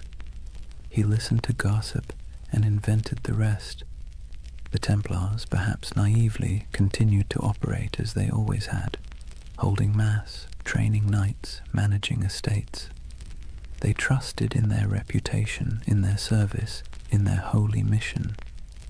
They never realized that while they were guarding against heathens abroad, the real danger had been quietly gathering at home. In the fall of 1307, France was restless. Taxes were high, the treasury was strained, and the king's legitimacy was fragile. Philip needed an enemy. And what better villain than a secretive, wealthy brotherhood whose glory had long since faded into rumor? The Templars were about to learn a lesson the Romans once taught long ago, that power without narrative is just a target. Their story had begun with oaths whispered beneath the Temple of Solomon. It was about to end in the flicker of torches and the hiss of sealed orders. History, like the sea, has its own rhythm, rising, falling, devouring. The Templars, once masters of both faith and war, had finally drifted too far from shore. Their banners would not fall on the battlefield, but in the courts of kings. Their last enemy would not wield a sword, but a quill. The Crusades had ended, but the Inquisition was just beginning. Imagine Paris in the early morning of October 13th, 1307. The air is cold, the mist heavy. Bells toll softly from the towers of Notre Dame, their echo rolling over the Seine. Most Parisians are still asleep, unaware that within the hour history itself is about to shift. Across the city, a quiet army stirs. Royal messengers slip through fog-damp alleys, carrying sealed orders bearing the king's personal wax seal. Soldiers, sworn to secrecy, assemble at street corners and bridges. They don't yet know who they're hunting, only that the order comes directly from Philip IV, and that disobedience would mean ruin. When the sun finally breaks the horizon, the trap is sprung. Every Templar house in France, every fortress, every commandery, every quiet estate hidden among vineyards and fields is surrounded. Gates splinter, iron boots echo down stone halls. The knights of the temple, warriors who once faced Saracen armies in the blazing deserts of Palestine, are dragged from their beds half-dressed, bewildered, accused of crimes so grotesque they can barely comprehend them. Blasphemy, idolatry, heresy. The list reads like something pulled from a fever dream, but this was no dream. It was politics, dressed in the robes of faith. Let's be clear, Philip IV was not a fool. He was something more dangerous, clever, desperate, and convinced of his divine right to do whatever was necessary to hold his kingdom together. He had bled France dry with wars against England, then with his campaigns to tax the clergy. When the church resisted, he struck back, exiling the Pope from Rome, installing his own candidate, and essentially turning the papacy into a branch office of the French crown. That Pope was Clement V, a man whose spine was as soft as the velvet cushions he sat on. Officially, he ruled from Rome. In practice, he lived under the shadow of Philip's will, a papal puppet relocated to Avignon. And so, when the King of France whispered that the Templars were dangerous, heretics, maybe even satanic, Clement listened. But the real accusation wasn't spiritual, it was financial. The Templars held vast wealth, not in piles of coins, but in something far more threatening: records, ledgers, IOUs. They were Europe's most sophisticated bankers, managing royal treasuries, facilitating trade, and holding deposits from nobles who trusted their vaults more than their own castles. That included Philip himself, who now owed them so much that, if they called in their debts, France might collapse. And so, with one order, Philip did what every indebted man has dreamed of doing since time began. He erased the balance sheet. The raids were coordinated with surgical precision. Templars across France were seized simultaneously, their archives confiscated, their leaders imprisoned. Jacques de Molay, the Grand Master, was arrested in Paris, along with his top commanders. He had been a guest of honor at the king's court just days before, attending the funeral of Philip's sister. Now his hospitality was rewarded with chains. The interrogations began almost immediately. The king's agents, men of ink and iron, demanded confessions to every sin imaginable. They accused the Templars of denying Christ, of spitting on the cross during initiation, of worshipping a mysterious idol called Baphomet. They spoke of obscene rituals, secret kisses, and dark oaths taken by candlelight. And under torture, men will say anything. By the week's end, confessions poured in, broken, contradictory, desperate. Some swore they had been tricked, others simply wept and signed whatever parchment was placed before them. The king had his proof. But outside the dungeons, the world was less convinced. The charges made no sense. The Templars were fanatically religious, sworn to poverty, chastity, and obedience. Their prayers structured their lives so tightly that even eating and sleeping were acts of devotion. To accuse them of heresy felt like accusing monks of witchcraft. But logic was irrelevant. The spectacle was the point. Philip had turned the trial into theatre. He invited clergy, nobles, and the public to hear the confessions. He displayed the trembling knights as examples of corruption and divine justice. He presented himself as the defender of Christendom, cleansing it of hidden rot. And for a public weary of taxes, famine, and failed wars, it worked. People love a villain, especially one that used to be untouchable. Meanwhile, Clement V hesitated. As head of the church, the Templars were technically under his jurisdiction, not Philip's, and he knew, deep down, that the charges were absurd. He issued cautious letters demanding the Templars be handed over to papal investigators, but Philip ignored him. France was already playing judge, jury, and executioner. When the Pope finally summoned his courage to intervene, the damage was done. Across Europe, the accusations had spread like wildfire. Other kings, seeing opportunity, followed Philip's lead. Why not confiscate a few Templar estates? Why not seize their gold, their horses, their lands? After all, if France was purging the heretics, who wanted to look soft on sin? One by one, Europe's monarchs turned on their former protectors. In England, Edward II hesitated at first. He actually liked the Templars, but papal pressure forced his hand. In Spain and Portugal, the order was dissolved and reborn under new names, with new insignia, to preserve their assets while appeasing the church. In Germany and Italy, their properties were quietly absorbed by the Hospitallers, rivals who had survived by being slightly less rich and slightly less suspicious. But in France, there was no mercy. The king's prisons overflowed with knights. Some recanted their forced confessions, and for that they were burned alive. Others were kept in darkness for years, their order formally disbanded by papal decree in 1312. As the walls closed in, Jacques de Molay remained calm. His life, by then, had been one long act of faith. He had fought in Outremer, negotiated with kings, and seen the fall of Acre. He knew what it was to lose everything. But this betrayal, this twisting of faith into a weapon, was something colder.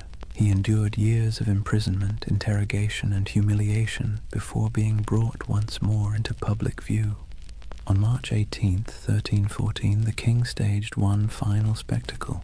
Mole and 3 senior Templars were led onto a platform erected on the Ile de la Cité, a small island in the Seine, directly across from the royal palace. The crowd gathered in silence, expecting confessions and repentance. But instead the old man, gaunt, weary, his hair turned white in prison, stood tall and spoke words that would echo for centuries. He retracted every confession, declared the order innocent, condemned the lies, the cruelty, the injustice. The crowd gasped. The executioners hesitated. Even Philip's officials seemed unsure what to do, but the king, unmoved, ordered the fires lit immediately, and as the flames climbed, witnesses said Jacques de Molay did not scream. He stood, unmoving, until the smoke swallowed him. According to legend, with his final breath, he called down a curse, summoning the Pope and the King to meet him before God within a year. It sounds like myth, but here's the strange part. Both men did die within 12 months. Philip collapsed suddenly during a hunting trip. Clement succumbed to illness not long after. Their bodies, it was said, refused to rest peacefully. One burned, one desecrated by lightning. History, for once, indulged in poetic justice, and so ended the Knights Templar, at least on paper. Their castles were seized, their treasure vanished, their order dissolved, but their legend, that refused to die. Whispers began immediately, of ships slipping away from La Rochelle under cover of night, carrying gold, relics, and sacred texts, of surviving knights who fled north to Scotland or vanished into the Alps, of secret brotherhoods, the Freemasons, the Rosicrucians, who claimed descent from the last guardians of the temple. It's hard to tell where history ends and myth begins. Maybe they're the same thing now, a story too powerful to stay buried. The fires of Paris went out, the ashes scattered. But in the imagination of every generation since, the Templars never stopped riding. Their red crosses still gleam faintly in the dark corners of our collective memory, where faith and conspiracy meet like 2 mirrors reflecting forever. Chapter 4. The Fall, the Curse, and the Immortal Legend. Take a deep breath and picture it again. Paris, 1314. The sun setting behind the grey spires, the river glinting like a blade, the crowd dispersing after the execution, their murmurs fading into the wind. For a moment, the city feels hollow. The flames have gone out, the smoke has thinned, and all that remains of the Knights Templar is the faint scent of burning oak and the whisper of rumour. It should have ended there, but history, like fire, has a way of smouldering long after the last spark dies. They say Jacques de Molay's final words were a curse. He called out from the pyre, summoning Pope Clement and King Philip to appear before the judgment of God within a year. The legend says his voice did not tremble.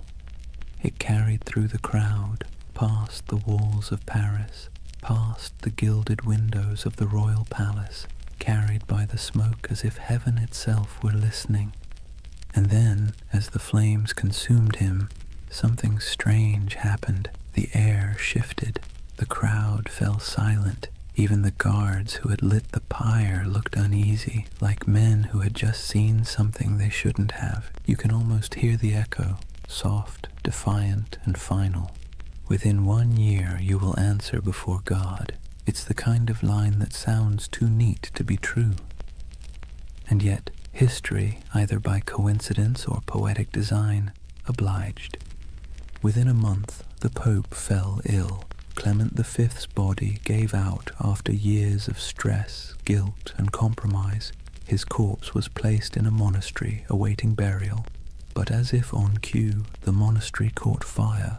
The flames consumed the chamber, and the papal body, already lifeless, was said to have sat upright in the coffin, engulfed in flames, as though the curse had come to collect. Not long after, King Philip went hunting in the forest of Fontainebleau. A strong, healthy man, still in his 40s, he rode out in the crisp autumn air and never returned alive. Accounts differ. Some say he fell from his horse, struck his head, and lingered for days in agony. Others say he was seized by a sudden paralysis. Either way, the most powerful man in Europe died slowly, staring into nothing, as if haunted by something he couldn't see, and with their deaths, the curse of the Templars was born. It was a simple story. 2 men destroyed by the vengeance of a martyred knight, but it grew quickly. People whispered that France itself was doomed, that Philip's descendants, the Capetian line, would die out within generations, and, strangely enough, that too came true. Within less than 2 decades, all 3 of Philip's sons, each having worn the crown, were dead without heirs. The dynasty that had ruled France for centuries was snuffed out like a candle in a storm. The people of the time called it La Malédiction des Templiers, the Templar curse. To later generations, it became a parable, a warning about greed, corruption, and the strange persistence of divine justice. Of course, historians will tell you it was all coincidence, and maybe they're right. But that's the beautiful thing about history. It leaves just enough cracks for the imagination to pour through. When you close your eyes and think of those final days, it's not hard to believe that something larger was at work, a kind of cosmic balancing act, subtle and cruel. The Templars, who had built their order on discipline, loyalty, and faith, had been betrayed by those who claimed to uphold the same virtues. And perhaps, just perhaps, the universe took notice. Yet even as their bodies turned to ash, their legend began to breathe again. Within a generation, stories of the hidden treasure of the temple began to surface. Gold, relics, and ancient knowledge spirited away from France before the arrests. Ships loaded in secret at the port of La Rochelle, sailing west into the mist. Some claimed they vanished into Scotland, others into Portugal, and some said they crossed the ocean itself, centuries before Columbus, to lands unknown. The myth of the lost Templar fleet became the fuel for countless tales. Sailors swore that on stormy nights they'd seen ghost ships bearing red crosses on their sails, gliding silently across the waves. Monks whispered of secret vaults beneath cathedrals where the last Templars hid sacred relics, and among peasants and pilgrims alike a quiet belief took root. The Templars were not dead. They had merely gone underground, waiting for the world to be ready again. It was an idea too romantic, too mysterious to fade. The church had tried to erase the order's name, to burn their banners, melt their seals, and scrub their records. But the Templars had built something deeper than stone. They had built a story, one that couldn't be killed with fire or buried in royal decrees. And the story began to change shape. In the Middle Ages, people whispered that the Templars had discovered the Holy Grail beneath the ruins of Solomon's temple, that the treasure they carried was not gold, but knowledge, secret doctrines, ancient scrolls, perhaps even relics of Christ himself. These weren't just bedtime stories, they were expressions of longing for a lost wisdom, a purer faith, a world where the sacred and the powerful were one and the same. It's strange, isn't it? The church destroyed them for being too secretive, too independent, and yet that very secrecy made them immortal. The less we knew, the more we wondered. And wonder, as every myth maker knows, is the soil in which legends grow. By the 14th century, the Templars were ghosts. By the 15th, they were saints of imagination. By the 18th, they had been reborn entirely absorbed into the rituals of the Freemasons, who borrowed their symbols, their oaths, and their mystique. Masonic lodges across Europe adopted the Red Cross, the sword, and the language of brotherhood. In their dimly lit halls, among candles and geometry, men in powdered wigs whispered oaths not unlike those once spoken in Jerusalem. And in those flickering moments, the Templars lived again, not as soldiers, but as symbols, symbols of resistance, of hidden knowledge, of purity lost and truth buried beneath the weight of time. Somewhere along the way, their story stopped being about history at all. It became about us, about our hunger for mystery, our suspicion of power, our desire to believe that somewhere in the forgotten corners of time, the pure and the brave are still watching. And that brings us back to that fateful Friday, the 13th of October, 1307, the day that superstition itself was born. Before that morning, Friday the 13th meant nothing. It was just a date. But after the Templars were seized, tried, and condemned, it became a symbol of betrayal and bad luck. The day the innocent were destroyed by the powerful. The day faith was tested and justice mocked. The day one of the most disciplined brotherhoods in human history was wiped out in a single breath. Centuries later, we still flinch at that date without remembering why. Maybe that's the real curse, not divine vengeance, but cultural memory, a faint echo of injustice that hums quietly beneath the surface of modern life. Every time the calendar aligns and Friday falls on the 13th, we pass through that echo. Most of us shrug it off, but somewhere deep in the collective mind, a voice whispers, "Be careful." It's the whisper of a fire crackling on an island in the Seine. The whisper of 9 knights kneeling in the dark, taking oaths no one else would ever hear. History loves to bury its ghosts, but ghosts, if nothing else, are patient, and so the legend of the Templars endures, not as a warning, not as dogma, but as a lullaby for the restless, a story that reminds us that even in corruption, there can be faith. Even in endings, there can be echoes. That the night, however dark, always remembers the shape of its stars. Close your eyes for a moment and imagine the sea, a cold wind blowing from the west, the smell of salt, iron, and rain. It's October of 1307, just days after the arrests began. France is tightening like a fist. Across the countryside, Templar commanderies, once bustling with horses, treasure, and prayer, now sit silent under royal seals. Soldiers ransack vaults, priests pore over ledgers, and the knights, those who survive the sudden sweep, vanish like smoke. Or at least, that's what history says. But if you listen carefully, beneath the crackle of parchment and the scratching of quills, you'll hear the ocean whispering another version. At the western edge of France, in the port of La Rochelle, witnesses claim they saw something strange. A convoy of ships flying the Red Cross of the Temple quietly slipped out to sea just before the arrests. The official records say nothing, but rumors say otherwise.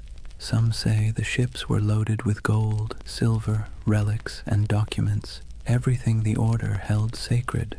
Others say they carried only men, brothers who refused to die in chains.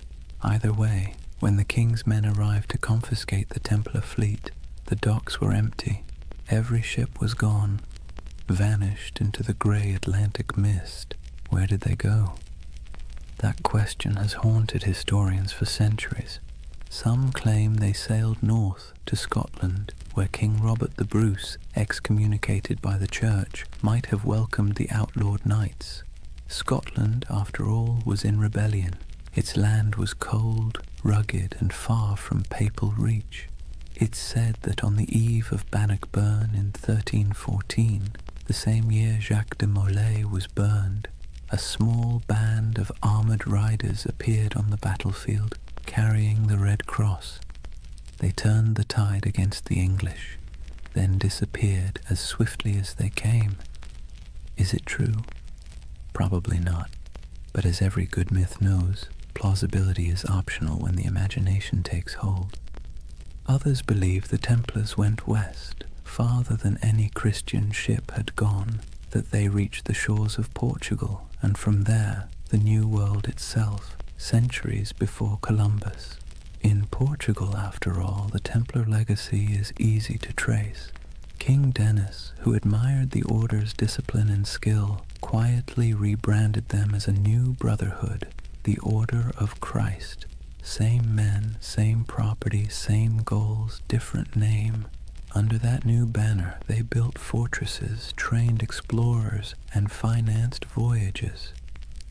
Centuries later, one of their spiritual heirs, a man named Prince Henry the Navigator, would launch the Age of Exploration, and the Red Cross of the Templars would appear again, painted on the sails of caravels bound for Africa, India, and beyond. You've seen it before, even if you didn't notice it. The ships of Columbus, the sails of Vasco da Gama, the Red Cross fluttering against the wind. A silent inheritance, passed from the knights who once guarded pilgrims to the sailors who remapped the world. And so, some say, the Templars never truly vanished. They evolved. They traded swords for sextants and Jerusalem for the horizon. But there's another theory, quieter, stranger, almost tender in its melancholy, that many of the surviving Templars simply went home. Imagine them, men in their 40s or 50s, scarred from years of crusade, watching everything they believed in collapse. Some fled across borders, shaving their beards, burning their mantles, blending back into ordinary life. A few became monks in other orders.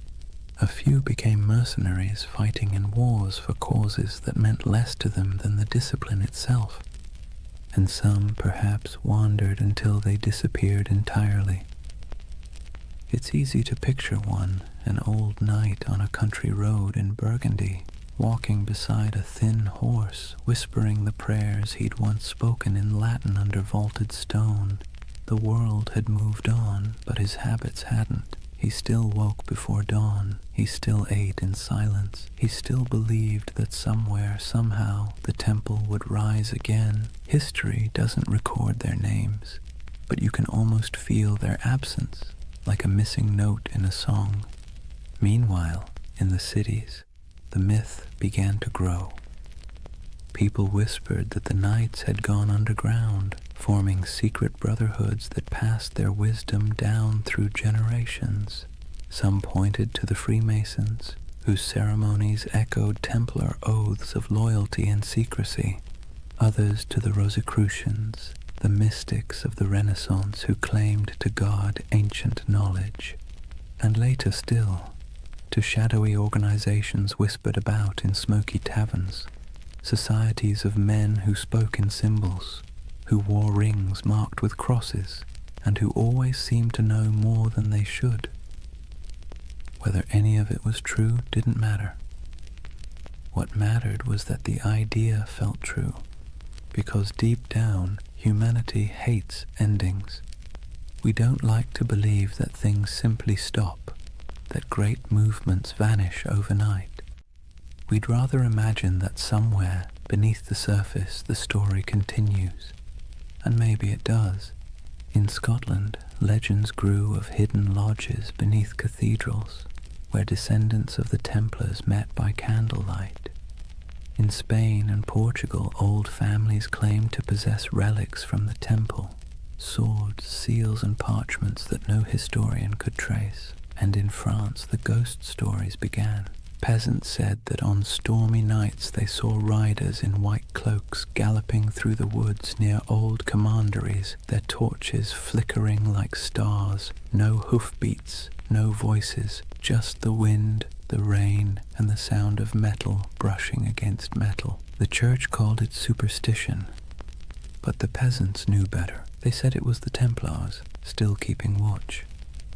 Centuries later, during the French Revolution, when mobs looted churches and burned archives, strange things were found. Stone carvings of Templar crosses hidden behind altars, letters sealed with wax bearing the order's symbol, and cryptic diagrams suggesting that not everything had been destroyed. Even Napoleon, the great skeptic, was rumored to have been fascinated by them. When he invaded Egypt in 1798, he brought with him not just soldiers, but scholars, engineers, and, oddly enough, men obsessed with the Templar myth. They saw the pyramids, the ruins of ancient Alexandria, and believed they were walking in the same footsteps as those mysterious knights who had once dug beneath Solomon's temple. It was as if every century rediscovered the Templars anew, each generation projecting its own dreams onto their ghost. For the Renaissance, they were seekers of hidden wisdom. For the Enlightenment, martyrs of superstition. For the modern age, symbols of rebellion against authority. And through it all, their image never changed. White cloaks, red crosses, silent resolve. The perfect blend of purity and menace. That's the strange paradox of the Knights Templar. They began as humble monks sworn to poverty and ended as eternal figures of power. They were meant to defend faith but became symbols of doubt. They were destroyed for secrecy, and yet secrecy is what keeps them alive. When you trace their story from the ruins of Jerusalem to the myths of modernity, you realize that the Templars have become less a chapter of history and more a kind of mirror. Every age sees itself in them. Every conspiracy, every spiritual revival, every lost cause finds its reflection in their legend. Even today, their name is everywhere. Video games, novels, films, coffee brands, even insurance companies. The irony would probably amuse them. Men who once vowed to own nothing now sell everything. But perhaps that's fitting. The Templars were never just about religion or war. They were about the human need to believe in something that endures. And maybe that's why we can't stop imagining where they went. Not because we need the facts, but because we need the comfort of knowing that ideals, courage, loyalty, sacrifice don't just die with men. They drift, they adapt, they survive. So when you think of those ships sailing out of La Rochelle into the fog, try not to see them as fugitives. See them as dreamers, as the embodiment of a simple, quiet truth. That faith and mystery always find a way to escape the fire. Maybe they reached Scotland, maybe they reached the New World, or maybe they're still out there somewhere, beyond the horizon, sailing a sea that never ends. Imagine a cold dawn in Paris, 1307. The streets smell of smoke and fear. Bells toll somewhere in the distance, slow, heavy, deliberate. The king's guards march through the mist, their armor clattering like a death knell. Inside the stone halls of the royal fortress, a handful of exhausted men kneel before a tribunal. Their white mantles, once symbols of divine purpose, are now stained with dirt and tears. The red cross across their chests looks almost like a wound. These are the Knights Templar, the once unbreakable brotherhood now accused of heresy, blasphemy, and witchcraft. Their Grand Master, Jacques de Molay, stands among them. His face is gaunt, his hands tremble, but not from fear, from disbelief. Only a few years earlier, kings had begged for the Templars' loans, popes had blessed their missions, and merchants had trusted their vaults with fortunes. And now, the same powers that exalted them call them servants of the devil. Let's be clear, the charges were absurd. The Templars were accused of spitting on the cross during secret initiations, of worshipping a mysterious idol named Baphomet, a bearded head that supposedly whispered prophecies.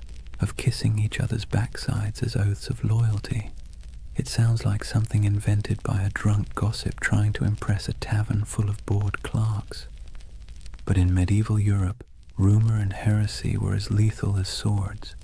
Under torture, men confessed to anything. And King Philip IV of France, buried in debt to the Templars, knew that pain was cheaper than repayment. He wanted their treasure and their silence. So he ordered confession after confession until even the strongest broke. It's strange to imagine these were men trained to endure battle, to ride through sieges, to fight without sleep. And yet here they were, chained in dungeons, whispering prayers that turned into pleas. Some recanted immediately, others held firm until their bodies gave out. But through it all, one question pulsed beneath the surface like a heartbeat. Where is the treasure? Because according to legend, the Templars had amassed unimaginable wealth. Gold from Jerusalem, silver from Europe, relics from the Holy Land. They were bankers to kings, landlords to half of France, and custodians of secrets no one dared write down. When their order collapsed, that treasure simply disappeared. The official records show nothing. The king found empty vaults, the church seized estates, but no gold. And so the myth began. The missing Templar treasure has been called the most enduring unsolved mystery in medieval history. Over the centuries it's been found 1,000 times, in hidden tunnels under Paris, buried beneath Rosslyn Chapel in Scotland, locked inside the catacombs of Malta, even frozen beneath Nova Scotia's Oak Island, where fortune hunters have been digging for 200 years and still haven't hit bottom. Each theory begins the same way, with the night of October 13th, 1307, when those ships at La Rochelle sailed off into the mist. And each theory ends the same way, with an empty map and more questions. But maybe the treasure wasn't gold at all. Maybe what they protected wasn't wealth, but knowledge. There's a quiet rumor, older than the Freemasons, older than most conspiracy theories, that the Templars discovered something beneath the ruins of Solomon's temple during their early years in Jerusalem. What it was, no one agrees on. Some say it was the Holy Grail, not a cup, but a secret bloodline. Others claim it was the Ark of the Covenant, still humming with divine energy. And a few whisper that it was something far less biblical, ancient texts from before recorded history, knowledge so profound it could rewrite theology itself. Whatever it was, the rumor insists that the Templars hid it, not in one place, but in many. Fragments scattered like seeds across Europe, buried under chapels, sealed in crypts, or disguised as relics. You can almost imagine it. Stone corridors lit by flickering torches, brothers moving in silence, passing relics wrapped in linen. No words spoken, no records written, only vows that what was found in the Holy Land must never be lost again. It's beautiful, isn't it? The idea that knowledge can be smuggled through time, that truth, like treasure, can survive corruption, fire, and forgetfulness. But let's pause, because the historian's mind has a way of ruining poetry. The truth is, most of what the Templars had was painfully ordinary. Farms, mills, vineyards, warehouses. Their treasure was bookkeeping. Still, the legend persists, because it speaks to something deeper, a yearning for meaning behind mystery. We want to believe that somewhere beneath the dust, something sacred still waits to be uncovered, and maybe, in a way, it does. Because even stripped of myth, the story of the Templar trials is a perfect reflection of how power consumes its own creation. King Philip's campaign wasn't just about greed, it was about fear. The kind that festers when kings realize faith answers to no one. The Templars had grown too independent, Their wealth was international. Their loyalty was to God, not to any throne. They were an early version of globalization, efficient, disciplined, untaxed. They'd become everything monarchs hate: powerful, moral, and incorruptible. And so Philip did what tyrants always do when faced with something they can't control. He called it evil. By 1310, the trials had become theater. Dozens of knights were paraded through Paris to confess and repent before crowds. Some, desperate for mercy, repeated the false confessions they'd made under torture. Others refused, and for that they were burned. The flames were said to burn clean. No black smoke, only white. People whispered it was the Holy Spirit taking their souls. Others said it was the wind carrying away the last truth the church dared not hear. But one man's death would outlive them all: Jacques de Molay, the Grand Master. In 1314, after 7 years of imprisonment, he was led to a small island on the Seine. The executioner tied him to the stake as the king's men watched. When asked for a final confession, de Molay refused. He looked at the crowd and spoke instead to the heavens. He declared that both the king and the pope, Philip and Clement, would soon answer before God for what they had done. It was less a curse than a statement of cosmic bookkeeping, but it landed like a thunderclap. Within a year, both men were dead, and so legend turned to prophecy. The curse of Jacques de Molay was born. In taverns, people whispered that the Templars had struck back from beyond the grave, that the king's line was doomed, and when Philip's dynasty collapsed within a few generations, the myth grew stronger. History remembers it as coincidence, but myth doesn't care for coincidence. It prefers poetry, and in that poetry, the Templars became immortal. Their treasure, whatever it was, became eternal. Their curse became their revenge. You can see echoes of it everywhere, in novels about secret codes and grail quests, in stories of lost bloodlines and hidden orders, in the fascination that still surrounds their name. Because deep down, the story of the Templars isn't just about power or faith. It's about loss. The loss of certainty, of purity, of something once believed to be incorruptible.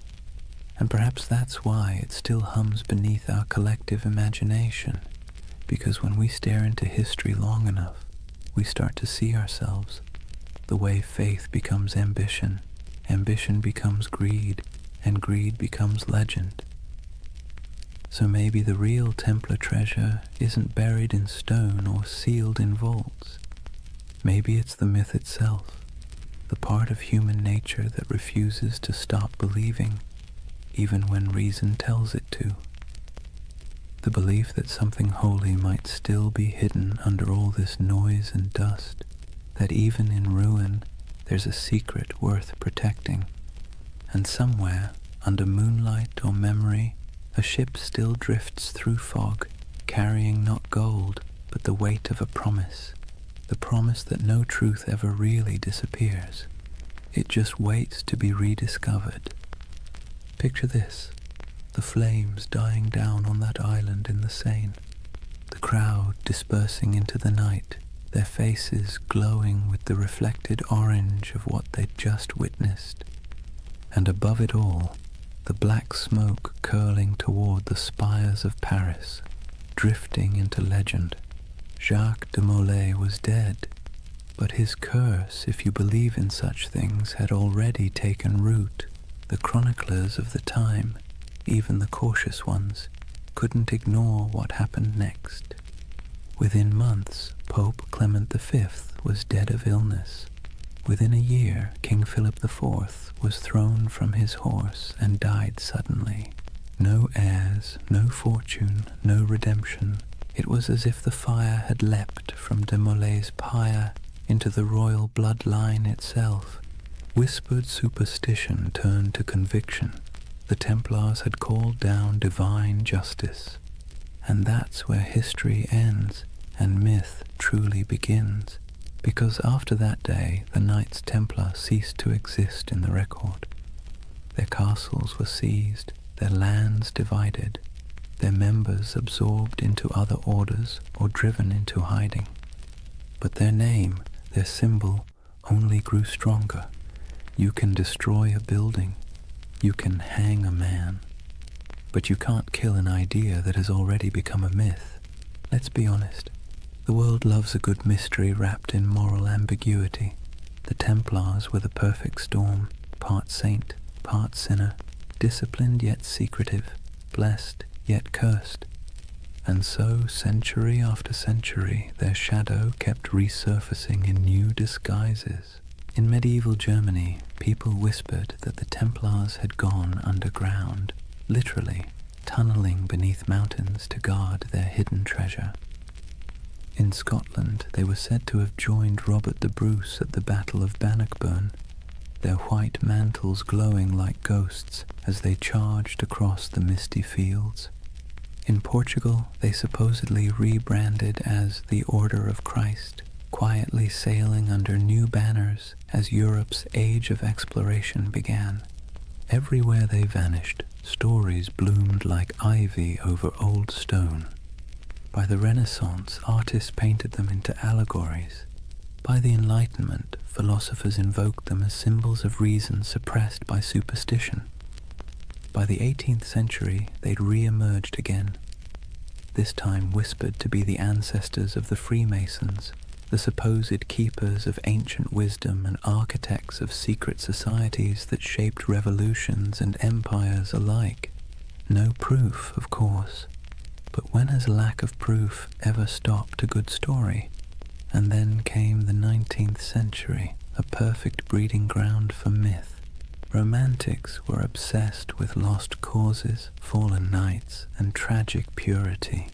The Templars became literary gold.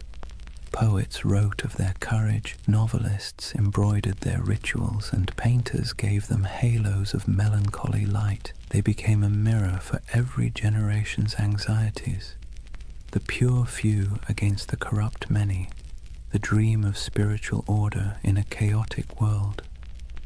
And that's the secret ingredient to their immortality. Each age reshapes them to fit its own fears and fantasies.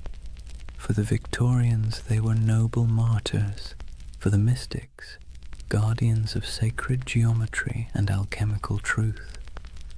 For the modern internet, they're either ancient aliens or early bankers. The spectrum runs from the sublime to the ridiculous, and somehow the Knights Templar fit perfectly into both. But why? Why them and not some other crusading order lost to time? Maybe it's because they sit right on the fault line between faith and doubt. They were monks with swords, believers who killed, poor men who became rich, holy men who served kings. Their contradictions make them endlessly recyclable, adaptable to whatever mystery you want them to represent. And let's be clear, people love contradictions. They feel human, they feel possible.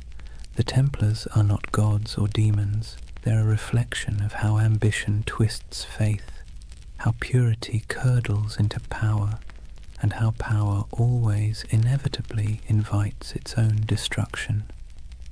It's almost poetic that they were accused of worshipping a severed head, because in a way, that's what their legend became, a body without a leader, kept alive by imagination, headless but somehow still breathing. Let's drift for a moment to one of those places still whispered about, Rosslyn Chapel, Scotland. Built in the 1400s, long after the Templars' supposed end, it's a riot of stone carvings, angels, vines, strange geometric knots, and figures that seem oddly ancient.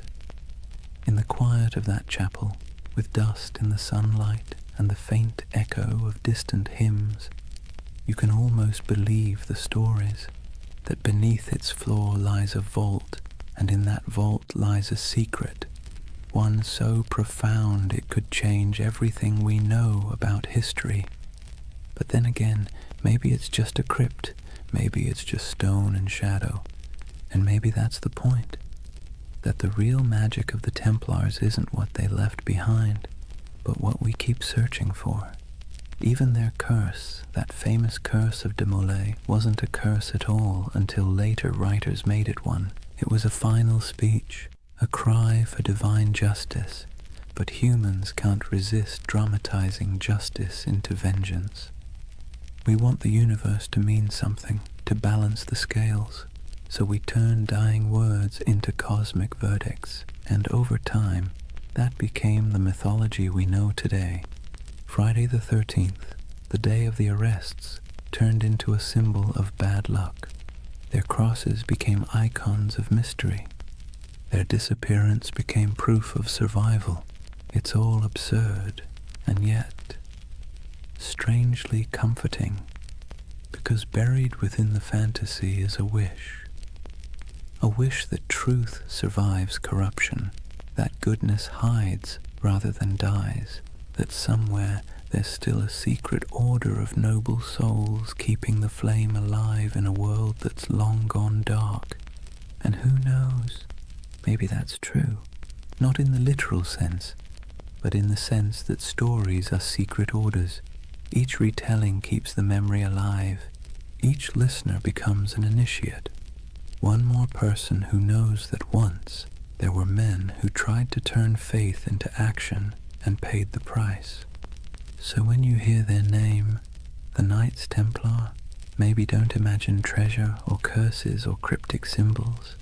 Imagine something quieter, a group of men kneeling under torchlight, making promises they could never keep but tried to anyway. Imagine their breath clouding in the cold air, their armor cold against their skin, their hearts probably as uncertain as yours or mine. And perhaps in that uncertainty lies their true immortality, because we don't remember them as saints or villains.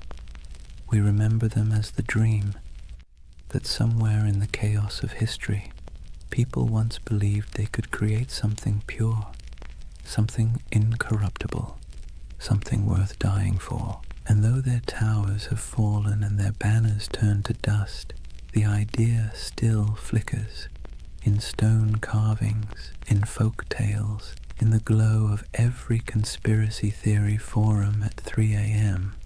The Templars endure not because they were flawless, but because they were human. And humans have always dreamed of perfection, even as we fall short of it. So when you finally close your eyes tonight, imagine the world they left behind. Imagine the quiet after the fire, the soft sound of waves against forgotten shores. Somewhere a candle burns low, somewhere an oath is whispered again, and somewhere in the deep rhythm of history, the order still rides, not in armor, but in memory, because the truth is, nothing truly holy ever dies. It simply changes shape and waits to be remembered. So now we reach the end, or rather, the echo. The story of the Knights Templar doesn't really end. It simply fades like candlelight in a long corridor, stretching further and further into shadow. If you've stayed with me through this entire journey, through crusades and curses, through deserts and dungeons, take a moment to notice the quiet. The world they built and the world they lost are both long gone, but the silence they left behind still hums with meaning. Imagine it, Europe asleep under frost, old cathedrals creaking with age, the moonlight brushing against statues of long-forgotten knights. In that stillness, you can almost hear them, the faint clink of armor, the whisper of prayer, the soft murmur of devotion and doubt braided together.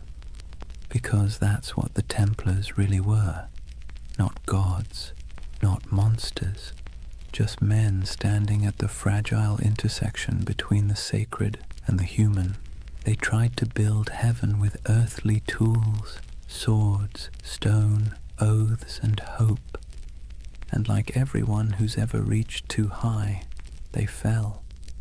But falling doesn't mean failure. It just means the dream became too heavy for the age that held it.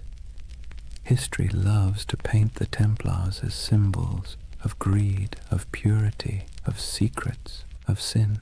But perhaps they were simply mirrors, reflecting what every civilization fears most. That no matter how powerful we become, or how righteous we think we are, time will eventually unmake us, fold us back into silence. And yet, the beauty is that silence isn't nothing.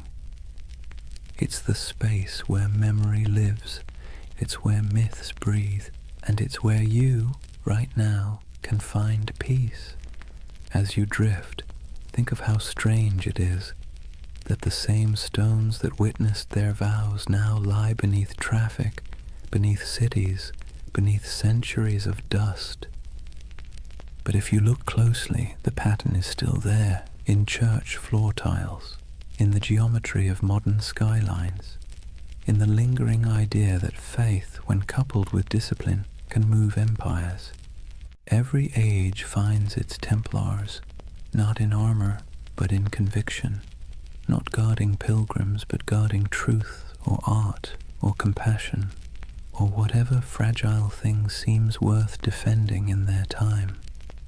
Maybe you've been one of them without realizing it, someone trying to build something pure in a world that doesn't always reward purity. So tonight, as the story fades, let the noise of history recede behind you. The clash of swords, the whispers of betrayal, the long sermons and louder silences.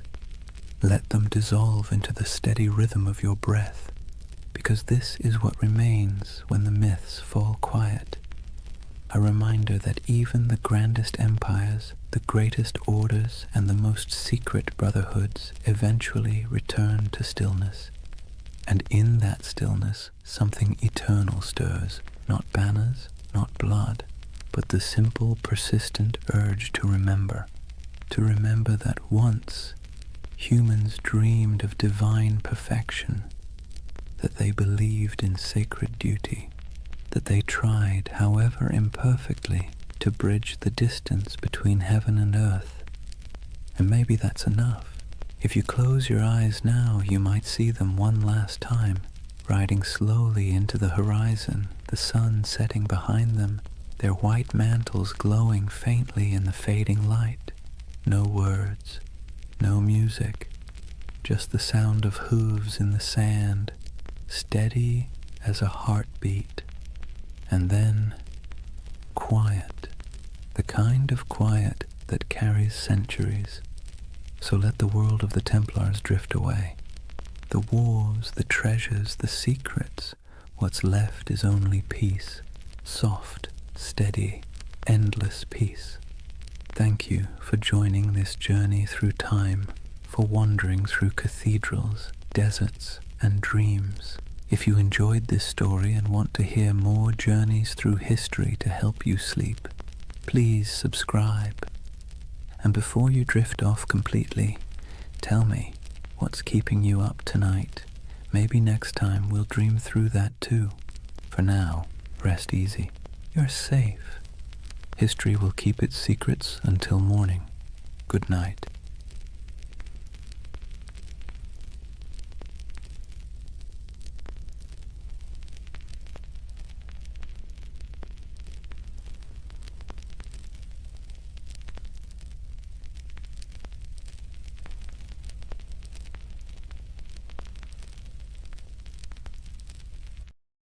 Hey guys, welcome back to the Sleep Atlas. Tonight we're setting sail on one of the most romanticized, misrepresented, and misunderstood chapters in world history. No, not knights, not pharaohs, not Romans with fancy sandals. We're talking about pirates, the real ones. Not Johnny Depp wobbling around on deck, but the men and women who sailed the Caribbean and the Atlantic during the so-called Golden Age of Piracy. Now here's the thing, we all think we know pirates, eye patches, parrots, R-matey, treasure maps with a big red X, but spoiler alert, that stuff mostly comes from novels, theater, and later Hollywood rewrites.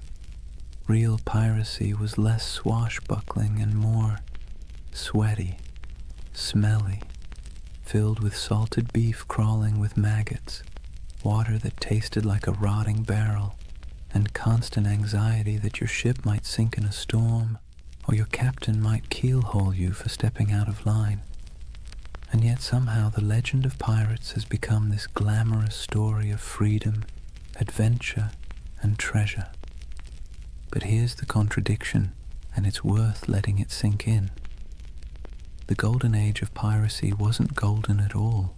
It was born out of war, poverty, hunger, and desperation. It wasn't about noble freedom, it was about scraping survival out of salt air, blood, and backbreaking work. Yet people keep retelling their stories because deep down we're drawn to the fantasy of escape, of rejecting rules, of carving out a small piece of freedom on the open sea. So, as you settle in, maybe dim your lights or turn on some soft background sounds, let's drift together into this world. Imagine the creak of ropes, the groan of wooden planks, the crash of waves on the hull. Tonight, we'll wander through crowded ports, stand under the Caribbean sun with sweat dripping down our backs, and listen to the salty curses of men who gambled everything on the sea. Before we start, a small ask. If you enjoy drifting off with these stories, give this video a like, and maybe even subscribe. And tell me in the comments, what's keeping you up tonight? I'd love to know. Now, let's begin our first chapter with a world teetering on the edge of chaos, just perfect for the rise of piracy. Chapter 1. A world ripe for plunder. Picture the year 1690. Europe has been locked in endless wars. Spain versus England, England versus France, the Dutch fighting everyone. The whole continent is basically one long family feud where nobody remembers what the argument was about, but everyone is still holding grudges. And while kings and queens play chess with soldiers, their colonies across the Atlantic become treasure vaults waiting to be cracked open. The Caribbean at this time was a furnace, not just from the heat, though the sun baked everything in a way that made even the shadows shimmer, but because it was where European empires collided, traded, and stole from one another. Spanish galleons hauled silver from Peru and Mexico, loading it into massive convoys that lumbered across the ocean toward Spain. English, French, and Dutch merchants sailed their own fleets filled with sugar, rum, tobacco, and enslaved Africans, commodities that would fuel entire economies back in Europe. The ports were alive with contradictions. Imagine standing on the docks of Port Royal in Jamaica around 1700. The smell hits you first: tar, rum, smoke, and human sweat. Dock workers shouted in a dozen languages, sailors stumbled drunk, their shirts stiff with salt, elegant merchants in powdered wigs strutted past barefoot fishermen hauling nets of twitching fish. The soundscape was relentless, donkeys braying, sailors cursing, coins clattering on wooden counters, priests mumbling blessings, cannons occasionally booming in the harbour just to remind everyone who was in charge. And here's the irony. These bustling colonial ports were supposed to be the crown jewels of empire, but they were also perfect breeding grounds for lawlessness. Governments thousands of miles away tried to impose order, but the reality was chaos. Governors took bribes, soldiers deserted, officials looked the other way when merchants smuggled contraband. The Caribbean was a place where, if you had a ship and a crew desperate enough, you could either make a fortune or lose everything in a week. Now think about the sailors themselves. Life at sea under a Royal Navy wasn't glamorous. It was miserable. Sailors were often press-ganged, basically kidnapped into service, dragged aboard ships against their will. Conditions were horrific: cramped hammocks, weevil-infested bread, floggings for minor offences. Pay was late, if it ever came at all, and if you happened to survive the voyage, chances were you'd be discharged with nothing but a few coins jingling in your pocket and a body half ruined by scurvy. So when word spread that some sailors had gone rogue, ditched their oppressive commanders, seized ships, and struck out as freebooters, it sounded less like criminality and more like rebellion. Piracy wasn't just a crime, it was a way out. Let's be clear though, the sea was not forgiving. It wasn't a highway of freedom. It was a gauntlet of storms, reefs, disease, and predators, both human and natural. But if you were a sailor in 1700 staring at the horizon from the deck of a crowded ship, the choice between a brutal life under a navy captain or rolling the dice with piracy might not have seemed that hard. By the turn of the century, the Caribbean had become what you might call a floating economy of risk. On one side, kings, merchants, and governors trying to keep order. On the other side, a growing army of dispossessed sailors, mercenaries, and adventurers who decided order was overrated. All it took was the right moment, a gap in empire, a weakly guarded convoy, a ship with sails trimmed just so, and fortunes could be made overnight. And so, with every galleon groaning under the weight of silver, every sugar plantation coughing up profits, and every port overflowing with sailors who'd had enough of being cheated, the stage was set. The Golden Age of Piracy wasn't born out of nowhere. It was baked into the world itself, into the trade routes, the wars, the greed, and the desperation. The seas were ready, and so were the men who would plunder them. If the late 1600s and early 1700s had a theme, it would be everybody's exhausted, broke, and kind of angry. Europe's great powers had been at each other's throats for decades, and while kings and queens could patch up peace treaties, the wars left a trail of wreckage that stretched across the Atlantic, and in that wreckage, piracy took root. Take Spain, for example. Once upon a time, Spain was the big kid on the block. They had the gold, the silver, the fleets, and the swagger to call themselves masters of the New World. But by the late 1600s, their empire looked less like a shining crown and more like a rusty bucket with holes. Wars drained their coffers, silver shipments were constantly raided, and their ships, once the pride of the seas, were often outdated and slow. Spain still had territory, but its grip was slipping, and everyone else smelled the weakness. England wasn't doing much better. Sure, they were clawing their way toward global power, but back home, ordinary sailors were being tossed around like dice in a rigged game. One year they were privateers, government-approved pirates, with papers giving them permission to plunder Spanish ships in the name of the crown. Then, suddenly, the war ended. The crown said, "Thanks for your service," and those same men were dumped ashore with no pay, no prospects, and no sympathy. Imagine fighting for your country, risking death a dozen times only to be told you were now just another unemployed vagrant clogging up the docks. The Dutch Republic had its own story. Once dominant traders, their fleets crisscrossed the globe, but wars with England and France chewed through resources, leaving fewer jobs for sailors and merchants. France, meanwhile, under the grandiose reign of Louis XIV, spent lavishly on wars, palaces, and pretty much anything shiny, leaving French colonies stretched thin and their sailors restless. The result? A perfect storm of unemployed seafarers with skills nobody wanted, except in piracy. These weren't random peasants deciding to play pirate for fun.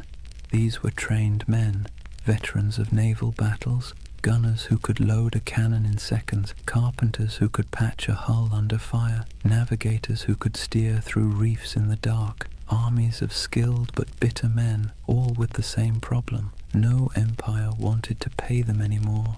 And here's where it gets ironic. These empires had essentially created their own monsters. When Spain and England handed out letters of marque, those little slips of paper that legalized piracy during wartime, they encouraged men to attack enemy shipping. Privateers like Sir Francis Drake in the 1500s became national heroes.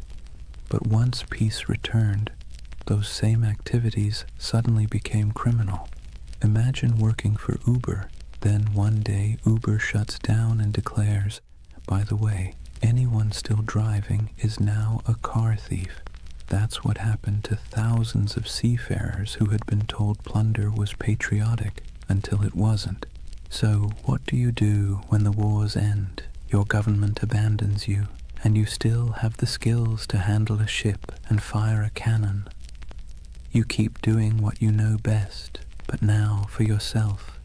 You keep raiding ships, you keep seizing cargo, you keep living by the sword, or in this case, the cutlass.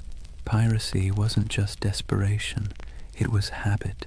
It was a profession that governments themselves had encouraged and then tried to disown. This collapse of empire control didn't just happen on land. At sea, the very roots of trade were fragile. Convoys of Spanish galleons might be well defended, but smaller ships carrying sugar or rum often sailed alone. Merchant captains wanted profit, not protection, and cutting corners left them exposed. Add in tropical storms that could scatter fleets like confetti, and suddenly the Caribbean looked less like the King's Ocean and more like a buffet table for anyone bold enough to take a bite. And let's not forget the colonies themselves. Governors sent from Europe often cared more about lining their own pockets than enforcing the law. Some even welcomed pirates, so long as they brought in enough gold or shared enough loot. For struggling outposts like Nassau in the Bahamas, pirates weren't a nuisance, they were the economy. It's hard to enforce anti-piracy laws when half your town depends on stolen goods to survive, so piece by piece the mighty grip of empire loosened. Spain couldn't patrol all its waters. England's navy was stretched thin. France was distracted by continental wars. The Dutch were in decline. And into that vacuum sailed the pirates, men who saw the weakness of kings and decided to crown themselves instead. The collapse of empires didn't just make piracy possible, it made it inevitable. The seas were full of treasure, the navies were too thin to guard it, and the men who knew how to seize it had nothing left to lose. Out of that mix came not just scattered rogues, but an entire era, the so-called Golden Age of Piracy, when men and women from a dozen nations chose the black flag over the king's flag. Let's be clear, piracy didn't appear out of thin, salty air. It was the awkward child of privateering, a sort of legal piracy that governments were perfectly happy to use when it suited them. To understand how privateers turned into pirates, you have to look at how the lines between hero of the crown and villain of the seas were about as thin as a ship's rope after a rat problem. Privateering was, in theory, simple. A government at war, say England against Spain, would hand out a letter of marque. This was a fancy slip of paper saying, "Go ahead, raid enemy ships, keep a cut of the loot, and send us our share." It was piracy, but with paperwork. Sir Francis Drake did it in the 1500s, sacking Spanish ports and coming home loaded with plunder. England called him a knight, Spain called him a criminal. One man's pirate was another man's patriot. Fast forward to the late 1600s, and the system was still in play. Privateers swarmed the Caribbean and Atlantic during wars, seizing sugar shipments, Spanish galleons, and anything else they could get their hands on. The Caribbean became a giant chessboard, and privateers were the pawns, expendable but useful. As long as the war lasted, they were tolerated, even celebrated. But here's the twist. Wars end. And when they did, Government suddenly didn't need these men anymore. One day you're proudly waving the flag of your nation, attacking the enemy, and selling stolen goods back to friendly ports. The next day, the war is over, the letter of marque is revoked, and now you're just a thief with a ship. There was no retirement plan, no pension, no thank you parade, just a shrug and an unspoken suggestion to quietly disappear. The men, however, weren't built for disappearing. They were hardened sailors who knew the rhythms of the sea better than the rhythms of ordinary life. They knew how to fight, how to navigate, how to survive storms, and, most importantly, how to take wealth by force. These were not skills easily repurposed into farming or shopkeeping. So what did they do? They kept at it. The only difference was that now, instead of doing it for a king or queen, they did it for themselves. This transition was so common it almost feels inevitable. Many of the most famous pirates of the Golden Age had first cut their teeth as privateers. Men like Henry Morgan, who began under English sanction and later operated in a grey zone that looked a lot like piracy. Others, like Blackbeard, likely started out on privateering ships during the War of Spanish Succession before slipping into outright piracy when the war dried up. The habits, the networks, even the bases were already in place. It was just a matter of removing the official paperwork and keeping the cannons loaded. And here's the delicious irony. Governments created the very monsters they later tried so hard to destroy. By training thousands of sailors in the art of state-sponsored looting, they gave them a taste for plunder. Then, by abandoning them in peacetime, they essentially shoved them straight into piracy. Imagine teaching someone to pick locks during a war because you need spies, then firing them when the war ends and expecting them not to use their skills. Of course they'll keep picking locks, only now it's your house. There was also the question of identity. Once a man had lived as a privateer, free from the crushing discipline of a navy, sharing loot with his mates, and living by the tides, could he really go back to scrubbing decks under the bark of some lieutenant? Navy life was brutal, punishments were harsh, pay was low, and the class system was rigid. By comparison, the life of piracy, even with its hunger, storms, and risk of hanging, offered more equality and excitement. It wasn't just survival, it was liberation from the grind of the empire. Ports like Port Royal in Jamaica and Tortuga off Hispaniola blurred the line even further. Merchants there didn't care if the goods were captured legally or not. Sugar, silver, rum, if it could be sold, it was welcome. Tavern owners, traders, even governors quietly winked at piracy, especially when it brought wealth into their struggling economies. Some governors even kept pirates as unofficial attack dogs, unofficial allies when convenient, expendable scapegoats when politics shifted. So, from privateers to pirates wasn't a sharp break. It was more like a slow, sloping slide into the inevitable. Men who had been celebrated for plundering Spanish ships found themselves doing the exact same thing, only now branded as criminals.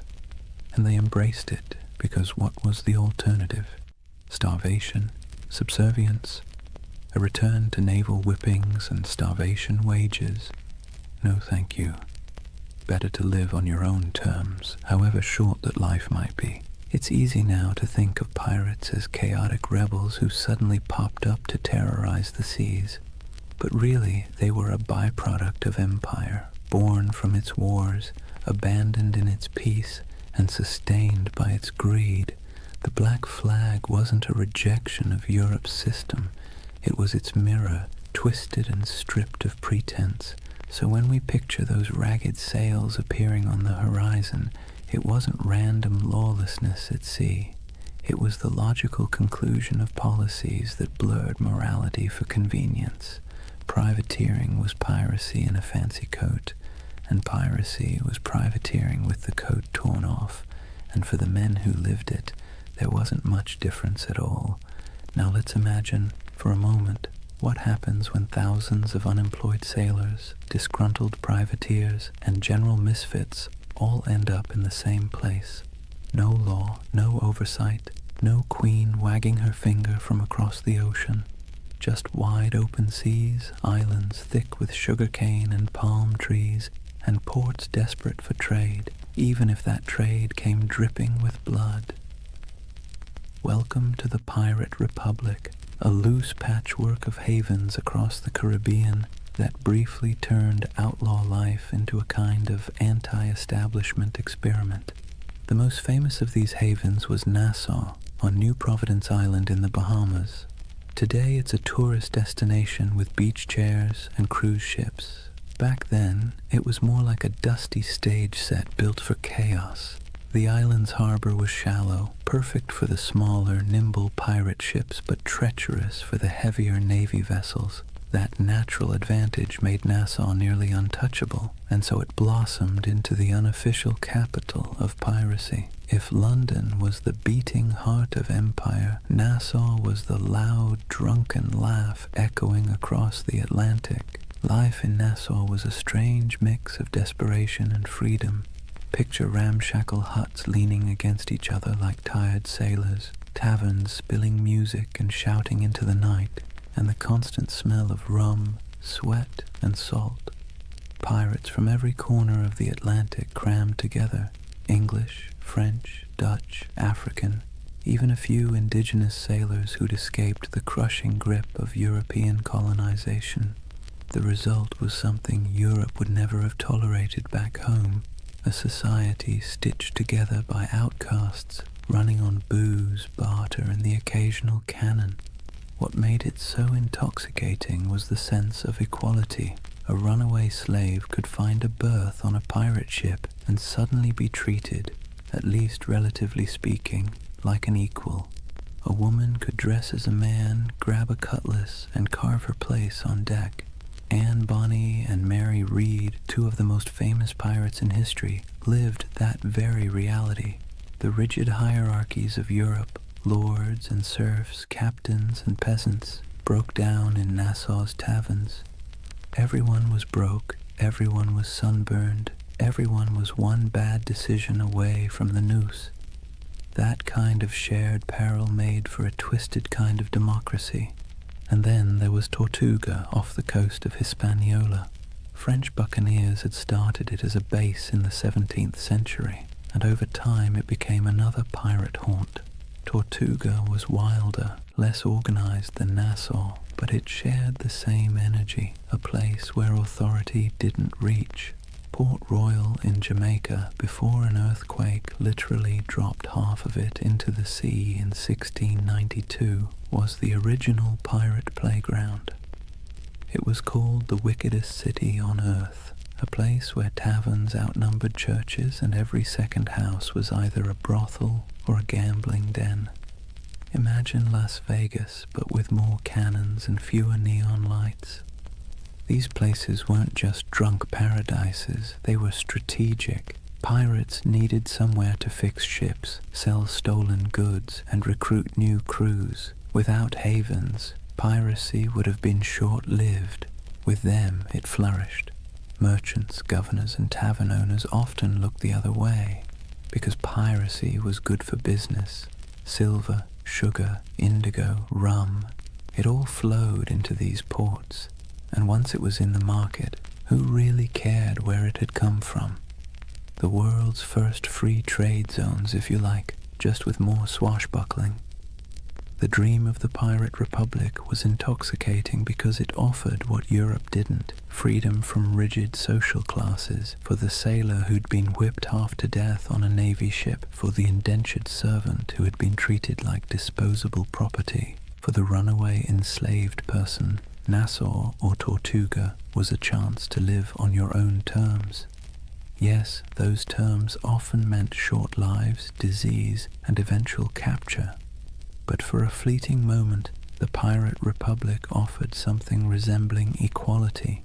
It was messy, chaotic, and fueled by rum, but it was theirs.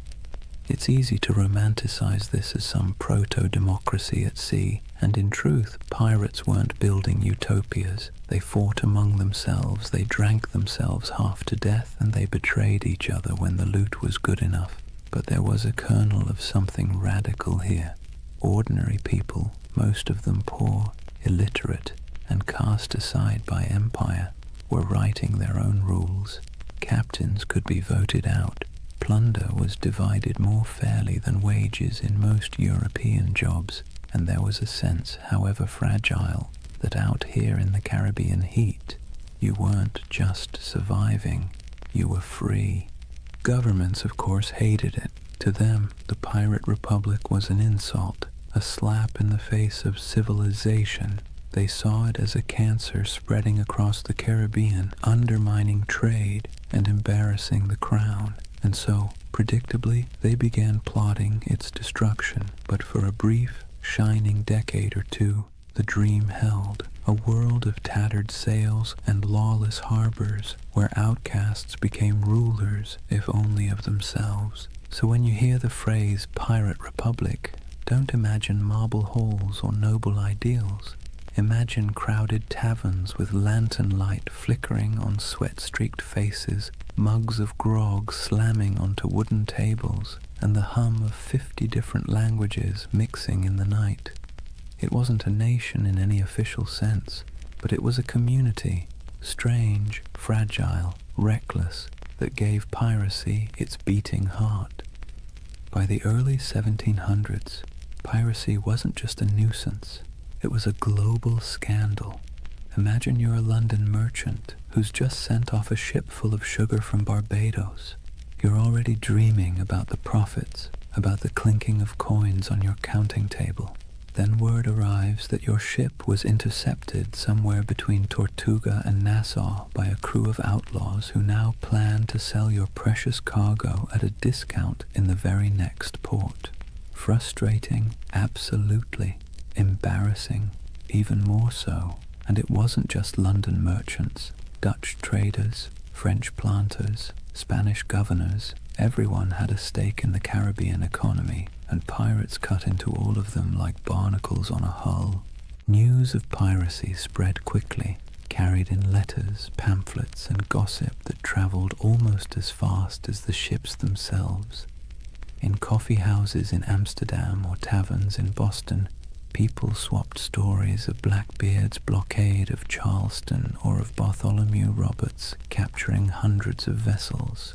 Pirates became both feared and oddly admired, the same way we talk about celebrities who behave badly. They were disruptive, scandalous, but undeniably fascinating. Governments tried to project strength, but the truth was they were embarrassed. The Caribbean was supposed to be proof of European dominance, a playground of plantations, trade, and naval power. Instead, it was crawling with independent outlaws who mocked imperial authority with every stolen sail. Spain, already stretched thin across its empire, struggled to protect the treasure fleets. England, riding high after victories in European wars, now had to explain why ragged men in patched coats could blockade entire colonial cities. France and the Dutch weren't faring much better. In a world obsessed with image, piracy made the great powers look incompetent. What made it worse was that ordinary people were often rooting for the pirates, at least quietly. Think about it. If you were a poor sailor in Bristol, or an indentured servant in Jamaica, or even a small-town farmer in Virginia, who would you rather cheer for? The faceless merchants and noble families who controlled your taxes, or the ragtag crews who thumbed their noses at authority and spread the loot, sometimes literally, among the lower classes? Pirates had a populist appeal. They were villains to the elite, but folk heroes to the downtrodden. Ballads were written, stories were exaggerated, and every port town knew someone who claimed to have once seen, or maybe even joined, a pirate crew. That uneasy admiration worried rulers as much as the piracy itself. It wasn't just about stolen goods anymore. It was about stolen loyalty.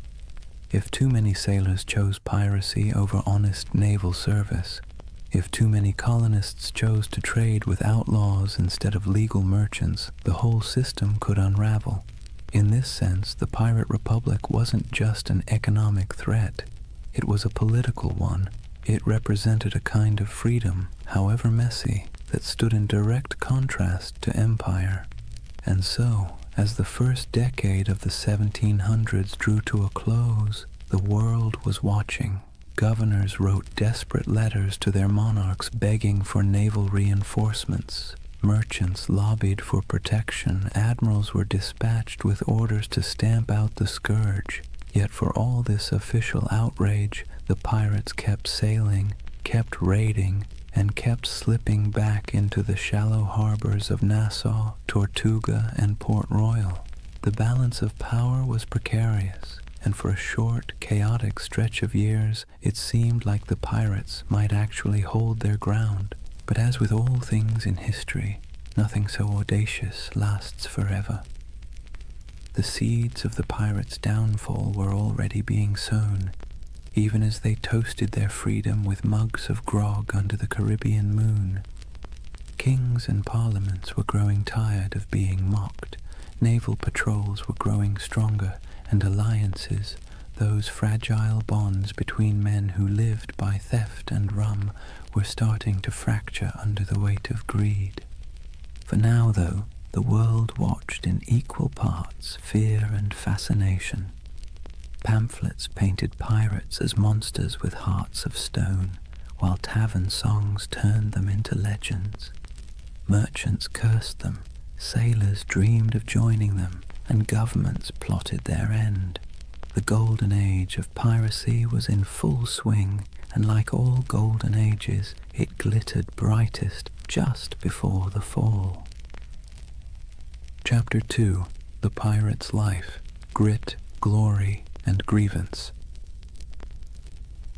So, let's get something straight right at the start. Life on a pirate ship was not a Caribbean holiday. You've probably seen the romantic paintings, glorious sails catching the wind, dramatic sunsets, and dashing figures with cutlasses gleaming. But if you were actually there, you'd spend less time admiring the view and more time trying to keep your stomach from revolting at the smell of rotting food.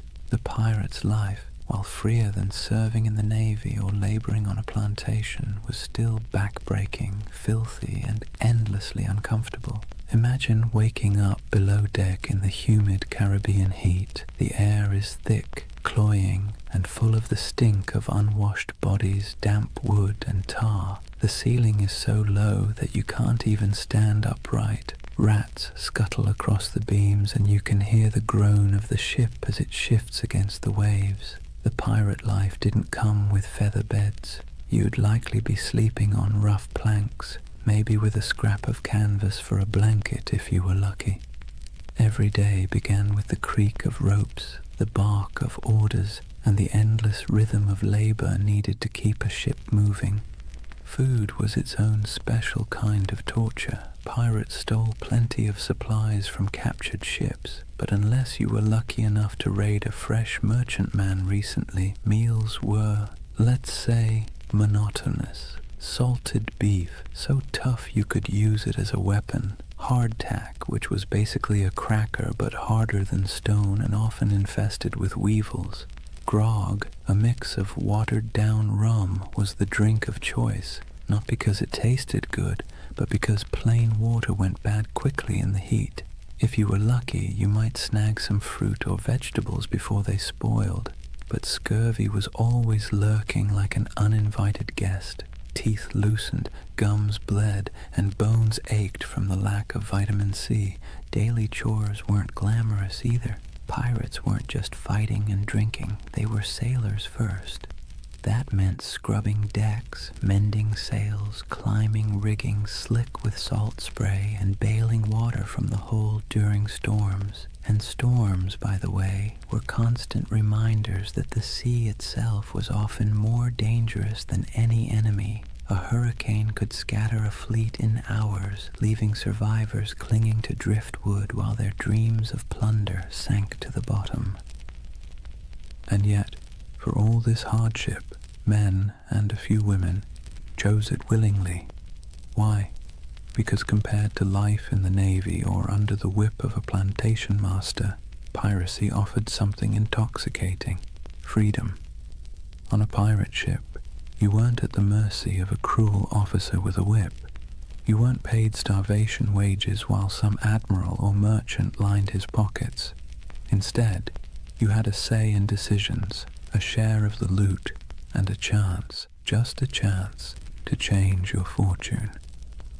The hardship was the same, but the dignity was different. Entertainment helped break the monotony. Pirates loved music, fiddles, pipes, and drums when they could get them.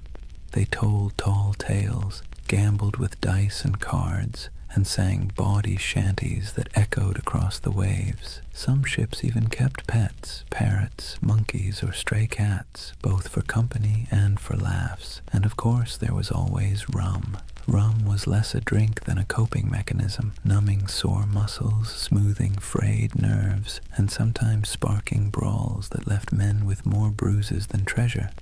But make no mistake, life aboard a pirate ship was a constant balancing act between freedom and discomfort. The same deck where you danced to a fiddle tune at night might be awash with seawater or blood the next morning.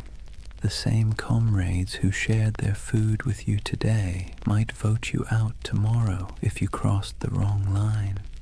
It was a world where everything was unstable: the sea, the supplies, the alliances, and that instability defined the pirate's existence.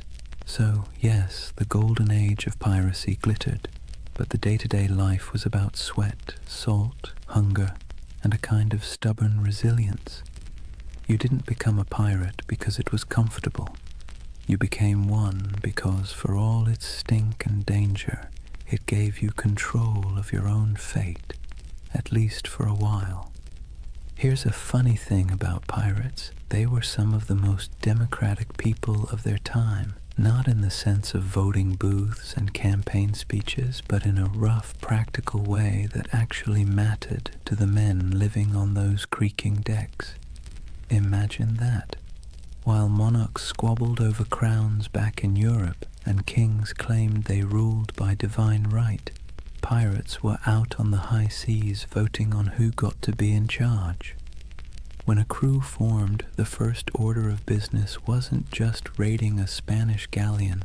It was drawing up what they called the Articles. These were pirate constitutions, handwritten agreements that spelled out everything from how loot would be divided, to punishments for theft, to the share of compensation if you lost a limb in battle. And yes, pirates had a kind of early insurance system. If you lost an arm, you might get 600 pieces of 8, a leg, maybe 800.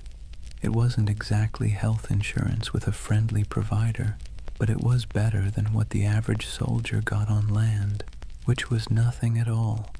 The articles also set limits on behavior: no gambling below deck, lights out at a certain hour, no deserting in battle, and yes, they often forbade bringing women on board, though that rule was broken often enough to be almost comical. These weren't arbitrary rules, they were survival tactics. A pirate ship was a pressure cooker of bad food, bad hygiene, and too many strong personalities packed into too small a space.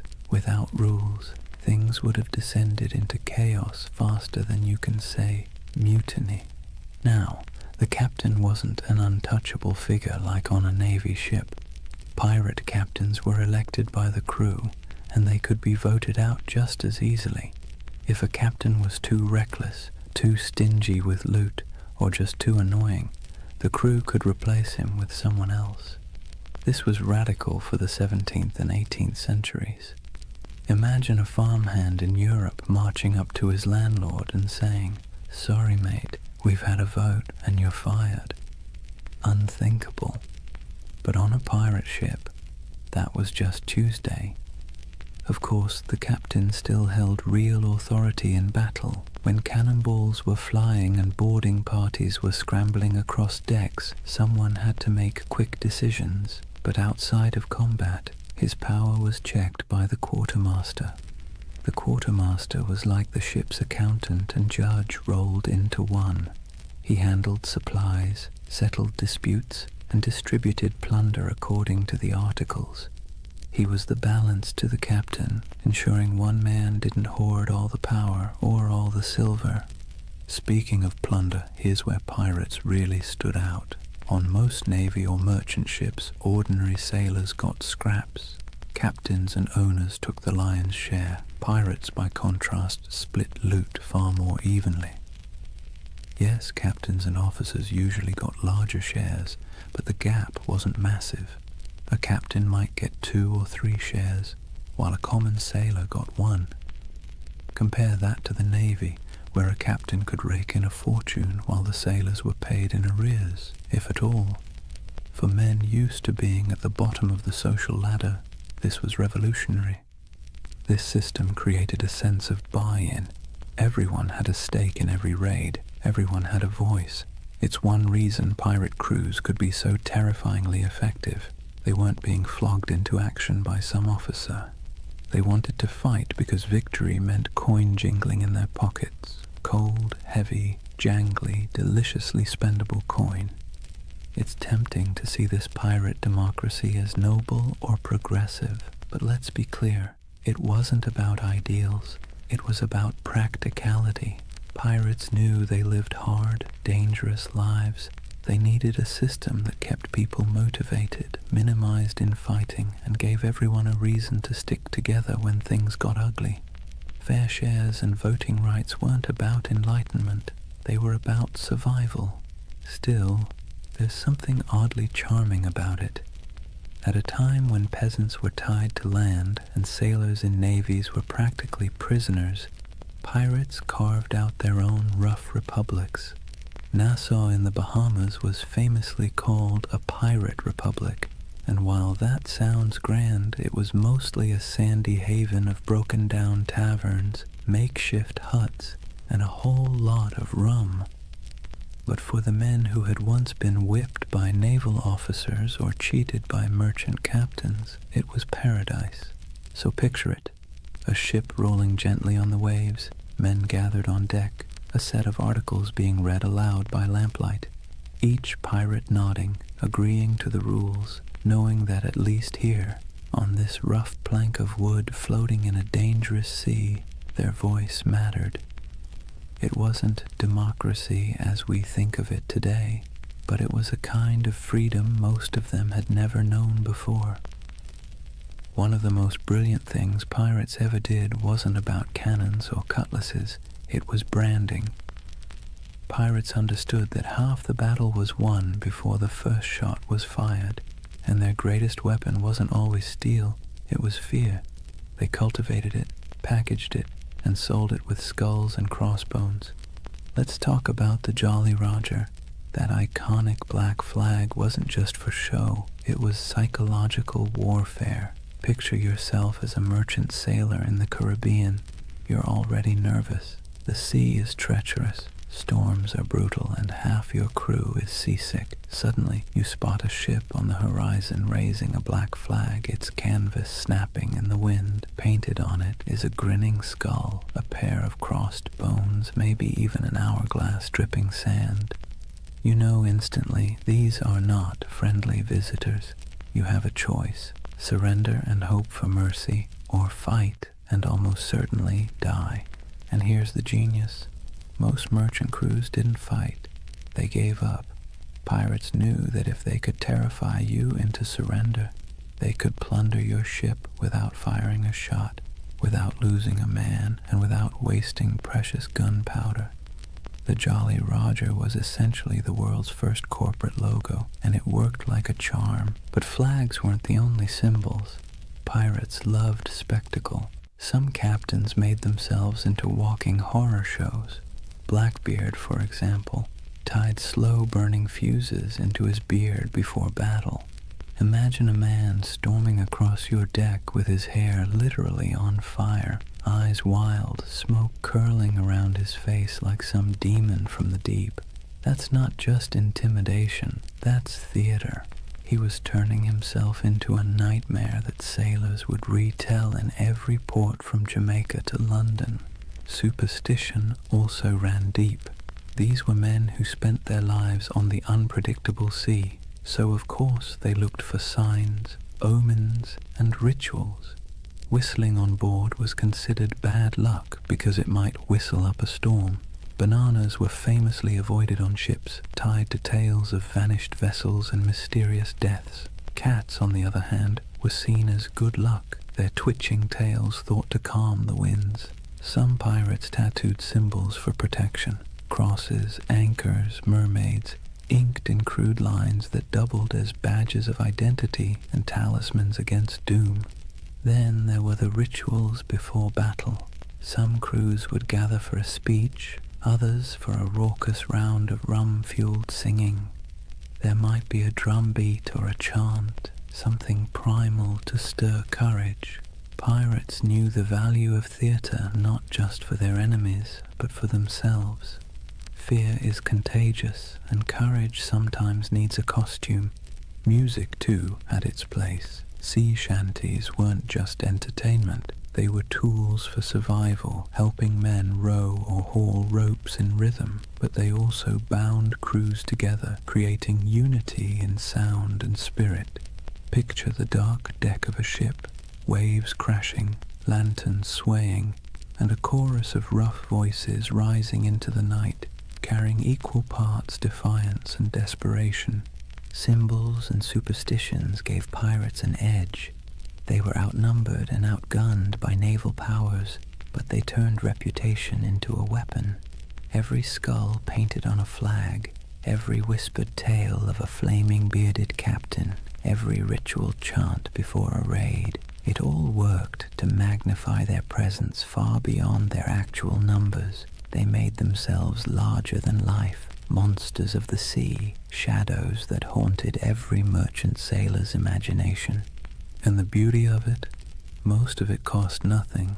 A painted flag, a dramatic entrance, a bit of theatrical madness.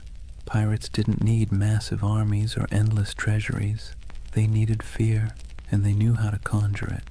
So next time you see that skull and crossbones, remember, it wasn't just a warning, it was a brand, a promise of chaos. A theater of fear that made the legend of piracy far bigger than the men themselves. For all the flags and fiery beards, life aboard a pirate ship wasn't just about battle. In fact, most days weren't spent fighting at all. They were spent doing the very ordinary, very human things that bound a crew together, eating, talking, laughing, and finding scraps of comfort in a world made of salt and splinters. Let's start with food, because nothing unites or divides a crew faster than the question of dinner. Pirate diets were, to put it politely, uninspiring.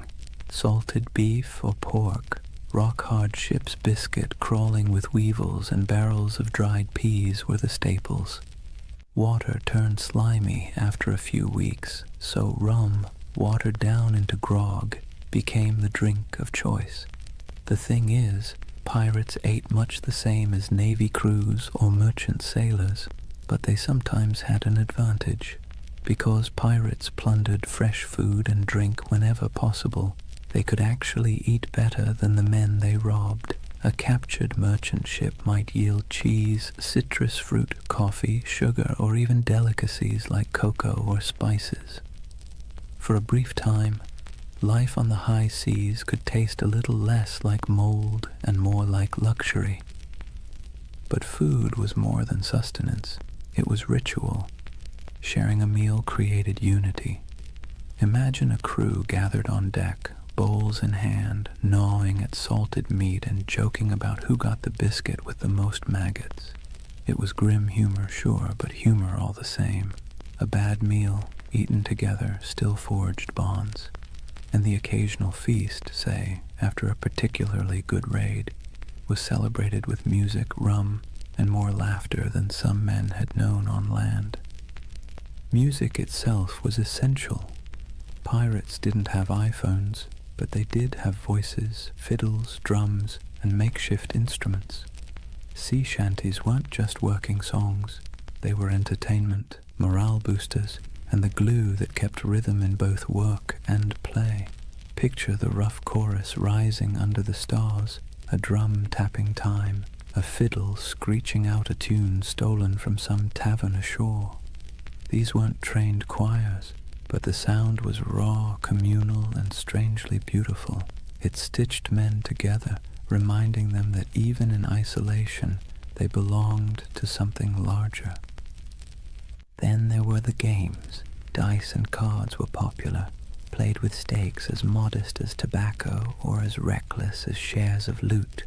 Wrestling matches and contests of strength filled idle hours, with men cheering on their favorites. Betting on the outcome wasn't just fun, it was a way of creating drama in a life that could otherwise drag on in monotonous days of empty horizon. And let's not overlook the surprising inclusivity aboard pirate ships. Escaped slaves often joined pirate crews, where they could earn equal shares of plunder instead of chains. Women, though rare, found roles too, sometimes as disguised sailors, sometimes openly accepted as fighters or partners. Life aboard a pirate ship was brutal, but in its own odd way, it offered opportunities for outsiders that rigid societies on land never would. In these small details, the shared meals, the rowdy songs, the roll of dice, we see the human side of piracy. Beneath the myth of cutthroats and raiders was a community of men and women who found ways to survive, to laugh, and even to belong. Their ships were floating worlds, part prison, part family, part workplace, part tavern.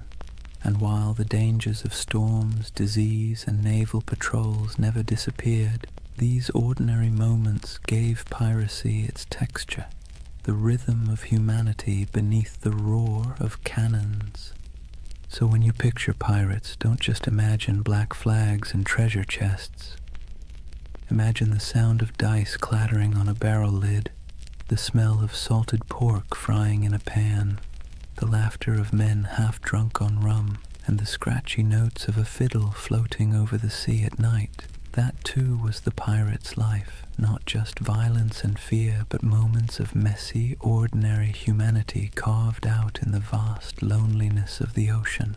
For all the adventure, freedom, and strange democracy of pirate life, you have to ask the question, why did so many men and a few women decide that piracy was worth the risk of hanging, drowning, or dying from scurvy in some forgotten corner of the sea? The answer, as usual, has less to do with romance and more to do with grievance.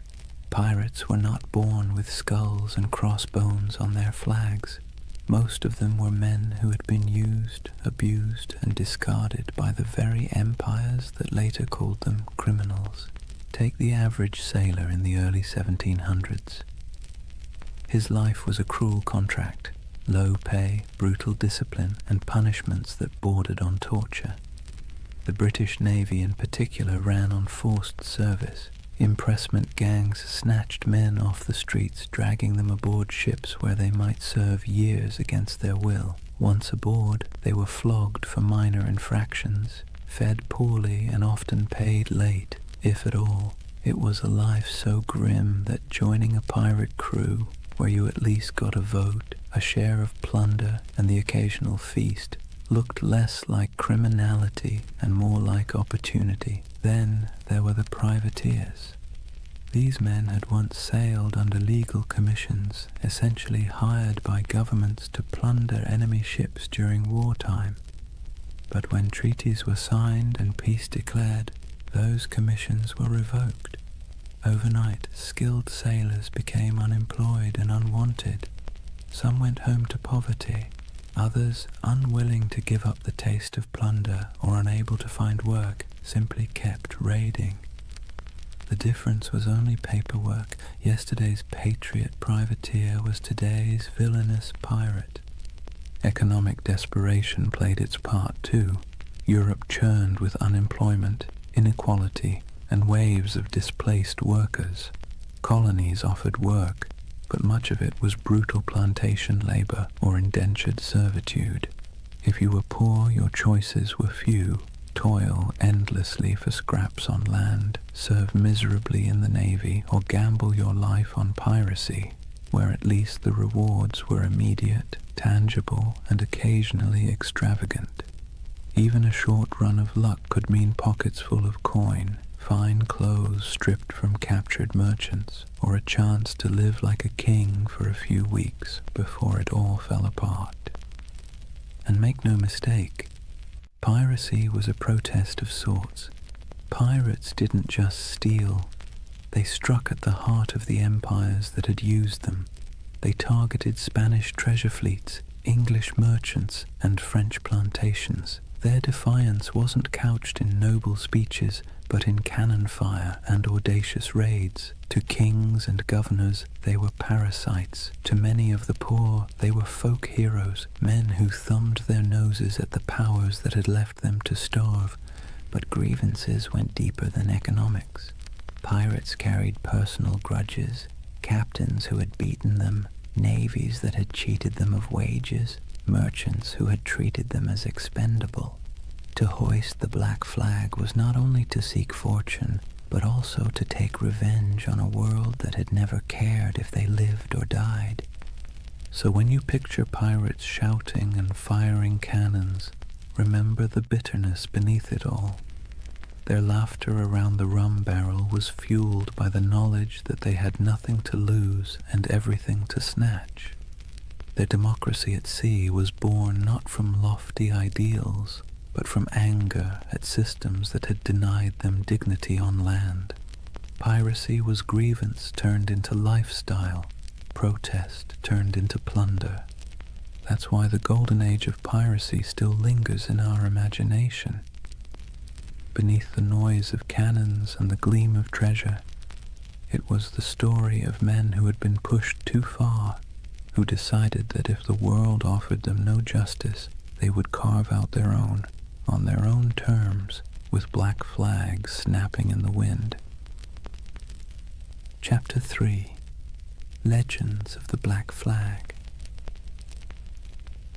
If the first half of piracy's golden age was about survival, grievance, and reinvention, the second half was about faces, human faces, twisted into masks of legend.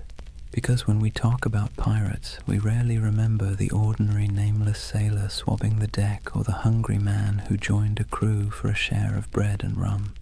We remember the icons, the ones whose names still echo like thunder across centuries: Blackbeard, Calico Jack, Anne Bonny, Mary Red, and Bartholomew Roberts. They were larger-than-life figures, painted by both truth and exaggeration, until they became less people and more symbols of defiance. Take Edward Teach, better known as Blackbeard. He understood something fundamental about human nature. Fear gets results. He grew his beard long and black, twisting it into braids tied with slow-burning fuses. Before battle, he would light them so smoke curled around his face, making him look like a demon rising from the sea. The truth? He may have killed fewer men than you'd think, often relying on intimidation to win without a fight. But his legend was so terrifying that many surrendered without firing a shot. It was theater as much as piracy, and it worked. Then there was Calico Jack Rackham, named for his fondness for bright, flamboyant clothing made of calico. He wasn't the most successful pirate, nor the most ruthless, but he had something else: charisma. He cultivated an image of style, flair, and daring, hoisting a version of the Jolly Roger with crossed swords beneath a skull. His exploits were bold but often bungled, yet his story endures because of the people he sailed with. Two of the most famous women pirates in history, Anne Bonny and Mary Red broke every rule written by their time. Both disguised themselves as men when necessary, fought alongside their crewmates, and shocked the world by simply existing in a profession supposedly reserved for brutal men. They cursed, they carried pistols, and they demanded to be treated as equals. Stories tell of Anne shouting at her fellow pirates during a fight, furious that they were cowering below deck while she and Mary stood on, firing back at attackers. Were all the tales true? Probably not. But the image of two women wielding blades under the black flag has been impossible to forget. And then there was Bartholomew Roberts, Black Bart. Unlike Calico Jack, he was ruthlessly effective. Roberts captured more than 400 ships in his career, making him arguably the most successful pirate of the era. He dressed extravagantly, wore a crimson waistcoat in battle, and carried himself with the stiff pride of a gentleman gone rogue. He turned piracy into a system, drilling his men like a navy and enforcing discipline that other captains might have laughed at. If Blackbeard was terror and Calico Jack was style, then Roberts was efficiency, a man who turned plunder into a full-time industry. These figures didn't just survive, they thrived because they understood the power of story. Pirates lived and died quickly, but their reputations could sail farther than any ship. Merchants whispered their names in fear, tavern-goers retold their exploits in drunken awe, and pamphleteers in London exaggerated every detail to sell more copies.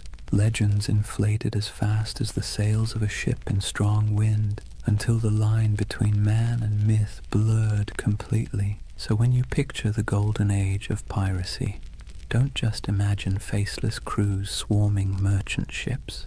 Picture these icons at the prow, beards smoking, calico shirts blazing with color, women fighting defiantly against all odds, crimson jackets flashing in the sun.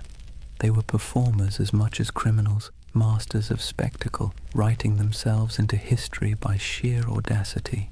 That's why they endure, not because they lived long lives, they didn't, but because they played their roles so well that centuries later we still remember their stage. If pirates were actors on the stage of the sea, then Edward Teach, Blackbeard, was the undisputed director of horror.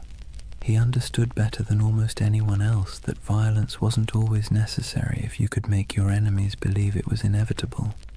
His greatest weapon wasn't his cutlass or pistols, but the terrifying image he constructed of himself. Imagine this. You're a weary merchant sailor, your ship heavy with sugar and rum, when you spot a vessel in the distance. Its sails are patched but full, its hull dark and looming, and then you see him. A giant of a man with wild, coal-black hair and a beard so thick it looks like it's swallowing his face.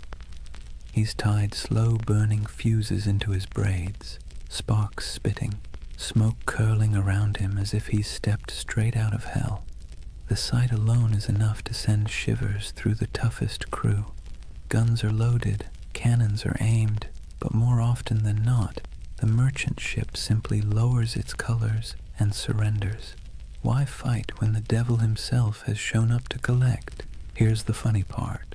For all his terrifying image, Blackbeard wasn't actually the most bloodthirsty pirate. In fact, his ledger of confirmed kills was surprisingly slim compared to others. He didn't need to spill blood when his performance did the work for him.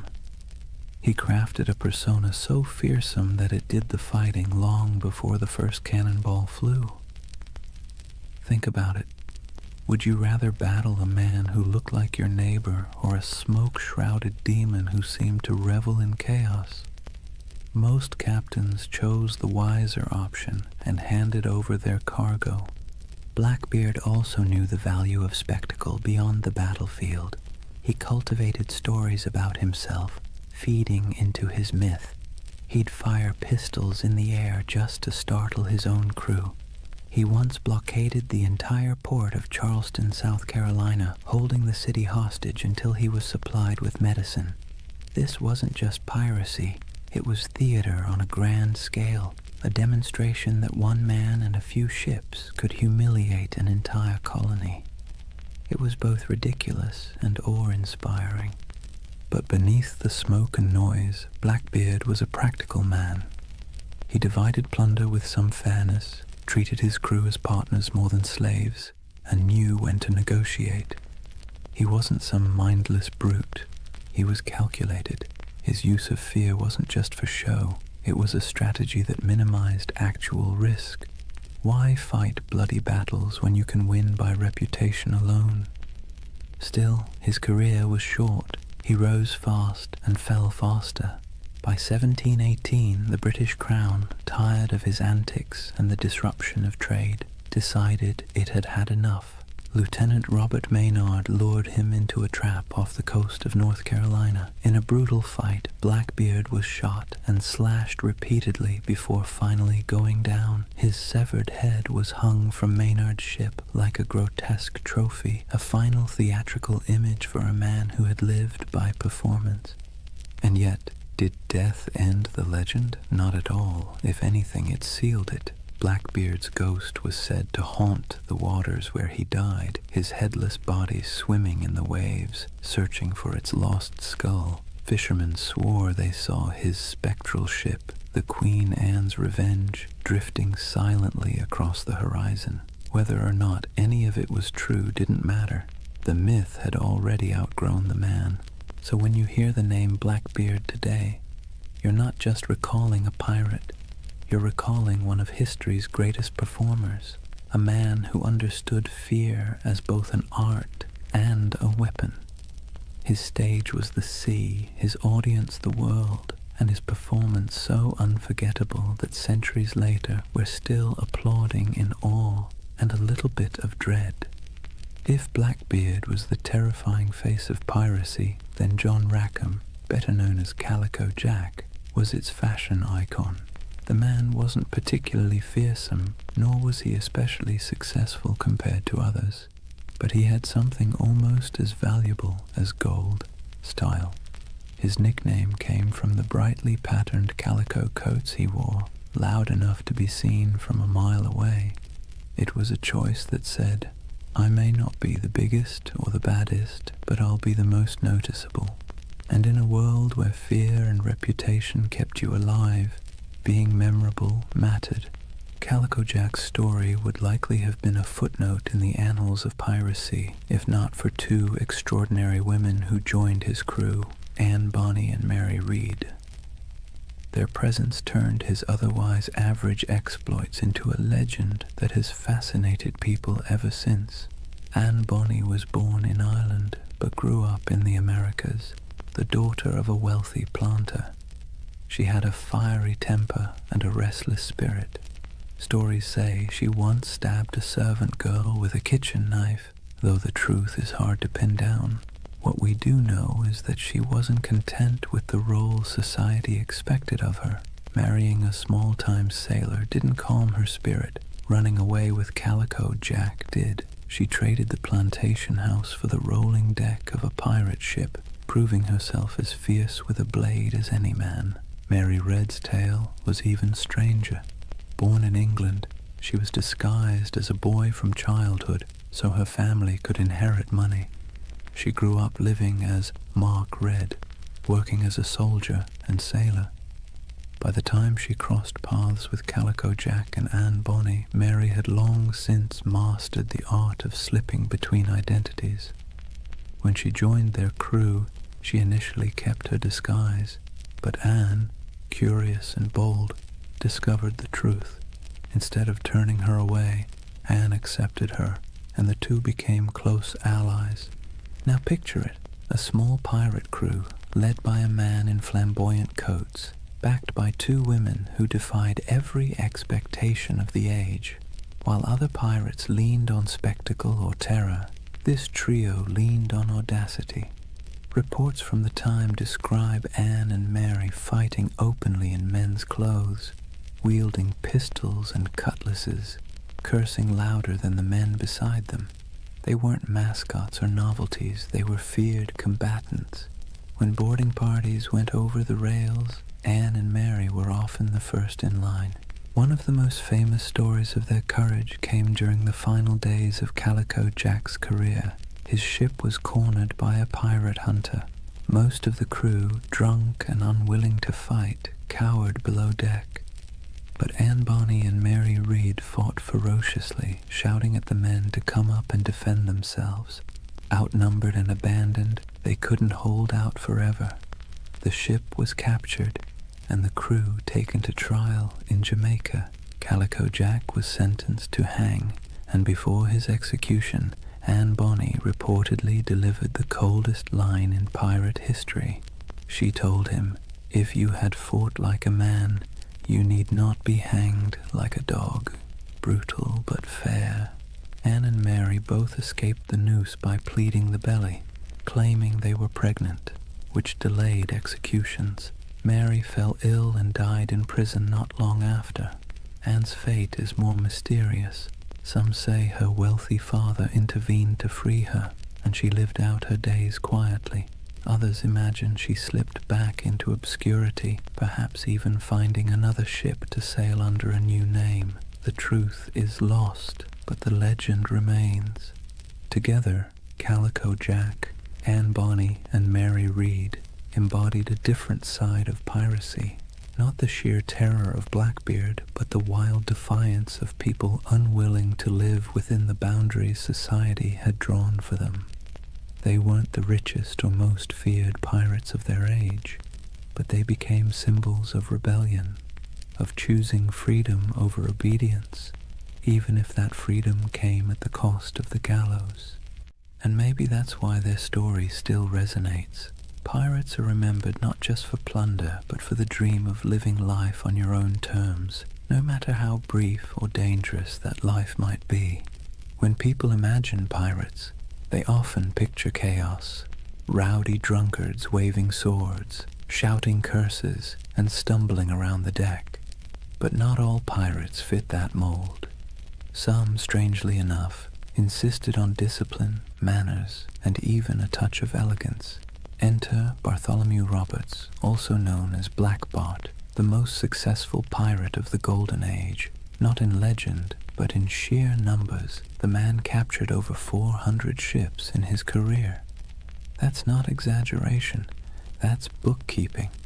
Roberts wasn't the kind of pirate who stumbled into the life because he liked rum and adventure.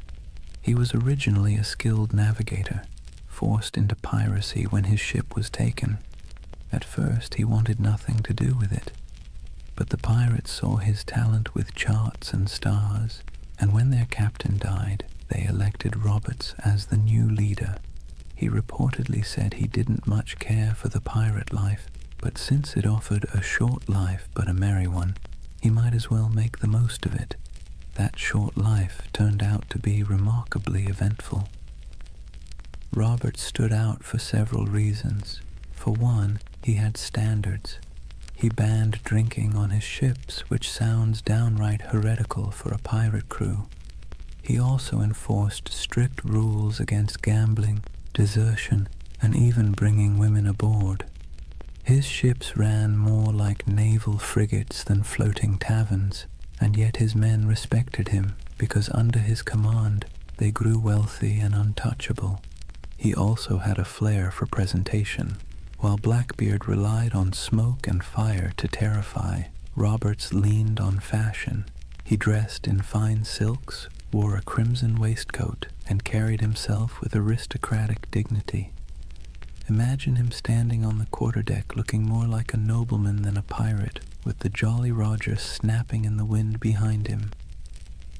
His enemies saw not a ragged bandit, but a man who looked born to command. And command he did. Roberts didn't waste time on small targets. He hunted big merchant convoys and naval ships, taking prizes in the Caribbean, West Africa, and even the coast of Brazil. His reach was global. He was so effective that insurance rates for Atlantic shipping skyrocketed. Governments cursed his name, and merchants prayed never to see his sails on the horizon. Roberts also innovated.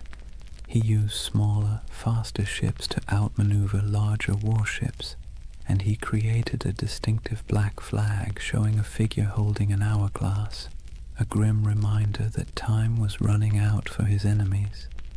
His leadership was sharp, his men drilled, and his tactics effective.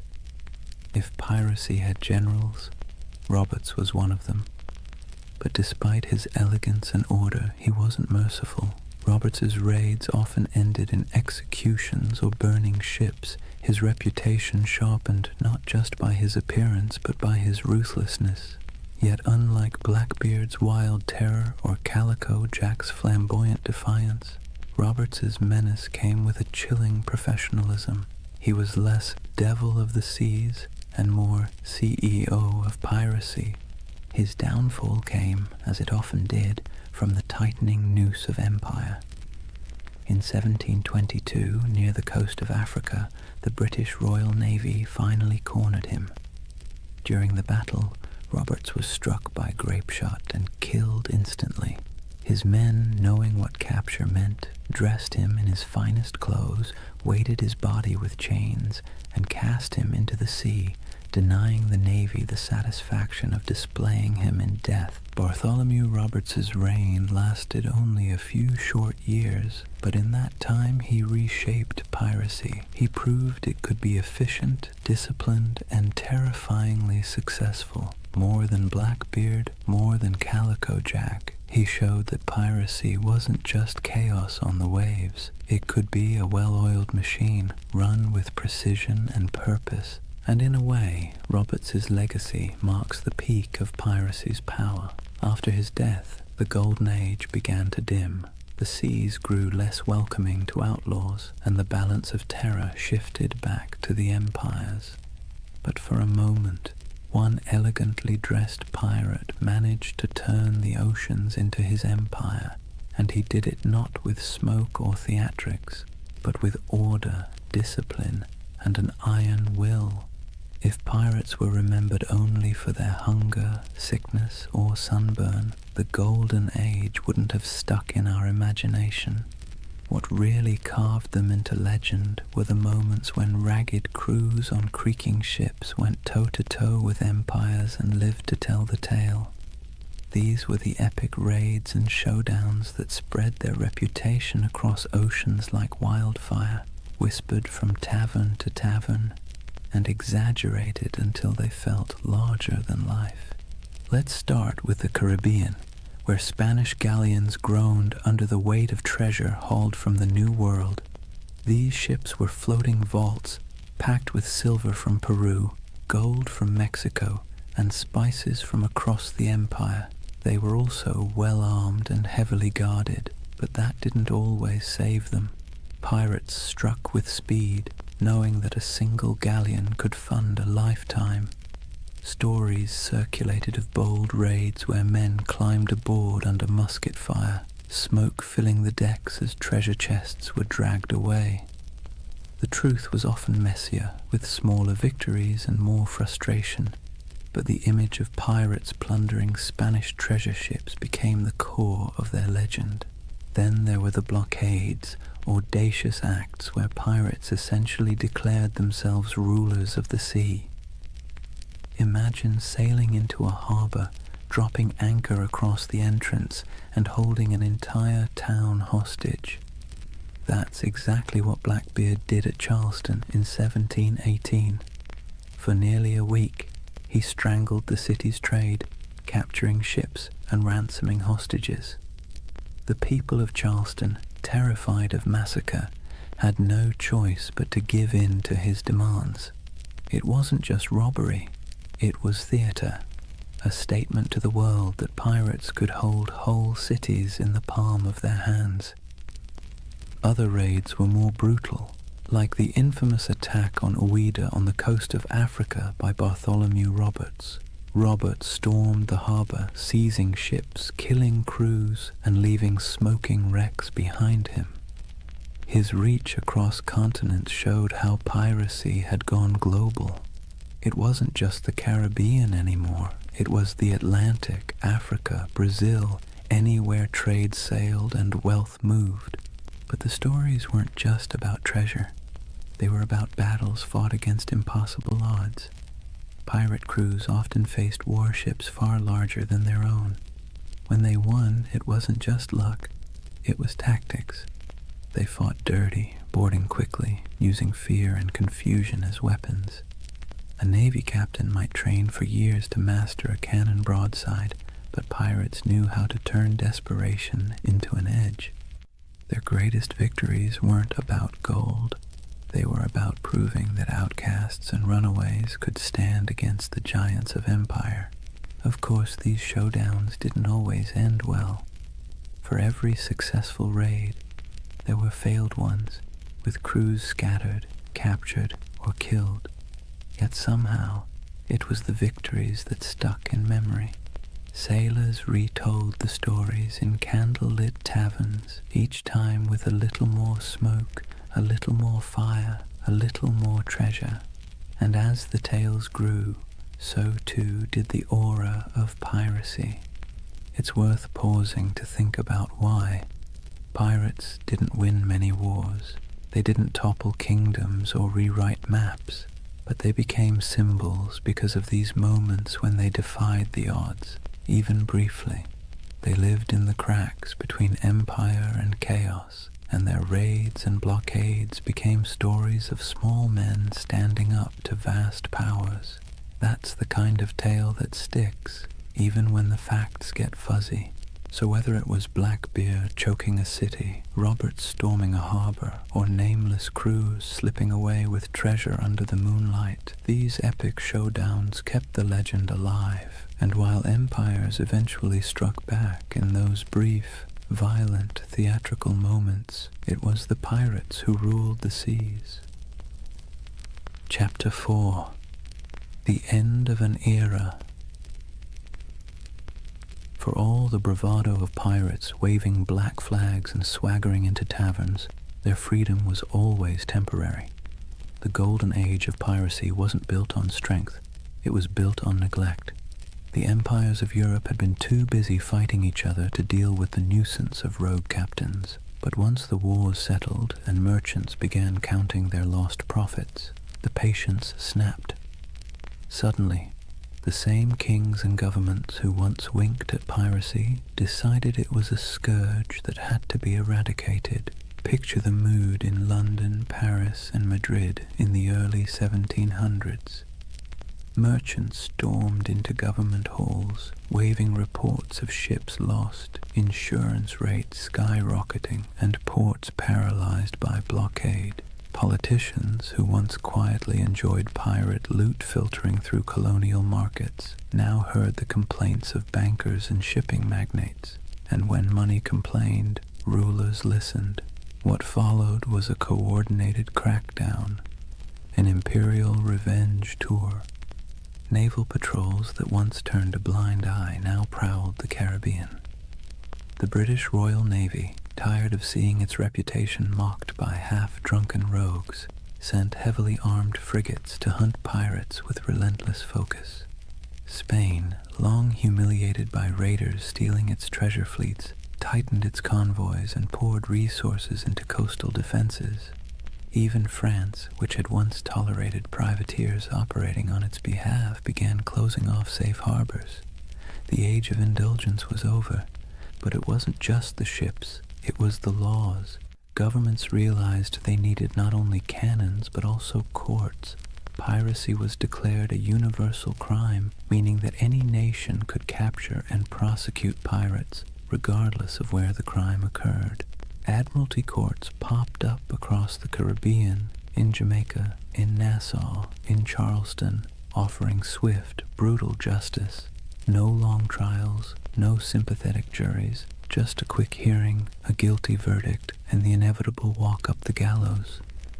For men who had once toasted their freedom in Nassau taverns, the sight of bodies hanging along harbor entrances was a chilling message. The retaliation wasn't always fair, nor was it always accurate. Sailors unlucky enough to be mistaken for pirates were sometimes swept up in the dragnet, condemned alongside the guilty. Colonial governors eager to prove their loyalty to crown and profit made examples whenever possible. A pirate's end was no longer a quiet slip into obscurity. It was designed to be a public warning, a spectacle meant to terrify anyone thinking of hoisting the Jolly Roger. And yet the crackdown revealed something ironic. For all the talk of pirates as savage criminals, many common folk sympathized with them. They saw governments that taxed them harshly, navies that conscripted them unwillingly, and merchants who grew fat while ordinary sailors lived on scraps. Pirates, for all their brutality, had lived outside that system, at least for a while. So when governments retaliated, it wasn't just pirates who grumbled. It was the people who sometimes saw in those outlaws a shadow of their own frustrations. But sympathy wasn't enough to save them.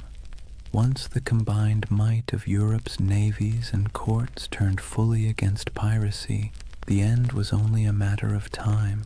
The sea that had once seemed wide open suddenly felt crowded with warships. The harbors that had once welcomed became hostile, and the taverns that once rang with pirate songs now whispered of hangings. The retaliation had begun, and with it, the Golden Age of Piracy was sailing into its final storms. The retaliation wasn't just abstract policy, it had names, faces, and bloody finales. The Golden Age of Piracy closed not with a quiet fade, but with dramatic hunts that read like the last acts of a tragic play. If pirates had been the rock stars of the seas, their final chapters were their public downfalls, staged for maximum effect. Take Edward Teach, better known as Blackbeard, grown so outrageous that even his enemies described him with a shiver of reluctant admiration. He cultivated fear like an artist, braided his beard with smoking fuses, glared from beneath a tangle of hair, and moved through battle with pistols strapped across his chest like a walking arsenal. But in the end, fear was not enough.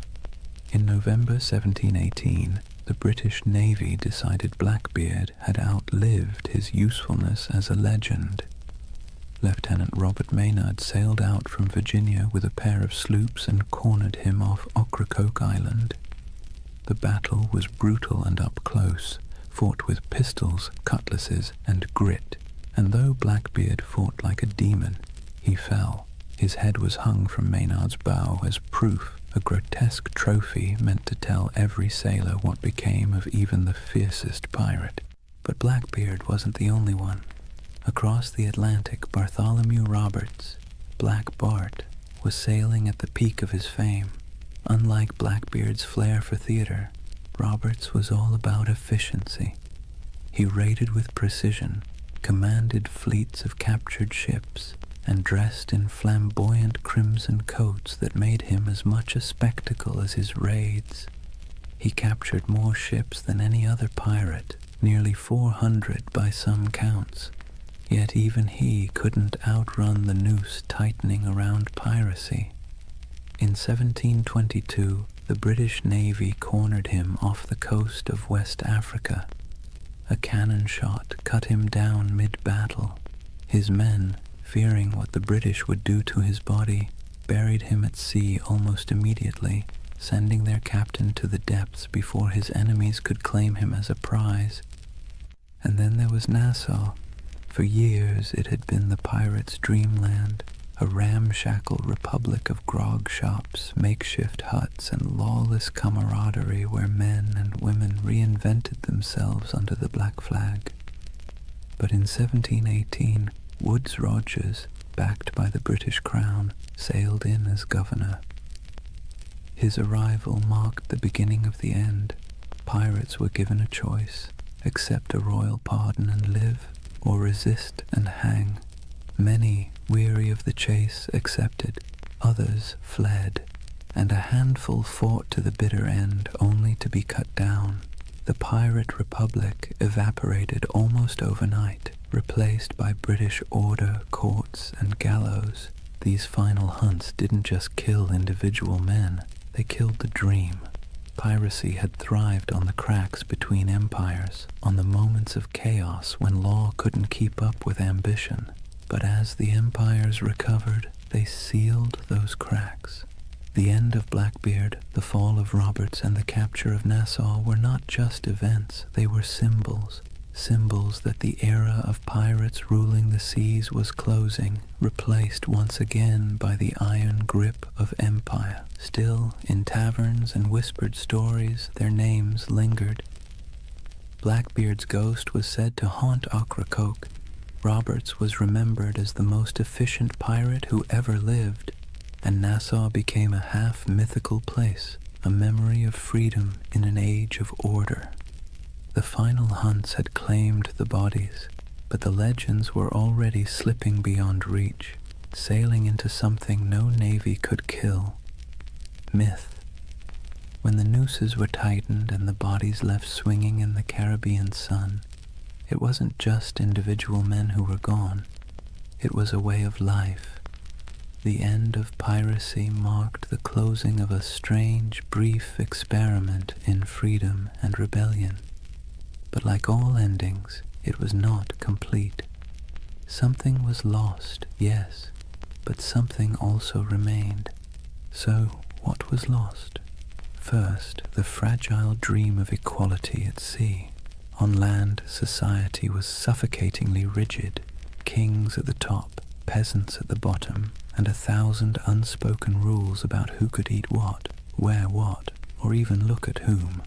But on a pirate ship, things were startlingly different. Captains were elected, loot was shared, and even the least skilled sailor had a voice in the Articles of Agreement. When piracy ended, that floating democracy sank with it. Back came the brutal hierarchy of naval life, where sailors were whipped into obedience and officers strutted about like petty kings. The sea, once a frontier of possibility, reverted to another arm of empire. Also lost was the illusion of safe passage for merchant ships. For 2 or 3 decades, the Caribbean and Atlantic had felt like waters where danger lurked behind every horizon. Every fat merchantman sailing out of Havana or Port Royal lived in fear that a black flag might rise from the waves.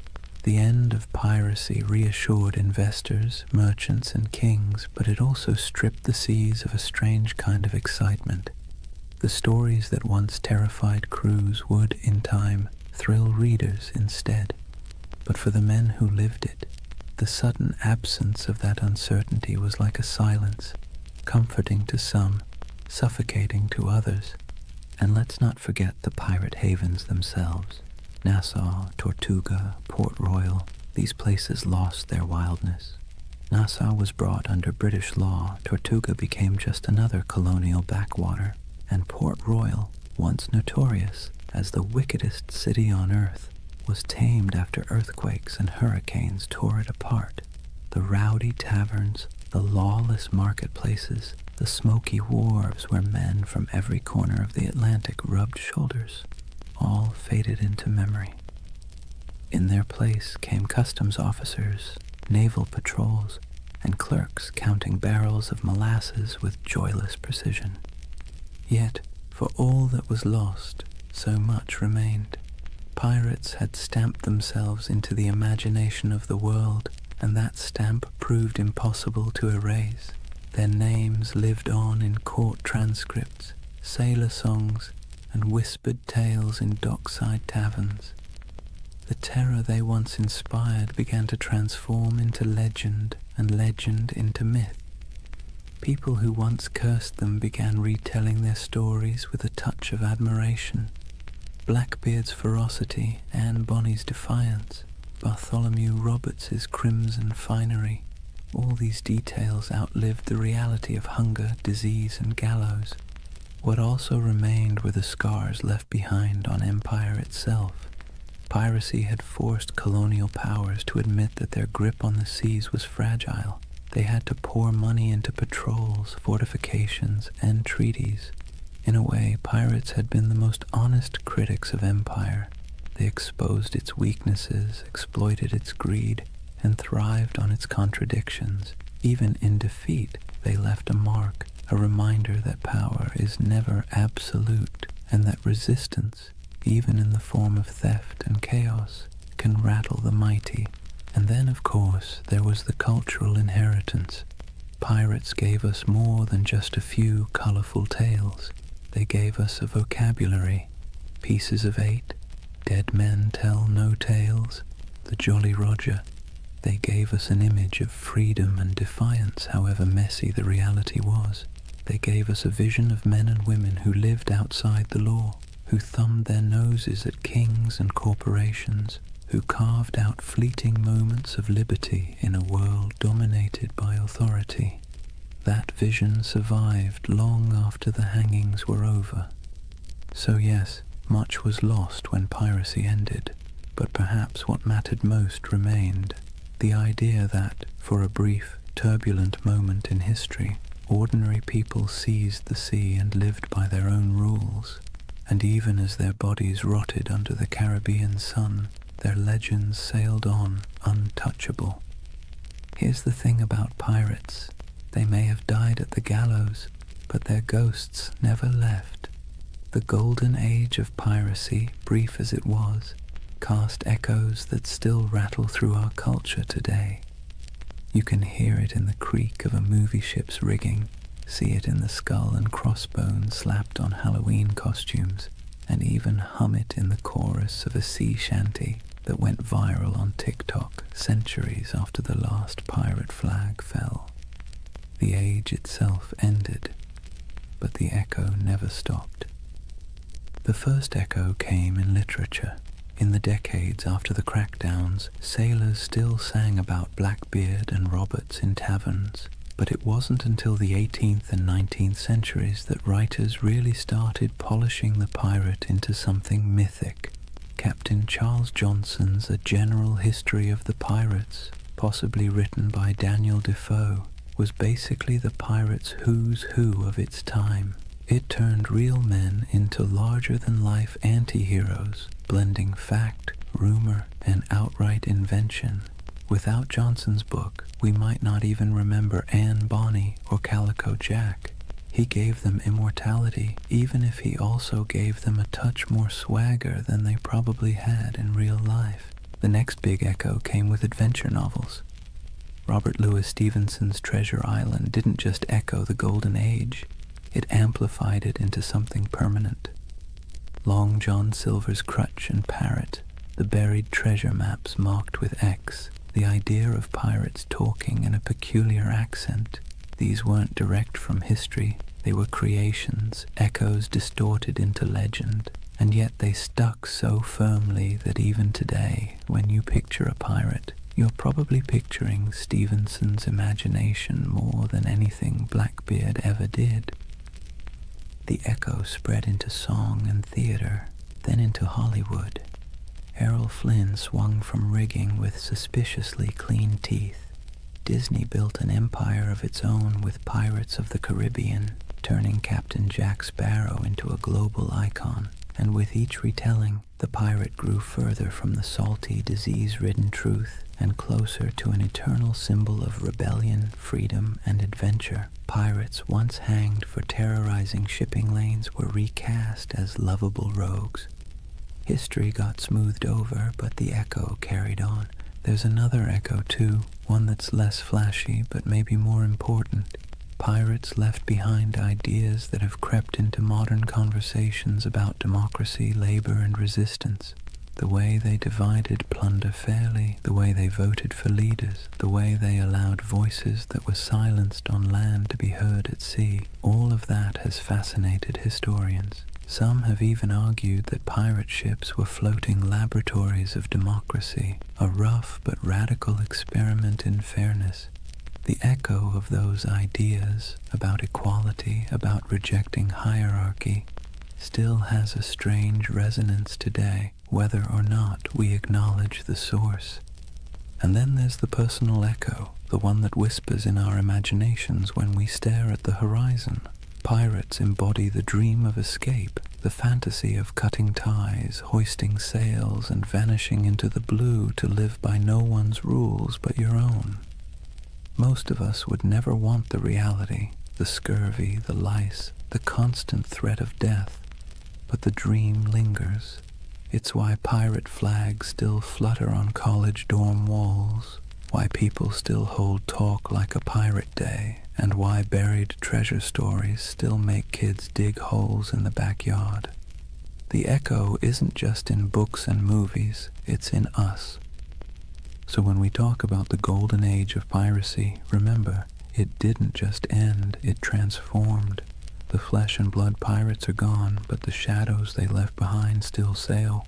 Their flags wave in our stories, their songs ring in our ears, and their ideas, twisted, exaggerated, but stubbornly alive, still haunt the edges of culture. The seas are quieter now, the Caribbean no longer stalked by men with pistols and cutlasses, but in the echo of their age, they never truly died. So here we are, at the quiet end of a noisy age. The Golden Age of Piracy burned bright and brief, just a few decades of chaos, rebellion, and salt-stained dreams. In reality, it was cramped decks, spoiled meat, diseases that lingered like unwelcome passengers, and the constant threat of capture. Yet somehow, from those harsh conditions came a legend that refuses to sink. Think of what we've walked through tonight. We've seen how wars and collapsing empires set the stage for piracy. We've stepped onto ships where men voted for their captains and shared their plunder in a rough version of equality. We've met figures who blurred the line between myth and reality. Blackbeard with his smoky theatrics, Anne Bonny and Mary Read defying expectations, Calico Jack turning piracy into style, and finally, we watched as governments cracked down, the nooses tightened, and the so-called Republic of the Seas faded back into dust. But of course the story didn't really end there. Pirates didn't just vanish, they drifted sideways into imagination, into tavern songs, into novels, into Hollywood, into Halloween costumes and internet memes. Their Jolly Roger still waves, not from a mast, but from the collective imagination of every generation that sees in them a flicker of freedom, rebellion, or adventure. They were criminals, yes, but also dreamers, and maybe that's why we can't quite let them go. As you lie back now, let the rhythm of the waves soften in your mind. Picture the creak of a ship's timbers rocking gently in the swell, the lanterns swinging in the dark, the faint hum of a sea shanty fading into the night. Out there, beyond the horizon, the pirates have gone, but their echoes remain, half history, half myth, all carried forward by our restless need for stories. And unlike those sleepless men who once scanned the waters for sails on the horizon, you don't need to keep watch tonight. You can rest easy, knowing the only thing waiting for you is the calm of sleep. Close your eyes, let the waves carry you, and drift peacefully into dreams. Good night.